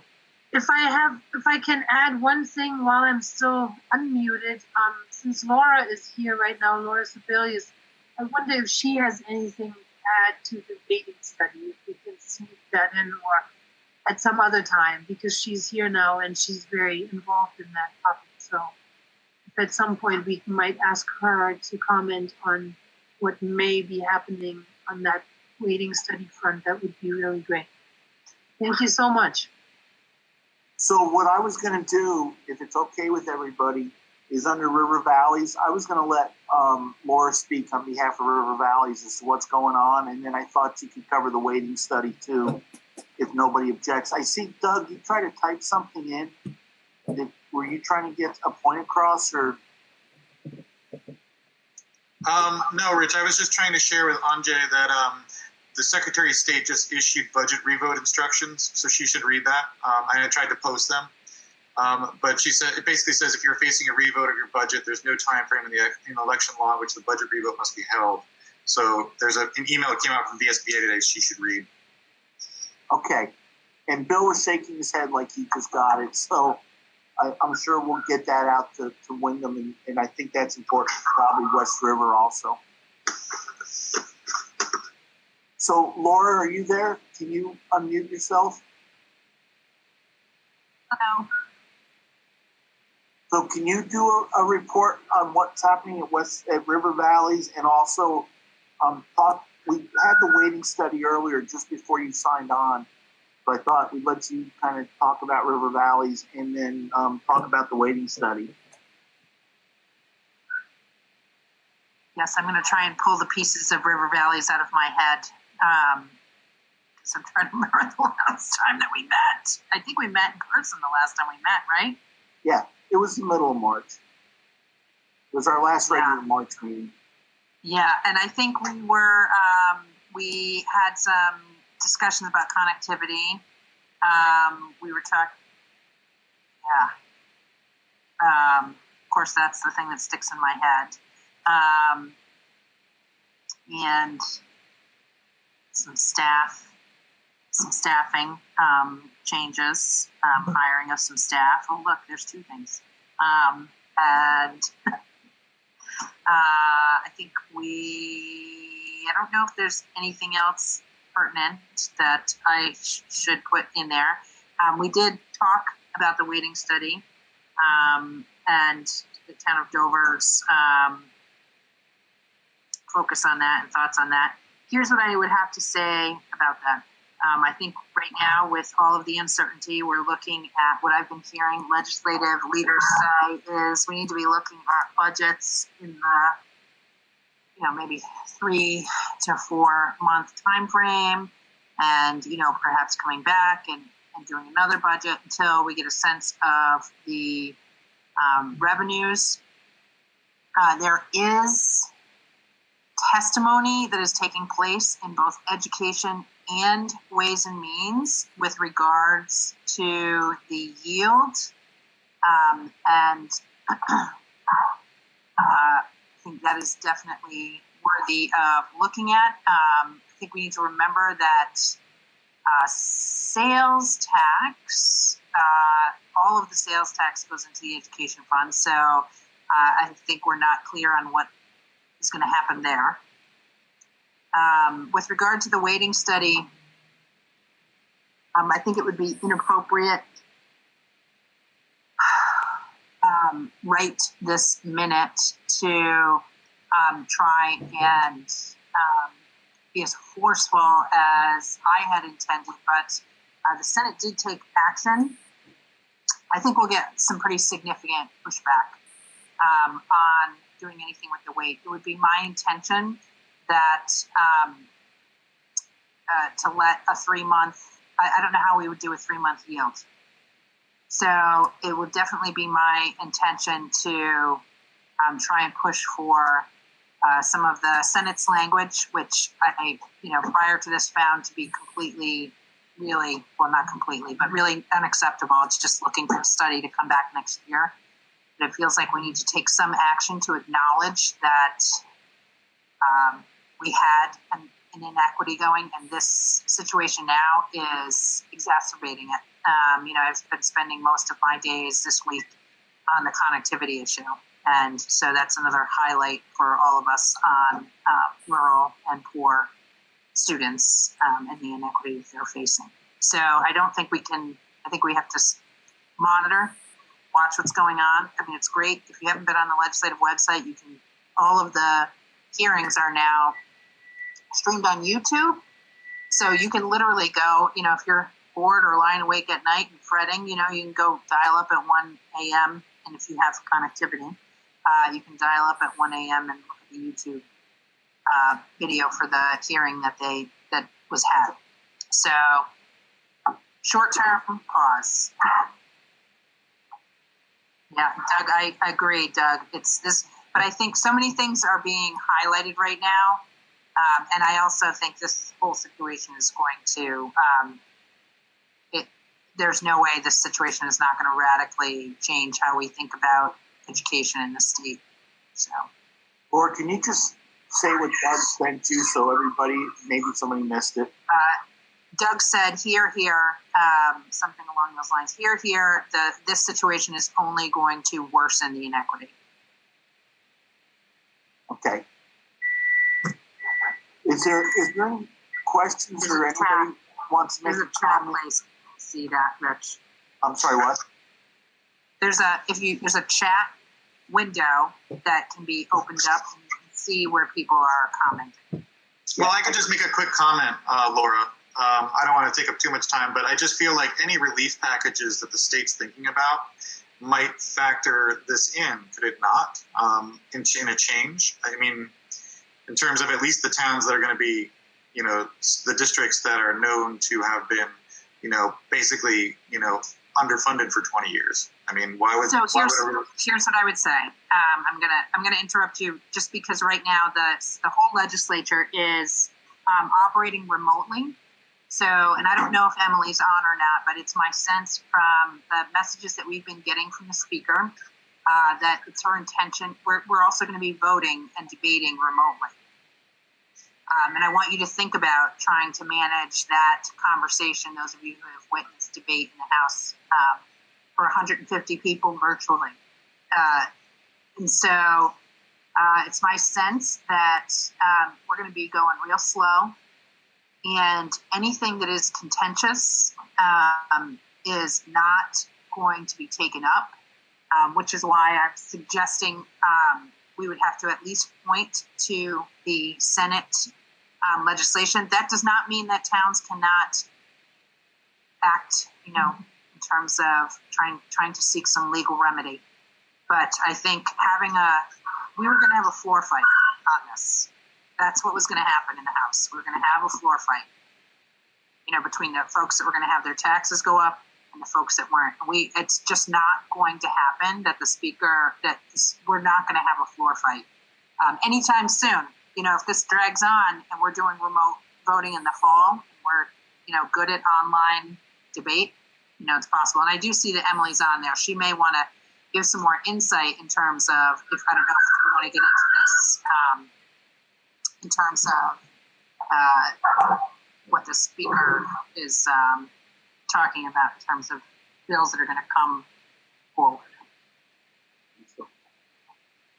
Emily, did you want to comment? I'll just quickly say that there's nothing that I would dispute with what Laura's saying. I would also just add that we have not actually even authorized remote voting for the body yet. We've only authorized remote voting for committees.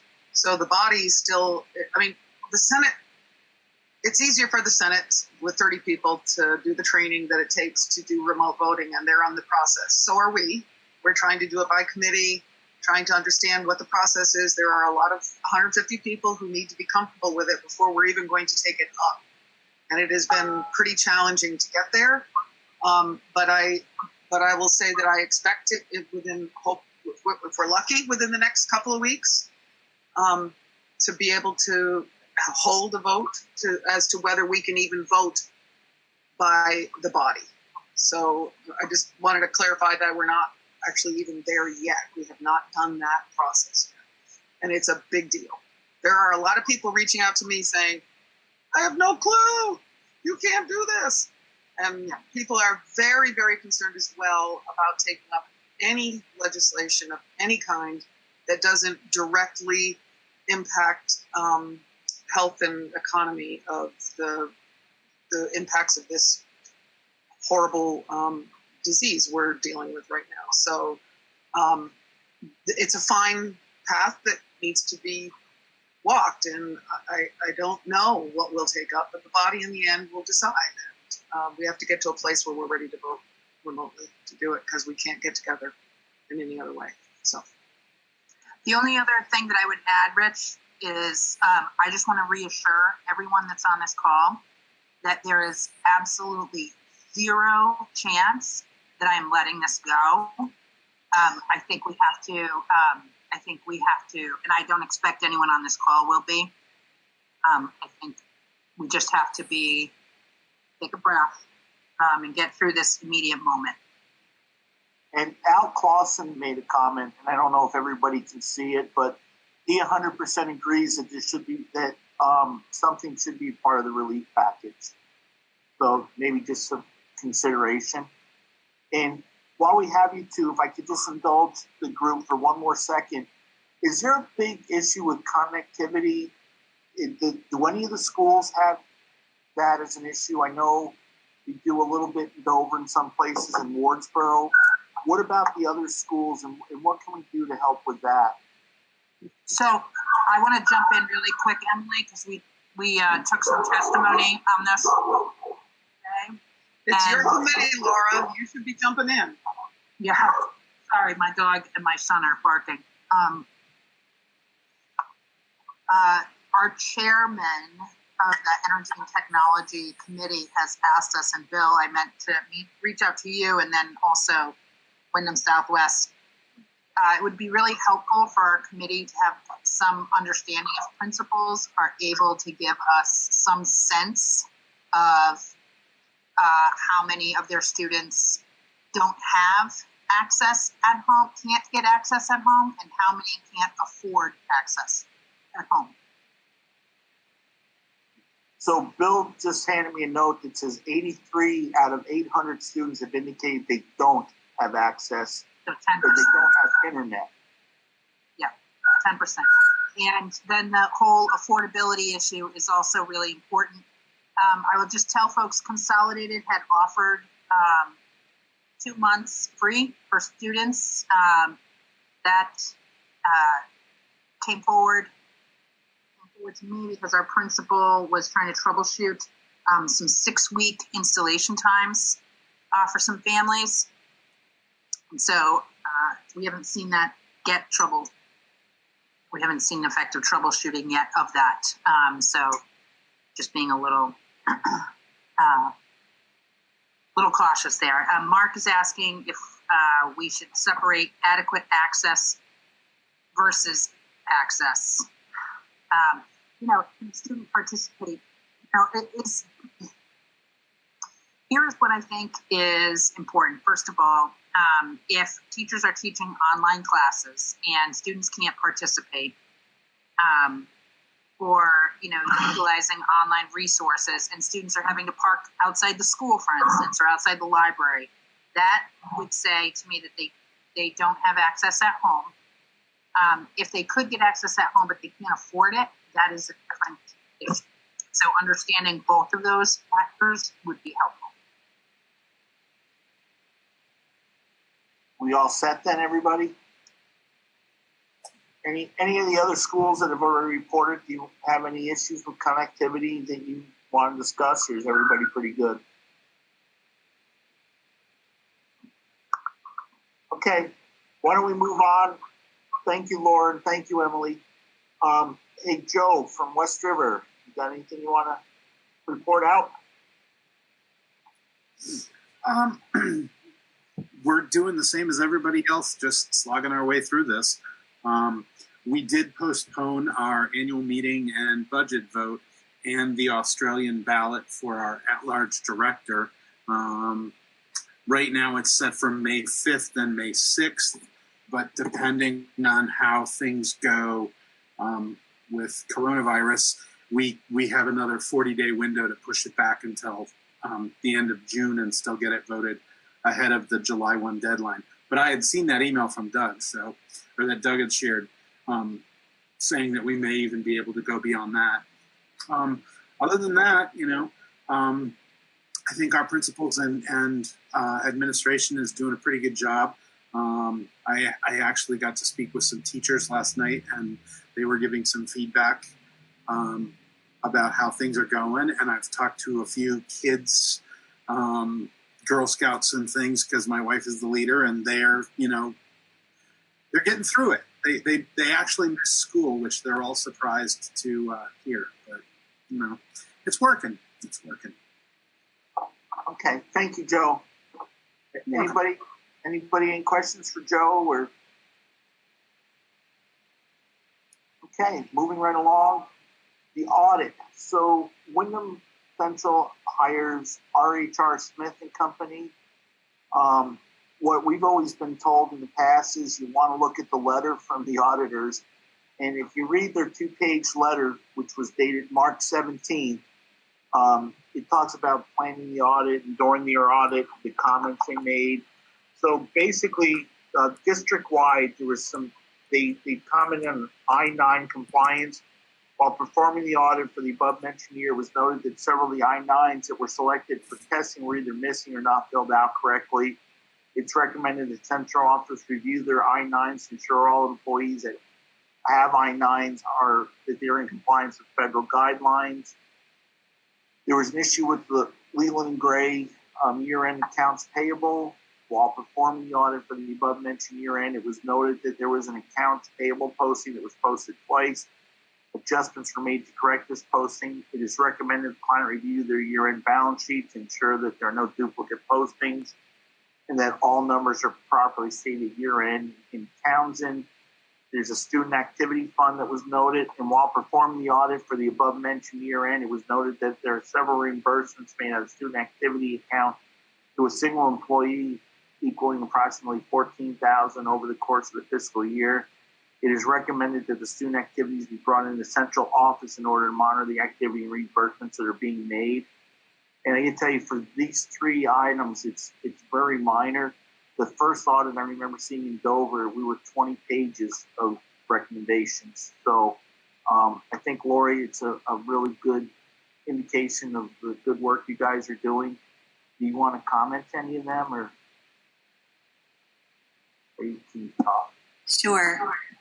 So I just want to clarify that a management letter is different than a significant finding or a material weakness. So none of the entities had either of those. So all three have been actually taken care of. We've had a team of people going through our I-9s, so that's done. All student activities are being brought into the SU. These were accounts that for many, many years would run at school. And there still are some out there. Marlboro still has one that we'll be bringing in this year. Dover, working on that well. So we're working on those to bring them all in so that they'll follow our purchasing procedures. That's basically the main here is that it was done outside of procedure. Does anybody have any questions about that yet? Or the letter?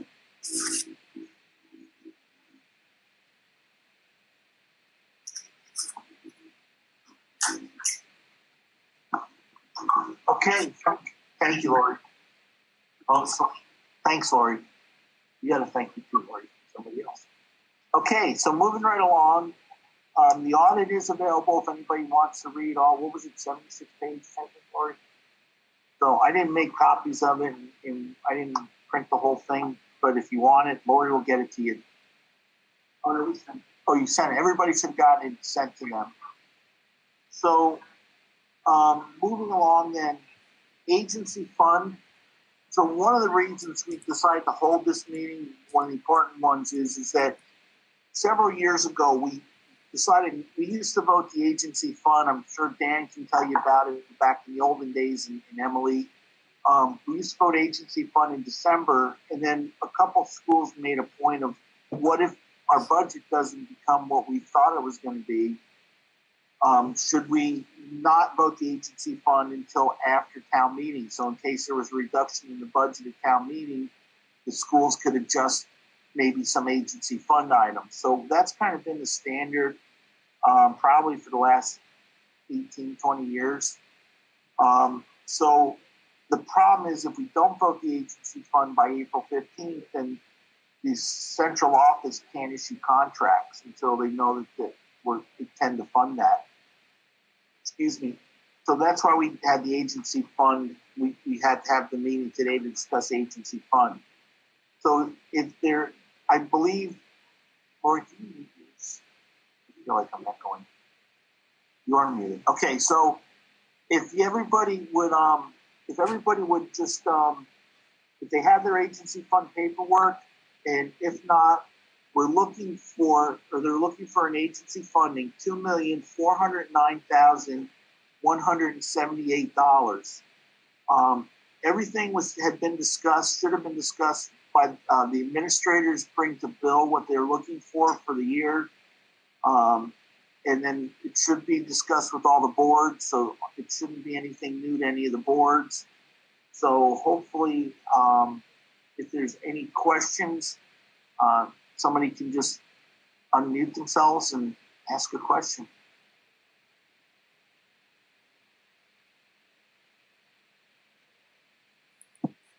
Hi, Rich. I got a question. Go ahead, Jim. Recently, while trying to do our last budget, a lot of townspeople were upset that the WCSU meetings pertaining to votes were not either publicized well enough or put on BCTV for them to look at. So apparently, I think in the future we should have those budget meetings televised, is a suggestion.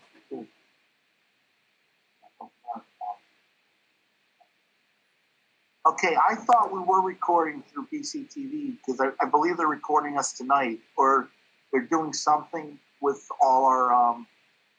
But they're making it so that it will be available. So I think we were agreeing that I think the last couple of Wyndham Central meetings we were recorded, weren't we?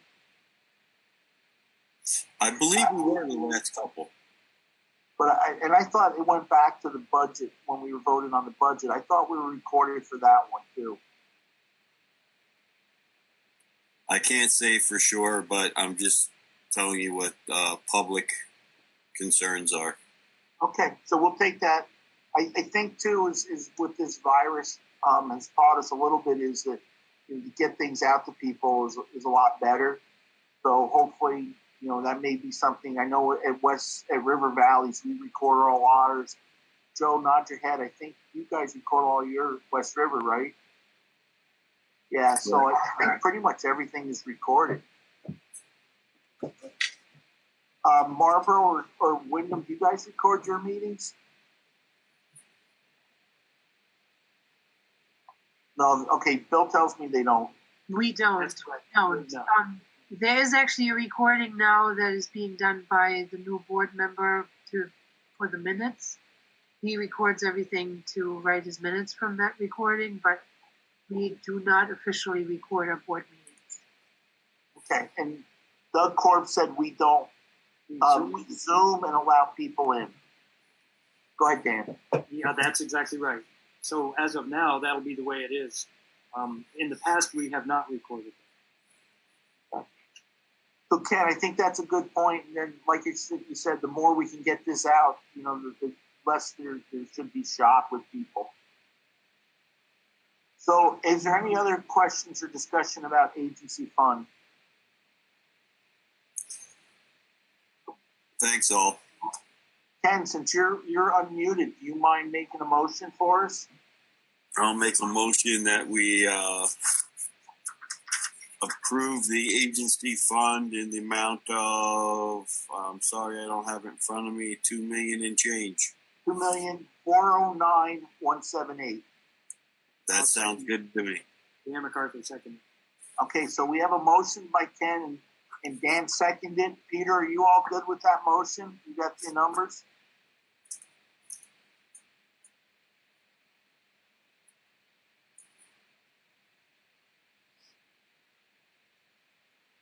Okay, I haven't heard from Peter, but I believe we've got it. We can get it to him. Is there anybody that'd like to make any comments before we vote?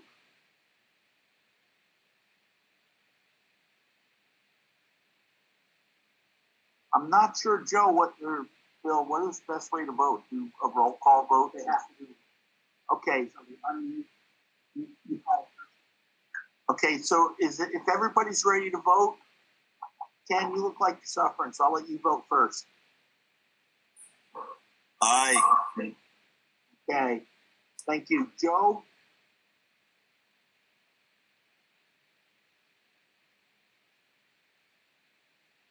Joe Wouldn't unmute. Aye. Sorry. It just Thank wouldn't unmute for me. Okay. Emily? Aye. Al Clausen? Aye. Mike?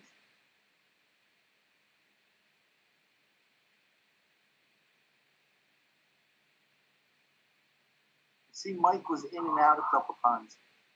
Mike?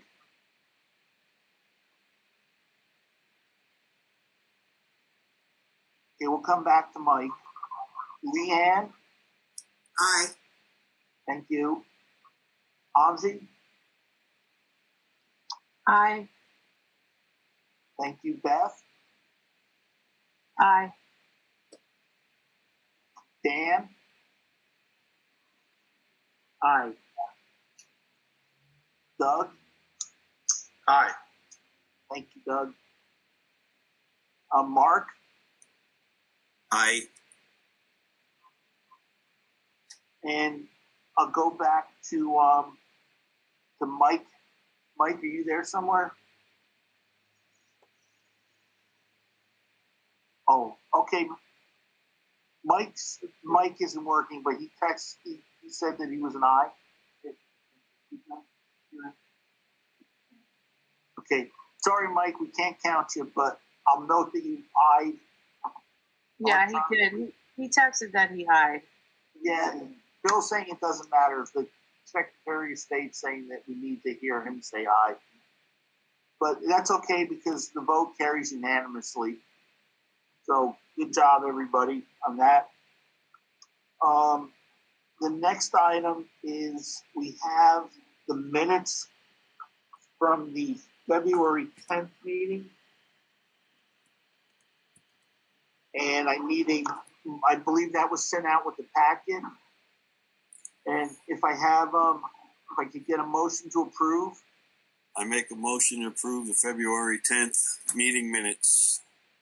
Thank you, Ken. Do I have a second? Dan, I'll second it. Okay, Dan seconded. Again, I guess we got to do a roll call vote on this too.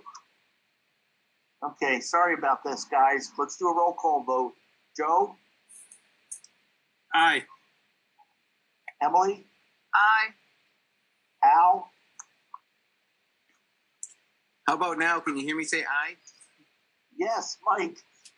I'm going to put you in for a vote yes. I saw you left us for a minute.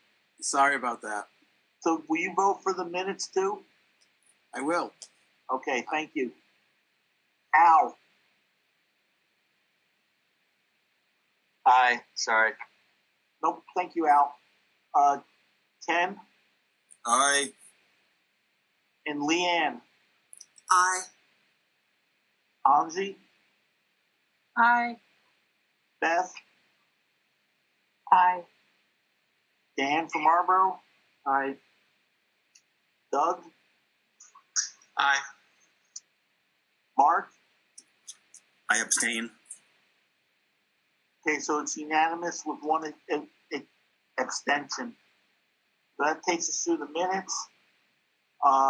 Is there anything that I missed? Does anybody have any comments before we go into executive session for a legal issue? Back to the reorganization. I know you didn't want to reorganize WCSU. We're going to wait until possibly into the next year after July 1st for West Rivers. People are sitting on that board now who I believe have the authority to make that vote now. I don't know. I haven't been part of the discussion, but it is. I'm just wondering, bringing that back up. I was 5 items. Okay, so 5 out of the 6 that serve on the Super Board or the Wyndham Central are not up for re-election. The only reason I thought it would make more sense was that because there was going to be an election, it's usually after elections that we reorganize, after everybody's elected. I guess I would say whatever the board feels. I mean, if they want to reorganize, I don't know if I would do it tonight because we didn't. We actually didn't warn that we were going to reorganize. Now, some people could argue that we talked about it, but we said it was going to be postponed. Joe, go ahead. Rich, our board, the West River board, won't reorganize until that election's held. So even though only one of us that serve on this board is up for re-election, there may be some turnover in the representation on this board just because of the reorganization. Unless there's a real need to reorganize, I'd just wait. Okay. Dan, does that make sense to you? Yes, as long as the current situation means that we have people in place. Those terms, as I understand it, will go until such date as we reorganize. There's no termination. Yes. So it's usually once the elections are done, that's when you reorganize and everybody starts from square one. We just felt that since there was one board that hadn't got to vote yet, that it would make sense not to try to reorganize. And that was a discussion I had with Emily and with Al. So it was hard to decide if we should just do it, or it kind of almost felt like I was just trying to become the benevolent dictator. But I'm extending my term. So, but it was just, that's just. Let's let it go. Thanks. Okay, thank you, Dan. Rich, I do have a question. Yep. I don't know if this is the appropriate place to ask it or not, but a question of Bill. What are we doing as an SU to protect student privacy with online conferencing, especially in regards to Zoom, which is a disaster when it comes to privacy? How about, since that's kind of off the key, it's not something we had on the agenda, let's ask Bill to give us something, send us something at the end of the week about that, if that's okay. Yep. Because he has a technology person too that's probably a little more up to speed. So if everybody's okay, but that's a good question, we'll ask Bill to send something out to all the boards. Thank you. Okay. Joe, did you want to say something, or were you just scratching? Oh no, I just touched my face. Okay. Okay, so if there's nothing else, I have something. Ken waving like a madman. Okay, Ken, go ahead. Yeah, you got any aspirin? No. I've had a couple of people tell me that they want to know what the district is doing for the mental health of parents and students during this time of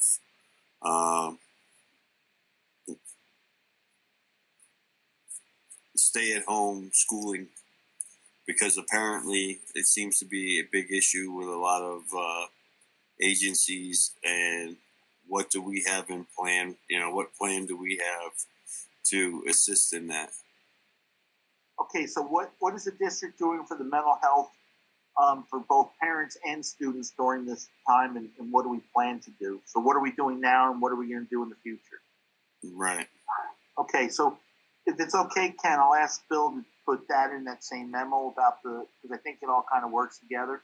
That's fine. Just task the administration with letting us know what's going on.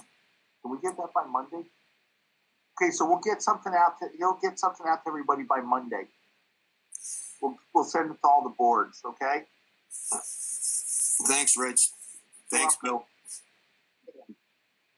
Anybody else?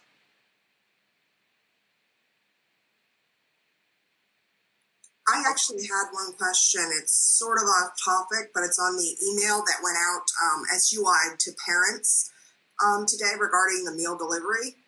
And it was just something I meant to email someone about, actually. The bus schedule needs some clarification within that email that went out. It notes in Brookline, Merrill Drive as a stop. There are actually two sections of Merrill Drive that both connect with Grassy Brook Road. So some clarification may want to be done on that.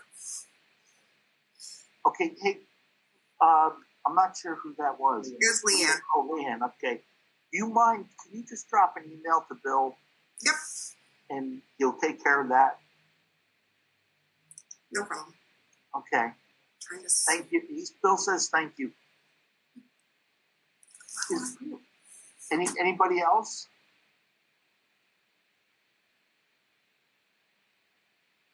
Okay, hearing none, could I get, and I don't know how this all works, so somebody's going to have to explain it to me, hopefully Joe or Bill. Okay. Hey, so we're going to all leave this meeting, and I'm going to re-invite only the board into the executive session meeting. Okay, Rich will do the process to get us there, but only the board will get re-invited to a new meeting. So just wait for it, and it'll come to you. I've got it prepped, okay? So Austin and BCTV and anybody who's not on the board, you're not going to get the request, all right? So thank you very much, everybody, and giving it back to Richard. We have a couple board members who aren't on the WCSU board. They can come back in. Okay. Can I get a motion for somebody to move into the executive session for contractual issues? Ken move. Hey, Ken move. Do I have a second? I'll second. Hey, Mark, seconds. Okay, so all of you on mute. And do you all vote in favor of that? Say aye, please. Aye. Aye. Aye. Aye. Aye. That was cool here. Is there anybody opposed? Okay, so we are in executive session, so everybody leave the meeting and Bill's gonna invite you right back.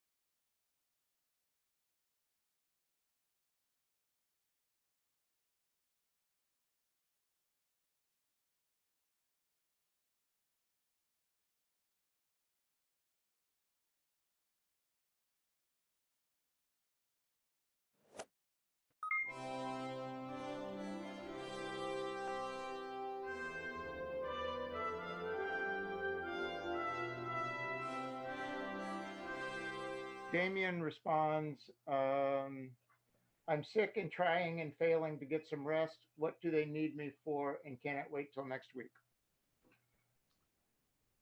You may respond to just go back to sleep and don't worry about general housing and military affairs. I will say those words exactly. All right, thank you. All right, I'm turning my camera off, and I'm still here. Okay. All right, everybody, welcome back to committee. Just a couple of housekeeping things. We are in the process of working with, Catherine is in the process of working with IT to schedule for next week. Basically, when we kind of need to have people from IT and from Ledge Council on board to make sure that we're doing what we need to do and that we feel comfortable with what we're doing with Zoom. When we feel comfortable with that, and that's basically all of us are comfortable with getting hooked into it, and Ron and I are okay with co-hosting and hosting, then the training wheels will come off and we'll be able to schedule more meetings at our own convenience and not just the convenience of when IT is available. I see that most everybody's here. I do know, again, Lisa, I can see you, but I can't hear you yet. What I'm seeing is that that your audio is still connecting, but I haven't heard you yet. The other issues, one of the things Excuse me, Tom, can you hear me now? I can. Thank you very much. I appreciate it. I'll mute myself again. Thank you. Okay. So a couple of things that I learned this morning in terms of our process when we are ready to pass a bill. It's complicated now, but the fact that we can vote on it is one good thing. But the question would then be, how does the bill that we're working on then get to the clerk's office with a signature, and how does it get printed? And one of the issues that we've been dealing with on the bills that we have in front of us is that they're committee bills, and committee bills tend to have to go from when we vote on these out of our committee, they would go to the clerk's office, then they'd have to be introduced, be given a number, and there's a 24-hour lag above and beyond the notice. And so we may have to work with our attorneys to, when we're done working on the language that we're working on right now, we may work with them in terms of finding a bill that already exists, that has a number that already exists that's germane, and then strip the language out of that and put this language in, and that'll just make the process a little bit easier, except for the signature page part of it, which will, so the speaker and the clerk are going to work on a process, and that'll be forthcoming sometime, I would imagine, by early next week. So today we're going to just concentrate on hearing about the bills that we've been working on. Yesterday we heard a lot about the proposals being put forward and the new language being put forward that really did tighten it up. And I do want to hear from Angela, but I want to start with Chris, because Chris, you basically had expressed 2 weeks ago that having the word foreclosure in this bill is a difficulty in many different ways. And so I wanted you to explain that. And just from a committee's perspective, I think if this is a banking issue, a foreclosure has to do with banking law, not only Vermont, but federal, the correct committee for that aspect of this would be the Commerce Committee.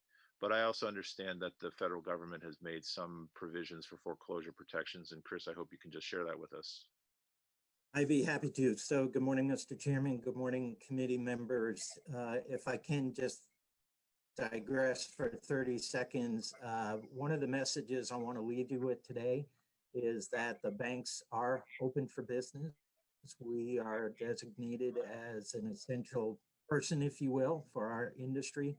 And while it looks differently as far as having to conduct business through drive-ups and ATMs and online banking and so on, we are open for business. We are well capitalized so that we do have capital that can be made available. We know that there is a significant sum of money that is going to be coming from the federal bill that passed the Senate, soon to pass the House, and we know we have a significant role to play in the distribution of those funds, working closely with our partners. I would ask that if you have any constituents who are outreaching to you and expressing concern and looking for relief. If they have loans with financial institutions, both business and individual, they need to get a hold of those financial institutions as quickly as possible. We want to try and work with them to minimize any potential problems. Better to do that before you're 60 days behind, 30 days behind. We have been given a great deal of flexibility by our regulators. That includes not only our department in state, but our federal regulators, to try and do what we can to work with our borrowers while keeping in mind the safety and soundness of the financial institution. We are continually every day seeking greater clarity on how far we can stretch these limits. There is, as you all know, this is completely unprecedented. 2008 looks like nothing compared to what we are seeing out there right now in the growing demand. Over time, the longer this continues, the greater the demand becomes.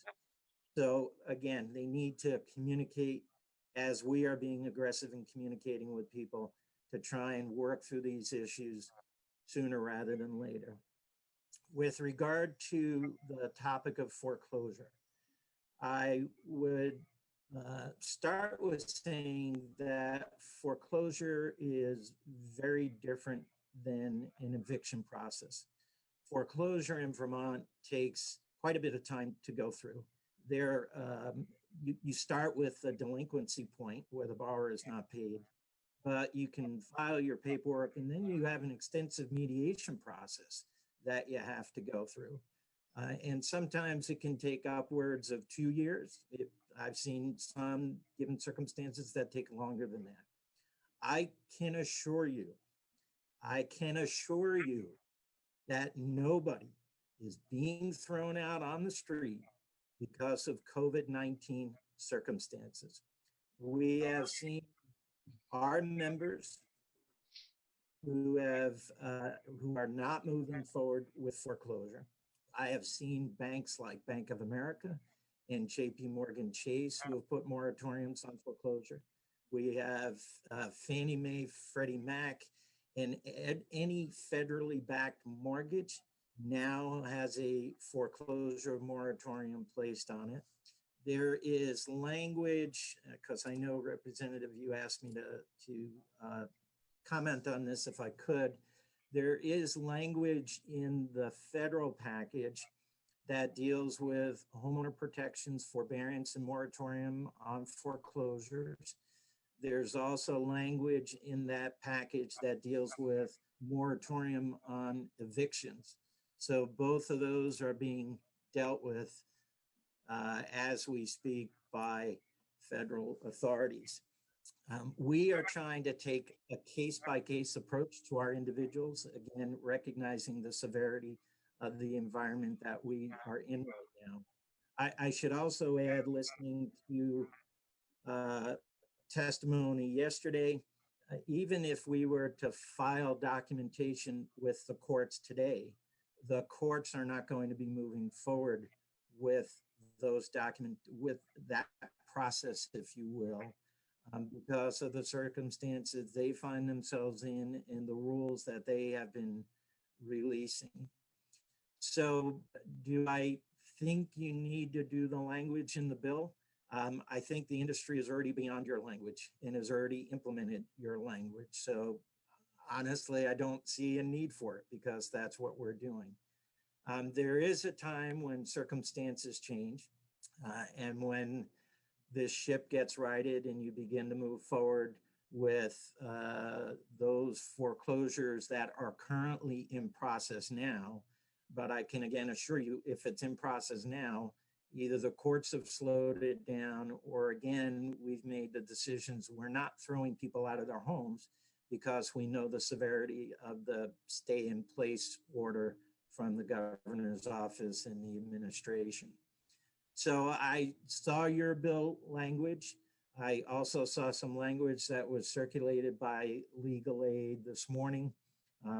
At this point, I think we're beyond that from my industry's perspective.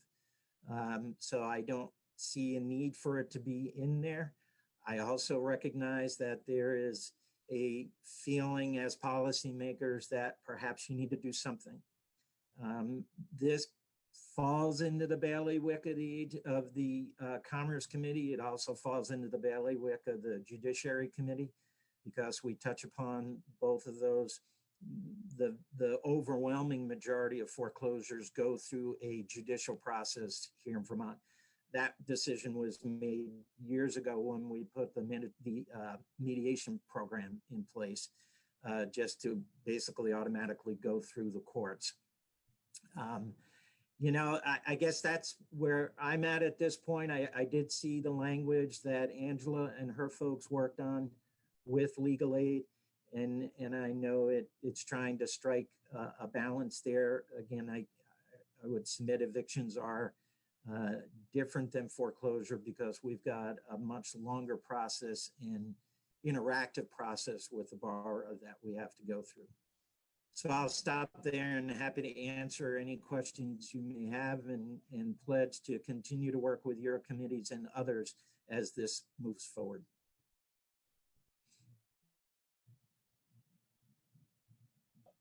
Just a quick, there we go.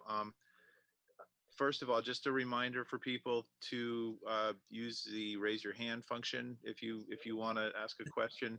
And then, but Chris, just quickly, what about the commercial side of life? And we had a conversation yesterday about about commercial rentals, which our attorney David Hall was sharing that's not part of the residential landlord-tenant law at all, of course.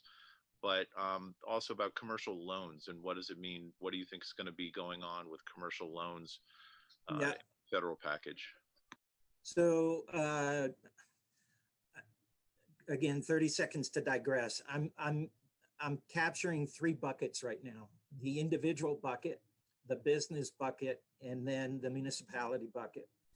We're going to see a growing problem with regard to homeowners and business owners being able to pay their property taxes.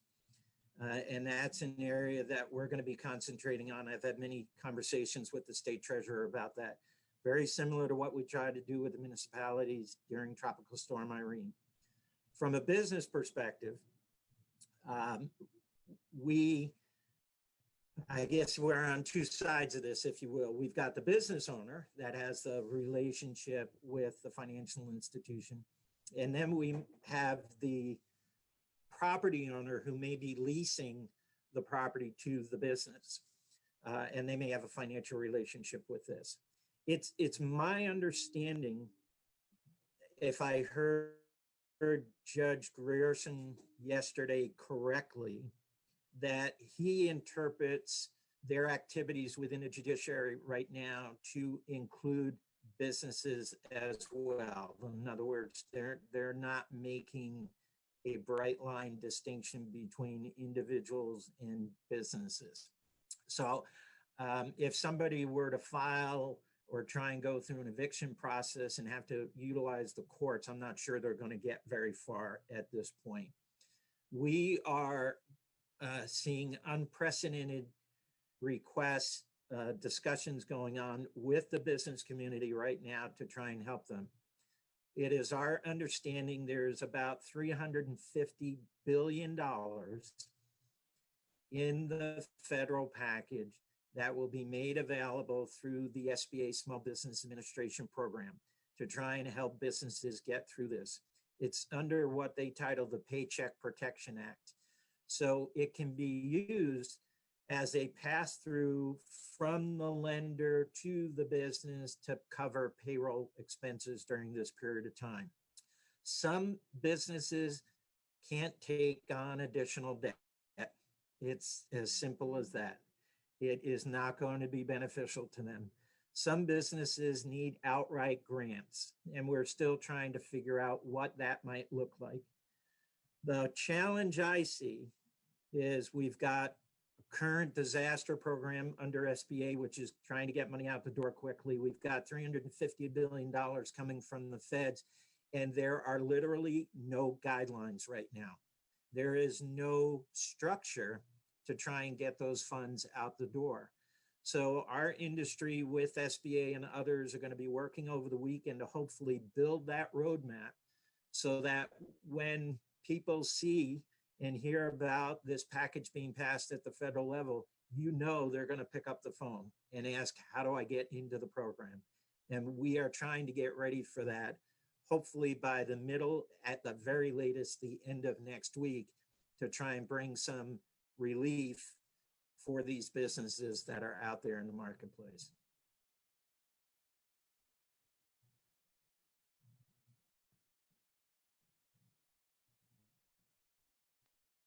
Thank you, Chris.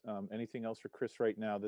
It's all very sobering, and I think it's, one of the issues is this day by day thing. I mean, this package still has to pass the House, which I guess is expected. It has to pass, has to be signed by the president, and then rules are going to be determined. Is that your understanding that it's just not necessarily rules, but just the guidance and the guidelines for implementing the program? Because we don't know right now whether you're going to apply through SBA, whether you're going to apply to us as lenders, whether you're going to walk in the door as a business having a designation already given to you by SBA. Are we doing bridge loans, not doing bridge loans? If we're doing bridge loans, does the SBA funding then go to the financial institution to pay off the loan? I mean, it is mind-boggling how much is going to be a part of this program and how much needs to be put in place to implement it. And we know we're on the front line of doing that or playing that implementation role. And it's frightening right now, not having that in place already. Well, and you mentioned that one of your buckets is municipalities. Yes. And property taxes obviously is a big part of that.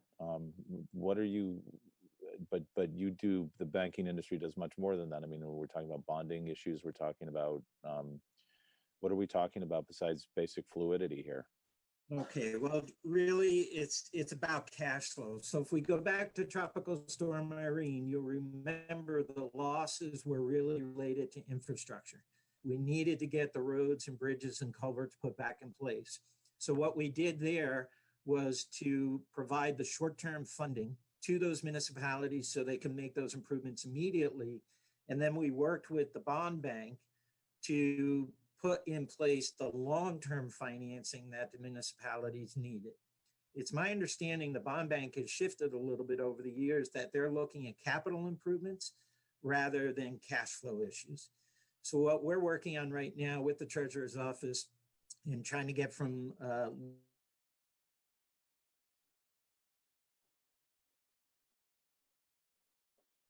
Yeah, we lost you. League of Cities and Towns is what's the estimate? Oh, there again. Our lenders have municipal relationships all over the state. So we're looking at what's the short-term cash flow that they need, because there's an expectation of having to not just run municipal government, but also make the payments to the state on the education fund. I think they are obligated to do that under statute. So where do they come up with the funds to do that if they've got homeowners and businesses who aren't able to pay their property taxes? So we're looking at some type of cash flow mechanism that we could put in place with the municipality, short-term borrowing, and then again, working with the treasurer and others to figure out what the long-term piece looks like. What's your worst fear before I let you go? Can we turn off the recording? Answer what you're comfortable answering. Thank you. I am very, very concerned about the volume of people being impacted individually and business oriented. We have never seen anything like this. We are, while our industry as a regulated industry is prepared and has pandemic programs in place and keeping the doors open, I am fearful that the need will outstrip the resources that we have available to us. I am fearful that the longer this goes, and rightly so, with regard to stay at home and so on, the deeper the damage is and the longer it will take to recover. And I know that there will be business owners that won't be able to come back, period, end of discussion, no matter what we're able to do for them. I'm just fearful overall of how devastating this will be to the Vermont economy and how we manage the $2 billion that's supposedly coming to our state in this bill, knowing there are going to have to be other bills looked at, stimulus packages looked at down in Washington, because this, the effects of this will not go away quickly. Well, thank you, and thanks for weighing in on these issues. I'm sure you'll be. I understand Commerce Committee will be taking up some of the same issues next week as well. Yep. But I'm sure the world will have shifted 2 or 3 degrees between now and then as well. So if there's information that you think we need to have, please don't hesitate to reach out so that we can get you back. Absolutely do that, and greatly appreciate your time this morning. I'll stay on for a little while. All right, thanks, Chris. We'll shift over now to Jean, if that's okay. Jean, are you ready? You are unmuted. Welcome. Yes, for people who don't know me, I am Jean Murray. I am an attorney at Vermont Legal Aid. I practice extensively in landlord-tenant law and have also practiced some foreclosure defense cases. So in this bill, and we've been working since yesterday to reach agreement between the legal aid version, and Angela has provided some really helpful suggestions from the Landlords Association, Owners Association, I want to get her name right. And so I just kind of like to explain what it is that Section 9 of the bill in front of you is doing. The idea is to have a moratorium on evictions. Eviction means that a landlord or a lender, mortgage lender, is using the power of the state through the courts to involuntarily remove somebody from their home. And in the usual course of business, this happens actually quite frequently. In state fiscal year 2019, there were 1,761 evictions filed and 852 foreclosures filed. On the eviction side, that's about 150 evictions get filed a month. And on the foreclosure side, I haven't done the math, but about half that. So about 75 foreclosures get filed a month. So we're not in the usual course of business. So the idea of this Section 9 is to go to the one place, and in Vermont, the one place for evictions and for writs of possession due to foreclosure, the one place that happens is in the court. So the idea is to go to the court and to say to courts, stop, just don't do this right now. Don't do this during the state of emergency and for a short period of time after. Just pause. And it's, what are you pausing? You are pausing anything that could lead to a writ of possession. A couple of weeks ago, the judiciary passed a new emergency rule, Administrative Order 49, in which they suspended all non-emergency hearings. But that means that things that any people think of as an emergency could happen. The cases are still pending, deadlines are still running. Things could be done non-emergency. Before the state of emergency, there were a number of writs of possession outstanding. where somebody already in a landlord-tenant case had been served with a writ of possession or had agreed to a writ of possession, thinking that after a certain period of time, they'd be able to go out and find other housing and leave the housing that was in dispute. Those are still out there right now, happening every day. And at Legal Aid, we know of a number of cases where people who had a writ of possession served on them, or they'd accepted one, haven't been able to find a new place to move, and certainly under the emergency order are not really allowed to leave their houses to find a place to move to, so that individually, case by case, people have to go to the court and ask them to stay the writ of possession. This is not, the courthouse doors are closed. It is very difficult for pro se defendants in both foreclosures and evictions to get anything accomplished. And most people are pro se. As hard as we work at Legal Services Vermont and Vermont Legal Aid, not everybody comes to us. And I mean, I'm at home. This is in my kitchen. We have to figure out, just like everybody else, scrambling of ways to figure out how to help people. So the bill, through stopping everything that's happening at court during the state of emergency, will stop people from being put on the street during a public health emergency. And that's what we aim to stop. The people, homeowners who have mortgages to pay, certainly there has been relief for the federally funded mortgage programs that have been offered. And certainly I absolutely understand that our local banks and credit unions are also not going to start foreclosure proceedings and are going to do whatever they can to put people in forbearance. But there are already a number of foreclosures that are out there with time clocks running on them.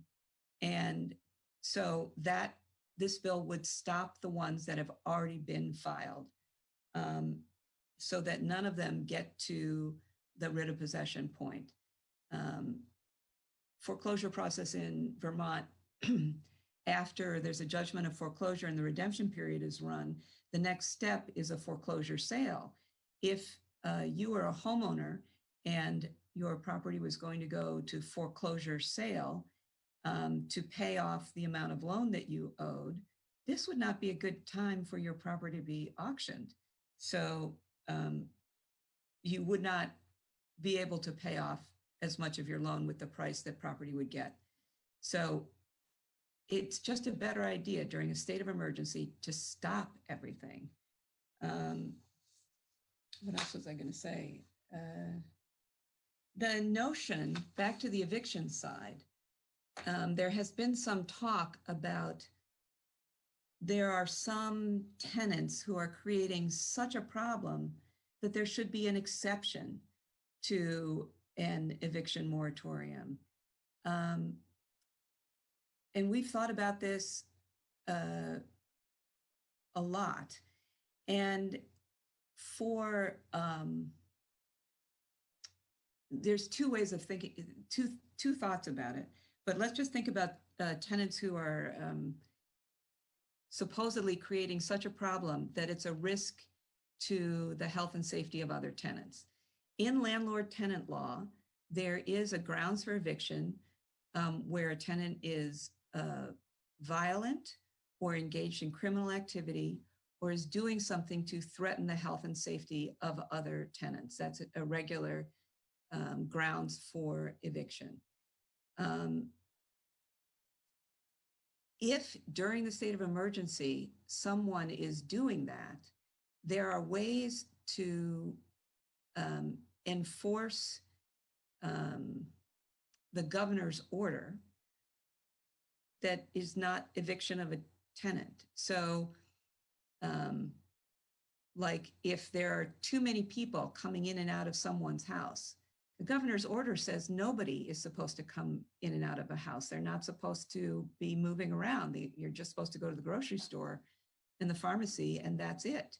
So there could be things in place to enforce the governor's order for that kind of behavior. If somebody is having a mental health crisis and is so behaviorally disordered that they are a danger to themselves or others, the police could be called, the mental health screeners could be called, and that individual person's problem could be dealt with by those other agencies short of eviction, which may involve taking somebody to the hospital or some other place. So we view it as not necessary to carve out an exception to an eviction moratorium, because for folks whose behaviors are extreme, there are other ways to get those behaviors in control rather than dispossessing them from their homes. The other thing to think about is whether or not, if an eviction moratorium happened, this particular bill, the first thing it says is that there is nothing in the bill that says that people shouldn't pay their rent or their mortgage payments. If people have money to pay their rent and mortgage payments, they should pay their rent and mortgage payments during the state of emergency. It is not, nothing in this bill says that people will not eventually owe the rent. And it has been said that perhaps tenants particularly would think of this as a free ride. I think that is a very negative view of who tenants in Vermont are. I think tenants, just as well as homeowners, understand their obligations to pay rent and will pay it if they have the money to pay it. And right now, because some people are out of work, they may not be able to pay right now. And while there might be rental assistance coming, right now we don't know, just as Chris was saying, we don't know exactly how it's coming, how it's going to be applied for, how it's going to be distributed.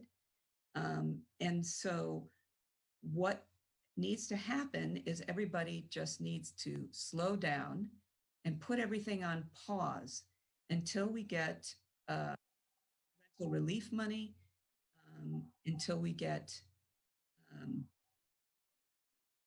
I'm sorry about that. I don't know what's happening. Can you give me just 1 second to make this go away?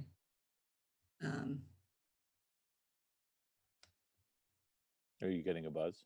Yeah, did you hear that something was ringing and it needed to stop ringing? Sorry about that. So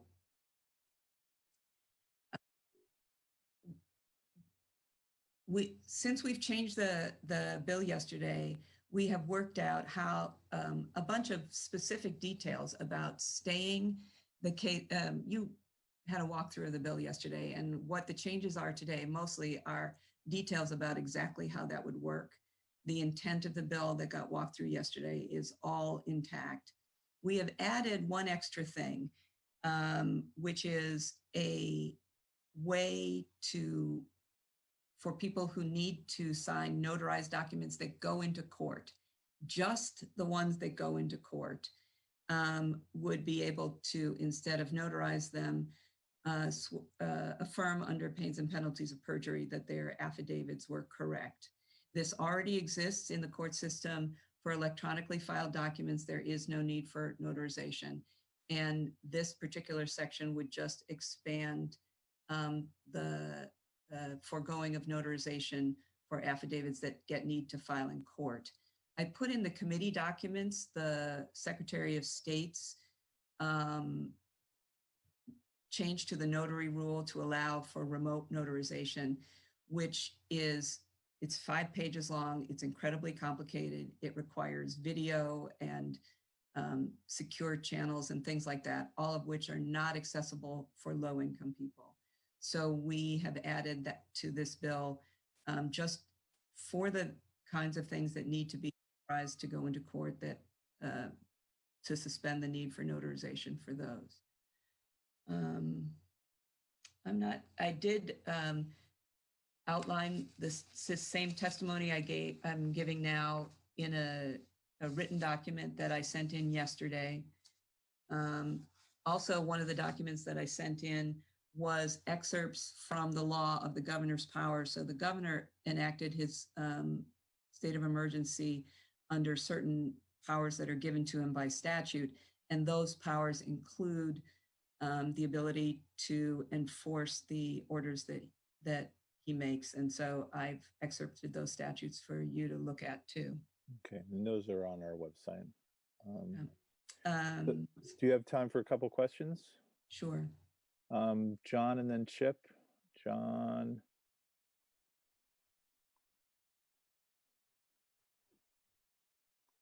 Hold on, I haven't been able to get you unmuted yet. Hold on. There. Okay. Mine was for Chris, if he's still with us. I don't know if he is. Yep. Chris, are you still there? Yep, still here. Chris, when you said that your industry is already beyond the bill, why not have all the banking institutions put out a public statement regarding foreclosures? Because that creates there are, if you can hear me, there are unintended consequences with that. It creates a greater expectation for people in the marketplace. Our approach has been, and it's worked in the past very successfully, is to have those conversations with individual borrowers based on their unique circumstances. The federal language will more than likely get quite a bit of press, both here in Vermont and elsewhere around the country. So it's just managing a message so that you don't create unintended consequences and expectations that, as Jean said, if somebody's paying their mortgage or able to pay their mortgage, they should be able to continue to do that. So I hear your thoughts, but that's the approach we're taking at this point, case by case.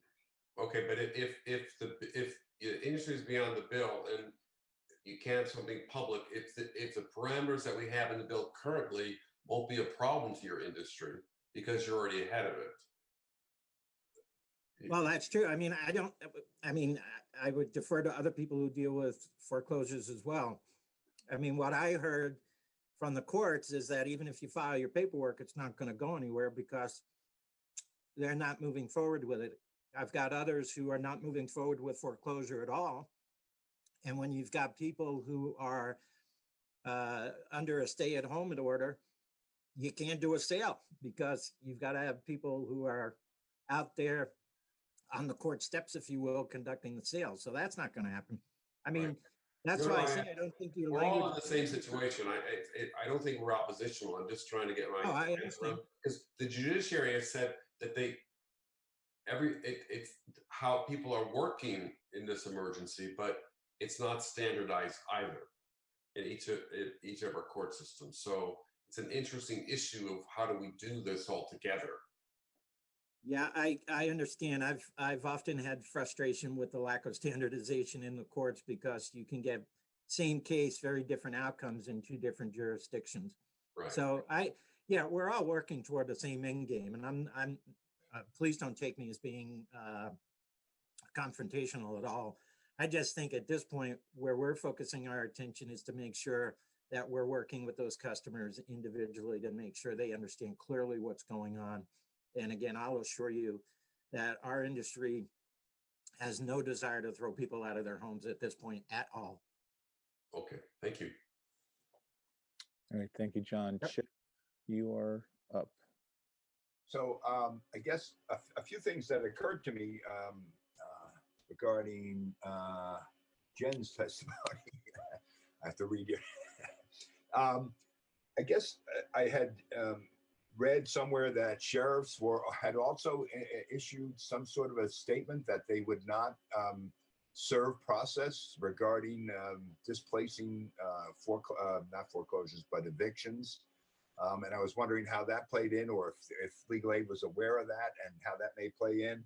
I also had a question about when you speak about affirmations in place of notaries, I'm familiar with oaths of affirmation, and those seem to be somewhat complicated language for pro se litigants to be asked to do. And I was wondering if you had any suggestions as to how that might come about, how that language may be presented in the community to make it available to folks that may need it.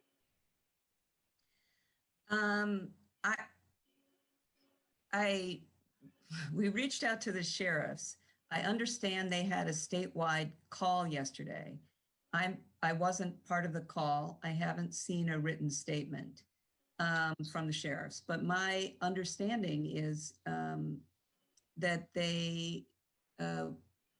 some sheriffs would rather not be serving the civil process that is currently in their hands.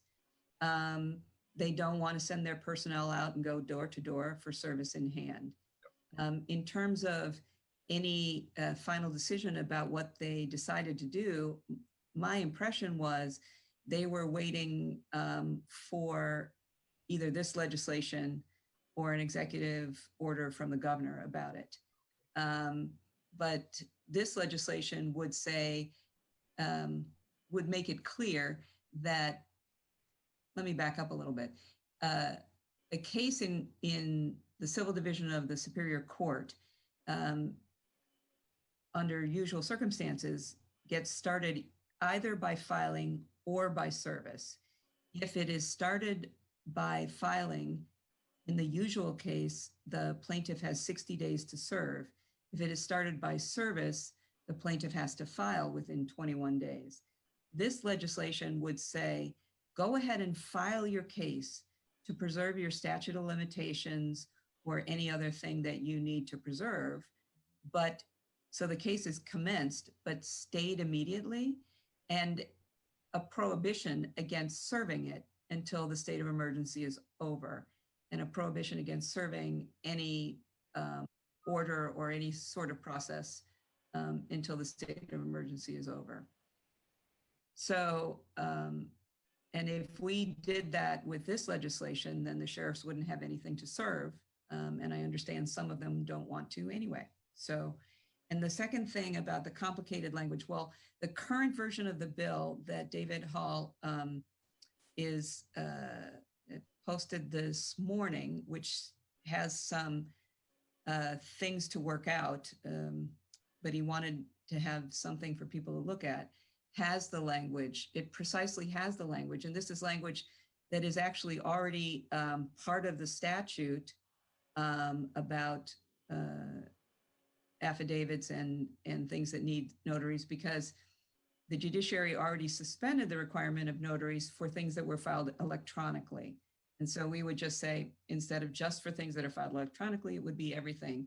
And there's just a little recitation of swear or affirm under pains and penalties of perjury.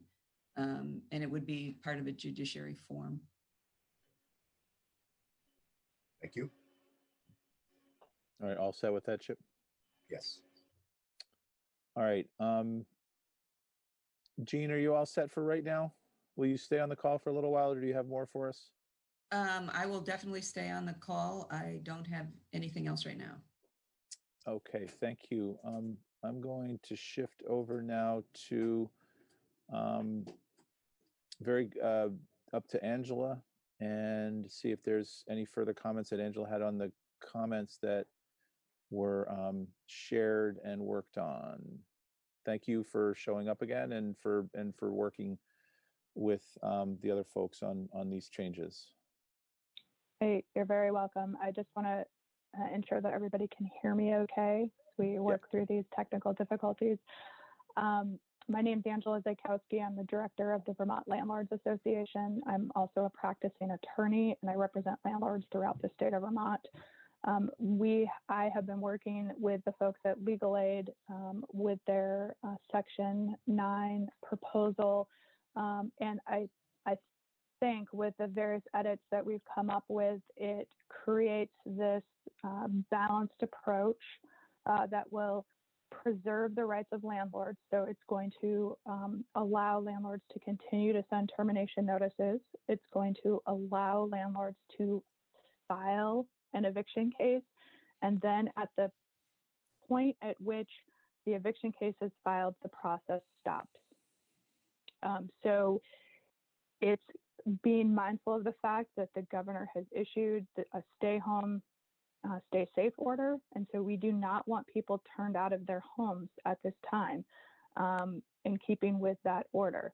So it allows the process to continue to a point, and then everything stops. What the bill or the proposal also does is addresses sort of these other outstanding issues, cases that have already been filed, what happens to some extent when the state of emergency is lifted. And from the landlord's perspective, a very important part of all of this is Section 7, which is the appropriation and the funding.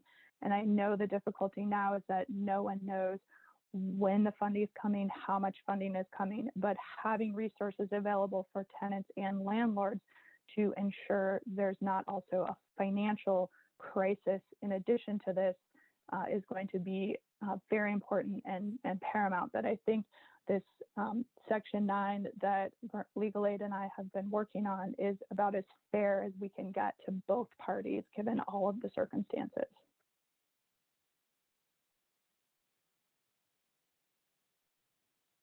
Well, thank you, and again, thank you for working with it. Any questions for Angela? The draft that they're talking about, we will try to get that posted a little bit later on today, to make sure everybody can see it for the afternoon conversation. Thank you, Angela. John, did you have a question? Yes. Thank you, Angela. Over the evening, I was reading what other regions have done, and Governor Newsom in California had a stay of evictions until the end of May and let each city decide how to do that. But in Seattle, it was ending 30 days after the emergency. And I see on page 11 of your suggested notes, that's posted you are suggesting ending it 15 days after the termination. I'm just wondering how we're being less generous than other communities. I'm just wondering how you came up, or how the group came up with 15 days. That's my question. Sure. And I think in the meantime, with conversations with Vermont Legal Aid and myself, we had settled on a 30-day time frame. So I think you're looking at yesterday before the two parties had had a chance to talk, and in the meantime, we had come to an agreement on 30 days. I love 30 days. Thank you. I'm good. Okay, Chip. No, I'm good. Thank you. Okay, thank you, Angela. If you could just stay on the line for a little while and see what happens when we get through with as we go around.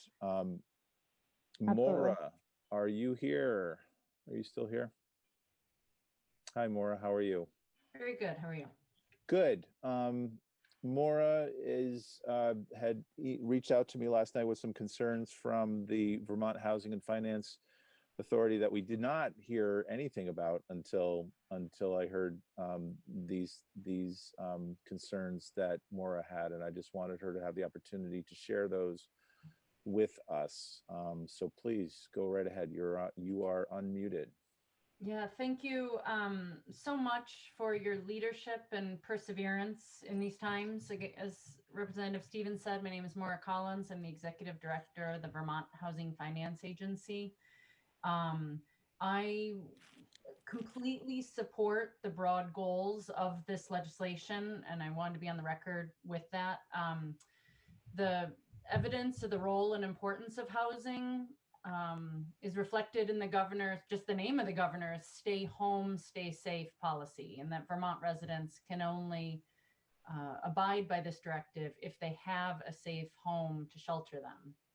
I also echo Chris Delia's comments about foreclosures and evictions being very different from each other, and that the risks of homelessness and perpetuating this public health emergency are very different if you're talking about foreclosures or evictions. VHFA is a mortgage lender both with single family mortgages. So we do participate in foreclosure actions directly, as well as we have mortgages for multifamily rental buildings. And so we watch our borrowers go through the eviction process with their tenants, sadly, sometimes. And with foreclosures, Chris laid out the long time that it takes when courts, even when courts are open and systems are functioning well, the foreclosure process is just a very long process. In Vermont, we do have a judicial foreclosure system.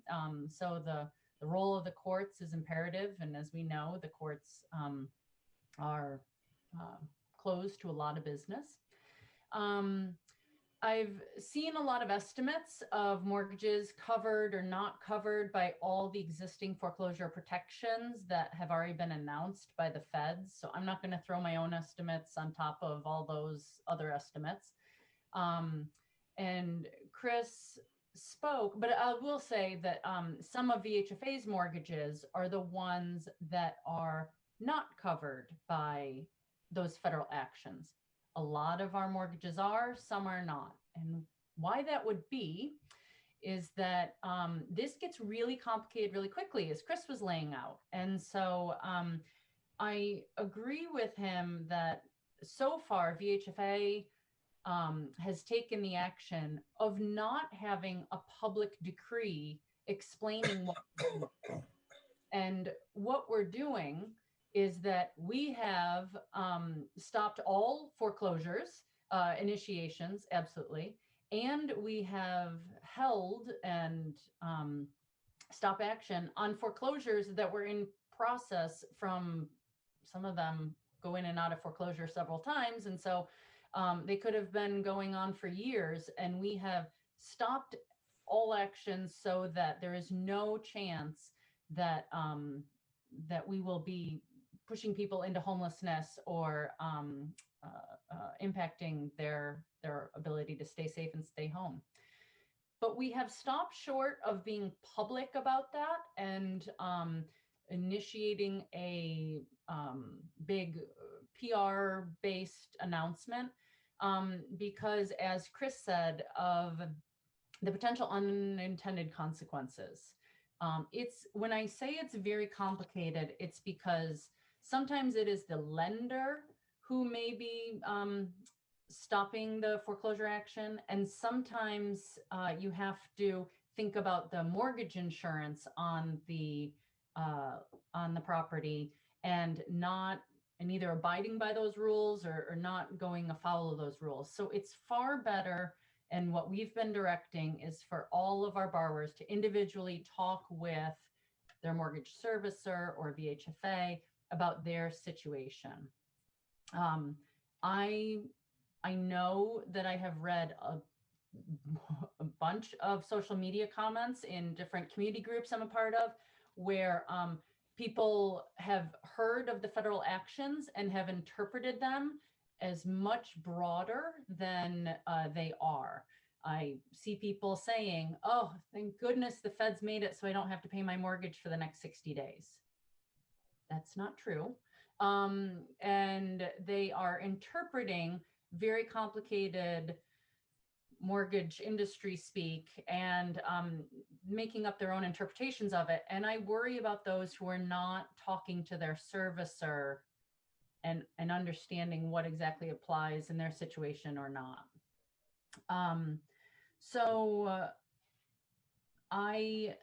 Going to the bill that you all have in front of you, I really support the funding for the state to provide emergency housing related assistance.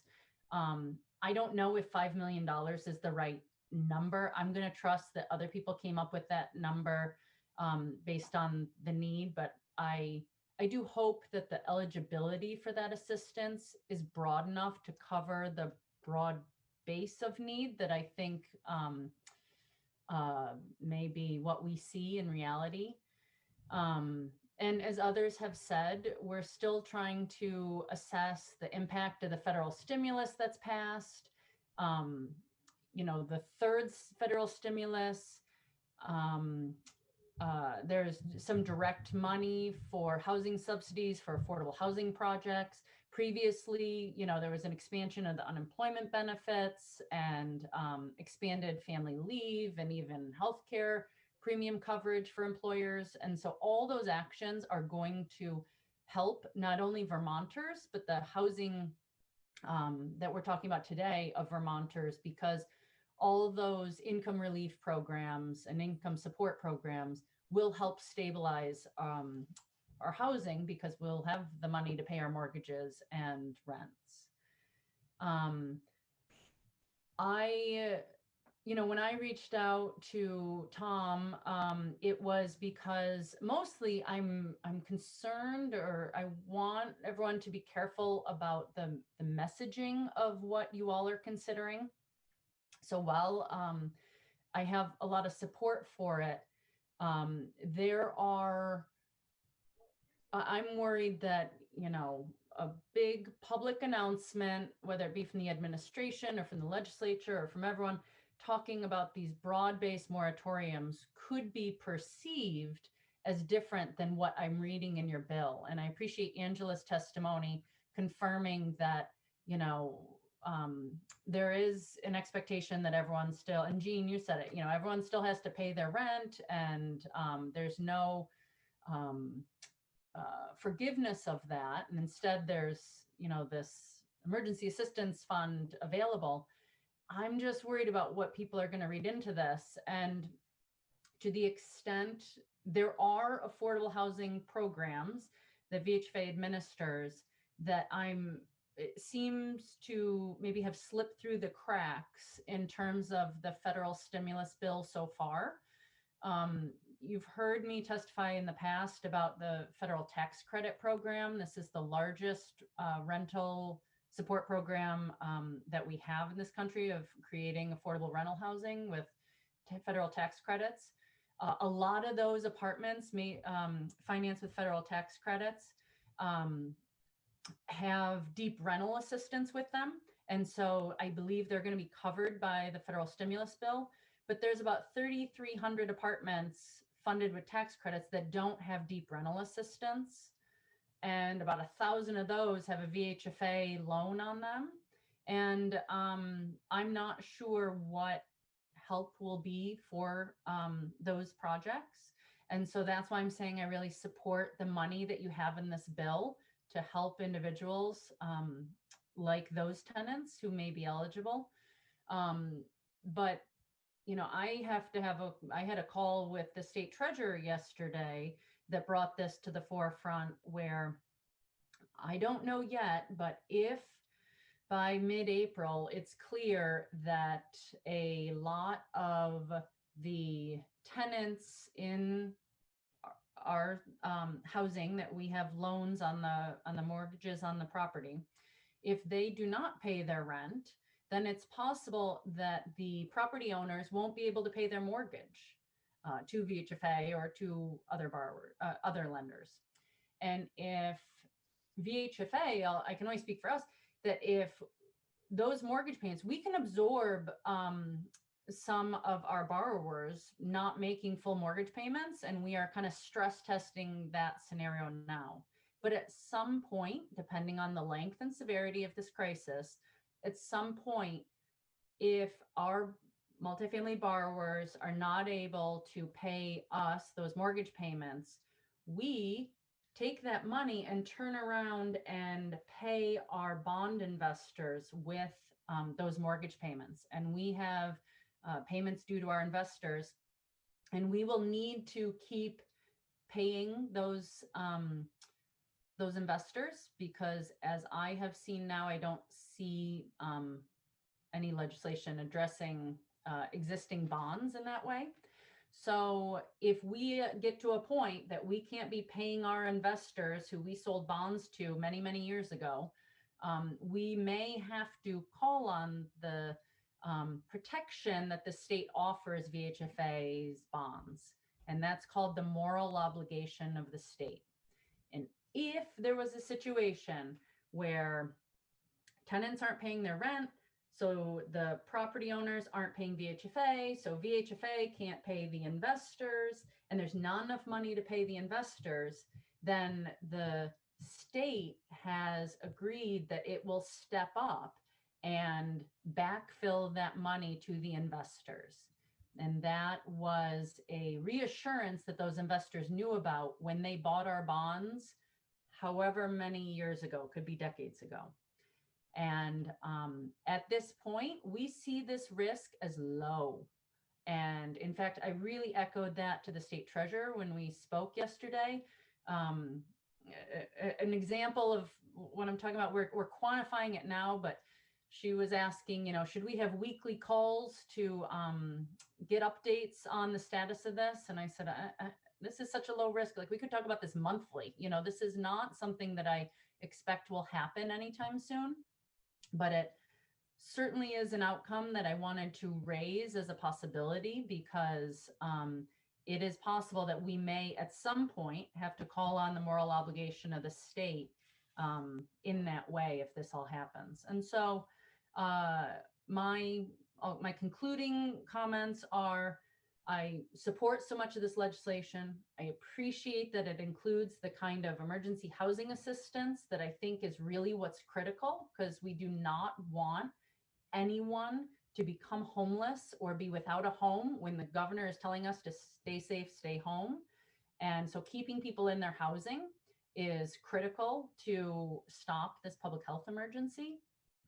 And at the same time, I think that the messaging of what is being done with this bill is going to have to be very clear, so that it does not leave anyone with the impression that what's in the bill, we need to reassure people that what's in the bill is in the bill, which is leaving people with this impression that they have to pay their rent and mortgages if they're able. And if they're not able, the state and the feds need to come together and make sure that they are able, so that it doesn't create other financial consequences for the state that it can't afford.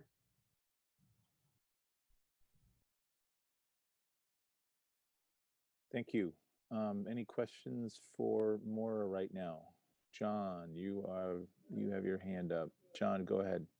Maura, so for the foreclosure part, are you with Chris saying that's not needed to be in this bill, or are you with Jean saying that's essential to be in this bill when you support the bill? It's a good question. I have the same concern on foreclosure as I do on the eviction piece, which is I'm worried about what the average Vermonter will read into the media coverage of this bill. And so I know it's not necessary for VHFA. I know that we have stopped everything, as I explained. I hear Chris saying that all his members have stopped everything. So in that regard, it doesn't sound like it's necessary, but do Chris and I represent 100% of all possible scenarios? I'm not confident of that. And I do want to make sure that people do not become homeless at this time. So that's a non-answer. I'm sorry, Representative. But it's hard for me to imagine how people will hear of these broad-based moratoriums and not read into it what they want to hear. Okay, thank you. Good. Okay, further questions for Maura right now? All right, Maura, if you could just hang out here. Next up, David, are you able to chime in? Yes. So David, there's just if you could, I don't know if you're prepared to share the screen and kind of go over some of the changes that were made from yesterday, and just to confirm, or just to perhaps show us what has been worked on, that would be great. Sure. Mary Is Mann, the sharing function working for everybody? it was rapidly shared. Great.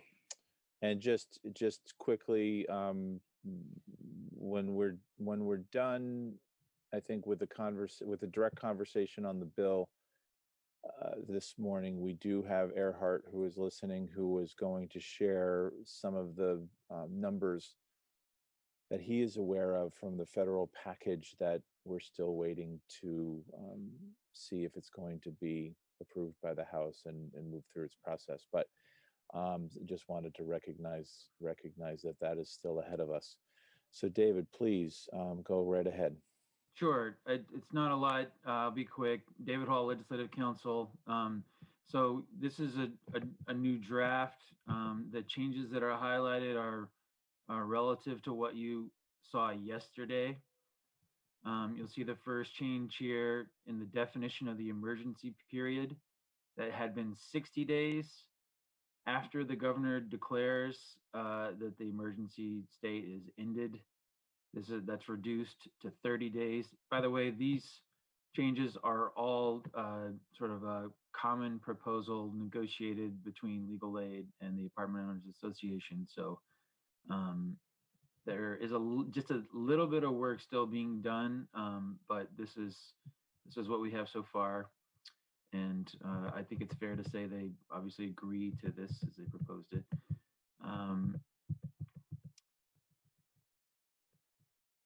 So yesterday we talked about the treatment of pending foreclosure and ejectment actions. D relate to new foreclosure and ejectment actions.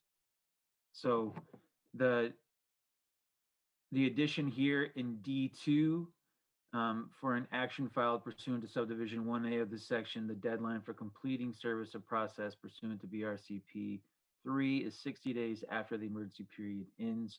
So remember that for new actions, you could file them with the court, and that's how you would commence it. You cannot commence it by just service of process to a defendant, but you have to actually file it with the court. And you can do that to commence it during the emergency period. But remember that it is stayed automatically as of the date of filing. So what 2 does, it's consistent with the current rules of civil procedure that say if you commence an action by filing in court, you have to complete actual service to the defendant within 60 days. So that's what this says. The 60-day period begins to toll at the end of the emergency period. Fairly straightforward. I think this is either here or somewhere around here is where it's probably going to be advisable to just expressly say that all service is also suspended for the period of the emergency period. I think that's something still, the language is still working on that, but I guess it wasn't clear to everyone, and then on further reflection, it wasn't really clear to me. I think it should be explicit to say that even though you can initiate a lawsuit, not only is it stayed, but service is going to be stayed until the emergency period ends. I'll flag that for now, and we'll come back to it, I'm sure.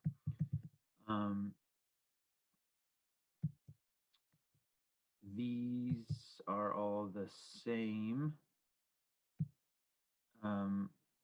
So that language along those lines was added here, page 14, this new subdivision 2. The effective date of a writ of possession is stayed as of the start date of the emergency period and resumes running when the emergency period ends. So again, remember that there may have been cases in which writs had already been issued but not served or accepted, and this just states explicitly that those writs will also just be frozen in time until the end of the emergency period. So I think it's good to have that clarity in here. It's consistent with what was in the draft previously. So G, resumption of rent escrow hearings. So remember that right now in the statute, there can be an expedited process for non-payment, and plaintiff can file a motion for an order to pay rent into court. At that time, the court shall require the defendant to pay full or partial payment based on the amount of rent that is accruing while the action is pending, and then the sooner of the filing of the service. So what this change in G1 is wanting to do is to tell the court how that accrual method is going to work for the emergency period. So I don't think that this language is final, but I think that the plain English version of it is, if you had served this motion for an order to pay rent to a defendant before this act takes place, then the court would use the date of the end of the emergency until the hearing as the period of accrual. And if you serve it after this act takes effect, which would happen after the emergency ends, then that period of accrual would be from the date of service until the hearing. So I think, just in plain English, that's what's trying to happen here. Still working on the words with Gene and Wendy and Angela, but that's just inside baseball at this point. In subdivision 2, one addition here. So we had already said, in calculating the amount to be paid in the court may consider a tenant's inability to pay due to circumstances arising in the emergency period, and whether the tenant made good faith attempts to secure available emergency rental payment funds. So remember, the function of this is to give discretion to the court on how much it can require a tenant to pay into court, really trying to avoid the situation in which a proceeding has been stayed or has been filed, but nothing is happening for 6 months because the emergency is still going on, and then they show up to court and the court says, all right, well, it's been 8 months, so you owe us 8 months of rent. That's what 1 and 2 are trying to do. 2 gives the court flexibility, but it also says the court is allowed to consider whether the tenant attempted to mitigate the loss by going through some of these channels for emergency relief. And again, that's a consensus proposal from the advocates. 15H is highlighted, but it's similar to what was there yesterday. It just says that the judiciary, working with landlords, legal aid, stakeholders, they're going to come up with a plan for the orderly adjudication of state ejectment and foreclosure actions. This last piece, this new section, this is new to the bill, section 10. This is the part that Gene was speaking to earlier. So the change here is the notary requirements, and it's expanding it from electronic filers to all filers, as long as they include the statement, that it's true and accurate to the best of your knowledge, and if it's not, you're subject to penalty of perjury. So policy choice, and then the effective dates are the same for now. So that's what we have. And David, we've got 2 hands up right now. Tommy, you're up. Let me just unmute you. You go ahead. Thank you. David, you just touched on something that is I've been thinking about since yesterday. You're looking at the accrual of rent, particularly in the case of somebody who's been stayed in the eviction process, and but I'm perhaps more concerned with the people who were not involved in eviction process before the state of emergency, were not able to pay rent. The state of emergency exists for 6 months, and now suddenly they owe 8 months rent. And I wouldn't want them to be facing eviction because of that. And I just don't know if there's a way to address that at all, or am I getting way too deep in the weeds? I don't know, but that's a concern of If somebody. I hear your Yeah, go ahead. Well, if I hear your question, you're not necessarily talking about the rent escrow requirement. No. You're talking about somebody not being able to pay their rent. Right, yeah, and as- perhaps there was no eviction process or ejectment process filed before the state of emergency. It's just they've lost their job and they can't afford to pay their rent during the state of emergency. And so perhaps they're not forced to pay during the state of emergency. When it's done, they owe several months' rent. I just don't know how to address that. So they're not facing eviction because of that. Well, so remember that this bill does not negate the duty to pay rent. I mean, right. Tenants are still supposed to pay rent, even though there is an emergency period. I understand that, but if they have lost their job, they may not be able to pay the rent. Of course. And, yeah, for several months.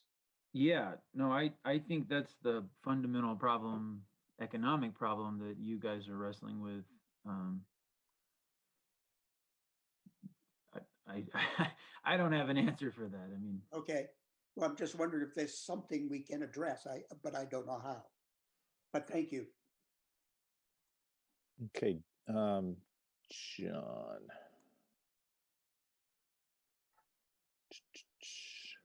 Hold on a second. John, are you on yet? No. All right, John, you're on. Okay, thank you. David, I have just 3 little points that I just want to make sure I'm understanding. On page 12, we talk about it's 60 days after the emergency. But then on page 14, on lines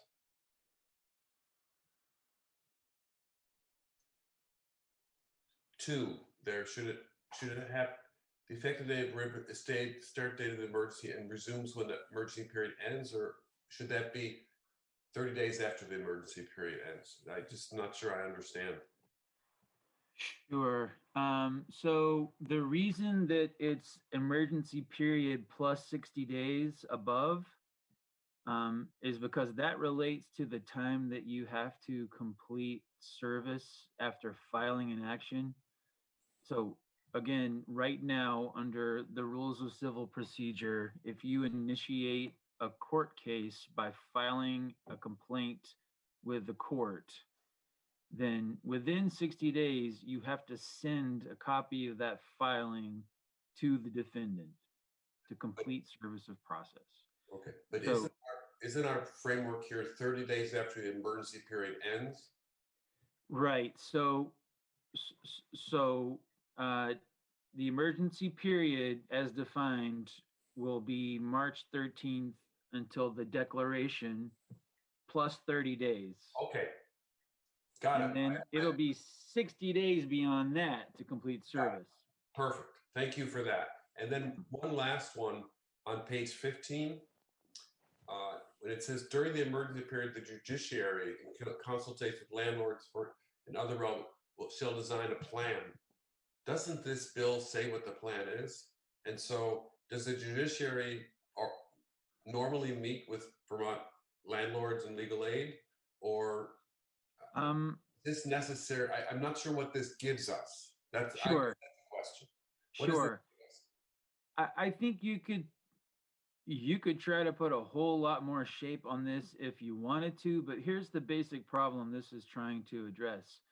You're going to have an emergency period that lasts who knows how long, plus 30 days. And at that time, when that emergency period ends after those 30 days, you're going to have however many tens, dozens, scores, hundreds of cases that are piled up and waiting to be adjudicated. And those are going to involve evictions on top of all the other things. It may include foreclosures, depending on what you do here. But basically, this is telling the courts to work with all the people who are involved in these kinds of cases to say, once the floodwaters are released, how in the world are we going to accommodate several hundred cases that are all backlogged. I don't know what that's going to look like. It could look like emergency rules that the court adopts. It could look like they give priority to cases based on when they were filed or whether you have kids or I don't know what. I think nobody knows. And so the purpose here, and I can certainly let Jean and Wendy and Angela and others speak to this, but my understanding of the purpose here is to have some kind of plan in place for when this is hopefully all over, we figure out how to manage the backlog of work in the courts that will inevitably arise from this. Yeah, I guess my worry is that the judiciary is already putting this in such low priority because it's so stressed with not being open and all the other cases that in the middle of this, we're asking them to come up with a plan for a low priority thing for them. So it may be worth hearing from Judge Gerson about. Yes, thank you. Okay, I think you're right. Thank you. Thank you, David. All right, Chip, go right ahead. So, David, I just want to make this clarification here. So, at the end of the period of emergency in 30 days, it is anticipated that there'll be an open and evidentiary hearing in the court to determine how and how much the payments will be to accommodate these arrears. Is that what I'm seeing?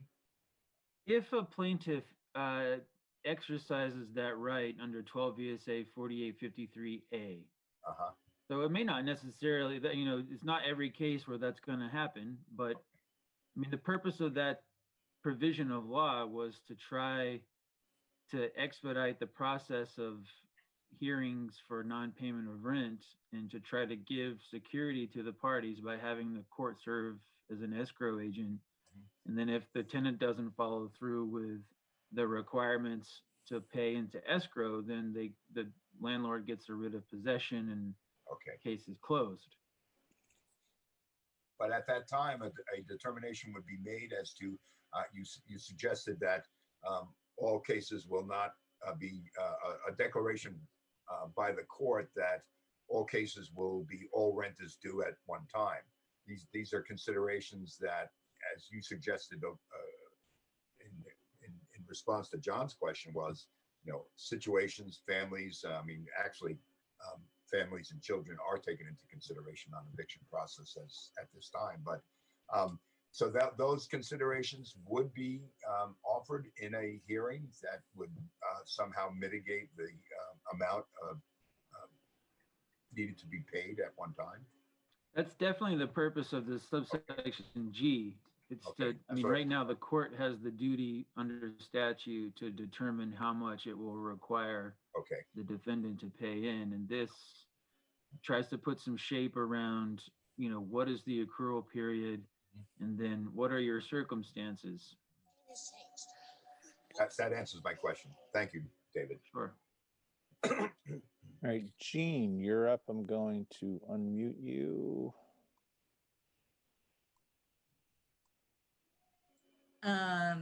So I wanted to respond to Representative Waltz's question, which was what happens when we come out of the state of emergency and somebody simply hasn't done anything. I agree that we need to work on the messaging that people should be during this time paying what they can. If someone has lost their job, they should be applying for unemployment compensation, which isn't going to be perhaps as much as they earned on their job, but it's going to be something.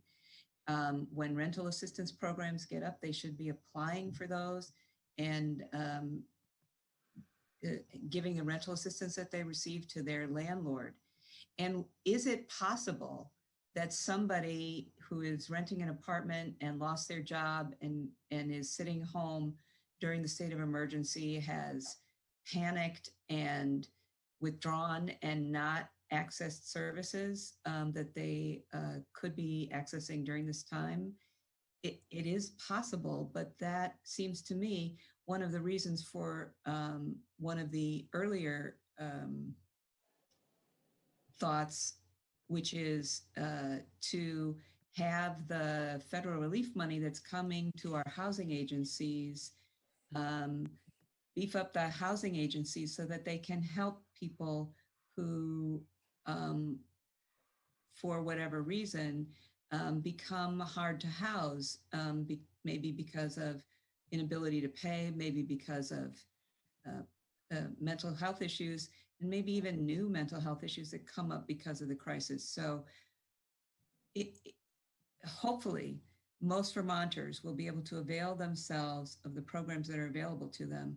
But I guess we can expect that some won't be able to, and they'll need extra help from housing agencies. And maybe that will become clear at the point where we go to court. So right now, Legal Aid is working in a pilot program in Franklin County that brings all of the helping agencies and legal aid together at the time of evictions. And maybe we're going to need to expand that to help some of these people who have become unable or whatever, panicked, I would say. So we'll just have to see how that plays out. But the intent here is that for people who can pay, they will continue to pay as much as they can because they are going to owe the entire amount at the end of the state of emergency. Yeah, I took a note about Representative Troiano's question, but not a very good note, so I'll stop there.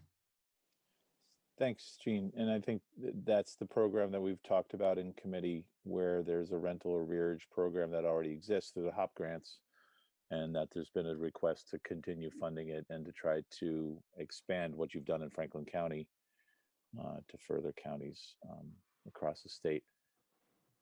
All right. Any further questions for David Hall at this time?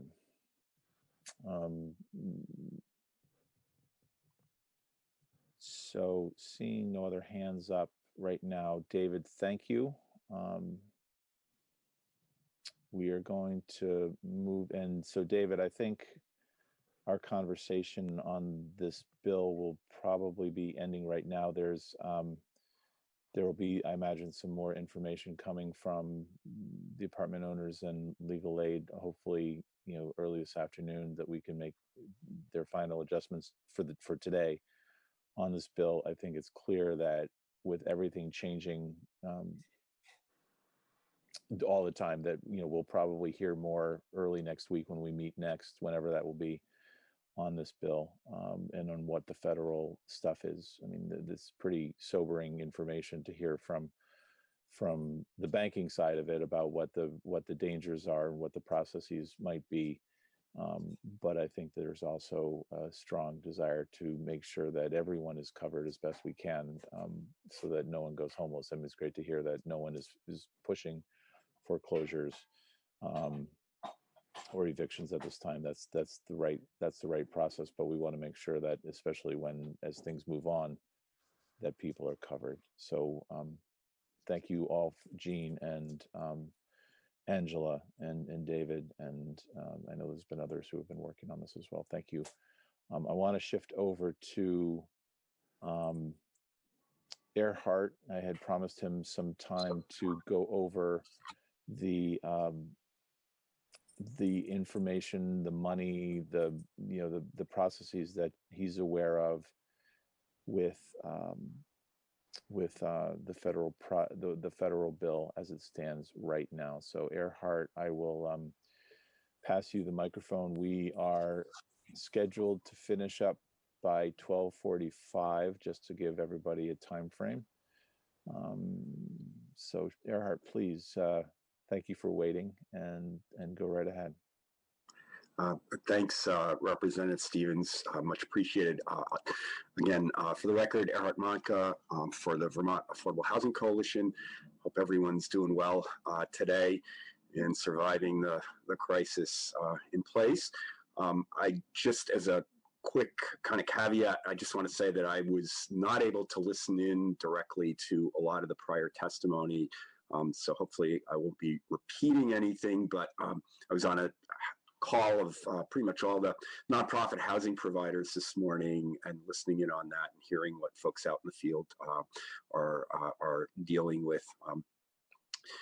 And so I will focus on the federal relief package as it relates to housing and homelessness, but I know you guys were not able to hear from either Rick DeAngelis or from Markley yesterday for a variety of reasons. And you did hear from Chris Donnelly, who I think gave a pretty good picture of what some of the housing and homeless service providers are seeing around the state. But Mr. Chair, if I may, Rita sent an email to both Ron and me apologizing for not being able to be there to testify yesterday. And I think if you could indulge me for a moment, if I can find it, I would like to just quickly read it because I think it gives you all a better sense of what actually folks that are at the ground level in the homeless shelters are dealing with. It's posted to yesterday's documents if people are looking for it. Yeah, I think there was one email that was not on yesterday's documents that I didn't see the whole thing, Ron, but let me just quickly highlight it for folks. So this is Rita Markley from the Committee on Temporary Shelter, just emailing to say she can't join yesterday's call. Right now, I'm coordinating the Burlington COVID response team for homeless people. That means helping with new quarantine and recovery site, logistics, supplies, support for all Chittenden County shelters, the flow of referrals to isolation units, dealing with the mayor's office, the University of Vermont Medical Center, and so on. All of that on top of keeping the 4 emergency shelters that COTS is running on very depleted staff. Backup support for our skeleton crew, so it's not even certain that I'd be able to make the call at 10 a.m. tomorrow. So that was in regards to her not being able to make it yesterday. And I think that the urgent nature of what folks have been dealing with, and I hope you've had a chance to review the materials that Rick DeAngelis submitted. What they've done in Central Vermont is just absolutely Herculean in terms of having 3 homeless shelters, 1 permanent and 2 seasonal temporary shelters relocated to a motel, and now providing 24/7 support to the people in that motel is just a tremendous effort. And I think all of that gives you a sense of what our housing and homeless service providers are dealing with around the state. And I would urge you, as you continue to take testimony, I think I mentioned this yesterday, to get Sarah Phillips on and to have Sarah give you all a sense of, because she's coordinating this together with Jeffrey Pippinger in DCF Commissioner's office and just a whole array of other folks. They're coordinating this effort statewide. They have weekly call-ins and are obviously in touch. I think those folks are working long hours every day, including on weekends. And pretty much the same is true for our affordable housing providers who in so many different ways are supporting that network of homeless service providers as well. But yeah, basically the shelters really, in order to comply with all of the CDC and the health department guidance on social distancing, have had to either empty their shelters or significantly reduce the census of those shelters. And also beyond shelters, a number of our affordable housing nonprofits are own and operate congregate housing and or single room occupancy where there's shared bathroom and kitchen facilities. And so those are a critical issue as well, because people, are not able to maintain all the social distancing when they have those kinds of shared facilities. That's just a quick kind of snapshot of some of the issues that folks are dealing with. Let me also say, having heard some of the conversation around lost rental income as a result of COVID-19 related job losses, I would also urge you to hear from Chris Saunders from Leahy's office. He gave, I thought, a really good analysis of the COVID-19 federal relief package provisions as they relate to unemployment insurance and leave. And they're really actually very substantial. And my general takeaway, though I'm not a specialist in that area, my general takeaway is that there will be opportunities for people to lose less income than one might imagine in this crisis, and given the number of unemployment insurance filings. So I think having Chris and obviously the Commissioner of Labor maybe come in as well to talk about those provisions. One of the materials, switching to the federal package itself, as it relates to housing, I just wanted to draw to your attention. There's a number of materials that I submitted to Ron, and Ron, I don't know if you're able to pull these up. The one that I'd like to maybe start off briefly focusing on is, and I'm trying to pull it up on my own screen here. Yeah, it's an analysis by the National Long-Term Housing Coalition. Go ahead. Sorry. No, I'm sorry. You have the capability to share what's on your screen. Got it. If you're on your laptop, just go down to the bottom of the screen where it says share screen, and you may be able to get there. Okay, let me make sure I have the right thing on my screen. There we are. Okay. Sorry, this is taking a little bit. There we go. I can do it if you prefer, Representative. I've got it. I had too many things on my screen. Can you all see something entitled "Congressional Leaders Agree to Coronavirus Response Package"? No. Let Ron do it. So that's the one you want to see? Yeah, I've actually lost. Somehow I've now lost control over my own screen. Sorry. That's dangerous, Earhart. You don't want to lose control over your own screen. So yes, okay. So Ron's gonna bring up the congressional leaders.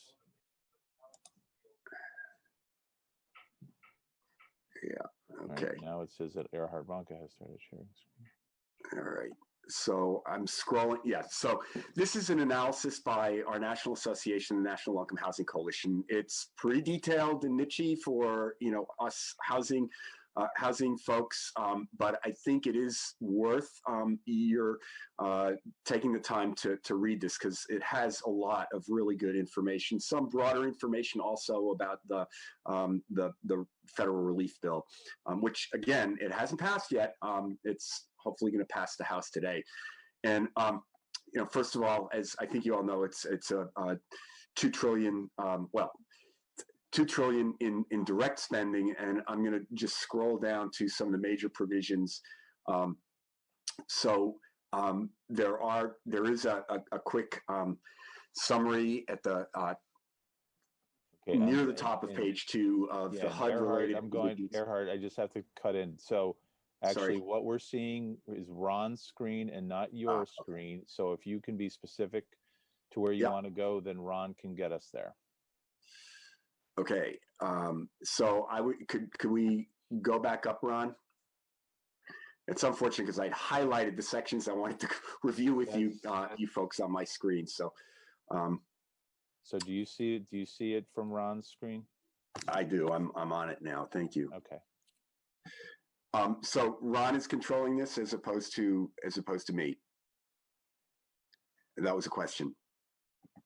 Yes. Okay. So, Ron, if you could start scrolling down, and I'll ask you to stop. Okay, maybe right there. Right there. All right, in the paragraph that begins with overall, so there you get an overall picture of the HUD funding at a national level. There's $12 billion, and just again, by way of reference, HUD, Housing and Urban Development, is the major funder for housing and community development through the federal government. $12 billion for HUD. It breaks down $4 billion for emergency solution grants, which provide a broad array of assistance to homeless service providers. That money filters down, and one of the other things that I sent you guys was a press release from Senator Leahy's office, because of course Senator Leahy was pivotal in negotiating all this as vice chair of the Senate Appropriations Committee. And Polly Major, I'm sure, would be happy to speak to you guys in more detail about some of this. But that $4 billion in emergency solution grants for homeless assistance filters down to approximately $4.7 million to the state of Vermont. The next item in that paragraph, $5 billion in community development block grants. This is broad assistance that flows through the Department of Housing and Community Development, and Burlington, the city of Burlington, gets its own small allocation. That filters down to about $4.7 million also for the state of Vermont, of which I believe about $500,000 goes to the city of Burlington. So both of these sources, I would say, are two of the first line kind of COVID-19 response sources for emergency relief funding for what the homeless shelter and provider community is doing in response, and what the housing community, the nonprofit housing community, is doing in response. A lot of the provisions of the regulations around both of these programs have been waived. The analysis goes into that a little bit further on in the analysis. But for instance, one of the community development block grant rules that is waived is that that money can be used for rental assistance for folks who have are unable to pay the rent as a result of the coronavirus crisis. Also, it goes back to allowing people to receive benefits from before retroactively, which is a waiver of a standard provision.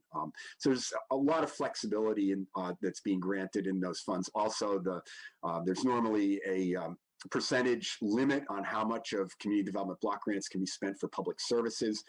That percentage is lifted as well. So they're trying to make the money as flexible as possible for homeless and housing providers to address the crisis. Jumping back to the emergency solutions grants, I mean, those can be for anything from helping to fund the motel housing that is being procured, additional staffing costs for cleaning and supplies people are experiencing in the homeless shelters that are remaining open, as well as in the motels. There's intense greater cleaning requirements due to the coronavirus. So people are experiencing a lot of additional costs across the board for what they're doing. So hopefully, we don't know exactly how this is all going to flow yet. But hopefully these sources will provide some relief. Also in this paragraph is $1.25 billion for the Housing Choice Voucher Program. This is what the program that's also normally referred to as Section 8, as tenant-based Section 8. So these are the vouchers that individual households may have. And so as those folks who are losing potentially their income, their rents can be adjusted upwards, and the source for the additional emergency funding for anyone within the Housing Choice Voucher Program that's lost income as a result of COVID-19 would come through this source.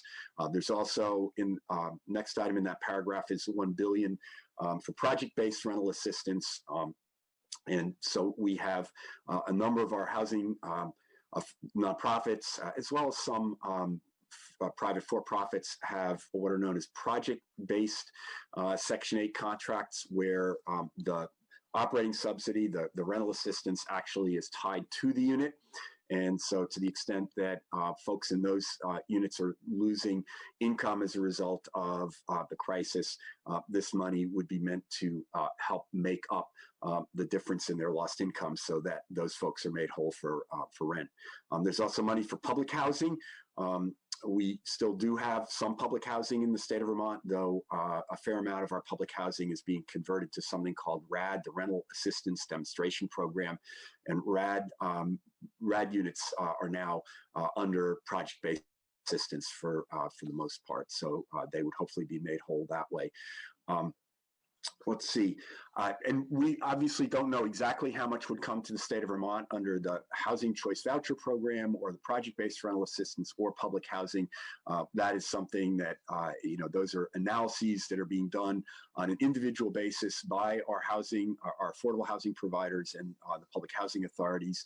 I don't know if Maura is still on the call or on the meeting, but VHFA and I believe VHCB are collecting those analyses as they come in to aggregate them. I will tell you, I've done kind of a quick back of the envelope calculation on units that are not going to be covered, which are, there are quite a substantial number of federally subsidized units through the federal low-income housing tax credit program that do not have this kind of rental assistance in them. And those are probably, right now, I don't see a whole lot other than some of the general coronavirus relief funding that goes to the state and counties and local jurisdictions. That is very flexible funding and can be used for rental assistance or for making up for lost rent.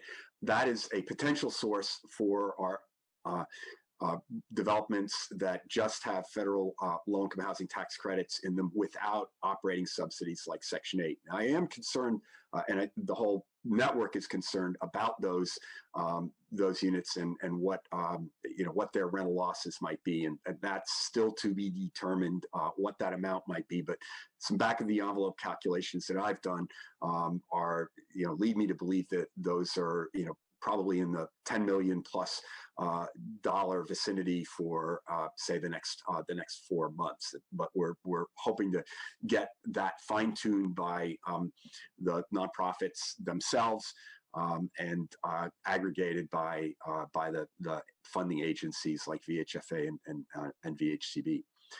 The other thing, obviously, that is of deep concern would be for the private for-profit landlords that are that are members of Angela's Association, and we fully support all the work that's been done, the good work that's been done on the moratorium aspect of the bill. But what makes it work is the need to make sure that folks are made whole, whether they be nonprofits or for-profits.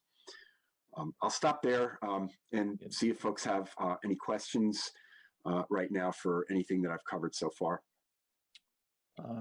Any questions for Erhard? It is, I'm just going to do a time check here. It is 12:38. So if there's any questions before we can wrap up, then I see Representative Gamache. I'm going to unmute you. Go ahead, Mariana. Thank you very much. Thank you, Erhard, for that wonderful breakdown.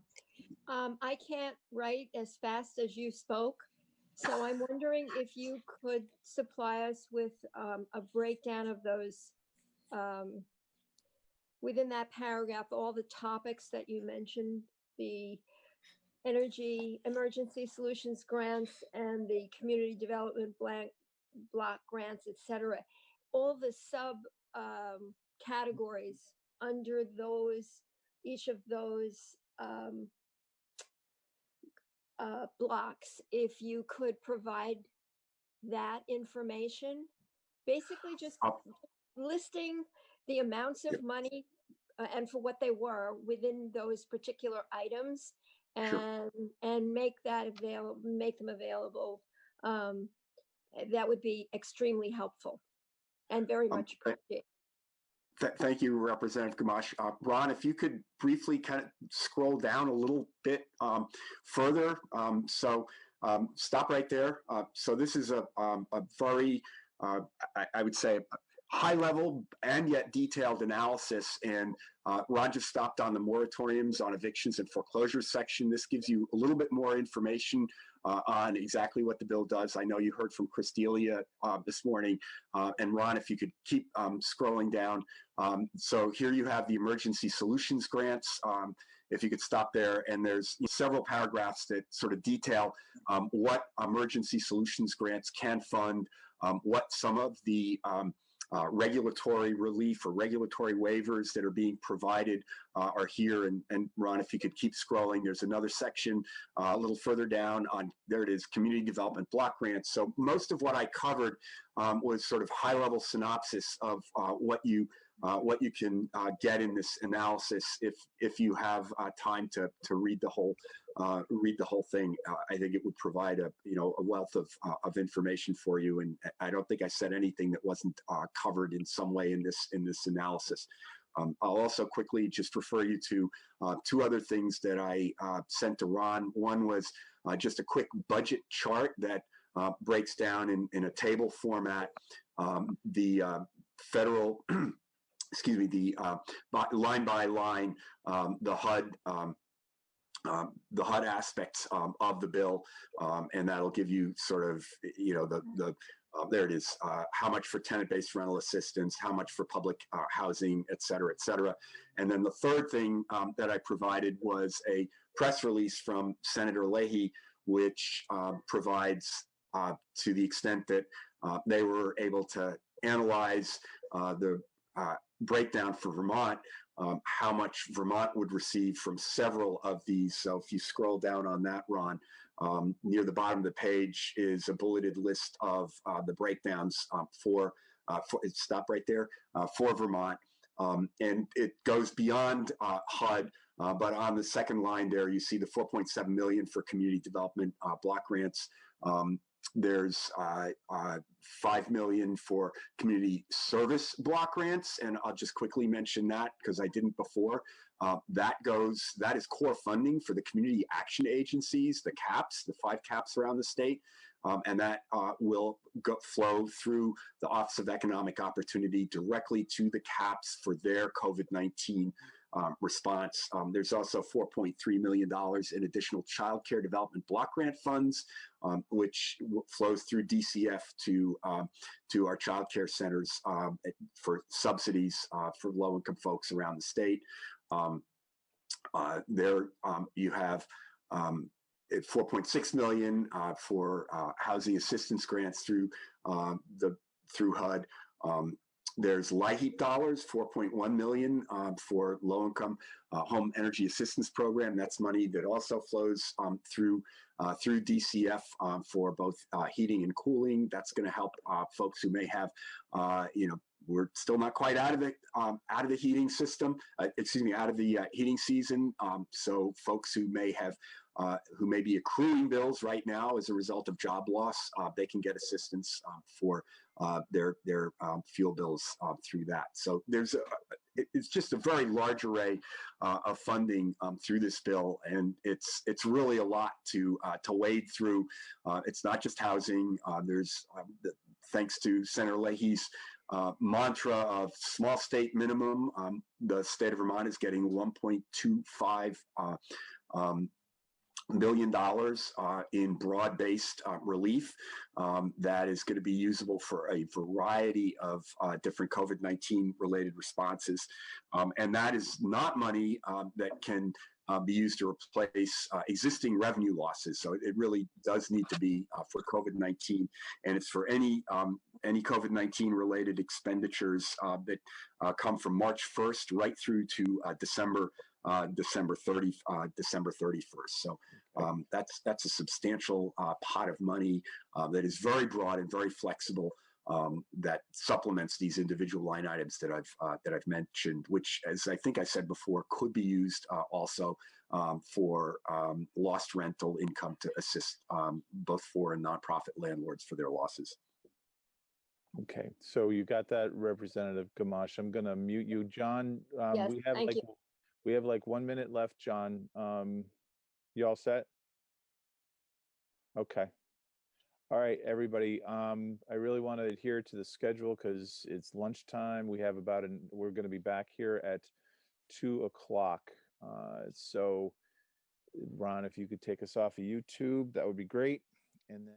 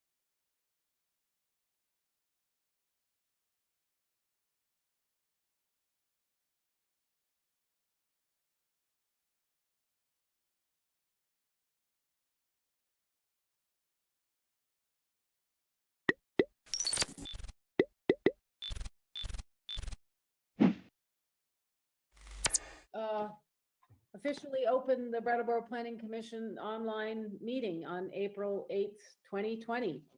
Welcome, everyone. I'm going to have to move over to my agenda. Now I can't see it. Okay, meeting called to order. Announcements. Anybody? I do have a couple of announcements. Well, I have one, and I want Andrew to make one. He might not know I'm giving it to him, but the first thing I wanted to mention is that the U.S. Census is out and active, and we really want to encourage everybody to complete the census. Right now, there's an easy option to go online. If you don't make that, you're probably going to be contacted by a census worker, and failing that, which we're hoping to avoid, is enumerators will come to your house.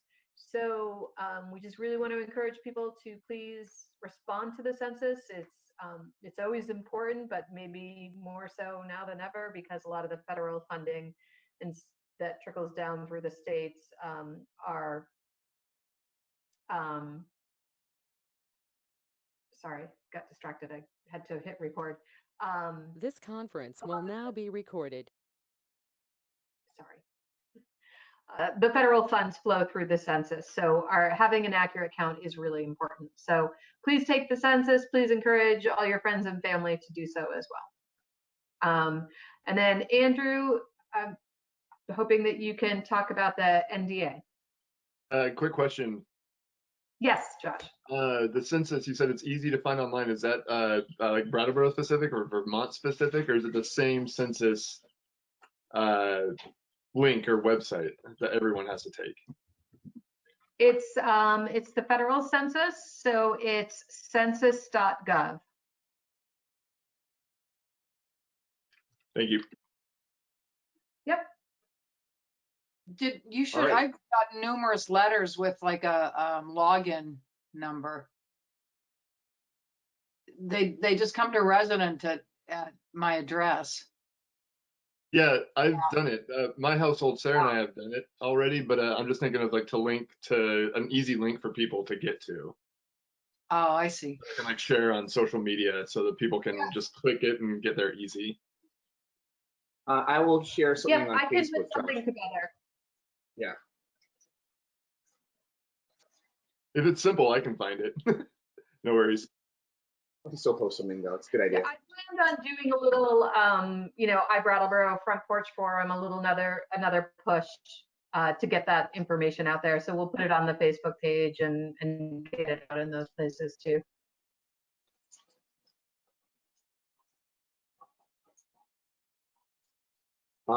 Anyone else have any other questions related to the census before I move to the NDA?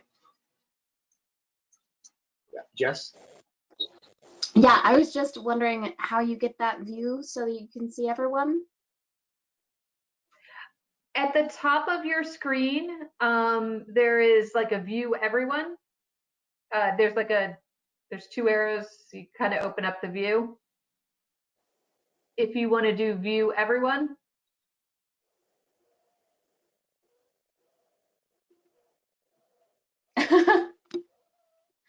Are you seeing it? No, I'm doing it on my phone, so oh, it might look fine. different. I like to see all of you.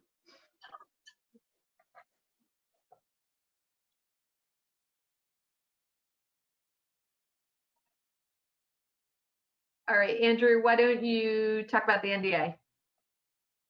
All right, so as most of you know, actually from a few months back, myself and Sue presented that we're seeking to get neighborhood development area designation for a portion of Brattleboro. And 2 weeks ago, or I guess more than 2 weeks ago at this point, we met with the downtown board through the State Department of Commerce and Community Development. It was an online meeting conference call. We were going to go in person, but obviously that didn't happen. So it was a very quick meeting, but we got approval. So we got the NDA designation, which is really exciting. So basically at this point now we're going to developers and people looking to develop the housing that meets the criteria that we presented about, could get potentially waived Act 250 fees or a reduction in fees, cap water fees, et cetera, the benefits that I mentioned before. And if you want more information, again, we could definitely send you that. But we're really excited.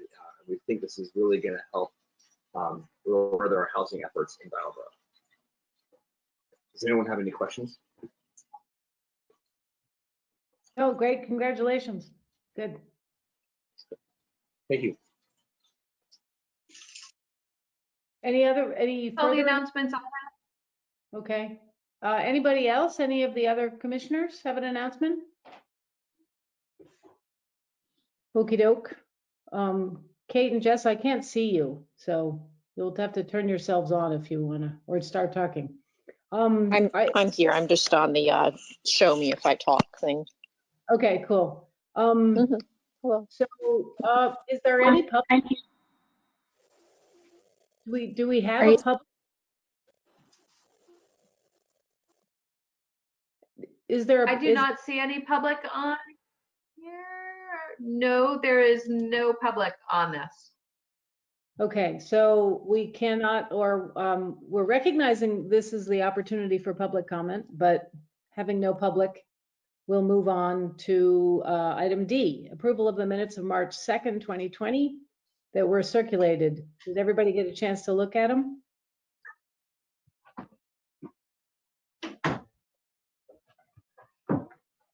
Or you want to look at them right now?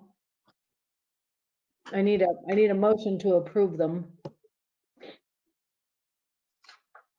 I motion to approve the minutes from, what is the date again? March 2nd, 2020. March 2nd, 2020. Is there a second? Yes, Tom is seconding.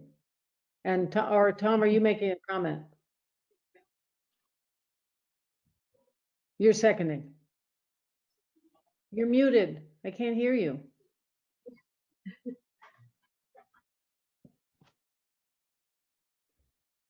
Tom, we can't hear you.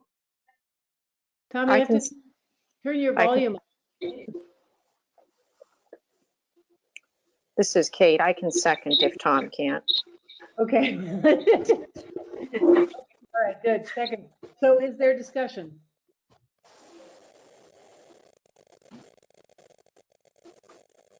Great, no discussion. They look fine to me. All in favor of approving the minutes of March 2nd, 2020? I guess we'll do a hand vote. Kate, yes. Okay. Prudence? Oh, you weren't there, so can you not vote? All right, anyway, minutes are approved. Anybody abstaining or voting against? No, the minutes are approved. Just abstaining. Okay. Prudence is abstaining. Okay. Prudence, minutes still pass. All right, section E or E.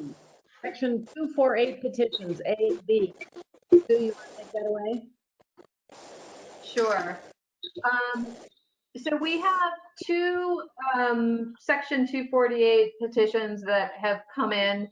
The planning commission gets notification of them, and as well as the select board. There's a lot of static. Are you guys hearing a lot of static? Jess, can you put your mic off? That might help. Better. Thank you. Okay, so this section 248 petitions are to the Public Utilities Commission, and the town has the opportunity to file a notice to intervene in these if we wanted to. The first one that came through is the petition of Green Mountain Power for a certificate of public good pursuant to 30 VSA section 248, authorizing the rebuild of the North Brattleboro substation. You may recall we looked at this in January because part of the process for a major project is they have to give you an advance notice. So that's what you had originally seen. And we brought up a couple of concerns with them regarding lighting and landscaping and stormwater. Andrew and I met them out on site. They kind of explained what was going on there. And we were and what some of their limitations were in meeting what our regulations say.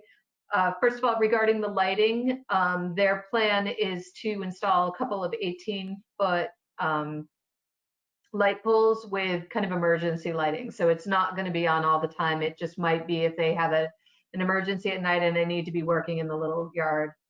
So that would comply with our regulations. In regards to the stormwater, they are not increasing the impervious surface there. And so under the state rules and under our local regulations, they are not required to make any improvements to the stormwater. Looking at the site, there is a lot of overland flow. So we were comfortable that it was not degrading the riverbanks or even the West River.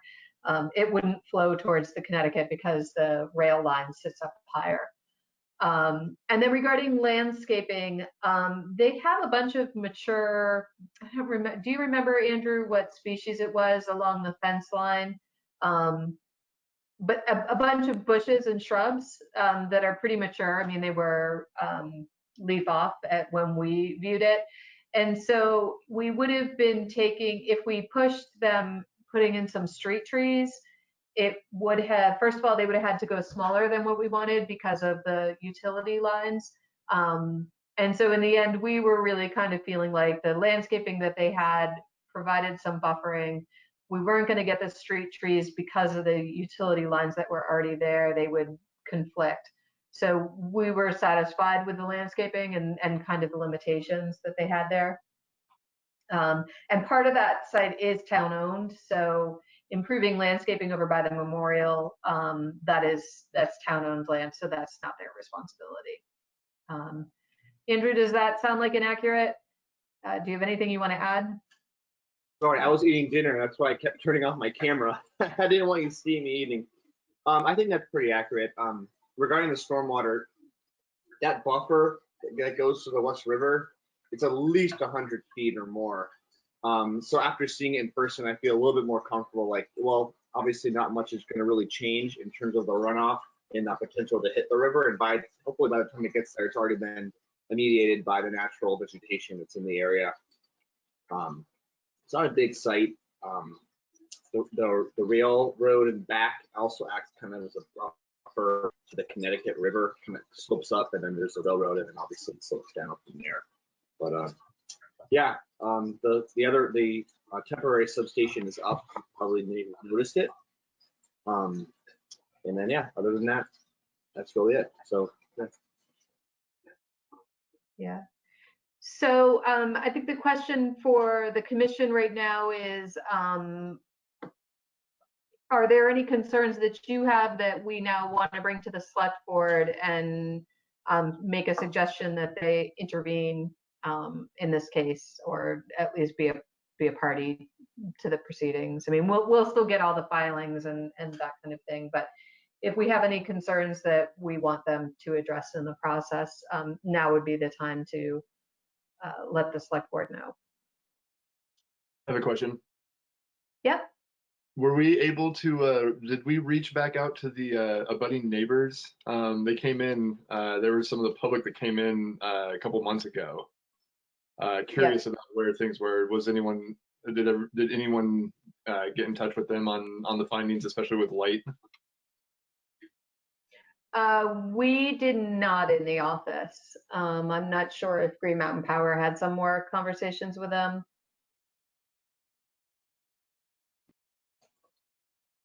Do you have something to add, Andrew?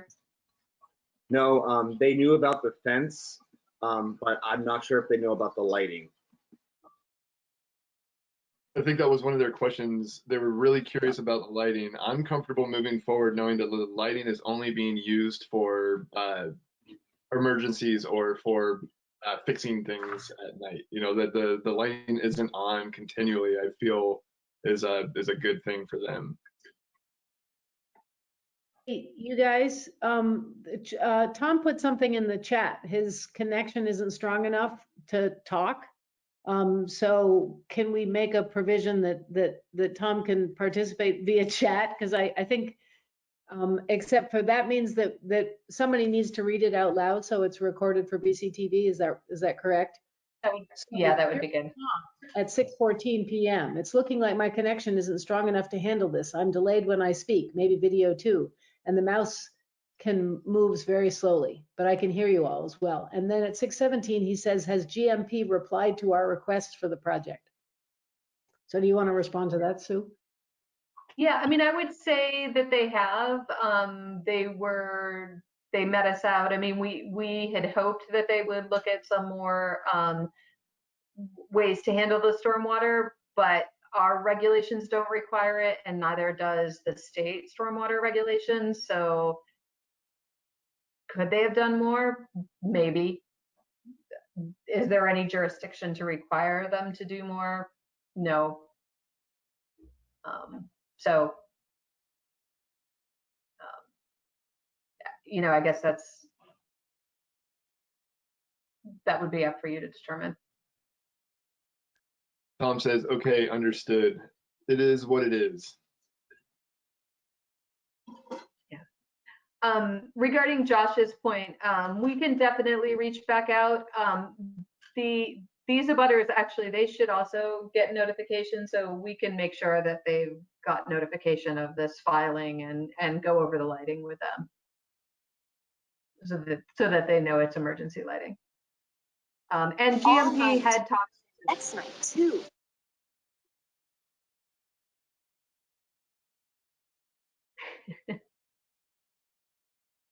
Are there any other, do you want to take any action? Do you want to make any recommendations to the select board on this?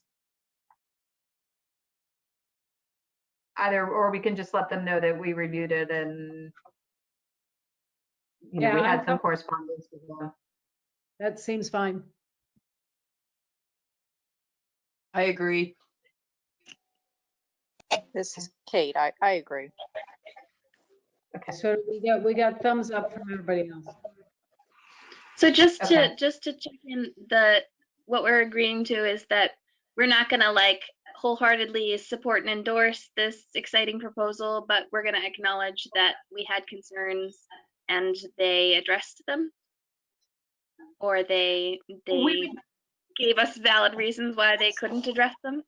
And so yeah, I think that what I'll do is I'll prepare a memo that goes to the town manager and the select board that just lets them know that the planning commission reviewed this, that we had seen the early notification, we spoke to Green Mountain Power, we had these concerns, and we talked about it with them. This is what they told us, just kind of walk through that and just say at this time we don't have any further concerns, or if that sounds okay to you.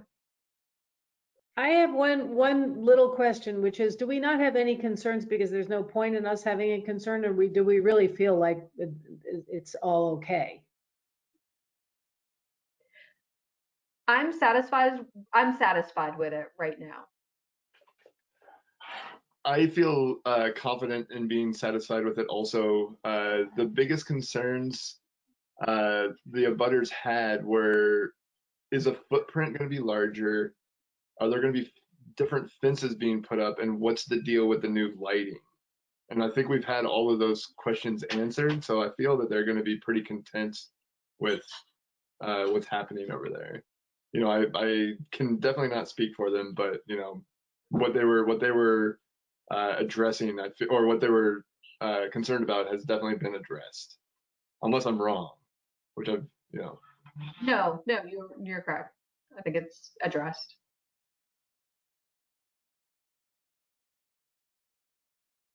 Okay, next one. The next one is a de minimis application, which basically means it wouldn't even have a hearing if there's no notice to intervene or any interveners on it and who ask for a hearing. It would be administratively approved. So this is it's AT&T has a site on 884 South Street. It's a private property. They have some antennas on a telecommunication tower there. There's actually 4 equipment cabinets, 4 different companies that have cabinets at the base of the tower. And AT&T is looking to upgrade their antennas, and then some of the equipment in the pad or in their equipment box there at the bottom. They're looking to go to LTE, which is long-term evolution technology. It's a 4G technology.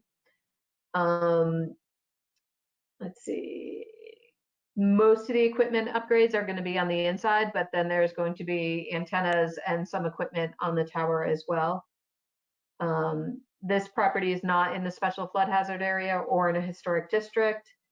There's going to be no increase to the height or the width of the tower. There will be, the surface area is going to increase a little bit because the antennas and then the equipment on the tower are going to be a bit bigger. So but it's not going to increase more than 75 square feet. And there'll be minor impervious surface increases, which will be less than 300 square feet. So again, they wouldn't trigger any of our regulations. This is just equipment upgrades. It's an existing approved tower. This kind of thing happens all the time, and I would recommend no further action on this one either. Doesn't sound very, no, it doesn't sound very impactful. And this has, just for clarification, this has nothing to do with 5G technology, correct? That's correct. LTE and 5G are different technologies, the best I can tell.